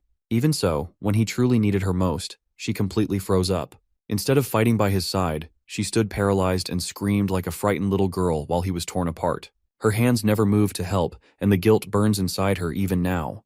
Tired of hearing her rant like a busted speaker and whining like some cursed termite from hell, Dongchul throws himself at her with full power packed into his fist, determined to shut her up for good, but the plan flops instantly when she sends him flying through the wall with a whole explosion that blasts him into what feels like the fourth dimension. Watching Dongchul zoom past like an actual bullet, Director Joe decides he's had enough and dashes in with his twin tentacle whips ready to smack some sense into her she won't forget in this lifetime or the next. After that, he full-on Naruto runs with his whips crackling with magic and swings them right at where she's standing, but she casually hops up into the air, pulls off a couple backflips, and slams her knees into his shoulders like it's her finisher in a wrestling match. Seeing the look on his face, that impact definitely deleted his spine. Shouting about how she's going to destroy anything that matters to the Demon King, she pulls her fist back with murder-level energy, fully ready to send Joe straight into oblivion. At the same time, our hero decides he's officially done watching the chaos and chooses the most unpredictable second to finally pull up, catching her totally off guard. Even then, she somehow launches her punch at him, but he tanks it like a champ with arms tough as bedrock and throws out enough pressure to make her back off quick unless she wants to end up splattered on the floor like her man. Looking completely unbothered, like her punches were just a light breeze, the Demon King shoots her a glare so intense it screams that her attacks mean absolutely nothing, and it doesn't take her long to realize she definitely picked the wrong guy to mess with. Her vibe is more feral than a rabid dog on caffeine, which actually piques his curiosity, and he straight up asks what he ever did to Miss Grudge to make her hate him this much. Instead of answering, she dodges the question like it's beneath her and throws him a backhanded compliment for surviving basic physical damage without collapsing, then flips the game by pulling out something that looks suspiciously like a remote control for a bomb or something equally dramatic. The second she presses it, the sketchy box nearby starts shaking like crazy, which tips off Daesung that whatever orb is inside just got switched on. In the meantime, Joe is still busy recovering from that knee drop of doom to his shoulder, and while she casually bounces like she didn't just almost vaporize someone, she fails to realize that our hero's not done yet and has some tricks of his own. He tosses out this weird creature with eyeballs to stalk her while Director Joe starts sweating buckets again, sensing that something worse is coming. Moments later, the cursed box lights up in an ominous red just seconds before it explodes and wipes out half the factory, like it's the end of a round in Counter-Strike. As expected, the Demon King walks out untouched with his guy in one piece, and checks in to see if Joe's okay. But Director Joe doesn't stop sweating like he's in a sauna from hell, because the bomb site is now giving off a ridiculously strong aura that feels way above anything they've seen. As this happens, they spin around and get greeted by a massive black hole throwing a tantrum with wild winds howling all around, while Dongchul finally regains consciousness after getting his whole rear end handed to him and immediately starts wondering where that psycho lady ran off to. Already guessing that this brainless gorilla might try jumping straight into the black hole without a second thought, Daesung steps in fast and plants himself in front of him, telling him to stay put before doing something even dumber than usual. Right then, Director Joe notices this thing feels way off compared to any normal gate they've dealt with, and just as he starts getting confused, the magic book from earlier shows up again like it never left, and explains to its master that it's not actually a gate but some dimensional cataclysm which sounds like it belongs in a sci-fi movie. The overly dramatic name makes our hero raise a brow, while his cyborg sidekick remembers that cataclysms basically teleport anyone inside to a totally unknown location, so he casually asks the book about how far this chaos can reach. Turns out, unlike the usual baby-sized cataclysms that barely cover a village, this one's built differently and way bigger, which gets Joe sweating bullets over the possibility that the blast radius might wreck the nearby civilians. So our hero wastes no time and demands his grimoire to spill how to shut this mess down. The book says it'd take his divine powers to erase it, but sadly, that's a no-go since the divine power is sealed off inside him by the golden spear, but Daesung just grins like the absolute mad lad the moment he hears he's the one who can do something about it. Without hesitation, he leaves the rest of them behind like background characters and dashes straight at the black hole without a care, and then pulls out his sword. Our boy fires up Demon Lord mode and starts radiating an intense aura. As his monstrous energy flares, The golden sealing spear lodged in his chest begins sliding out, which immediately sets off the system warning him to shut the transformation down now, or else he's going to suffer some real irreversible damage to his powers. He clenches his teeth like he's about to bite through steel as the pain rockets through his whole body, with the system screaming non-stop in his head to shut it down immediately.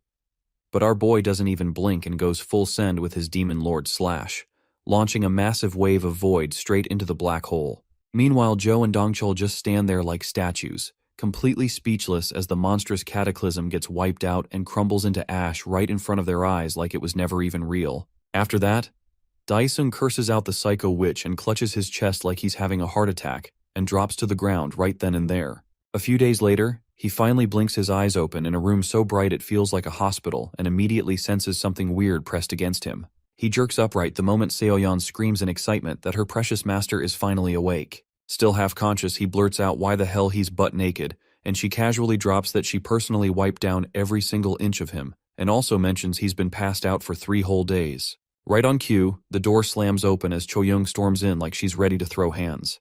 The second she sees Seoyeon getting way too handsy with her man, Choyoung practically bursts into flames and demands to know what shady plan she's pulling. But Seoyeon just smirks and says she got permission from Daesung's sister to take extra personal care of him. Choyoung couldn't care less about that technicality and immediately grabs her by the hands like she's about to break every single one of her fingers. The goth girl gives her props for finally showing some guts, but then reminds her she's about 1,000 years too early to be picking a fight, which lights Choyoung's fuse even more. Watching both of them act like absolute clowns, Daesung tells them to knock it off since he seriously doesn't have time to deal with them and needs to get back to handling real problems. That throws Seoyeon into panic mode as she insists his body's still way too jacked up, and he can just order his loyal servant to do literally anything for him instead. When he realizes she can sense the cursed spear still sealed inside him, he is stunned. Seoyeon mentions that curses are technically her specialty. Hearing the whole exchange leaves Choyoung completely speechless, since she has absolutely no idea what's going on. So once they finally break it all down for her, she ends up visibly shaken and immediately asks if he's figured out any way to get rid of it. Daesung tells her he's been trying non-stop for the past 3 years and still came up empty, which makes Seoyeon tilt her head in curiosity since she's always had a little idea pop up in her mind whenever she saw that thing. And now he's suddenly wondering if she's actually got a legit breakthrough brewing, thanks to her whole cursed skill expertise. She then leans in way too close to his face and tells him to stay still for a sec with that same mischievous grin, before planting a bold smooch that instantly makes him visibly uncomfortable. Choyoung immediately loses it, furious that this goth menace is out here kissing her man without even asking, while our hero just sits there fuming as the goth girl acts like she just had her first magical Disney kiss. He's 2 seconds away from unleashing hell and showing her why they call him the Demon Lord. But before he can even finish the threat, both girls freeze in shock as the cursed spear suddenly starts slipping out of his body all on its own. The system chimes in to casually announce that the conditions for removal have finally been met, and with that, Daesung stares at the space between his super jacked pecs, where the cursed mark is now completely gone. Seeing that, the girls instantly go wild celebrating the breakthrough, but Daesung's smile fades fast the second a thick black fog appears right in front of him, which turns out to be his adorable little wraith scout filled with eyeballs. Meanwhile, over at the Heavenly Mother cult's main HQ, some angry dude is seen straight up yelling at the guards out front, demanding they return his daughter or get out of the way so he can drag her out himself. That instantly pisses off one of the guards, who barks back that his daughter's inside praying so he better wait quietly or zip it. But the man and the nearby crowd start freaking out and crying that none of them have seen their families in weeks, which sends a chill through everyone as they start to suspect something way darker is going on inside. The other guard steps in and tells the crowd they're absolutely not allowed to enter the prayer room without first signing some shady-sounding contract. But then Pastor Nim strolls up and casually tells them to open the gates and let everyone in. She claims that watching their precious children ascend to heaven should calm all the parents down, but one brave lady yells out that no one should fall for it since nobody who ever walked into that room has come back out. With a fake smile plastered on her face, the pastor tells her to quit spreading lies and dragging the church's holy name through the dirt, but the old man with tears flooding down his cheeks shouts his daughter's name and begs the pastor to take him to her right now. Unbothered as ever, she just spins around and tells anyone who wants to reunite with their loved ones to go ahead and follow her like they're on some weird field trip. Inside the building, all the boomers walk behind her down a dark tunnel while she says they can go see the prayer room with their own 2 eyes. Hesitating for a sec, the old man finally pushes the door open and takes a look inside, and what he sees nearly makes his soul leave his body on the spot. His daughter is getting hoisted up by a bunch of creepy chanting cultists while crying some weird stuff about the Heavenly Mother blessing her with her divine cheeks or something. While the crowd is still processing, the pastor tells everyone to clap because they're all witnessing a fellow sister ascending straight to heaven right before them. With her hands clenched together in some freaky pose, the girl starts moaning like she's having the best moment of her life thanks to the Heavenly Mother's aura, which makes her father think she might be high on something. He panics and screams at his daughter to snap out of it and run away as she stands there soaking up the spotlight.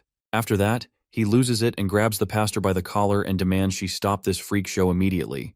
But before he can do anything else, the only thing left of his daughter is a puff of smoke drifting into the air. As he clutches his daughter's clothes, the only thing he has left of her, his hands tremble with grief while the smug pastor claps her hands together and says he should actually be grateful that the Heavenly Mother chose his daughter. That outrageous comment sends the old man into pure rage at her insane audacity, and he grabs her by the collar again, shouting for her to bring his daughter back or else she's going to seriously regret it. Unfortunately for him, he immediately regrets going that far because a guard finally shows up and tases him without a shred of mercy, sending a brutal shock through his whole body. The old man collapses with a heavy thud right there on the cold floor, completely knocked out, and that's when the most unexpected person makes an entrance. Our four-eyed officer strolls in, now looking like she's fully converted into one of them, and calmly tells the guard to drag him into the confession room, which is really just their fancy name for the torture chamber, so he can repent for his disgraceful behavior. With that, she and the guard walk off with the poor father's limp body while the pastor, still high on spiritual copium, confidently mumbles that he'll definitely switch sides after he sees how beautiful the heavenly family is. Meanwhile, over in heaven, which turns out to be a surprisingly gorgeous green plain with a summoning circle planted right in the center, an orb appears out of nowhere and reveals itself to be the soul of the old man's daughter who just ascended. She finally seems to snap out of whatever trance she was in and looks around with total confusion, clearly unsure of where she's ended up or how. That's when a blindfolded woman in ridiculously ornate clothes straight out of a Dark Souls boss fight casually strolls up and greets the bewildered girl, who's still very concerned about why she has no clothes on. She feels absolutely ecstatic to finally be welcomed into the Holy Mother's embrace. But the monster hag has other plans and tells her she's nothing more than a useless husk wasting oxygen, so it's time to ditch that body. With one lazy point of her fingers, the girl gets instantly beheaded, and her head rolls down the grassy hill like a bowling ball on a very cursed lane with no pins. After that, the Heavenly Mother casually whips out a chalice of wine and gathers what turns out to be the glowing essence of a pure soul inside it. She then floats over to a guy who looks very familiar and very jacked, chained to a massive rock with a glowing blue heart stuck to his chest like some weird parasite trying to latch on. Taking a casual sip, she asks why he won't just accept the Titan's heart and move on. But he says, again, that he's not interested in turning into a full-blown monster. Hearing that, she mutters something about his refusal, probably being a glitch in fate. But then her creepy wings shoot out, fully covered in twitching eyeballs for no reason, making the guy's eyes go wide at the total nightmare fuel she just turned into. Without asking, she then straight up forces him to drink the soul essence like it's a vitamin shot, making the Titan's heart inside his chest immediately light up in response like it's sinking to him. That makes the blonde clown of a man super angry, practically fuming with rage, but she waves off his tantrum and tells him to quit whining and accept his fate as the new Titan god. He, however, couldn't care less about her drama and starts screaming that he'll tear her to pieces the second he gets out, flinging every insult in his vocabulary while she walks away, not caring even slightly about his very loud threats. Just then, she senses something deeply sinister in the air and glances up at the sky where a strange orb starts crackling with wild energy. It takes her a second to realize that the seal keeping heaven and earth apart is now starting to fall apart. Apparently, our demon king is the one stirring all this up, but the system hits him with the news that his demon lord powers have dropped and he's no longer allowed to use any of his hell-exclusive abilities anymore. However, as a trade-off for yanking out the golden spear earlier, he ends up unlocking a heavenly skill called the Demon Lord's Kiss, which basically lets him heal an ally completely from any injury or debuff with, you guessed it, a kiss. After that, his grimoire suddenly switches up and congratulates him for regaining a portion of his powers, making Daesung instantly suspicious because the book's sudden niceness feels off. The grimoire then explains that its personality depends on how worthy its master is, and now that he's officially accepted, he can wield it with no restrictions or weird limits holding him back anymore. Hearing that, our boy smirks and orders the book to take him straight to the palace where the trash-tier celestials are holed up, but it turns him down because he apparently needs a special key to get in. Even though he expected that kind of answer, it still annoys him. But the magic book adds that luckily, one of the Celestials carrying the key just happened to randomly show up on Earth at the perfect time. Back at the church, Mimi brainstorms ways to get stronger so she can settle the score with Daesung, when Pastor Neem walks in with her usual calm demeanor and casually reports that another one of them has ascended. Then without warning, she goes quiet. Mimi raises an eyebrow and asks what's got her panties in a twist this time. Shockingly, the pastor shows a flicker of human emotion for once and quietly asks how many more people need to be ascended before she gets back the one person she lost during the apocalypse 3 years ago. Staring at her long and hard, Mimi recalls that Nim had lost her son back then and decides to give her a reality check, reminding her that every single one of them has lost someone in the war. She assures her that the Heavenly Mother will surely keep her promise and bring them back, which oddly seems to put the pastor at peace. But just then, Mimi's soul randomly exits her body, and she starts glowing bright gold, making Nim wonder if it's really her turn to go full celestial. The silver-haired lady then stands as something awakens inside of her, and the celestial form thinks she needs to seal the Demon King's power immediately again before he blows the last barrier between heaven and earth to smithereens. When the Heavenly Mother suddenly appears behind her like a fully summoned stand, Nim drops to her knees in tears and starts begging like a little simp for her son's return, losing that smug attitude from before. Surprisingly, the Celestial gently pats the woman high on divine copium and says it's not the time yet, but she should keep dreaming hard for that day. Then, without skipping a beat, she knocks the woman out cold and chuckles that at least her day has finally come, since her target's aura is closing in fast. Outside, our guy stands still, confused at how the magic book and his Wraith Scout somehow led him to the exact same place. Set on giving the naughty Celestial a well-deserved spanking, Daesung locks in on the decision to head inside the building. However, a thick fog suddenly rolls in out of absolutely nowhere and covers everything, making it impossible to see even a few steps ahead. He pauses in confusion, trying to make sense of the weird environmental shift. He then pushes forward through the mist while his frustration keeps building. Right away, Daesung gets the feeling he's not alone in there, so he scans the fog until he senses something moving nearby. Without wasting any time, he whips out his sword and jams it straight into the ground. Right after that, he summons his undead squad and they start popping up from the earth one after the other like it's some cursed version of whack-a-mole. Eventually, the zombie warriors manage to crawl out fully and form up with their weapons locked and ready. A few of them glance around as they clearly pick up on the same creepy presence in the mist, but are not able to visually spot it. Then out of nowhere, the mystery enemy kicks things off by launching a wave of invisible attacks that slice right through the undead soldiers like butter, shredding them into mincemeat with zero effort. Daesung spots a window to counter and charges forward with his sword ready to strike, but the enemy effortlessly parries his attack. Turns out the attacker is the same random cult lady from earlier who's now clearly been hijacked by the Heavenly Mother.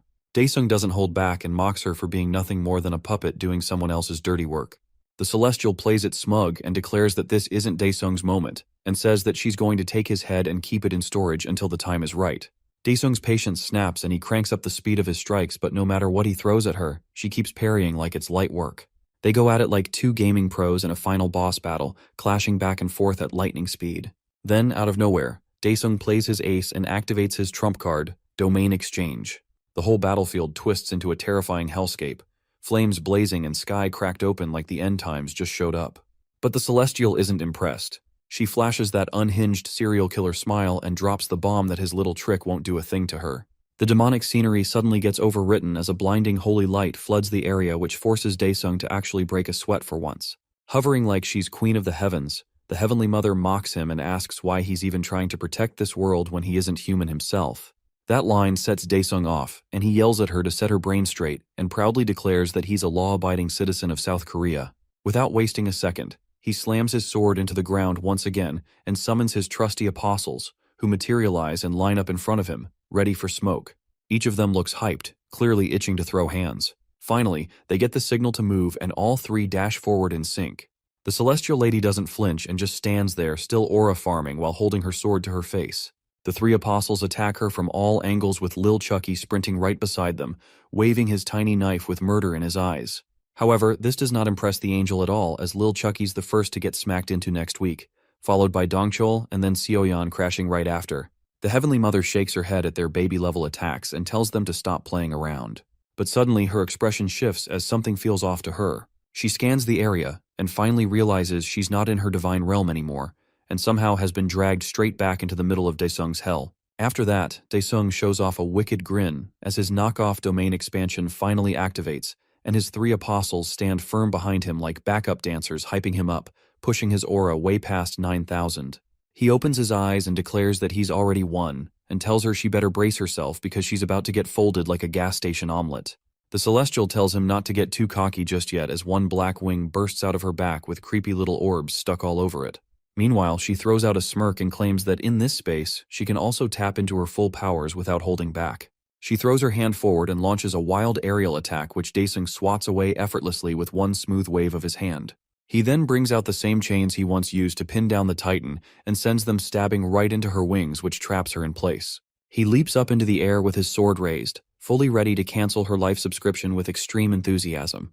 With that, our hero goes all in and uses his classic Demon Lord slash against Heavenly Mother, but she counters with her own move by triggering Wing of Destiny, shielding herself with those cursed wings. Both insane attacks clash and cancel each other out in a ridiculous fiery blast that ends up pushing Daesung backward, and gets him even more annoyed than before. The Celestial isn't slowing down either as she comes flying in again with talons out with the hope to finish the fight before he can pull another trick. She targets Daesung's eyes and breaks through his defense like it's nothing, making it seem like she's actually won. However, his body turns out to be nothing more than smoke, and it's being controlled by Seoyeon, who is locked in deep concentration. Daesung wipes the blood off his cheek and admits he would have really gotten deleted there if his wifey Seoyeon hadn't jumped in. During the battle, the apostles have already snapped out of whatever spell they were under, and Seoyeon starts wondering if her master is once again in serious danger. Choyoung cuts in without any filter and points at the golden wrinkly witch nearby and asks if that crusty old nightmare is the actual enemy. Dongchul barely manages to process the chaos and comments about how huge the explosion was like yo mama. This little goof makes Daesung realize his crew's finally back in control. At that point, Daesung tells them he'll explain later, but right now, they've got to jump the evil chicken lady, which gets the apostles immediately locked in without hesitation. They line up like they're about to drop a diss track, all standing in sync as they prepare to square up against the cackling menace who just stares them down and says their fate is already sealed, so they should quit their sad little resistance. Now boiling with rage, Seoyeon flips the chicken lady off without hesitation alongside Lil Chucky and dares her to come over and get wrecked by a knuckle sandwich deluxe. Meanwhile, Seoyeon pulls off one of her slick ninja moves by activating her water trap skill, which makes the ground around the angel turn into this gnarly bubbling black sludge that almost knocks her off balance. The creepy liquid starts slithering around her feet like it's trying to inject her with something nasty, but the Heavenly Mother doesn't even blink and just calls it a sad little trick before casually trying to fly off like nothing happened. At the same time, ice shards randomly start popping up all over her feet too, totally locking her in place since Choyoung decides to flex with her skill Thorny Graveyard, which summons a barrage of sharp icicles straight at the angel. The ice jabs her from all directions, but she stays stone cold and doesn't even twitch, tanking the hit like a monster.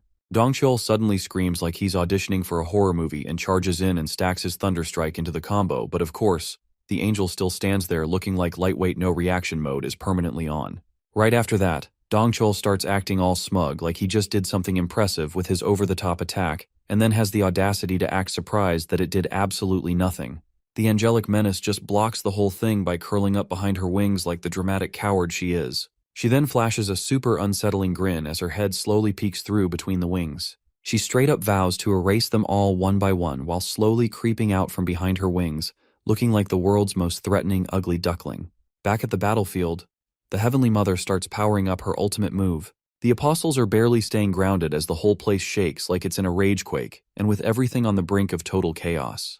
Daesung finally decides he's done playing around and cancels the summoning of his apostles with a snap of his fingers. One after another, the apostles vanish into clouds of smoke, though Seoyeon makes an effort to fight it by clinging to her master's will, but eventually she also disappears into the mist.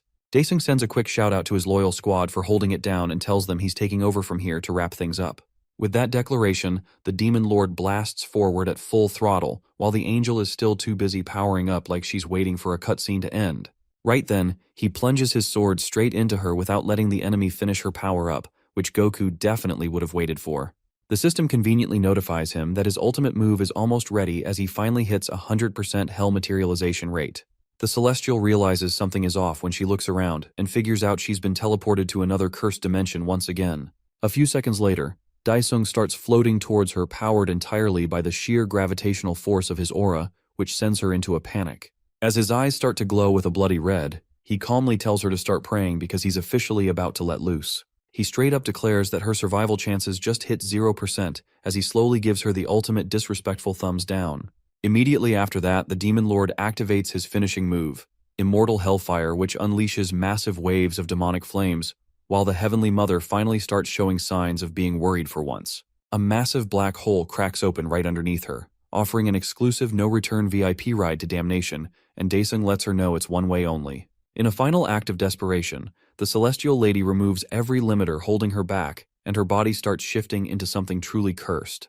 As the smoke clears up, a hideous mutated eye creature pops out, whose legs appear to be bent over than her. But her disgusting transformation ends up being completely pointless, because the tendrils from the Hell Portal start wrapping around her anyway. A heavy wave of dread crashes over her when it finally hits that no matter what she does, there's zero chance of escaping this mess. Daesung casually tells her to shut it, and then swoops down from above like a WWE star, slamming a savage dropkick right into her spine as he yells mid-air that she needs to just die already. The Heavenly Mother can't process the fact that she's actually getting destroyed and starts questioning why fate suddenly decided to betray her so hard. Moments later, the angel completely vanishes through the portal in a final burst of glowing feathers as the closing hell circle traps her and erupts into a massive explosion. Silence falls over the entire dimension, with only a giant crater left as the last remaining evidence that a god-tier battle even happened. But that peaceful moment doesn't last long as a bright beam cuts through the quiet and a mutated angel floating orb pops out. Daesung just stares down the giant floating eye like it's a mildly annoying bug, and the system helpfully lets him know that the demonic beasts of Pandemonium are now completely simping for their master. A flood of system messages roll in.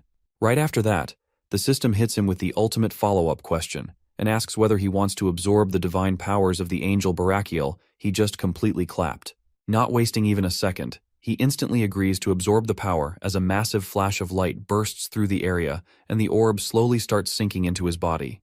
The system chimes in to confirm that he's officially absorbed the celestial powers and has unlocked all the shiny angel abilities. As a bonus, he can now use his demon powers even across different dimensions thanks to his insane level boost. Out of nowhere, the magical book shows up like it owns the place and tells Daesung that the dimensional key to the celestial realm is literally right in front of him. Floating just ahead is a giant glowing golden orb which Daesung picks up and crushes in his hand. As soon as he does, the orb marks itself onto his hand in the form of a cool glowing tattoo, and the system lets him know he now has complete unrestricted access to the celestial realm. He starts wondering if this orb really is the key, and the book confirms that it can indeed be used for travel into the celestial dimension. Daesung realizes that these people are still going to come after his family and friends, so he orders the book to explain how to activate the orb. For once, the book decides to not be a troll, and even offers to make a special orb specifically for this task to help out its master. A shiny golden and blue orb suddenly appears out of thin air like it's been summoned by Houdini, and the book informs him that he now has the ability to open the gate to the dimension anytime he wants. Daesung has one of his big brain moments and casually scratches his head as it hits him that he's still missing a few of his other orbs. Meanwhile, back at the Heavenly Mother cult, the same lady from earlier keeps frantically begging her superior's unconscious body to wake up already and stop playing dead. Right then, a group of soldiers decked out in ninja gear bursts into the room, and the cult lady loses it as she demands to know who they even are. The soldier leading them gives a calm but firm order to capture the orb immediately, while the rest of the squad rushes in, and one dude just casually punches open a locked cupboard like it's nothing. The cult lady starts clutching her head in straight-up panic as the room gets ransacked until one of the soldiers finally grabs hold of the royal orb. The lead soldier throws them a cold stare for a few seconds before telling his team to go ahead and unalive both the women, while the cult lady just stands there frozen with her mouth wide open in absolute disbelief of this nightmare. Right then, a sudden explosion crashes through their tense moment and sends chunks of debris flying in every possible direction. The cult lady throws her arms up trying to shield herself while the lead soldier gets ticked off like someone just ruined his perfect plan.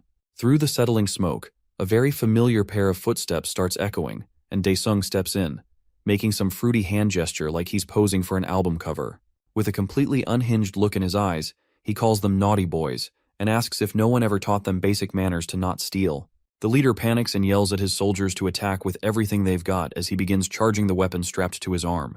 Daesung doesn't even twitch a muscle because just the raw murder in his eyes is enough to make every soldier collapse to the floor like sad pancakes. He forces the entire squad to squirm around like pathetic worms because the pressure from his presence is way too much for their weak spines. With all the threats completely squashed, Daesung finally remembers why he's even here and casually grabs the stolen S-rank orbs from the defeated thieves. As he glances to the side, his eyes land on the unconscious woman, and he narrows his eyes a little while trying to remember who she is. The cult lady instantly starts shaking like a malfunctioning Roomba and blurts out that the woman is their representative, Yunmi. The system then lets Daesung know that there are still loads of people who are brainwashed and asks if he'd like to turn them into his fans instead. This somehow makes him even more annoyed as he processes the fact that the angel had been manipulating an entire army of loyal followers this whole time. Without even thinking twice, Daesung instantly commands that all the cursed people be freed from the wretched mind control. A giant wave of light shoots across the entire building like a divine Wi-Fi signal, and the cult followers suddenly snap out of it and finally realize the ridiculous nonsense they've been doing all along. The moment of clarity leaves them completely horrified as regret hits like a truck, and the cult lady just breaks into tears at the spot, crumpling to the ground in full-on depression. As the light reaches all the rooms, Manager Kim blinks around in confusion once she snaps out of the trance and insists she was just on her way to work a second ago. Panic starts to bubble up as the freed girls try to process what happened, and some of them break down crying and begging for help. Kim quickly takes charge as she announces that she's from the Hunter Association and assures everyone that she'll get back up right away. The chairman hurriedly places a call to Daesung and asks for an update on the incident, to which he replies to chill as the mission was successful. Chano gets curious about how Daesung managed to recover the S-rank orbs so fast and asks about the crazy strong enemy he fought. Daesung confirms his win and tells Chanho to deal with Motherly Association lackeys while he hunts down the orbs. The chairman quickly agrees without question like a loyal intern, and promises to head straight to the location while Daesung is already mentally foaming at the mouth at the thought of getting his hands on the human trash responsible. Meanwhile, over at the Dark Side base hidden in the Rocky Mountains, the usual quiet gets absolutely wrecked as the entire base erupts into fireballs and chaos, while Daesung casually strolls through the flaming ruins, admiring the mess he's made. He glances over at the monster book floating nearby and begrudgingly admits that it's kinda helpful after all, while the book practically explodes with joy. Deep underground, the three evil stooges hurriedly walk through the ominous hallway and sweat buckets as they wonder how Daesung manages to find them every time. One of them bites his nails and wonders if they will get followed all the way down here, while the other gaslights them into believing that maybe he will get lost. The disfigured grandpa admits that supporting the cult was a big mistake, as not only did they lose their orbs, but now they have been forced to become the prey. Echoing footsteps start closing in from the other side of the hallway, while the arthritis trio stand stiffly in front of a massive door and yank on a rusty lever. With a loud grinding screech, the door opens wide as a thick cloud of dust spills out into the corridor like it hasn't been touched in centuries. Once the dust finally settles, a gigantic war-ready robot hulks into view, clearly built to demolish anything in its path.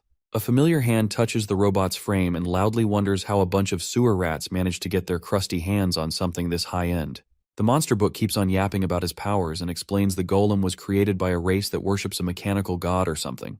The wrinkly trio all look like they're about to collapse from panic as they demand to know how he managed to beat them here. Daesung couldn't care less about their whining and just slices the massive golem in half with one powerful strike that instantly turns it into flying metal confetti and blows up the entire chamber in a fiery blast. Their leader has a sudden genius moment and quickly pulls out an ancient artifact, announcing that he will form a barrier. The artifact glows and pops out a big protective shield that wraps around the trio, and the leader finally exhales in relief, thinking this might actually buy them a few seconds. Unfortunately for them, Daesung casually appears right behind the barrier, like he's been waiting for this reveal, and asks them what exactly they're standing around for. The ancient demon geezers nearly flatline on the spot, completely in disbelief that this guy is still on their necks. Daesung calmly states that their execution is now confirmed, and within seconds, the walls are covered in red splatter as their screams fade into silence. After that, Daesung stands tall over the bodies and wonders how these crusty little maggots ever thought they stood a chance against him in the first place. Pantheon butts in and interrupts his deep villain arc moment by asking if he wants to bounce over to the celestial dimension right away. Daesung smirks and replies that there's no rush since he's got something important to talk about before he dips. The scene shifts to a delicious feast with endless plates lined up, and Dongcheol does not hold back as he dives in without a second thought and praises Daesung's mother for her god-tier cooking. She plays it cool and claims it was all super last minute and nothing fancy. Then she turns around and tells Choyoung to stop pretending she's part of the staff and to grab a plate for herself already. Choyoung goes full blush mode and says she didn't actually do that much and that it was super chill learning how to cook from her. Jisoo doesn't waste any time and makes a direct attack on the delicious omelet rolls, and the mom reveals that Choyoung actually made those and mentions that she wouldn't mind having her as a daughter-in-law. On the other hand, Seoyeon basically freezes when she hears that and mentally flames herself for letting Choyoung charm her master's mom like that.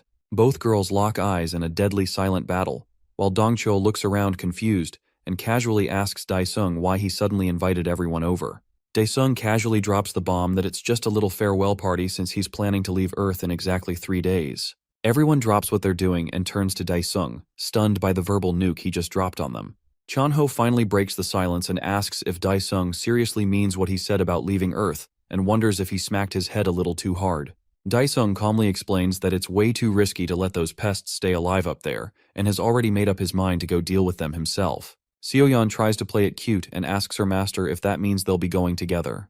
Daesung reminds himself not to snap at her since she did pull the spear out of his chest, so instead, he gently tells her to start calling him Big Brother instead of Daddy. She lights up with excitement, thinking it's a special nickname just for her to use, and blushes a little, while Choyoung wonders in her head if she's also allowed to use it. Daesung takes another big bite out of that meat and tells them it's not possible for any of them to come along since none of them have permission to enter the realm. But Dongchul isn't buying it. He asks if it's really that big of a deal and reminds Daesung that he could always use his special skill. Choyoung quickly catches on that he's talking about the summoning ability, and Seoyeon jumps in to say that Daesung can just teleport back whenever he wants. Even so, our hero doesn't sound too convinced, but he gives his word to at least try it once he gets there, and asks the group to take care of his house and look after their country. Chanho doesn't look thrilled but agrees anyway, and Daesung's mom is just as irritated that her son keeps finding himself in these ridiculous situations, while Jisoo gently tries to soothe her. With a deeply concerned look, his mother turns to him and asks if he'll really be able to return home safe and sound. Our hero gives his mother a calm and reassuring smile and promises that he'll return soon, so he asks her to trust him. The scene shifts to the system screen, which lights up to inform Daesung that the portal is about to appear, and he just stares at it blankly before casually announcing that he's heading into the celestial realm. A sudden burst of purple light erupts from the portal and completely pulls him in, sending him flying at full speed toward a blinding white light. The system gives a quick update saying the gate has now completed, and he will soon be transported with a new body formed from pure ether energy. This part leaves Daesung a bit confused, but it's already too late to do anything as he suddenly finds himself face to face with a tall, cloaked figure standing before a massive gate. It only takes a moment for Daesung to realize that the hooded man seems oddly familiar and looks exactly like the priest Odi, who he crushed back in hell not long ago. Odi immediately senses something is off, seeing that the creature standing before him doesn't appear to be a celestial, and notices that his aura feels oddly similar to something from his homeland. Daesung takes that as a challenge when he hears the word aura, and casually lets out an explosive and powerful wave of power to return the gatekeeper to his senses. Odi then recognizes the energy as belonging to none other than his glorious king, and drops straight to his knees, greeting the demon god standing before him. Our demon king gets right to the point and demands to know why a priest from hell is now working as a prisoner here in the celestial realm. The priest explains that ever since Daesung folded him back in hell, he was captured and forced to serve as a guard at this location. Our demon lord notices that the spear sticking from Odi's chest looks almost identical to the one the angel stabbed him with earlier. He asks if the gate behind Odi leads straight to the angels, and the priest replies that to reach them, he'll need to go through 100 trials. After hearing that, Daesung holds his head in frustration at the thought of having to go through all that effort. But right then, the monster book comes in clutch and suggests that the master try showing the emblem he carries. Feeling a bit relieved, our hero turns to Odi and asks if he can just use the master key instead while holding it out in his hand. The priest kindly explains that since Daesung possesses the emblem, he now has full access and can come and go as he pleases without needing to endure the trials. With everything sorted out, Daesung decides to head in, but Odi halts him briefly and politely asks for his master's hand, leaving Daesung slightly confused. Still, he agrees to the odd request and offers his hand, and the system notifies him that he has now received the Guardian's seal. Right after the transfer finishes, the priest's body begins to fall apart, which takes Daesung by surprise. But Odi calmly places his hand over his heart and offers his demon lord a blessing for the coming war against the Celestials. Daesung gazes at the spot where the priest once stood and makes a firm promise to himself that this won't be a war, but it will be a full-blown massacre. Elsewhere in the Angelic Palace, the cross-dressing warrior remains locked up as he slowly regains consciousness and wonders why his usual tormentor hasn't shown up yet. In the background, a voice bickers with herself about being stuck on feeding duty, while Aslan calls out and tells her to just come out already. From his side, a strange butterfly-like angel flutters into view and immediately insults him by asking why someone as pathetic as him refuses to become a Titan god.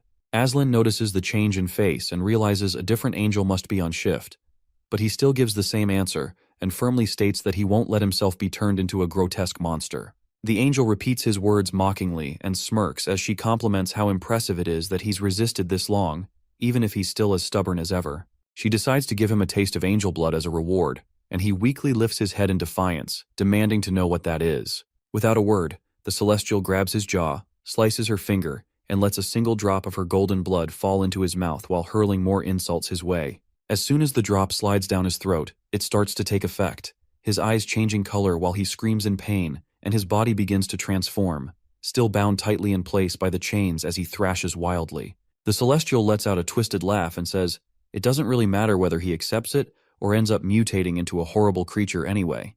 But suddenly, she stiffens as she senses an immense presence approaching fast and quickly spins around to face a figure stepping down the stairs, sword in hand.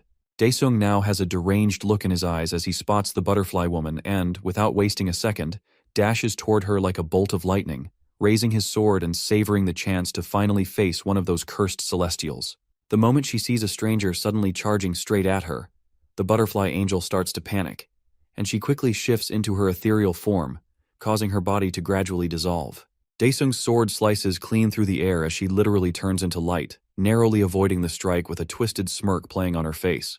Her form slowly takes shape again while Daesung lands a few feet ahead, carried forward by the force of his momentum. She shoots him an angry glare and demands to know how a mere mortal managed to break into their sacred realm with an ugly frown. Daesung doesn't even bother responding to her question and simply comments that this is not going to be an easy fight.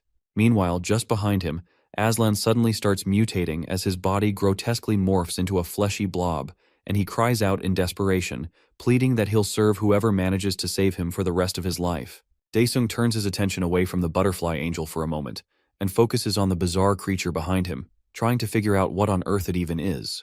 The celestial scoffs and thinks that if she had taken even a second longer to dodge his attack, she wouldn't be standing there now, all while materializing a blade formed entirely from ether. The Demon King immediately raises his sword into a battle stance, and before she can react, he vanishes from sight in a sudden flash of lightning. The angel starts to sweat as she realizes she can't even detect his presence anymore as a single bead of sweat rolls down her cheek. She frantically spins around, trying to catch even the faintest trace of her attacker, and blindly swings her sword, completely unaware that her death is actually coming from above. Daesung, his eyes burning with a crazed and hungry expression, activates his demonic slash and brings his sword crashing down with brutal force, forcing the angel to raise her own weapon with both hands to block the incoming strike using every ounce of her strength. The impact causes a massive explosion that blasts the angel backward, though she manages to shield herself with her arms and reduce some of the damage. Gritting her teeth in rage, she realizes just how close she came to getting killed in that moment. Daesung shows no intention of stopping as he dashes forward for another strike, yelling at her to just die already. He swings his sword once more, aiming straight for her neck and giving her no chance to evade. Seeing no other way out, she gets desperate and ends up using her trump card, Divine Law, to create a no-violence zone. A bright pillar of light bursts out from her body, instantly freezing Daesung mid-strike as his sword halts just inches from her. He tries to move, but his limbs won't respond at all, and with a furious glare, he demands to know what the insect witch has done to him. The celestial flashes a smug grin as she taps the blade and casually remarks how close that one came. Inside Daesung's head, Pantheon chimes in and states the obvious that any intent to kill has been completely shut down, which makes Daesung wonder if he should put away his killing intent. The angel keeps that sly smirk and starts going off about how thanks to the Lord's divine law, the area is now locked into a peace zone. She walks up with that same twisted smile and boldly claims that nobody can defy divine law, which only ticks him off more as he fires back asking since when angels ever gave a damn about peace. She's still going with her speech when Daesung suddenly commands his mana to be unleashed. Right then, the demon lord enters his true form as his body begins glowing, and his aura floods the entire area. The angel instantly backs away in shock as the name of the demon god hits her ears, but it's already too late. Before she even gets another word out, Daesung slices right through her like Swiss cheese. Her body starts breaking down into nothing as she screams that it shouldn't be possible to override divine law. She fully vanishes into smoke while Daesung just stands there aura farming, completely ignoring her final words. Once she's fully gone, he throws out a cold death glare and declares that now that he's arrived, the celestial realm can kiss any hope of peace goodbye. Right then, the system notifies him that defeating a high-ranking angel lets him absorb her powers. He looks down at the mask she left behind, scratches his head, and wonders if the zesty-looking accessory is actually her divinity. The system starts listing out all the powers in the most boring way possible, sounding like a dry Wikipedia entry. But before Daesung can zone out completely, he suddenly senses something and turns to his side, instinctively catching a massive hand that was about to swat him away like a fly. His eyes shift to the mutated blob in front of him, and something about that face triggers a memory that it looks strangely familiar. Aslan screams in agony as his body keeps expanding in size, and Pantheon calmly explains that the guy is in the middle of transforming into a titan. Aslan, completely overwhelmed, begs Daesung to save him, tears pouring down his cheeks as he pleads not to become a monster. Our hero quickly turns to the monster book and asks if there's any way to stop the transformation, and the book casually suggests making him an apostle. Closing his eyes, he falls into thought, seriously weighing the risk before breaking into a wide grin and deciding to go for it, mostly just because it sounds like fun. The scene shifts to a place where a voice echoes inside Aslan's head, chanting the same line on repeat, demanding obedience to the demon lord. Aslan jolts awake in panic and sits up, shouting for the voices to shut up. Nearby, Daesung squats by a small fire, warming his hands, and casually asks if he's finally awake. Aslan slowly regains his senses and politely asks if Hunter Daesung was the one who saved him, but Daesung just shrugs it off without making a big deal out of it. Suddenly, Aslan's face turns serious as both of them sit in silence, staring into the fire, until he finally works up the nerve to ask if Daesung is actually the demon god. Daesung meets the question with a grim, unreadable look, but before anything else can be said, Aslan abruptly springs into action. With lightning-fast movement, he throws off his blanket, drops to one knee and slams his fist into the ground, bowing his head and declaring Daesung his master. Daesung acknowledges his loyalty and tells him that from now on, he will be an apostle and fight for him from now on. Meanwhile, at the Celestial Castle, everyone stands at attention in the main hall in front of their leader sitting on his throne.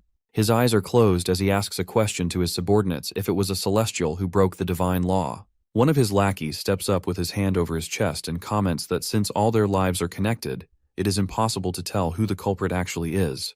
The angel leader then opens his eyes as he summons a golden scroll with a flick of his hand. All the lesser angels look at him in shock as they recognize that the scroll is an extremely high-level holy relic. One of them suddenly speaks up and asks Semyaza to wait, as he comments that it will be a waste to use such a priceless item on a lowly being. However, the angel leader counters that a lowly being would not be able to break the divine law, and at the very least, the culprit would be a demon on his level. Not wasting any more time, he activates the scroll as it unfolds and starts rising into the air. His eyes start to glow too, as he declares that the demonic beast responsible will not be able to escape the judgment of the Divine Lord. Meanwhile, back with the woods, Aslan shares his surprise about the celestial realm even existing, while Daesung looks visibly irritated that they've made absolutely no progress. The monster book tries to reassure him that the end is finally in sight, but that does nothing to lift his mood, especially once he realizes he can't fly in dimensions outside of Earth. Just then, our hero freezes as a sudden flash of light pulls him out of his thoughts, and a golden scroll appears in front of him without warning. The scroll immediately starts speaking inside his mind and doesn't hold back, hurling insults at him for breaking the divine law and declaring that punishment is now inevitable.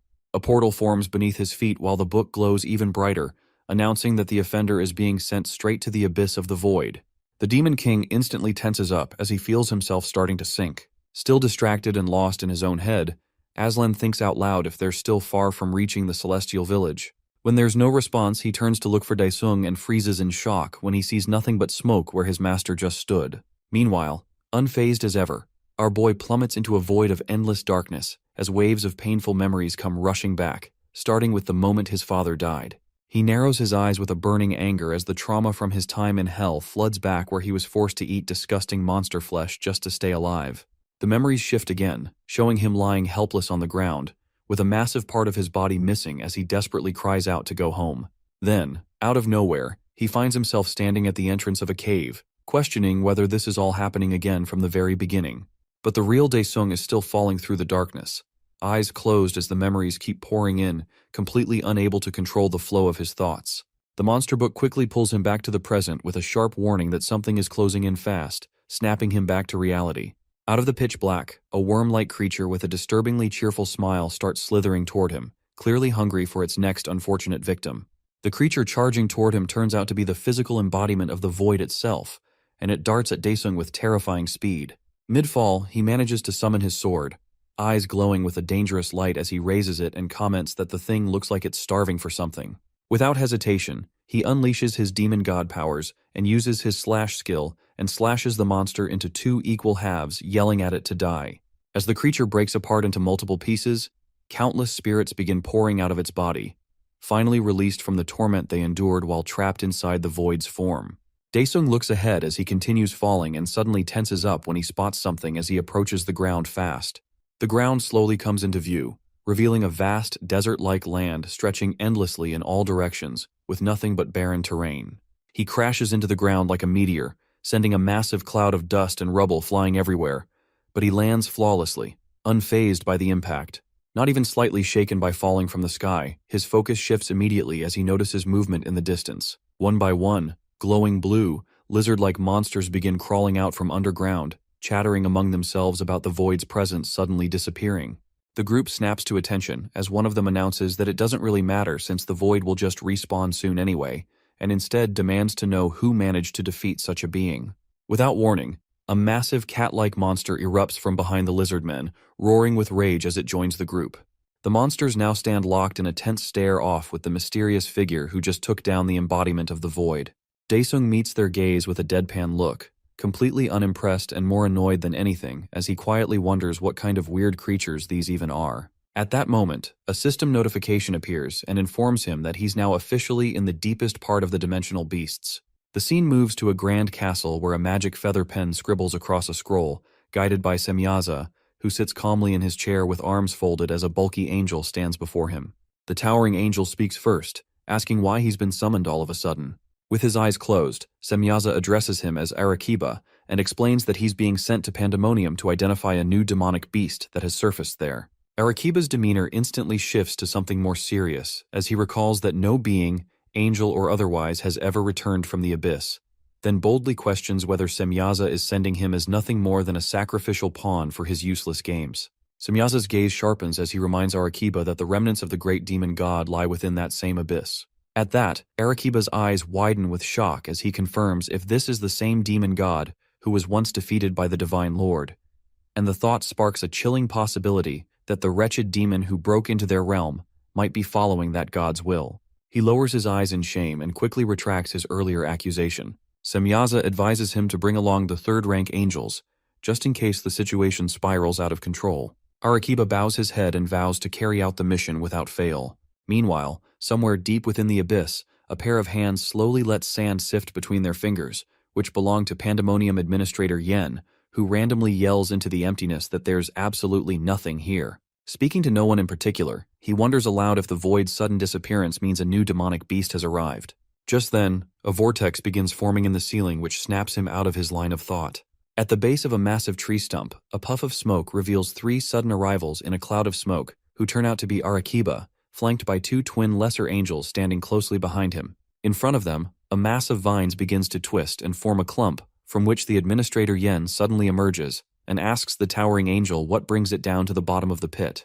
Arequiba wastes no time and addresses Yen directly and orders him to open the gates of Pandemonium immediately, explaining that there's something he needs to confirm. Elsewhere, back on the plains, a flash of light crackles in the air as a tree and three figures begin to take shape, formed entirely from streaks of lightning.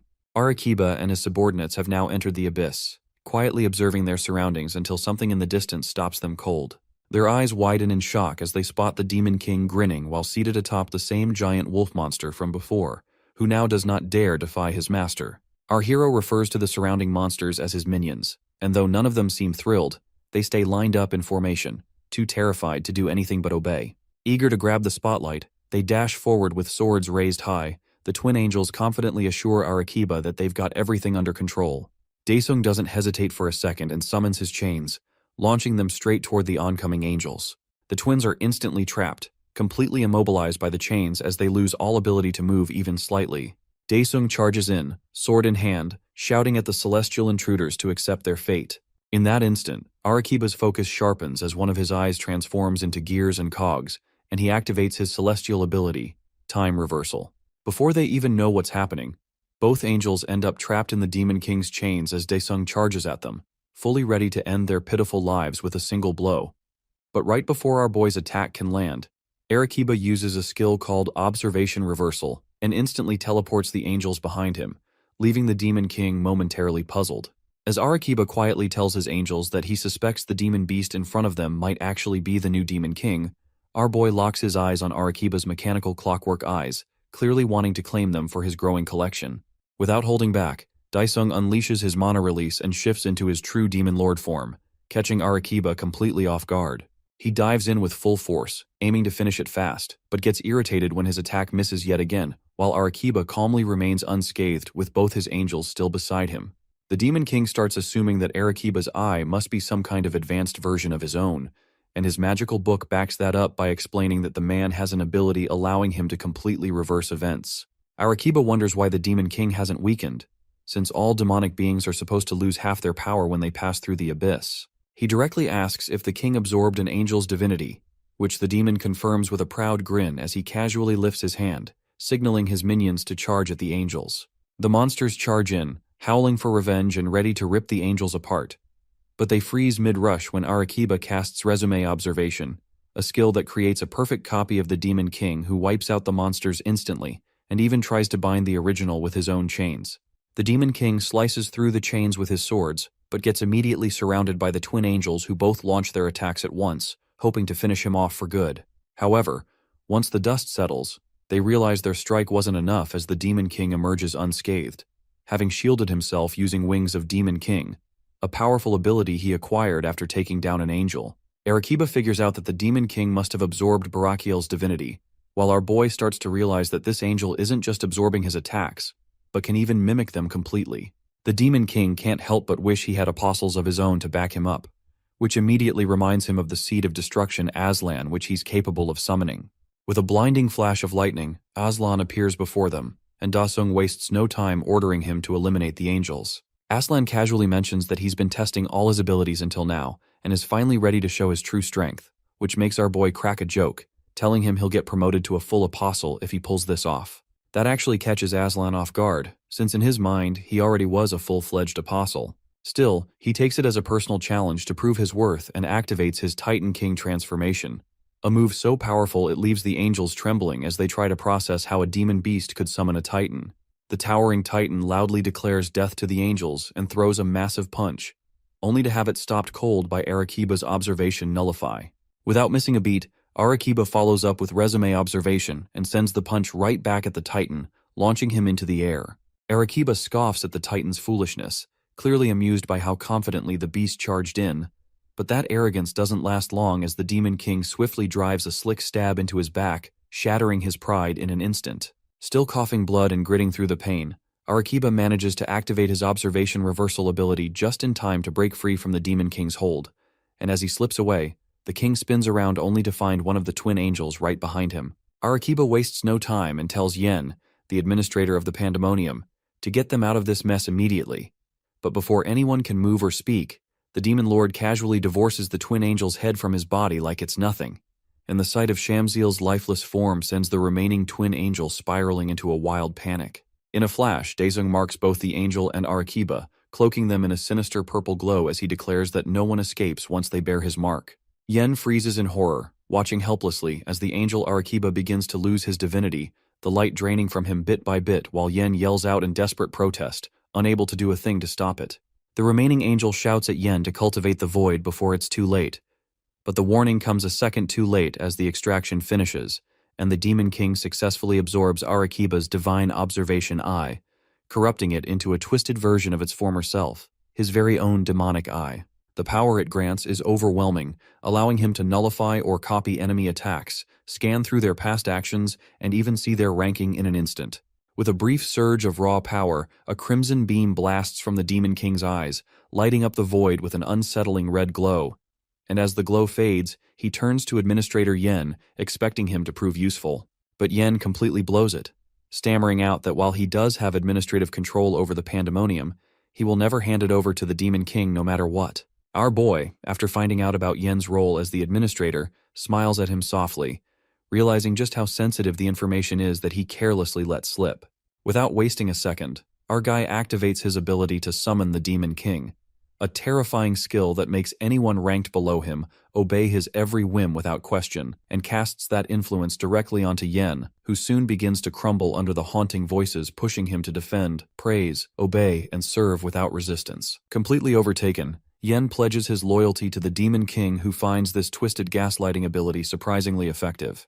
Daesung casually asks Yen to hand over the authority of the pandemonium, and without hesitation, Yen agrees, offering up the key, which the Demon King grabs without thinking, only to find himself instantly transported to a strange hallway filled with glowing light-tinted pink, something he clearly wasn't prepared for. He turns to his left and notices a single door waiting at the very end of the corridor. Meanwhile, over in the celestial realm, something wild starts to unfold as all 7 suns suddenly fall into eclipse, sending waves of panic across the skies. Even the steady glow in Semyaza's private room begins to dim, which catches his attention immediately, making him jump to his feet and rush out in alarm toward the Supreme Lord's palace.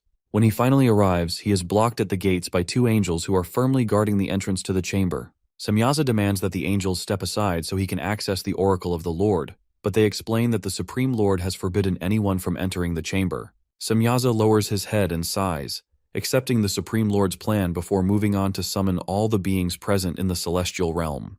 Every being responds to his call, including Sahariel, the 3rd-ranking angel, Ramiel and Kokabiel, both 2nd-ranking angels, along with others. In a decisive moment, Semyaza declares war on all demonic beings and urges everyone to prepare for the battle that lies ahead.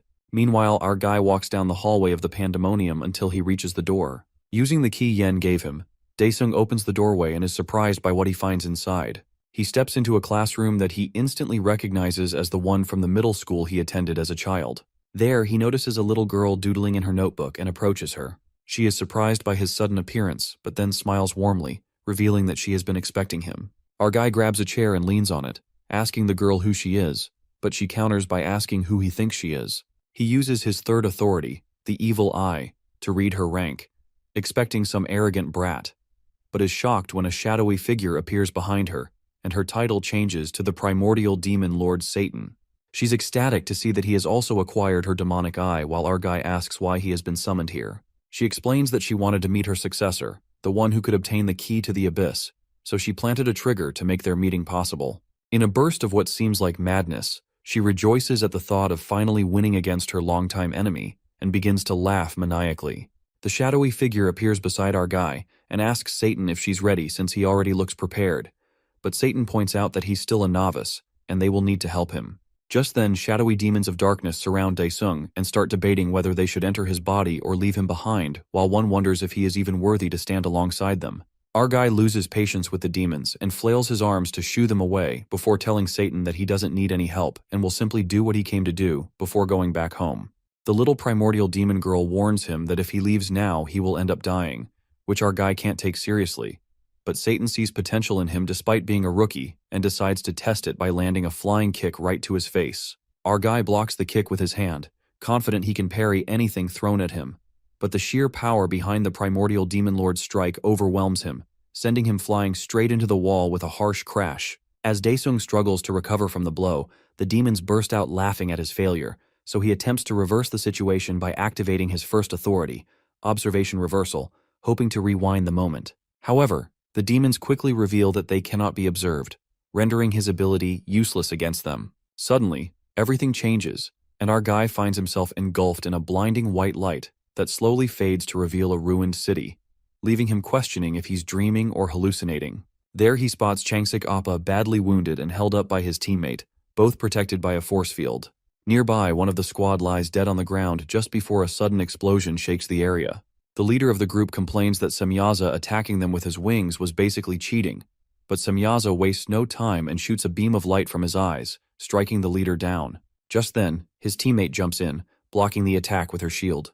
She checks on the leader's condition, but before she can react, Semyaza rushes forward and slashes her down with a single swift strike. The leader rages as he watches his teammate get killed, but Semyaza wastes no time letting him mourn and destroys him with a laser beam before naming Han Daesung as the cause of everyone's downfall. Our guy feels the weight of remorse clearly, but in the very next moment he is whisked away to a different place. There he finds Seoyeon Uni making a last stand, using her illusion veil to conceal her teammates from the angels, while one of them points out that these angels resemble the ones Daesung had gone to face. Seoyeon does not take the idea of him losing to mere angels lightly, but before she can respond, an axe crashes through her illusion veil. Ramiel bursts through the force field with a roar, expressing his anger at the crew for hiding in plain sight before swinging his axe to deliver the final strike. But suddenly Chucky jumps in, blocking the axe with his knife and shouting for his master to run while he holds Ramiel back. Ramiel grabs Chucky and crushes the life out of him as Chucky screams his final plea for his master to escape while she still can. Watching her friend get destroyed, Seoyeon is consumed by a fierce, frenzied rage and unleashes her ability Instant Death on Ramiel. Absolutely furious after watching her little boy get the life squeezed out of him, Seoyeon casts the curse of Instant Death on Ramiel, which sends intense pain ripping through his body and makes the majestic beard angel nearly drop to his knees. Still, he flashes a smug little grin and says he's not some run-of-the-mill inferior angel who would flop onto the ground after a silly curse like that. Right after that, he lunges at her with his hulking body and his knee aimed straight for her belly, but what actually ends up hitting her is his massive axe, which slices her cleanly into two perfect halves.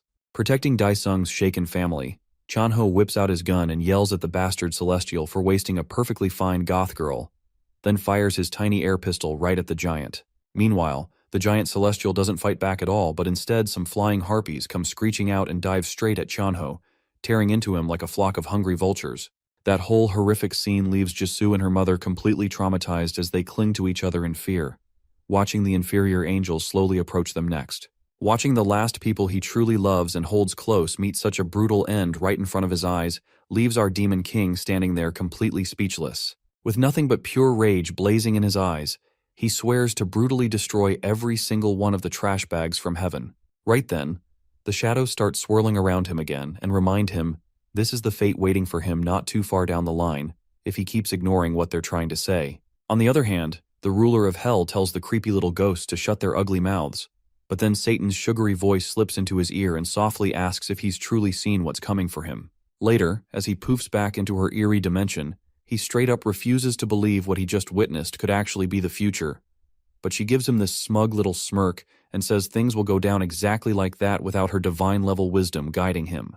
The shadows jump in and start roasting his sad excuse of using his full potential as the Demon Lord.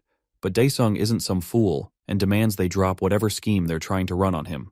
With a cutesy little grin, Satan says she'd love to help him out, which immediately makes him raise an eyebrow and wonder what exactly she's getting out of it. After that, she explains she'll let him borrow one of her shadows, and it'll help fight Rudra's annoying angels so he can destroy them all and get back to his family safe and sound. One of the shadows throws a fit and reminds her she's forgetting their deal, which makes Daesung instantly suspicious of whatever game she's playing. Thinking hard, the senile girl strokes her chin like she's trying to remember what she even promised, and when one of the shadows jogs her memory, she finally reveals his actual job is to use that power to recover her body. Seeing him all confused and thrown off, she casually explains that during her last showdown, Luthra tore her body apart like it was cotton candy, and now she can't leave this creepy dimension without a physical vessel to hold her soul together. Since our Demon King already plans to wipe out all of Rudra's minions anyway, she says it's basically a win-win deal, but he's got a way more burning question on his mind. Out of the blue, he asks the tiny hellspawn if she was the one who summoned him there in the first place. She stares at him with a deadpan poker face, dragging out the suspense before flashing a cheeky grin and claiming she has no clue at all really. He tells her to cut the act and be serious, but Satan just says it was actually her cute little grimoire that did the summoning. Instantly recognizing the name, he stares and asks if it's really what he thinks it is, and the ghost whispering right into his ear confirms that yeah, it's the Pantheon. It starts cracking jokes, saying those weird quest pop-ups he keeps seeing like he's in some game are all part of the Demon Lord growth system created by the original Pantheon. The little demon casually adds that she sent the grimoire out under Luthra's big dumb nose to find a new successor, since she couldn't do it herself. With that, she throws the question back at him, asking if he's down to take the deal. And honestly, our boy admits it's actually a pretty solid offer. Just then, he spins around after hearing the voice of his own grimoire, and that's the moment it hits him that technically, he's supposed to be a fragment of the original Pantheon too. The book yells that even if the Pantheon made it, it's definitely not some evil spawn of Satan, and Daesung instantly clowns on it by saying it's just a crappy bootleg knockoff. But he quiets down when the book politely asks him to just hear it out for a second. While he quietly chats with his bootleg fake Theon, the shadows start swirling around all confused and try to pressure him again, saying he's got no shot at survival without their power. But our boy just grins silently like a mastermind and seals the deal with the devil herself. Meanwhile, in the heavenly realm called Elysium, an army of monstrous angels kneels before their big boss, Semyaza. Ramiel asks if the progenitor of all demon lords might appear, since this is the biggest war between the heavens and humanity, and wonders if she's really been resurrected. The masked celestial points out that all 7 suns have eclipsed at once, clearly marking the return of the great devil. Hearing that a serious war is coming, the others begin to lose their morale, and Duriel suspects that Satan might try to retrieve their power. As the majestic bearded angel wonders what their supreme leader actually wants, Semyaza tells them to stop thinking and just follow whatever orders they get. With that, an angel blows the horn and Kokabiel kicks off the fight by firing infinity stone-themed arrows straight at our hero. He charges in, ready to wreck some enemies, and recalls Satan's plan to leave Luthra for her after he takes out the small fry and the top 5 ranks. Then he spots a volley of rainbow arrows flying at him, which are definitely not straight. Daisung stands his ground without flinching as he taps into the new powers he recently gained and shouts for time to freeze, the gears in his eye beginning to spin as a crimson glow radiates outward. Instantly, the arrows halt midair like someone hit pause on reality. But he doesn't stop there and activates yet another ability called Time Reverse and sends the arrows hurtling back the way they came, flipping the attack right back to the sender. The deadly projectiles race toward Kokabiel, who stands high atop a massive building and quickly snaps to attention as he recognizes the familiar technique once belonging to an old comrade and now clearly stolen by Daesung. Still, Kokabiel stays calm as he casually raises his hand and commands his divine power to return. Just like that, the arrows lose their rainbow glow and fall harmlessly to the ground without ever reaching him. Semyaza slams his foot down in frustration and barks out a command for all the Celestials to attack together. The creatures who barely pass for celestial beings launch themselves toward Daesung at full speed, their bloodlust obvious as they rush in with wild, hungry eyes. Completely unimpressed, Daesung lifts his sword and remarks that if they're planning to swarm him like filthy rats, then they should face what's waiting for them. With a single motion, he slices open the air itself, ripping a massive demonic rift that connects directly to the gates of hell. From within that dark void, a monstrous hand reaches through and slams into the ground, followed by the hulking body of a titan stepping out and rising to its full height. Aslan emerges, fully transformed, and plants his foot into the battlefield with enough force to send powerful shockwaves ripping through the ground, and locks eyes with the incoming celestial beasts. In the very next moment, an explosion rocks the battlefield, and smoke blows in every direction as the massive titan, despite his enormous size, launches himself into the sky with incredible force. The winged celestial creatures trail after him like annoying insects, but he uses his tremendous bulk to dive straight back down into enemy ranks, slamming into the ground with devastating impact and flattening entire squads like ants under his feet. The titan draws in a massive breath and lets out a thunderous roar, vowing to wipe out every single one of the cursed angels before him. While all eyes stay fixed on the chaos, no one notices the steady approach of Daesung's forces, marching through the demonic rift that is still wide open. With cries of death to the angels, the demon army storms into the celestial realm and loudly hails Aslan as the demon god's official commander. Aslan looks back at his fellow soldiers, a smirk creeping across his face as he wonders if this impressive display might finally earn him a promotion to a full apostle. Over on the other side, Duriel is absolutely shredding her giant harp, blasting out intense battle music that sends waves of motivation across the battlefield. Fueled by the sound and clearly vibing with their favorite waifu, the celestial troops surge forward, strengthened by the music buff. The armies crash into each other in a brutal collision, teeth bared and weapons drawn as the two sides throw themselves into the fight. For a while, the Celestials clearly seem to hold the upper hand, cooking demon soldiers left and right with hardly any effort. Much to their surprise, the wounded demons start to undergo horrific changes, their forms mutating as they're forcibly turned into celestial beasts against their will. Duriel's eyes begin to glow intensely as she commands her troops to hold out for her, continuing the mass transformation of enemy fighters into celestials mid-battle. Right after that, Aslan suddenly snaps his gaze upward just in time to see a massive hammer swinging down toward his head. He grits his teeth as he catches the Mjolnir with his bare hand and stops it in its tracks. Ramiel, fuming with rage, calls him a filthy traitor and cusses out Aslan for attacking the celestial realm after everything that happened on his home planet. Aslan stares at him blankly, completely lost, not understanding a word of it as he keeps a knuckle sandwich lined up. Still enraged, Aslan declares himself as a human from Earth and smashes his fist into Ramiel's cheek, sending shockwaves through the ground. Ramiel gets blown back from the powerful blow as he crashes into the castle wall with a loud thud, but still manages to hold onto his hammer. Kokabiel locks in as he launches himself off the castle wall and rapidly fires off arrows one after another, hitting every target with perfect accuracy as he takes down wave after wave of demon soldiers with his hack skills. He crashes down hard onto the ground, which somehow does not break his noodle legs, and remains optimistic that his radiant magic arrows will carve out a path for the celestial troops to push through the enemy forces. All around him, more demon soldiers keep mutating into celestial beasts, turning against their own in the middle of the chaos. Kokabeel suddenly freezes as he hears a familiar voice behind him, casually announcing it has found its arm. Turns out, it is Daesung, who simply stands there behind the archer angel and looks completely calm as explosions continue to burst across the battlefield. Out of nowhere, a sneak attack almost gets the jump on him, but he quickly raises his sword to block a spear aimed straight at his heart, then slides back a little to regain his footing while facing whoever just tried to land the hit. And just when one annoying enemy doesn't feel like enough, a whole swarm of Kokabeel starts diving toward him from the sky, forcing him to glance away from Sahariel for a second. Kokabeel wastes no time taunting that even with the stolen observation eye, Daesung still won't be able to dodge the strikes from his phantom aim. Sahariel quickly charges forward with his spear and shouts at the demon to stop resisting and just die already. Daesung's body turns into pure darkness, and he flashes a sly grin like he's keeping something hidden. The angel duo doesn't hold back, unleashing a combined powerful attack right at him, causing a massive explosion that sends dust and debris flying in every direction. Kokabeel leaps back from the blast, hoping they've finally taken out the demon, but his expression quickly shifts to panic as dark shadows start to pool around him, something that should be impossible in the celestial realm. Daesung suddenly bursts up from the darkness, laughing like a complete maniac, and grabs Kokabeel's arm, nearly scaring the life out of him. Wasting no time, he tears the limb clean off like it's just a detachable Lego piece.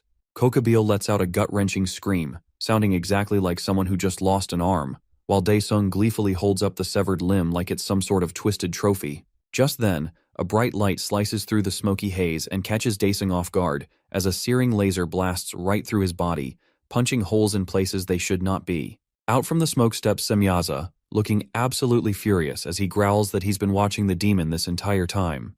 But Daesung's shadowy form repairs itself effortlessly, like the wounds were never there in the first place, while the shadow side takes control and immediately realizes that Rudra has handed over one of his eyes to the cursed angel. Daesung watches as Semyaza raises his finger to the sky, the light above him beginning to gather into a spirit bomb. The light above continues to grow alarmingly until even the celestial soldiers begin glancing up with concern, the sheer force of the energy kicking up clouds of dust. The demon army struggles to protect themselves, shielding their bodies from the blinding light that seems to burn straight through them, while the celestial soldiers stand tall, completely unaffected and even more fired up than before. Daesung's shadow form raises an arm to shield itself, grimacing in pain as smoke rises from his dark body, yet he still manages to laugh through it all, giving Semyaza credit for finally figuring out how to fight a demon like him. With a cold glare, the angel leader decides that the battle ends now and pushes his hand forward, dragging the blazing mini-sun closer to the shadow with crushing force. The shadow, now visibly cracking under the heat, screams out in frustration and demands to know what's taking Daesung so long. Then, in a flash of blinding white wings, something darts across the battlefield, slicing through the air. Semyaza winces as the streak passes by him, and a chunk of his face is ripped out, spraying golden celestial blood everywhere. A radiant figure rushes past the stunned leader, clutching a glowing golden orb in hand. Semyaza hunches over in agony, golden blood now pouring from his eye socket like a fountain.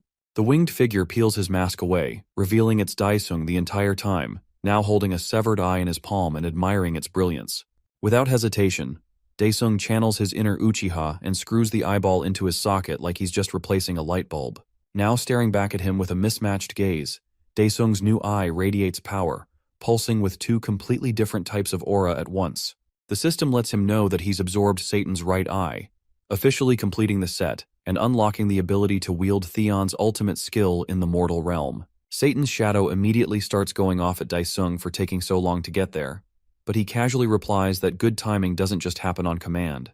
He remembers the moment back with Satan when she told him to bring out his chains, which had him more than a little confused. He summons them anyway, and the primordial god quickly starts poking around like a mechanic.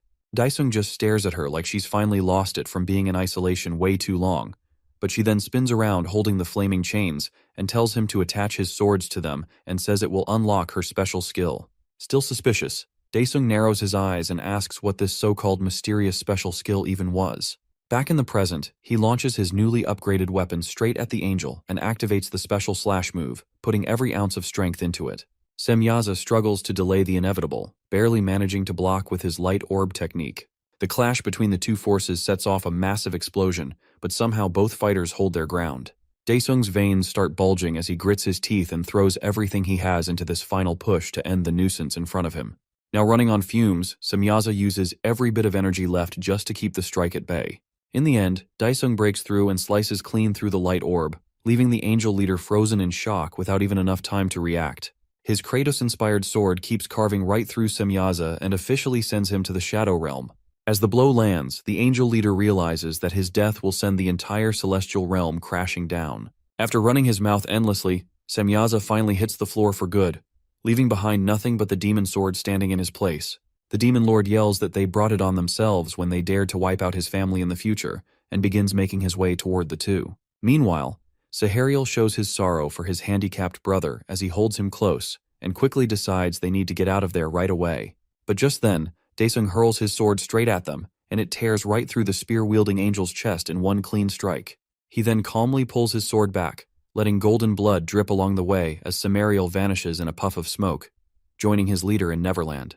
Daesung then steps up to the archer angel who stares at him frozen in fear, completely still. But it's far too late for any begging now, and the archer's eyes fly wide open in pure shock the moment he feels something strike hard into his back. Yet it isn't over that easily, because Daesung immediately senses something fast approaching and turns his head. Ramiel is filled with fury after witnessing the fall of all his comrades, unleashes insults at the demon lord and charges straight at him. Daesung instantly recognizes him as the same steaming pile of trash who took out his friends in the future, and that memory only fuels his own rage. Ramiel storms forward, consumed by blinding anger at everything he just saw, but Daesung is equally furious and brings out his chains of Olympus once more. Using his speed and agility, Daesung whips the chains right at the bulky giant and treats him to the exact same punishment he gave to his old master, while yelling that this one's for his precious goth baby mama and Lil Chucky. That massive angel bursts into smoke as well, which rises in the sky, and stillness finally settles across the battlefield. Moments later, Daesung goes full mukbang mode, snapping up the various exotic demon god parts like a cursed Lego set, and the demonic shadow starts drooling as it declares that the body's now almost complete, laughing wildly the whole time. Daesung throws out a cocky grin and shoots back a question, asking if the body's even really his, which causes the shadow to instantly break into a cold sweat. Our demon king crosses his arms like a grumpy girlfriend and declares that the body belongs to him now, which only makes the shadow even more nervous. He desperately starts to circle around him and brings up the deal they made, but Daesung just plugs his ears and acts like he can't hear a word. Eventually, unable to bear anymore, he waves both hands and admits he's just messing around, telling them to relax and maybe take a chill pill. The demonic shadow, now clearly furious, demands that Daesung use his real name already, but Daesung drags it out, telling him to hang on a second as he summons his grimoire. Pantheon nearly collapses from shock at such an outrageous name, but Daesung quickly claps back, pointing out that the monster book is technically just a copy anyway. With no good comeback, the book stays completely quiet. He then asks Pantheon how much time they've got left in the celestial realm, to which the book summons a glowing clock right in front of them. The system shows they've got just about 2 hours left, and Daesung checks again with Pantheon to confirm what he said earlier. Pantheon looks personally offended by the idea that he'd lie and insists there's nothing to worry about. Daesung then turns back to the demonic shadow and makes sure all he has to do now is say the real name. The shadow nods and tells him to speak the true name and declare that the body is being returned. But before Daesung can say anything, a brilliant pillar of light bursts into the sky from beyond the wall, catching his attention as he stares at it. The shadow suddenly yells that it's arrived, grinning with anticipation as he says the real battle is about to begin. After that, the massive pillar of light comes crashing down on the entire castle, while the two guards glance at each other with pure fear, clearly dreading whatever nightmare is about to unfold. They yell out in shock that the supreme god has finally descended into this realm while their faces are frozen in disbelief. His demonic shadow wastes no time barking at Daesung to quit stalling and just hand the body over already. On the other hand, Daesung closes his eyes in silence while those clingy shadows swirl around him like houseflies and beg him not to drag this out any further. While he pretends to listen, he chooses instead to go see who this so-called big shot really is. He suddenly dashes away from the souls in the blink of an eye, and leaves them stunned as they scream at him to quit being a dumb clown and come back because he can't even use his powers without them. But Daesung doesn't stutter.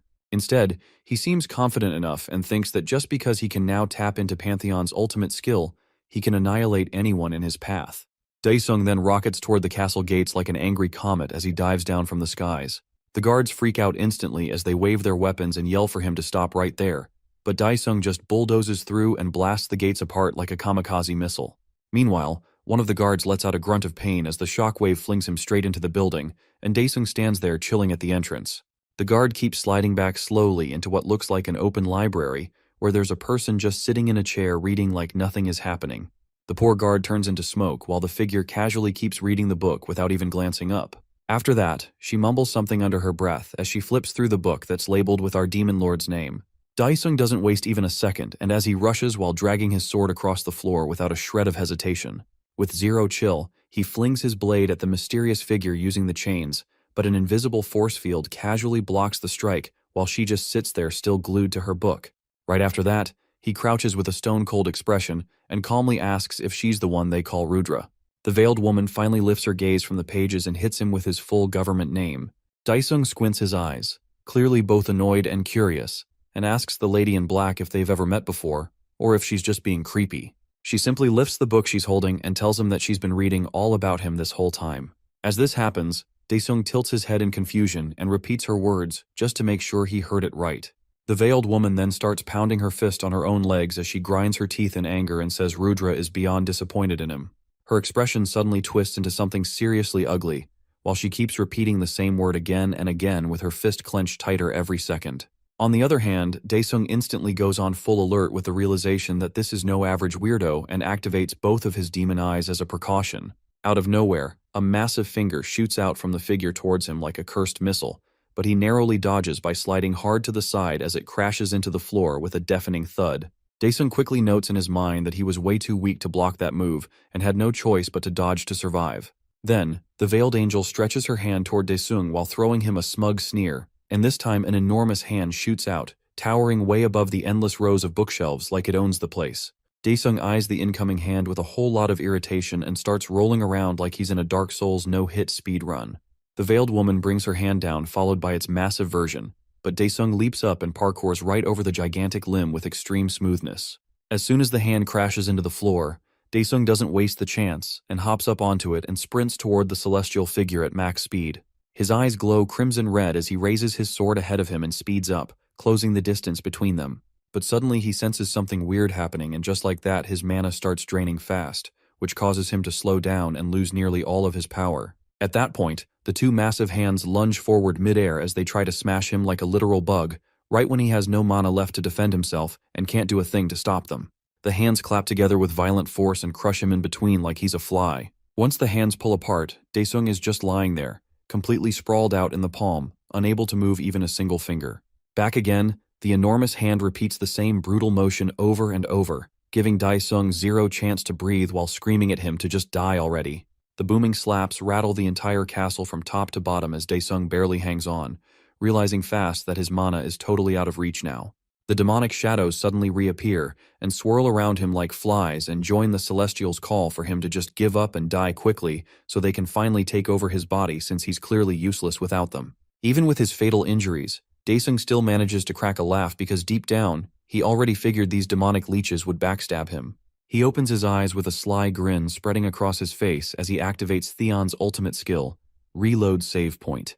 The system screen pops up in front of him with a message letting him know he can now bounce back to any moment of his choosing in the past. At that moment, all the battles he fought zoom through his mind while time runs in reverse, and he reappears at the exact point right after he won the Celestial War. As he blinks awake, he finds himself staring directly at the demonic shadows who are once again nagging him non-stop to give Satan's body back already. Daesung just smirks and reminds himself how these shadowy snakes plan to 100% backstab him the second he lets his guard down. From what he remembers in his talk with Theon, it's clear that even if he hands over the body or taps into the demon god's powers, he still gets to use all his skills whenever he wants. But the real game changer is watching that time limit, because no matter what wild tricks Satan might be hiding, he always has the option to dip back to Earth. Daesung smirks again as he realizes that if he plays this out smartly, he can unalive two birds with just one move.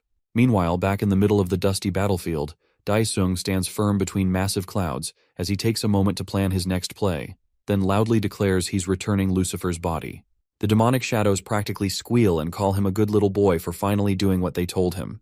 A blinding light swirls around him, building into a wild tornado, and when the glow fades, a grinning girl stands in his place, now rocking her post-possession glow-up after a smooth gender transition from Daesung. Right away, Satan stares beyond the giant castle walls as she senses an overwhelming power there and launches herself into the air toward the source, leaving behind a crater of dust. The celestial palace looms up ahead and Satan lands in the courtyard like it's a runway and grins wide as she stares at the gates. She starts to drool as she finally reaches this place after 6,000 years and calls out to Rudra to show up already. Satan stares forward with a totally unhinged look in her eyes as the smoke from her landing finally starts to clear, but her eyes stay locked dead ahead. Out of nowhere, a figure begins to materialize right in front of her like some kind of spooky magic trick. Satan narrows her eyes and calls out Luthra and mocks her for finally crawling out of her hole. The veiled lady stands her ground without saying a single word as she clearly thinks Satan's taunts aren't even worth acknowledging. At the same time, her feet slowly shift into sharp talons as raw mana starts seeping out around her.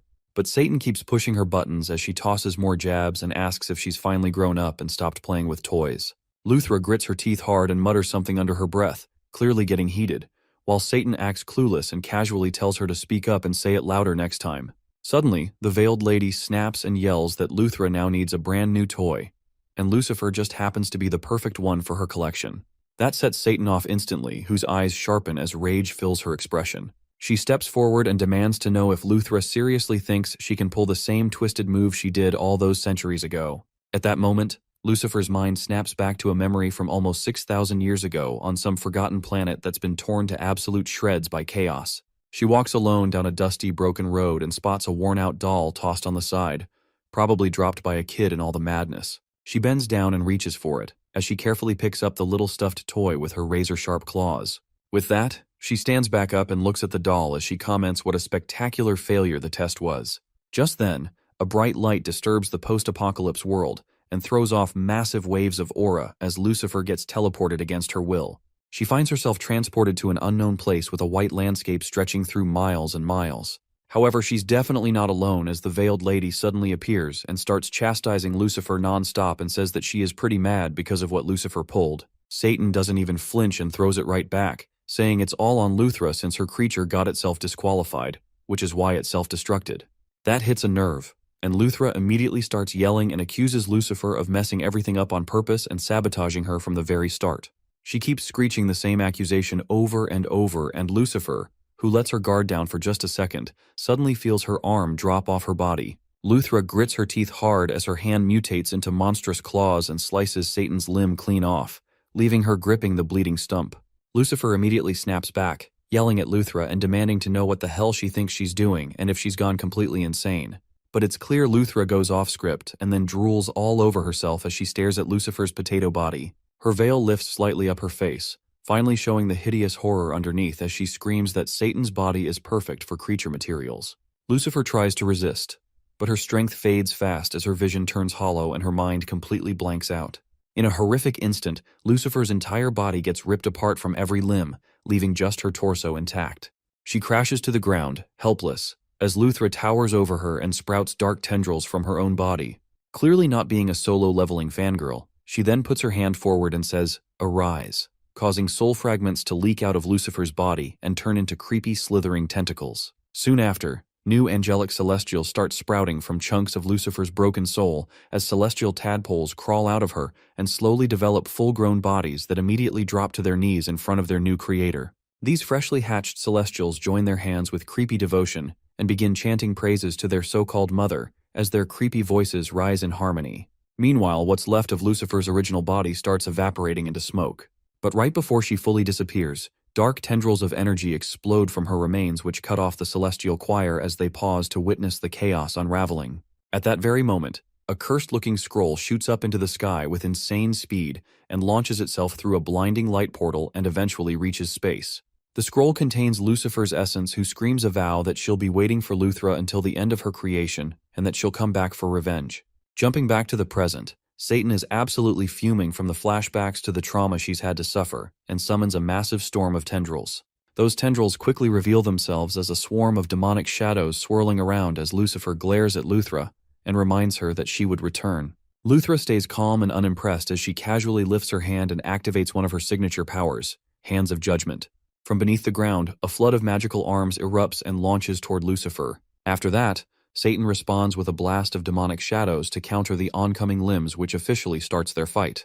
She screams that from now on, Luthra is going to be her new plaything, while the veiled lady roars back that Lucifer is going to be turned into spare parts for more celestial dolls. Satan, fully triggered, calls forth her devastating dark flame skill as massive pillars of fire rise up behind her like a second-phase animation.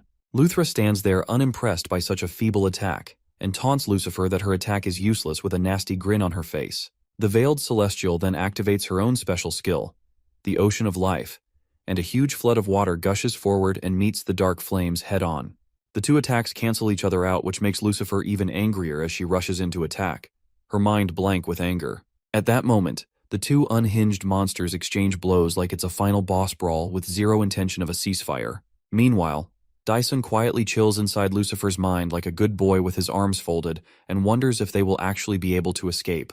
Back on Earth, things flip over to Daesung's building, where a hilariously overly edited giant poster of him hangs behind someone's desk. Our girl at the computer doesn't just have Daesung's face on the wall, though. She also uses his chiseled Chad face as a mousepad.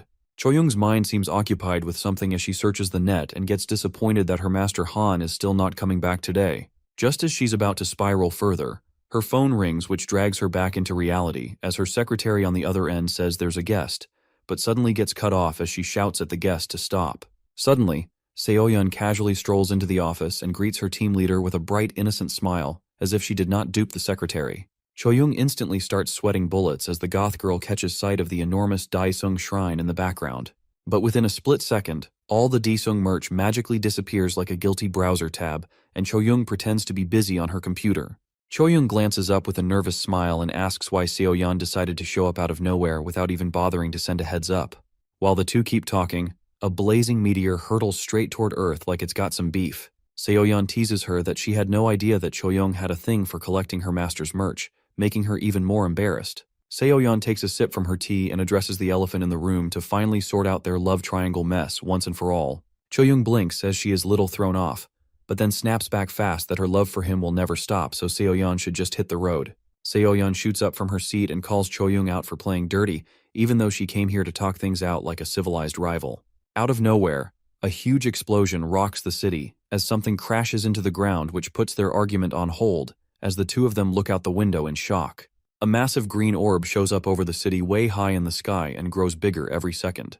At the same time, a random news helicopter zooms in and starts live streaming the chaos as it announces that a gigantic gate has randomly popped up downtown. Apparently, the Hunter Association and some government suits are already crawling all over the place trying to figure it out. The squad of hunters gathered below just stand there lined up and look really tense as they stare up at the monster of a portal. Elsewhere in a random facility, Manager Kim walks up to one of her agents, Joe, and tells him to drop an update. She watches the screen closely and casually points out that the aura levels are breaking every scale they have, and the cyborg guy adds it's still climbing rapidly. He narrows his eyes, locking onto the data, and says this might be an S-rank gate or something even worse. Hearing the depressing news, Manager Kim just shuts her eyes like she already knew it was going to be this bad. Director Joe glances at her and asks whether they've picked which clan's going to lead the raid or not. Manager Kim adjusts her glasses, about to answer, but then just zones out completely like her brain hit a loading screen. At that moment, things switch over to Dongcheol, who looks in awe at the massive portal and says it's been forever since a gate this huge showed up. In comparison, the apostle standing there looks like an ant next to the green gate, which has the potential to throw this world into chaos. Before he can keep soaking in the view, some nagging noises yank him out of it. He turns around and finds the source, the two lady apostles bickering like little girls in the middle of an apocalypse. Dongcheol just smirks as he watches them walk up, still going at it like it's their full-time job. He tries to come off all cool and mighty while greeting the two girls. However, they just stroll right past him like he's an invisible loser. Dongcheol nearly combusts from secondhand embarrassment and grits his teeth in frustration at how they didn't even spare him a glance. The girls don't say a word as they stretch out their hands toward the massive portal and try to search for something. Choyoung yanks her hand back the second she senses something familiar, that the gate is most definitely linked to their master. Right then, Seoyeon nods in full agreement with Choyoung, absolutely sure that Daddy Daesung's mana is leaking straight from it. Dongcheol throws on a smug pose with a grin as he already knew what both the girls just confirmed with each other. He puts his arms around them, which instantly sends them into panic mode, and pulls them closer to the gate so they can finally reunite with their one and only master. At the same time, Director Joe watches the whole thing go down and turns to ask Manager Kim if our hero plans to lead the attack, but she replies that he's not available right now. Genos from Temu questions how they're even supposed to pull off a raid this big without their top-tier ace showing up. Still, Manager Kim stays calm and explains that Han Daesung promised to support the raid from the inside. With that, the apostles decide it's time and step into the portal without wasting another moment. As they walk through the gateway, a thick fog swallows them whole, completely blocking their view, but they push ahead without slowing down. Seoyeon rants about how annoying the fog is, but Choyoung tells her to stop yapping and hurry up as they follow Dongcheol's lead. Out of nowhere, Dongcheol halts and braces himself as he catches sight of something moving ahead in the mist. Then Aslan steps out from the fog like Prince Charming and throws them a huge smile. Choyoung stares at him as she is unsure who this strangely hot guy is and tells him to identify himself. Seoyeon catches up to them and becomes surprised that it is not Daesung who is coming out, and Dongcheol takes a second to remember that this man is Small Dong Daren's brother. Aslan looks them over and straight up asks if they're his fellow senior apostles. This throws everyone completely off, so Aslan clears the air before it gets weirder and drops his full name. He then explains that he has also been officially appointed as an apostle by our demon king. Choyoung forces out a shaky smile while asking if Aslan is seriously the fourth apostle now. Dongcheol strokes his sad excuse for a beard and figures that since this guy already knows they're all apostles, then maybe he's actually legit. Seoyeon clearly does not care about any of that logic as she gets in his face and straight up yells at Aslan to tell her exactly where her precious hubby is. He figures it's easier to show them than explain, so he turns and leads them toward a cave with a massive boulder blocking its entrance. He taps into his Titan powers and casually lifts the giant boulder like it weighs absolutely nothing before hurling it to the side without breaking a sweat. He then stands in front of the entrance farming aura as the wind makes his long hair flow majestically. His expression turns serious, and he tells them to follow as they step into a tunnel lined with sparkling stones embedded along its walls. While they walk deeper inside, Aslan warns that things could get dangerous at any moment and tells them to keep their mana active as a shield. Right then, a flash of bright light speeds toward them, and Aslan reacts instantly by throwing his hands forward to block the incoming blast of mana shooting through the tunnel. Dongcheol clenches his jaw in irritation, while the girls snap into focus and use their mana to shield their bodies from the impact. The mana blast finally fades out and pulls back down the hallway, and Choyoung demands to know what the hell just happened. Aslan casually dusts off his shirt like nothing big went down, and says that Daesung is just going through another one of his classic mana outbursts. The apostles move further in and step into a chamber where they all freeze, shocked by the sight of a body lying motionless at the center of the room. Seoyeon can't hold back any longer and bolts toward her master's side, but before she reaches him, his hands start to twitch while glowing in a weird, ominous way that screams something bad is about to happen. Daesung's eyes shoot open with a sharp gasp as his entire body begins lighting up with blinding mana. The power surge reaches such insane levels that it lifts him straight off the bed while Seoyeon braces herself and tries to shield against the overwhelming force. Meanwhile, Choyoung stays fully ready as she steps forward and activates her ultimate protection barrier that forms a tight, invisible dome around her leader. Her shield manages to trap the wild mana explosion, but it drains her fast and needs her full attention to keep it stable. Dongcheol calls out for Daesung to snap out of it, and Aslan compliments Choyoung on being able to suppress the blast like that, but she quickly tells him the barrier won't last long, so he better hurry up and start explaining. Aslan's expression drops into something grim as everyone turns toward him and are clearly waiting for an explanation. He reveals that Daesung saved him back when he was locked up as a prisoner in the Celestial Realm. After breaking him out, the two of them ended up going to war with the Celestials without hesitation.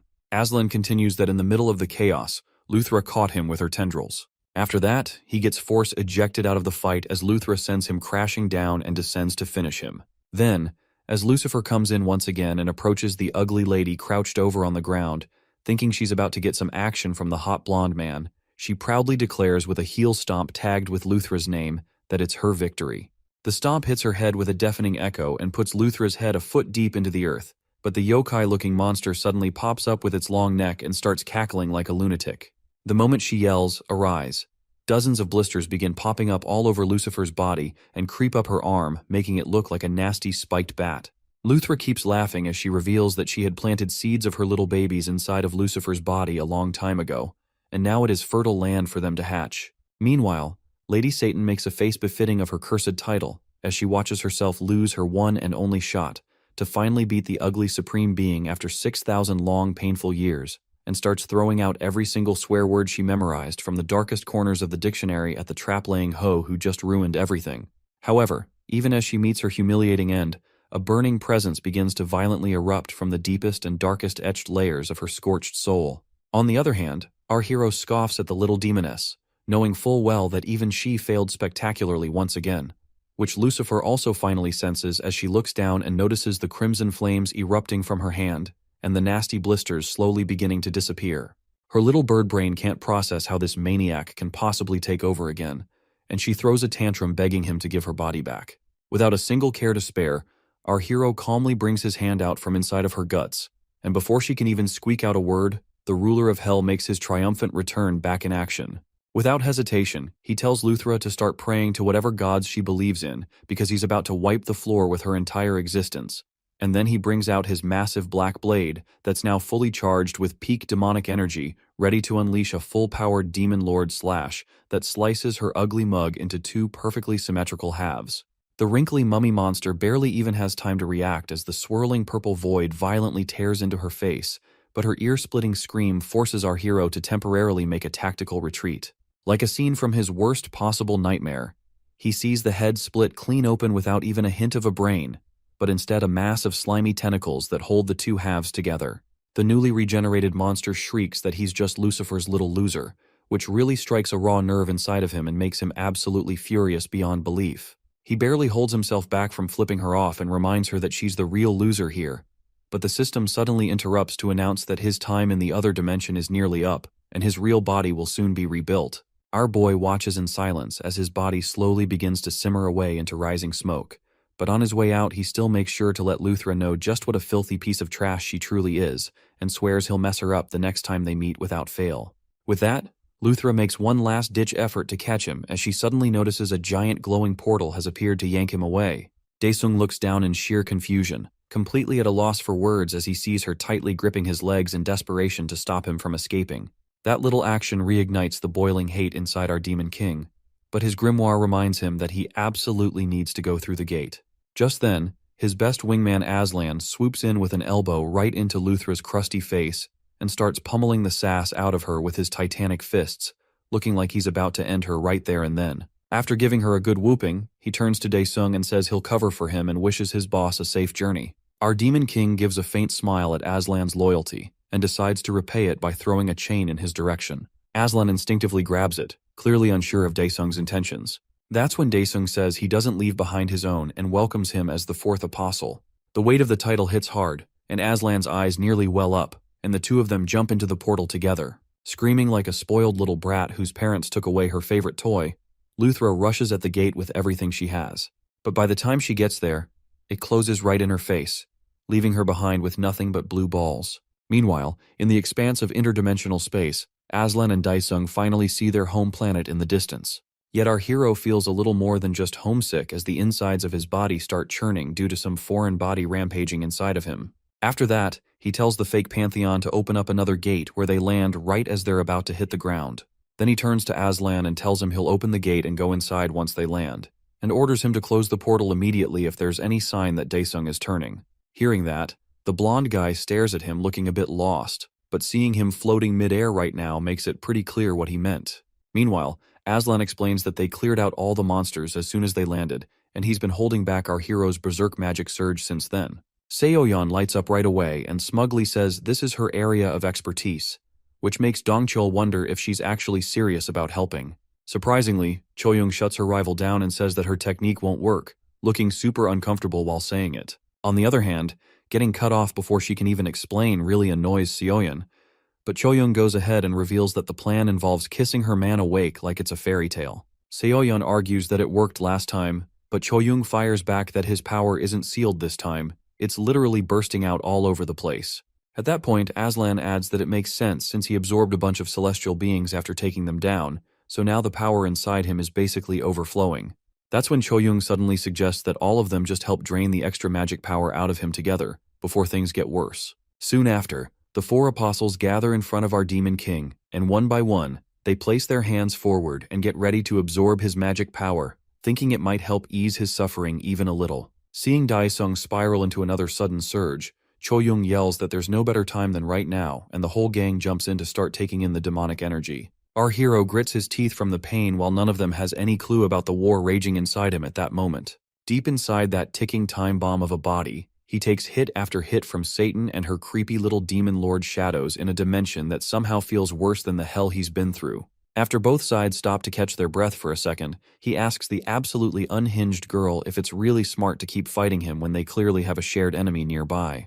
With a deadly glare, she snaps back that no being in existence feels more dangerous to her than he does. Just then, the Celestials who've been watching from their front row seats decide to jump into the action and surround them, announcing that they'll now carry out the mission assigned to them by their supreme leader. Telling the two demon lords to give up and become nourishment for them, the snake-like Celestials, or so-called angels, launch themselves forward, but Satan barely reacts since their target is Daesung, and she casually decides to team up with the enemy to take him down. At that, our hero grows furious at the spineless cowards ganging up just to take him out. But before anything else can happen, the three angels suddenly start weakening fast as the magic energy gets drained straight out of them by some external force. Luckily for Daesung, even the little girl starts to feel her energy being pulled away like clothes drying under the sun. This opening is exactly what the ruler of hell has been waiting for, and with a sharp grin he lunges at little Lucifer, raising his massive black blade and slicing at her like a sushi chef on a mission. However, this doesn't spell the end for her, or for the Celestials trapped inside his body, and our hero suddenly jolts awake in the real world. As he sits up on the cold stone bed, he spots his apostles lying all over the floor like passed-out festival-goers, having taken in as much of his power as they could. He stares in disbelief at both his hands and notices that one of them has turned dark, which makes it unclear if he actually absorbed all their power or if something went wrong midway. Suddenly the hand starts giving off this creepy aura and a sharp pain shoots straight up his arm, so he does what any mildly sane person might in that moment and starts punching the life out of it with his other hand, like it personally betrayed him. Right after that, his possessed hand shifts into the shape of a mace and makes our Demon King spiral into panic over what move he should even try next. He quickly realizes that there's a weak seal on the guys resting in his hands, and then finally turns to the ones who helped him escape, wondering if they were the real reason he got out of that mess in the first place. He walks up to them and calls out to his goth girl, who looks like she's just now recovering from eating the strongest edibles ever crafted by Snoop Dogg himself. But the moment she hears Daesung Uppa's voice, it jolts her back to reality, and she shoots up looking surprised before throwing her arms around him like she's marking her territory in front of the squad. After that, Choyoung also climbs out of her magic coma and rushes over to cling on too, clearly not willing to be left out before the two girls immediately start arguing all over again. The ladies lock eyes in a full-on staring contest to assert dominance as best girl, which gives Dongcheol a headache so bad he decides to just ignore it and instead turns to his boy to ask about the chaos he just went through in the celestial world. Our Demon King flashes a happy grin as he greets his buddy, but he is apparently super annoyed at being left behind while Daesung went solo to hog all the fun and glory. Aslan tells him he already explained the whole thing to the others, and Daesung feels genuinely relieved that everyone made it back safe and in one piece. Seeing a perfect chance to score some wifey points, Choyoung blushes and quietly says she was actually the one who came up with the idea to absorb his mana and help him. But before she can bask in any praise, Seoyeon cuts in and points out that her dumb plan almost got all of them a one-way ticket to heaven without a gate. With that awkward moment behind them, the gang finally steps out of there and starts making their way back home after the reunion. Meanwhile, outside a gate, the vlogger kid shows up looking pumped and proudly announces that he is live in the presence of the famous squad of cheerleaders. On the other hand, the bald dwarf decides it's his time to shine and bashes his spiked bat into a goblin twice his size, and then strikes a pose for the camera like he's starring in his own movie and says he's way too cool for low-level trash like that. The senile sock then turns to the camera to shamelessly advertise his club. He announces a limited-time sale of 50% off for only one day. However, the chat suddenly goes wild because they hear that the real Daesung has returned from an S-rank gate after a mere 6 hours. The two are completely shocked as they watch the king return on their phone. Vlogger Boy immediately starts thinking about how much money he could make from a collab. He instantly begins ignoring the old man and tells his audience that he plans on filming the king himself inside an S-rank gate someday. His audience explodes with excitement when they hear that, completely forgetting about the geezer. Man was brutally betrayed by the unloyal clout chaser. The scene then shifts to the Hunter Association, where the branch manager is meeting with our king directly. Manager Kim sincerely thanks him for making quick work of both the Heavenly Mother cult and the S-rank gate for them. Our boy gives credit where credit is due. He says Aslan and the others handled most of the fighting inside the gate. With that in mind, the branch manager questions how Aslan joined his ranks. The American Association officially declared him dead or missing.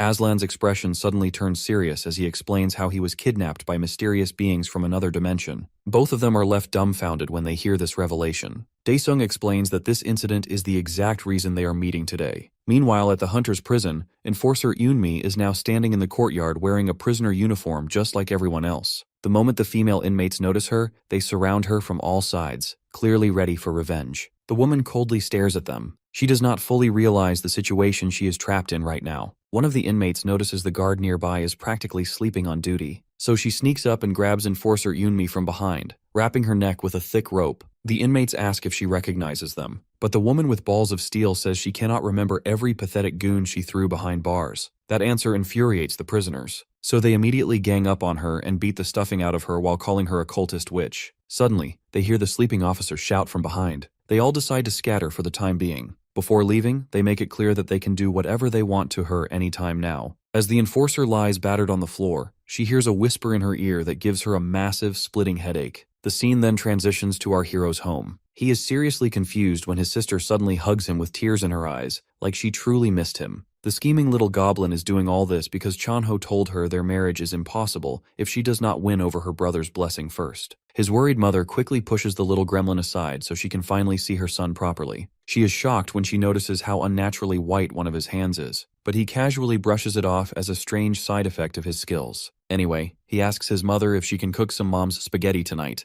To his surprise, his sister offers to help with making the food too, wearing a cutesy smile. That makes him 100% sure this good little sister act is all part of some elaborate scheme. Elsewhere in the city, the lady from the Heavenly Mother cult cries all alone while hugging a picture of herself with her precious son. She still has vivid flashbacks of the moment the monsters attacked. Right before one of them crushed her, he protected her with everything he had, but he was too weak, so he was brutally crushed during that incident. As she sits there crying softly, she suddenly hears a knock at the door. When she checks who is outside, she is baffled to see her son standing there. But her boy does not look like she remembers at all. He carries an ominous aura, and there is a golden glint in his eyes. She frantically asks her boy how he is alive after the monster crushed him. Hugging him tightly, she admits that the sadness of losing him even drove her into joining a cult. The moment she says cult, the boy completely loses it. He swats his mother away, driving the message home that it was no dirty cult, but the Holy Lady Luthra she is talking about. The boy looks almost possessed now, claiming he has to spread the word about Lady Luthra who saved his life. Soon after, the headlines are filled with stories of people from the war 3 years ago reappearing out of nowhere again. Seeing this news, the branch manager is also confused about how all the people survivors confirmed as dead are suddenly alive now. Manager Kim then hands him a list. He is shocked to learn that every single returner had a family member associated with the cult. He immediately remembers Daesung's warning that the Celestials behind the cult will attack them sometime in the future. With that in mind, the Hunter Association holds a press conference soon after. All of the reporters broadcast Manager Kim's speech as she announces that all the people who came back will be called returners from now on. She sternly declares that all returners are requested to cooperate fully with the government's investigation. If they do not, the government will take forceful action because this is now a national emergency. A few days later, news spreads about the returners holding public protests everywhere. They gather to spread the word about the descent of their Heavenly Mother Luthra to Earth. The number of people joining their rallies keeps rising steadily, much faster than the original cult ever did. The scene then returns to the Hunter's prison, where the enforcer is sitting quietly inside her small room. The inmates from before return, excited to beat her up again this time. They grin as they tell her the prison warden gave them free access to her room. Apparently he lost his wife to the cult, so he has no objections to the inmates getting violent with her now. The woman grabs her by the hair, but she calmly whispers the word bloom. In an instant, both inmates are pierced by her hair, which twists and transforms them into celestial creatures bound to obey her bidding. The scene then moves to the cult's main building, where multiple police vehicles are parked outside in a tight formation. A massive crowd of cultists goes completely wild, begging the cult to reunite them with their lost family members once more. Captain Jihong stares in raw confusion at the unhinged crowd before him. Disturbed by the situation, he still orders his men to use the least amount of violence possible to disperse them safely. The police officers try to reason with everyone, but the crowd begins pushing back, threatening to trample them. Just then, a group emerges from the cult building. Jongmin and several other youths step forward, instantly drawing everyone's attention. The boy loudly declares that they are returners, and that anyone who wants their family to return should pray for Lord Luthra's descent to Earth. The captain seizes this moment to approach the boy and asks him to come with him calmly. Surrounded by wiggling holy tentacles, the boy refuses. He manipulates the captain's arm with his tentacles to make it appear like the man is choking him. While the captain himself is stunned, the crowd explodes in outrage at what they believe is a police officer attacking an innocent child.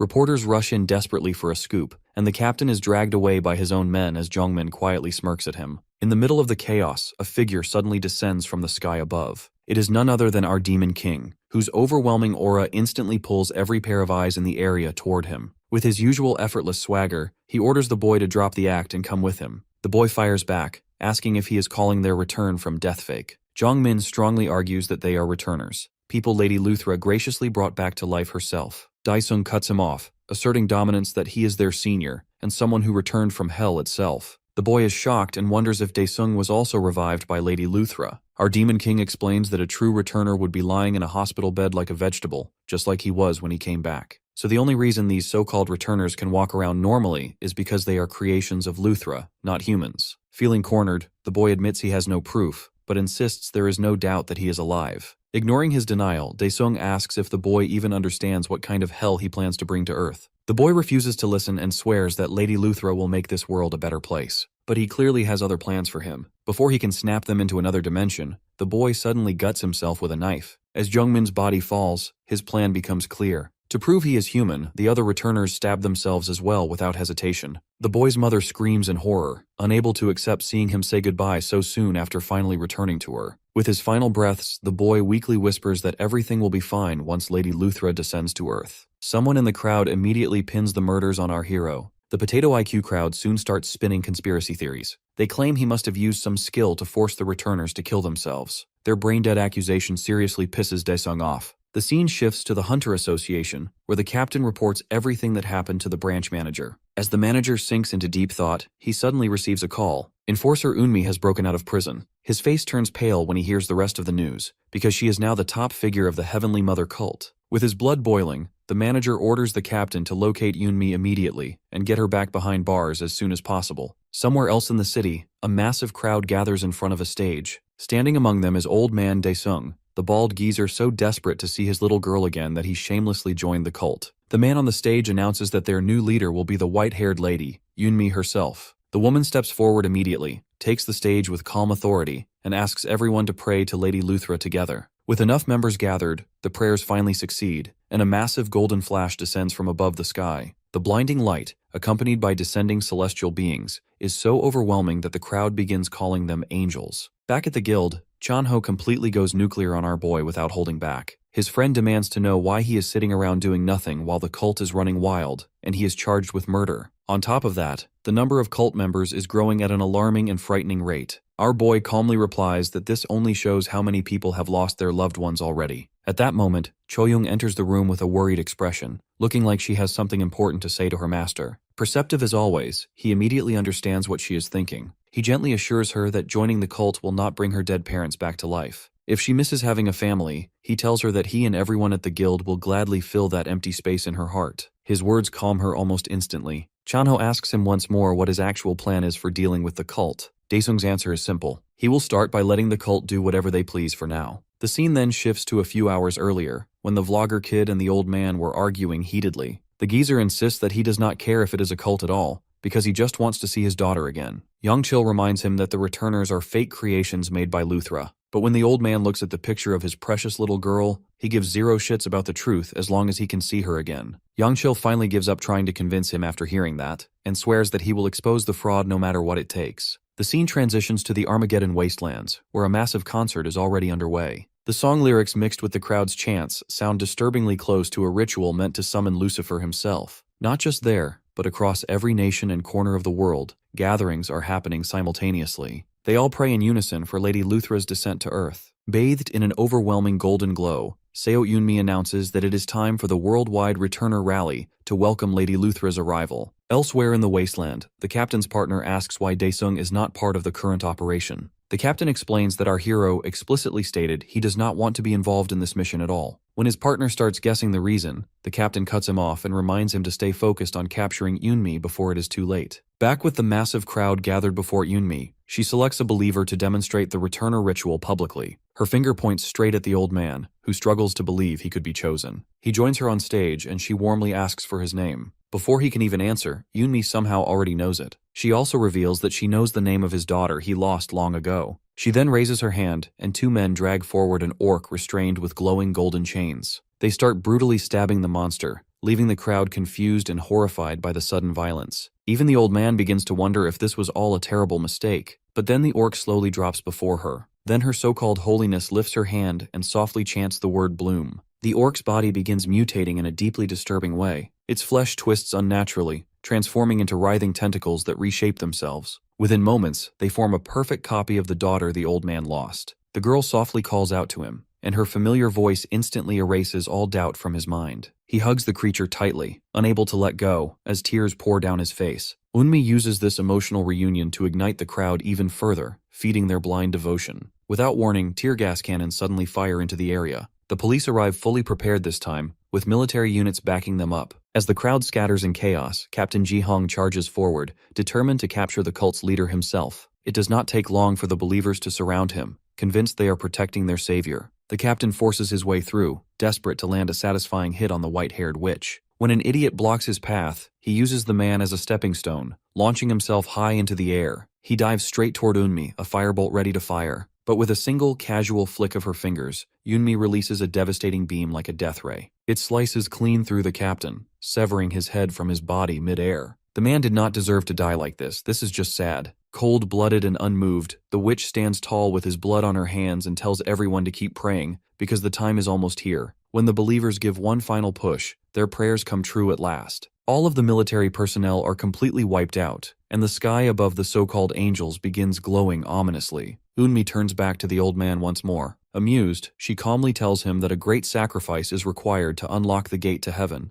and it just so happens there is a massive crowd standing right in front of them. She then pleads to Lady Luthra to accept her offering, and a gigantic magic circle forms above the crowd instantly. Without warning, everyone feels their flesh being ripped violently from their bones as the sacrifice begins. Old man Daesung finally understands he made a horrible mistake by ever signing up for this. The scene shifts to our apostle team training against their master inside the Pantheon realm. Choyoung and Dongchul clash head-on with the evil spirits, and Dongchul's lightning fist chains through the entire swarm, instantly clearing the battlefield. Even Daesung cannot help but feel impressed by his skill. At the same time, he prepares a massive spirit bomb for them. Seoyeon supports him by wrapping it with a cursed veil to stabilize it. Next, Aslan charges in using his Titan form, trying to smash their master head-on, while Dongchul backs him up from behind. The combined assault sends our Demon King flying a considerable distance away. Seoyeon then lands what should be the finisher with her ultimate skill, Curse Ocean. Witnessing the sheer destruction, all four of them begin wondering if it was actually wise to follow his order and attack him with real killing intent. But Seoyeon quickly realizes that everything they did amounted to absolutely nothing. He did not even receive a single scratch. Rising calmly from the smoke, our hero appears holding a light orb in his left hand and a dark orb in his right. When he slams the two orbs together, an unimaginably powerful energy begins radiating outward. Dongchul breaks into a cold sweat just thinking about what would happen if they were hit by that attack. However, Daesung messes up the timing, and the orbs suddenly vanish. He becomes visibly irritated, knowing he must fully master this technique if he hopes to defeat Luthra next time. Just then, he receives a call from Chanho, who urgently asks where he is. Chanho urges him to get back fast, because there is a serious emergency. Lady Luthra has descended to Earth much earlier than they expected. The scene returns to Earth, where a massive fissure violently tears the sky open, and a lightning bolt crashes down onto the stage below. A tall figure dressed in white robes steps out, radiating an eerie, overwhelming aura. Eunmi drops to her knees and bows deeply to the lady who is, without question, the being she has been desperately trying to summon this entire time. Luthra's arrival is broadcast worldwide. Countless humans erupt into celebration at her descent. Soon enough, the lady finally speaks, brazenly stating that the sacrifice they offered is far too little for her to fully manifest. She casually gestures with her hand, forming a powerful magic circle. Her calm expression slowly twists into a sinister grin as she declares that many more lives must be sacrificed. The crowd screams in agony as their life force is literally drained straight from their bodies. People cry out for someone to contact the Hunter Association immediately. In the middle of this chaos, the old man runs with his little girl as far as his frail legs can possibly carry him. He realizes he must get as far away as possible if he wants his daughter to stay alive. His daughter asks where they are going, saying that Lady Luthra is calling out to her. Old man Daesung desperately begs her to forget everything and just trust her father completely. He turns around for one brief moment to look at the destruction behind them, but when he turns back again, he sees the OG Daesung standing there.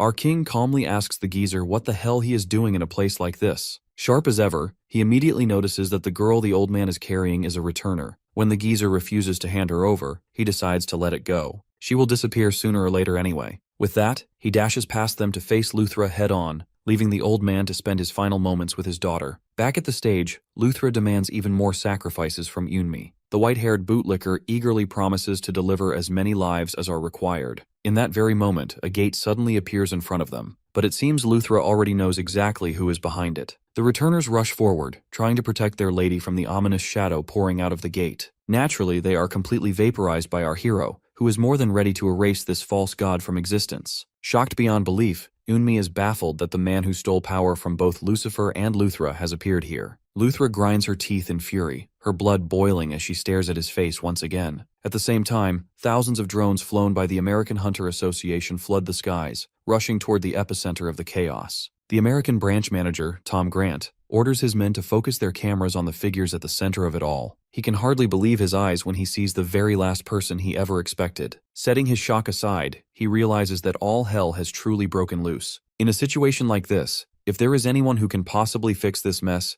it has to be a hero. A hero like Han Daesung. He asks his subordinate if it is possible to upload their footage of humanity's hero for the entire world to see. The scene shifts back to our King's Guild, where Chanho starts wondering if they should really be sitting around doing nothing. Seoyeon asks if he is worried about Daddy Daesung. Chanho is seriously disturbed by her calling him daddy, and Choyoung shoots her a death stare. Dongcheol adds his 2 cents, saying there is no doubt their leader will win, because he is the strongest man in the entire galaxy. He says a bigger mystery is who he will pick in the end, Choyoung or the goth girl. Frustrated, Chanho snaps back that they should not be so laid back, because they are fighting god-tier monsters right now. Aslan calmly reminds him that their friend literally holds the title of demon god. Returning to the battlefield, our hero does his best to cut Luthra down, but her endless number of writhing tentacles surround her completely, making it impossible to land a clean hit. When he finally cuts through them, she suddenly vanishes and reappears behind him. At the same time, she erases his left arm like it was nothing at all. Our Demon King helplessly watches as Luthra devours his arm to reclaim the power he stole from her. He quickly regrows it and realizes that he cannot win unless he goes completely all out. He manifests 100% of his demon lord form, flooding himself with an unfathomable surge of mana. The white-haired witch bites her lip as she watches him transform into a killing machine right before her eyes. The demon sword warns him that it can only handle one full power attack before breaking down. Luthra realizes she has nothing capable of defending against his next strike. As he charges at her with full force, she summons branches of the flame of creation as a desperate last-ditch measure. Our Demon King unleashes the Demon God Slash, and the resulting shockwave incinerates all the birds and drones within a 1-mile radius. With the live feed gone, the association members have no idea what will happen. Branch Manager Tom urgently orders his subordinate to send in another wave of drones. By the time the drones arrive, a massive crater has formed at the site. Our hero lies defeated at its center. A system panel appears, informing that his Demon Lord transformation is exhausted and that he will be in recovery for weeks. Sensing that the threat is gone, Luthra slowly comes out of her defensive stance. The White Witch takes this moment, while he is completely immobilized, to finally deal with the thorn in her side. With a face even Luthra can't love, she coldly declares that it is time for him to die. Unable to move even an inch, Daesung prepares himself to say goodbye to this world for good. Or so it seems. Our boy still has one final ace hidden up his sleeve, the skill called Save Point. The skill tears through the fabric of time itself and alters the record of this world stored within the place known as the Akashic Records. Luthra can do nothing but watch as history rewrites itself right before her eyes. The scene transitions into another reality, returning to the exact moment when Luthra is first summoned into this world. As all the believers bow their heads and pray to Luthra, she feels an unsettling sense of familiarity creeping over her. When she looks up toward the sky, her worst nightmare is already there, staring straight down at her. In this timeline, our boy is already in his Demon Lord form, fully prepared to strike her down before she can absorb even the first round of sacrifices. He dives straight toward her, and Luthra hastily casts her creation magic to defend against the incoming Demon Lord Slash. The resulting shockwave is just as devastating, erasing every living being and structure within a full 1-mile radius. The the monster questions whether he created an error inside the Akashic records. He seems genuinely surprised that she interprets rewriting history as nothing more than an error. Regardless, he proudly confirms that he is the one responsible. Luthra is irritated by his confidence and decides she will personally correct this mistake herself. Changing tactics, he summons the apostles to fight alongside him this time. Surrounding her completely, the 4 apostles unleash their strongest skills in perfect synchronization. They smash her with enough force to bash and disfigure her skull permanently. But Luthra has a cheat ability of her own, and she retaliates by summoning branches of the flame of creation to impale them, locking their bodies firmly in place. She attempts to convert them into her minions, but our boy instantly cancels her plan by unsummoning them. Luthra grows visibly annoyed, and he uses that brief moment of confusion to strike her with another powerful attack. Even so, his maximum output without the Demon Lord's true power is not enough. Luthra pierces him with her branches of creation, draining every last drop of his magic in the process. He is forced to retreat, as she leaves no openings for him to exploit at all. Luthra flashes another disturbing grin, telling him to watch closely as she annihilates the pathetic planet he calls home. Right before she delivers what would be the bad ending, he activates his trump card once more. He gives the creepy lady one final goodbye before jumping back in time. As time passes, he reaches his 17th run, yet he still cannot defeat the stubborn deity. His next 20 attempts fail as well, simply because he cannot properly combine both dark and light energies together. The battle stretches across more than 100 timelines and leaves him completely drained and exhausted. He grinds his teeth in pure frustration, as Luthra refuses to die, no matter what insane attacks he throws at her. When Chanho in the current loop hears him casually mention her name, he gets concerned.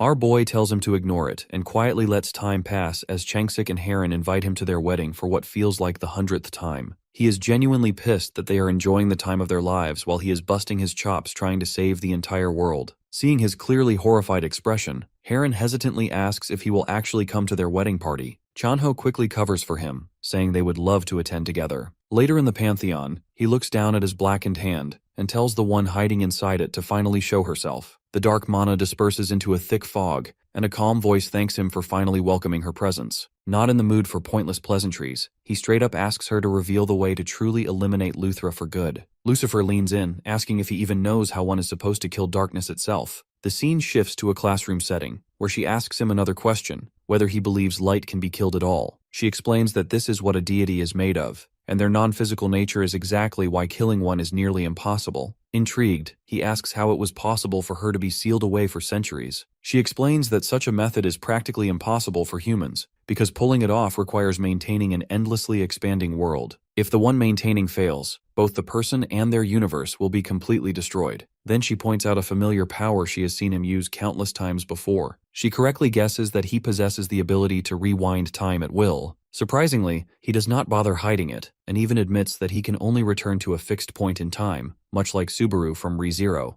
Everything suddenly clicks for her, and she understands how a pathetic human managed to rise to the rank of Demon King. She then drops the final bombshell that she and Luthra were originally a single deity. If the two of them were to reunite once more, they would become an entirely different existence, and the world itself would return to its original normal state again. Confused, he asks her to speak in terms he can actually understand, so she gives it to him straight, explaining that the combined being would disappear into an immaterial form like the air surrounding him. That will rid him of both menaces at once. She explains that all he needs to do as the owner of Akashic power is merge all of her dark energy into Luthra using his white hand. At that moment, his fake pantheon suddenly reports that everything she said is completely true. Our Demon King questions why it is speaking up now after staying silent ever since he entered the world of the Celestials. The magical book awkwardly excuses itself, saying it exhausted all its power to open the gate and only just recovered now. Hearing the book also confirm Lucifer's theory, he warns her that he will go along with her plan for now. However, he makes it clear he is not afraid of sealing her away again if she even thinks about stabbing him in the back. The incarnation of hell grins widely, clearly delighted to hear that threat. Later, at the wedding, Seoyeon complains that her master is still pushing her around even on such a beautiful occasion.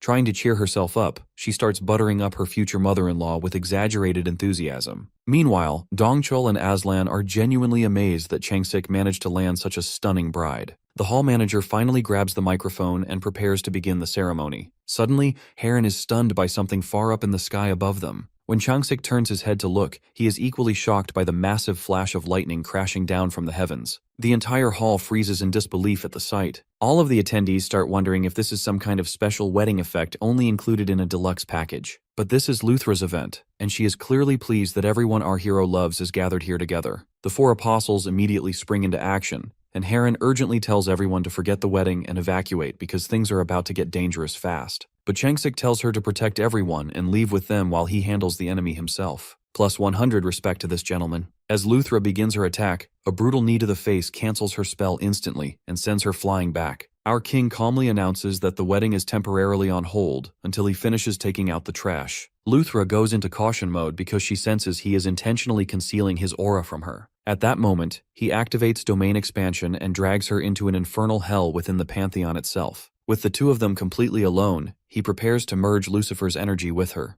Luthra is mildly surprised when she sees what the dimension he came from actually looks like up close. She wastes no time and decides that this threat needs to be exterminated as soon as possible. The evil spirits signal to Daesung that they are fully ready. A massive swarm of shadows rushes toward Luthra like an artillery airstrike from all sides. She calmly neutralizes them with her tentacles, not realizing this is merely a carefully planned distraction. Just then, she completely loses all sense of his presence. When the dust finally clears, Luthra gets the shock of a lifetime as she sees Lucifer standing in his place. Dumbfounded, she activates her 10,000 eyes to verify whether this is some kind of illusion. Out of fear, she even summons the Sword of Creation into her grasp. All of that proves completely useless against Lucifer's overwhelming raw power. Our boy uses his hellfire chains to tightly restrain the freakish deity. He slowly approaches her, bragging that he knows her one true weakness. That bold claim makes the creepy lady laugh out loud. She is immortal, and there is no method in the universe a mere human like him could ever use to kill her. He grins widely and tells her he knows that all too well already. He also knows that she and Lucifer once shared the same body long ago. All 5 of Luthra's eyeballs bulge out when she hears that. Our boy is visibly amused to finally see her arrogant smirk disappear. Lucifer's information was spot on,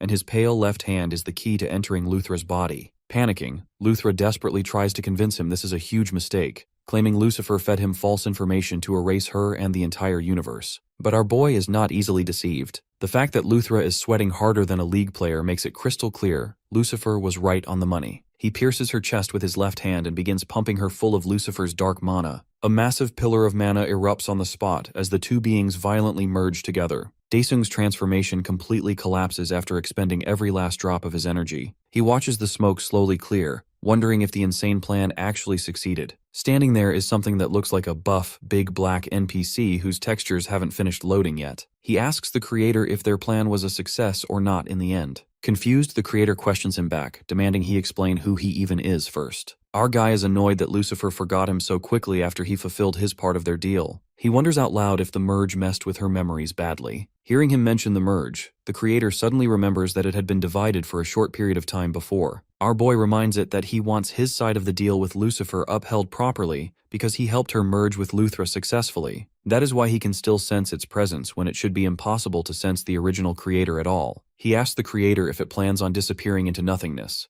but it replies that he will continue to sense it as long as the fragment inside him still persists. That response really pisses Daesung off, so he executes save point once again to give everything another retry. Suddenly his skill is cancelled mid-cast. The creator is offended that he dares to manipulate time in its presence. Instead of playing it smart, our boy starts spamming save point repeatedly, hoping something will eventually work. The creator's blood boils, and he violently pulls him into its domain. Inside the vast cosmic dimension, he demands to know how an insignificant grain of dirt like him is capable of manipulating time itself. Smug as hell, Daesung refuses to tell his secret for free. That infuriates the creator so much that it decides to punish him by annihilating both him and his planet completely. Our boy panics and starts yelling at Lucifer to stop messing around and complete her part of the damn deal already. At that moment, the fake pantheon appears as a robed figure, asking his greatness to calm his overwhelming anger. The creator recognizes it as the ruler of the Akashic Records, who openly admits responsibility for granting a human the ability to manipulate time.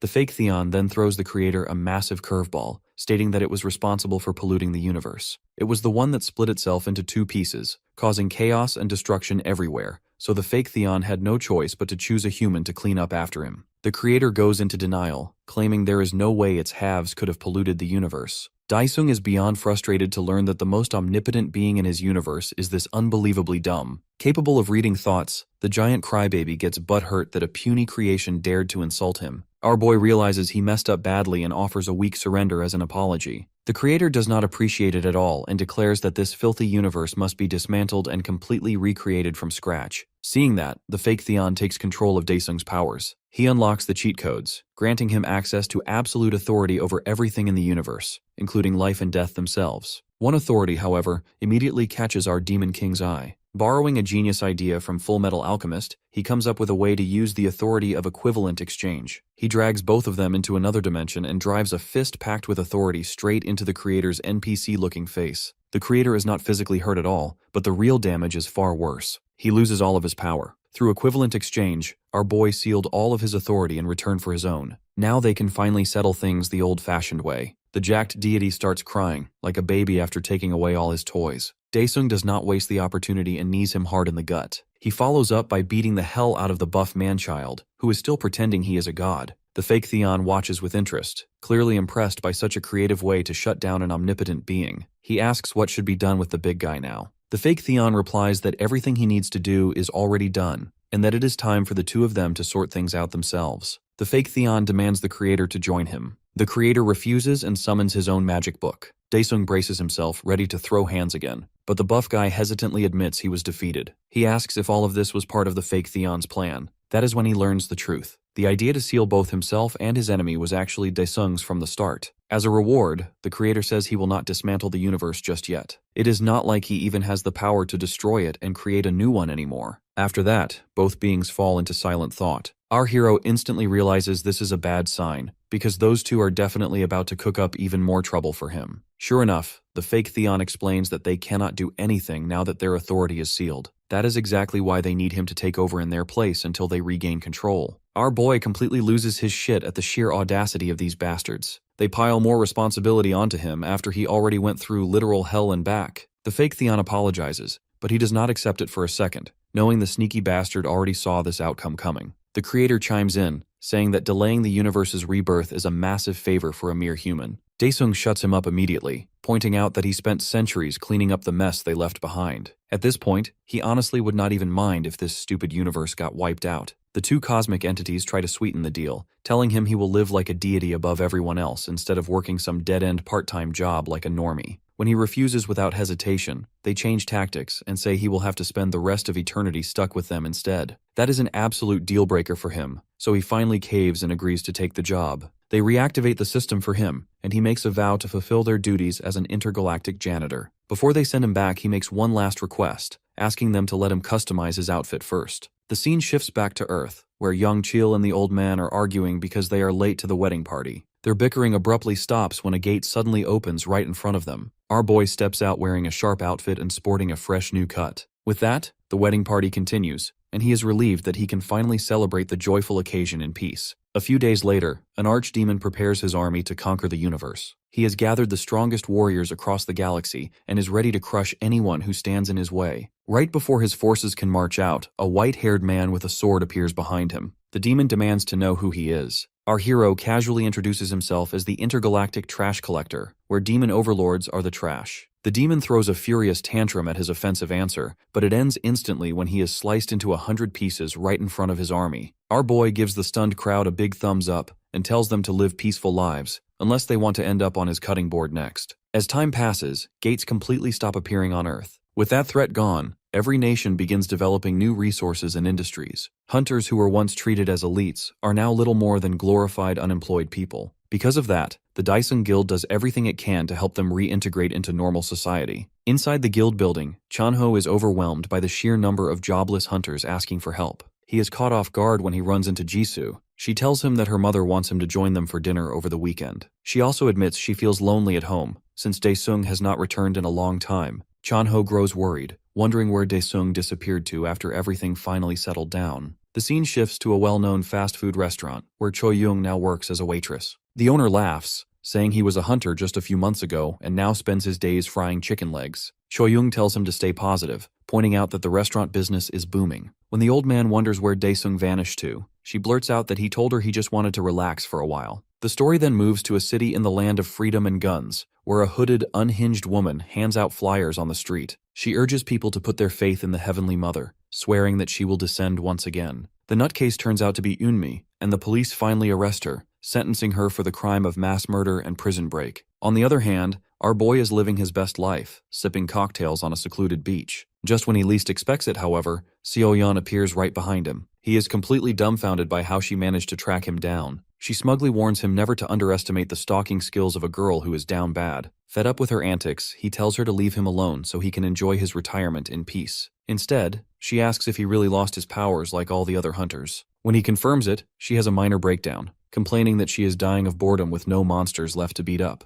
Right then, a system panel warns him that an invasion will occur in 3 minutes. Our boy snaps his fingers and freezes time like Dio himself. He casually strolls into a portal and comes back after handling the problem. When he resumes time, Seo-yeon asks why he suddenly looked so shocked. He says it's better if she doesn't know. Then, Daesung loses it when another warning appears with just 1 minute to take action. He goes right in without freezing time because he is just annoyed. He finally returns feeling disgusted by the filthy monsters that explode their guts before they die. Bro completely forgot that the most annoying girl on Earth was the first one to discover his secret. She gets clingy and begs him to let her have some fun hunting monsters as well until he finally caves. But that gives him the idea that he can make a team to hunt for him, instead of doing it himself every time.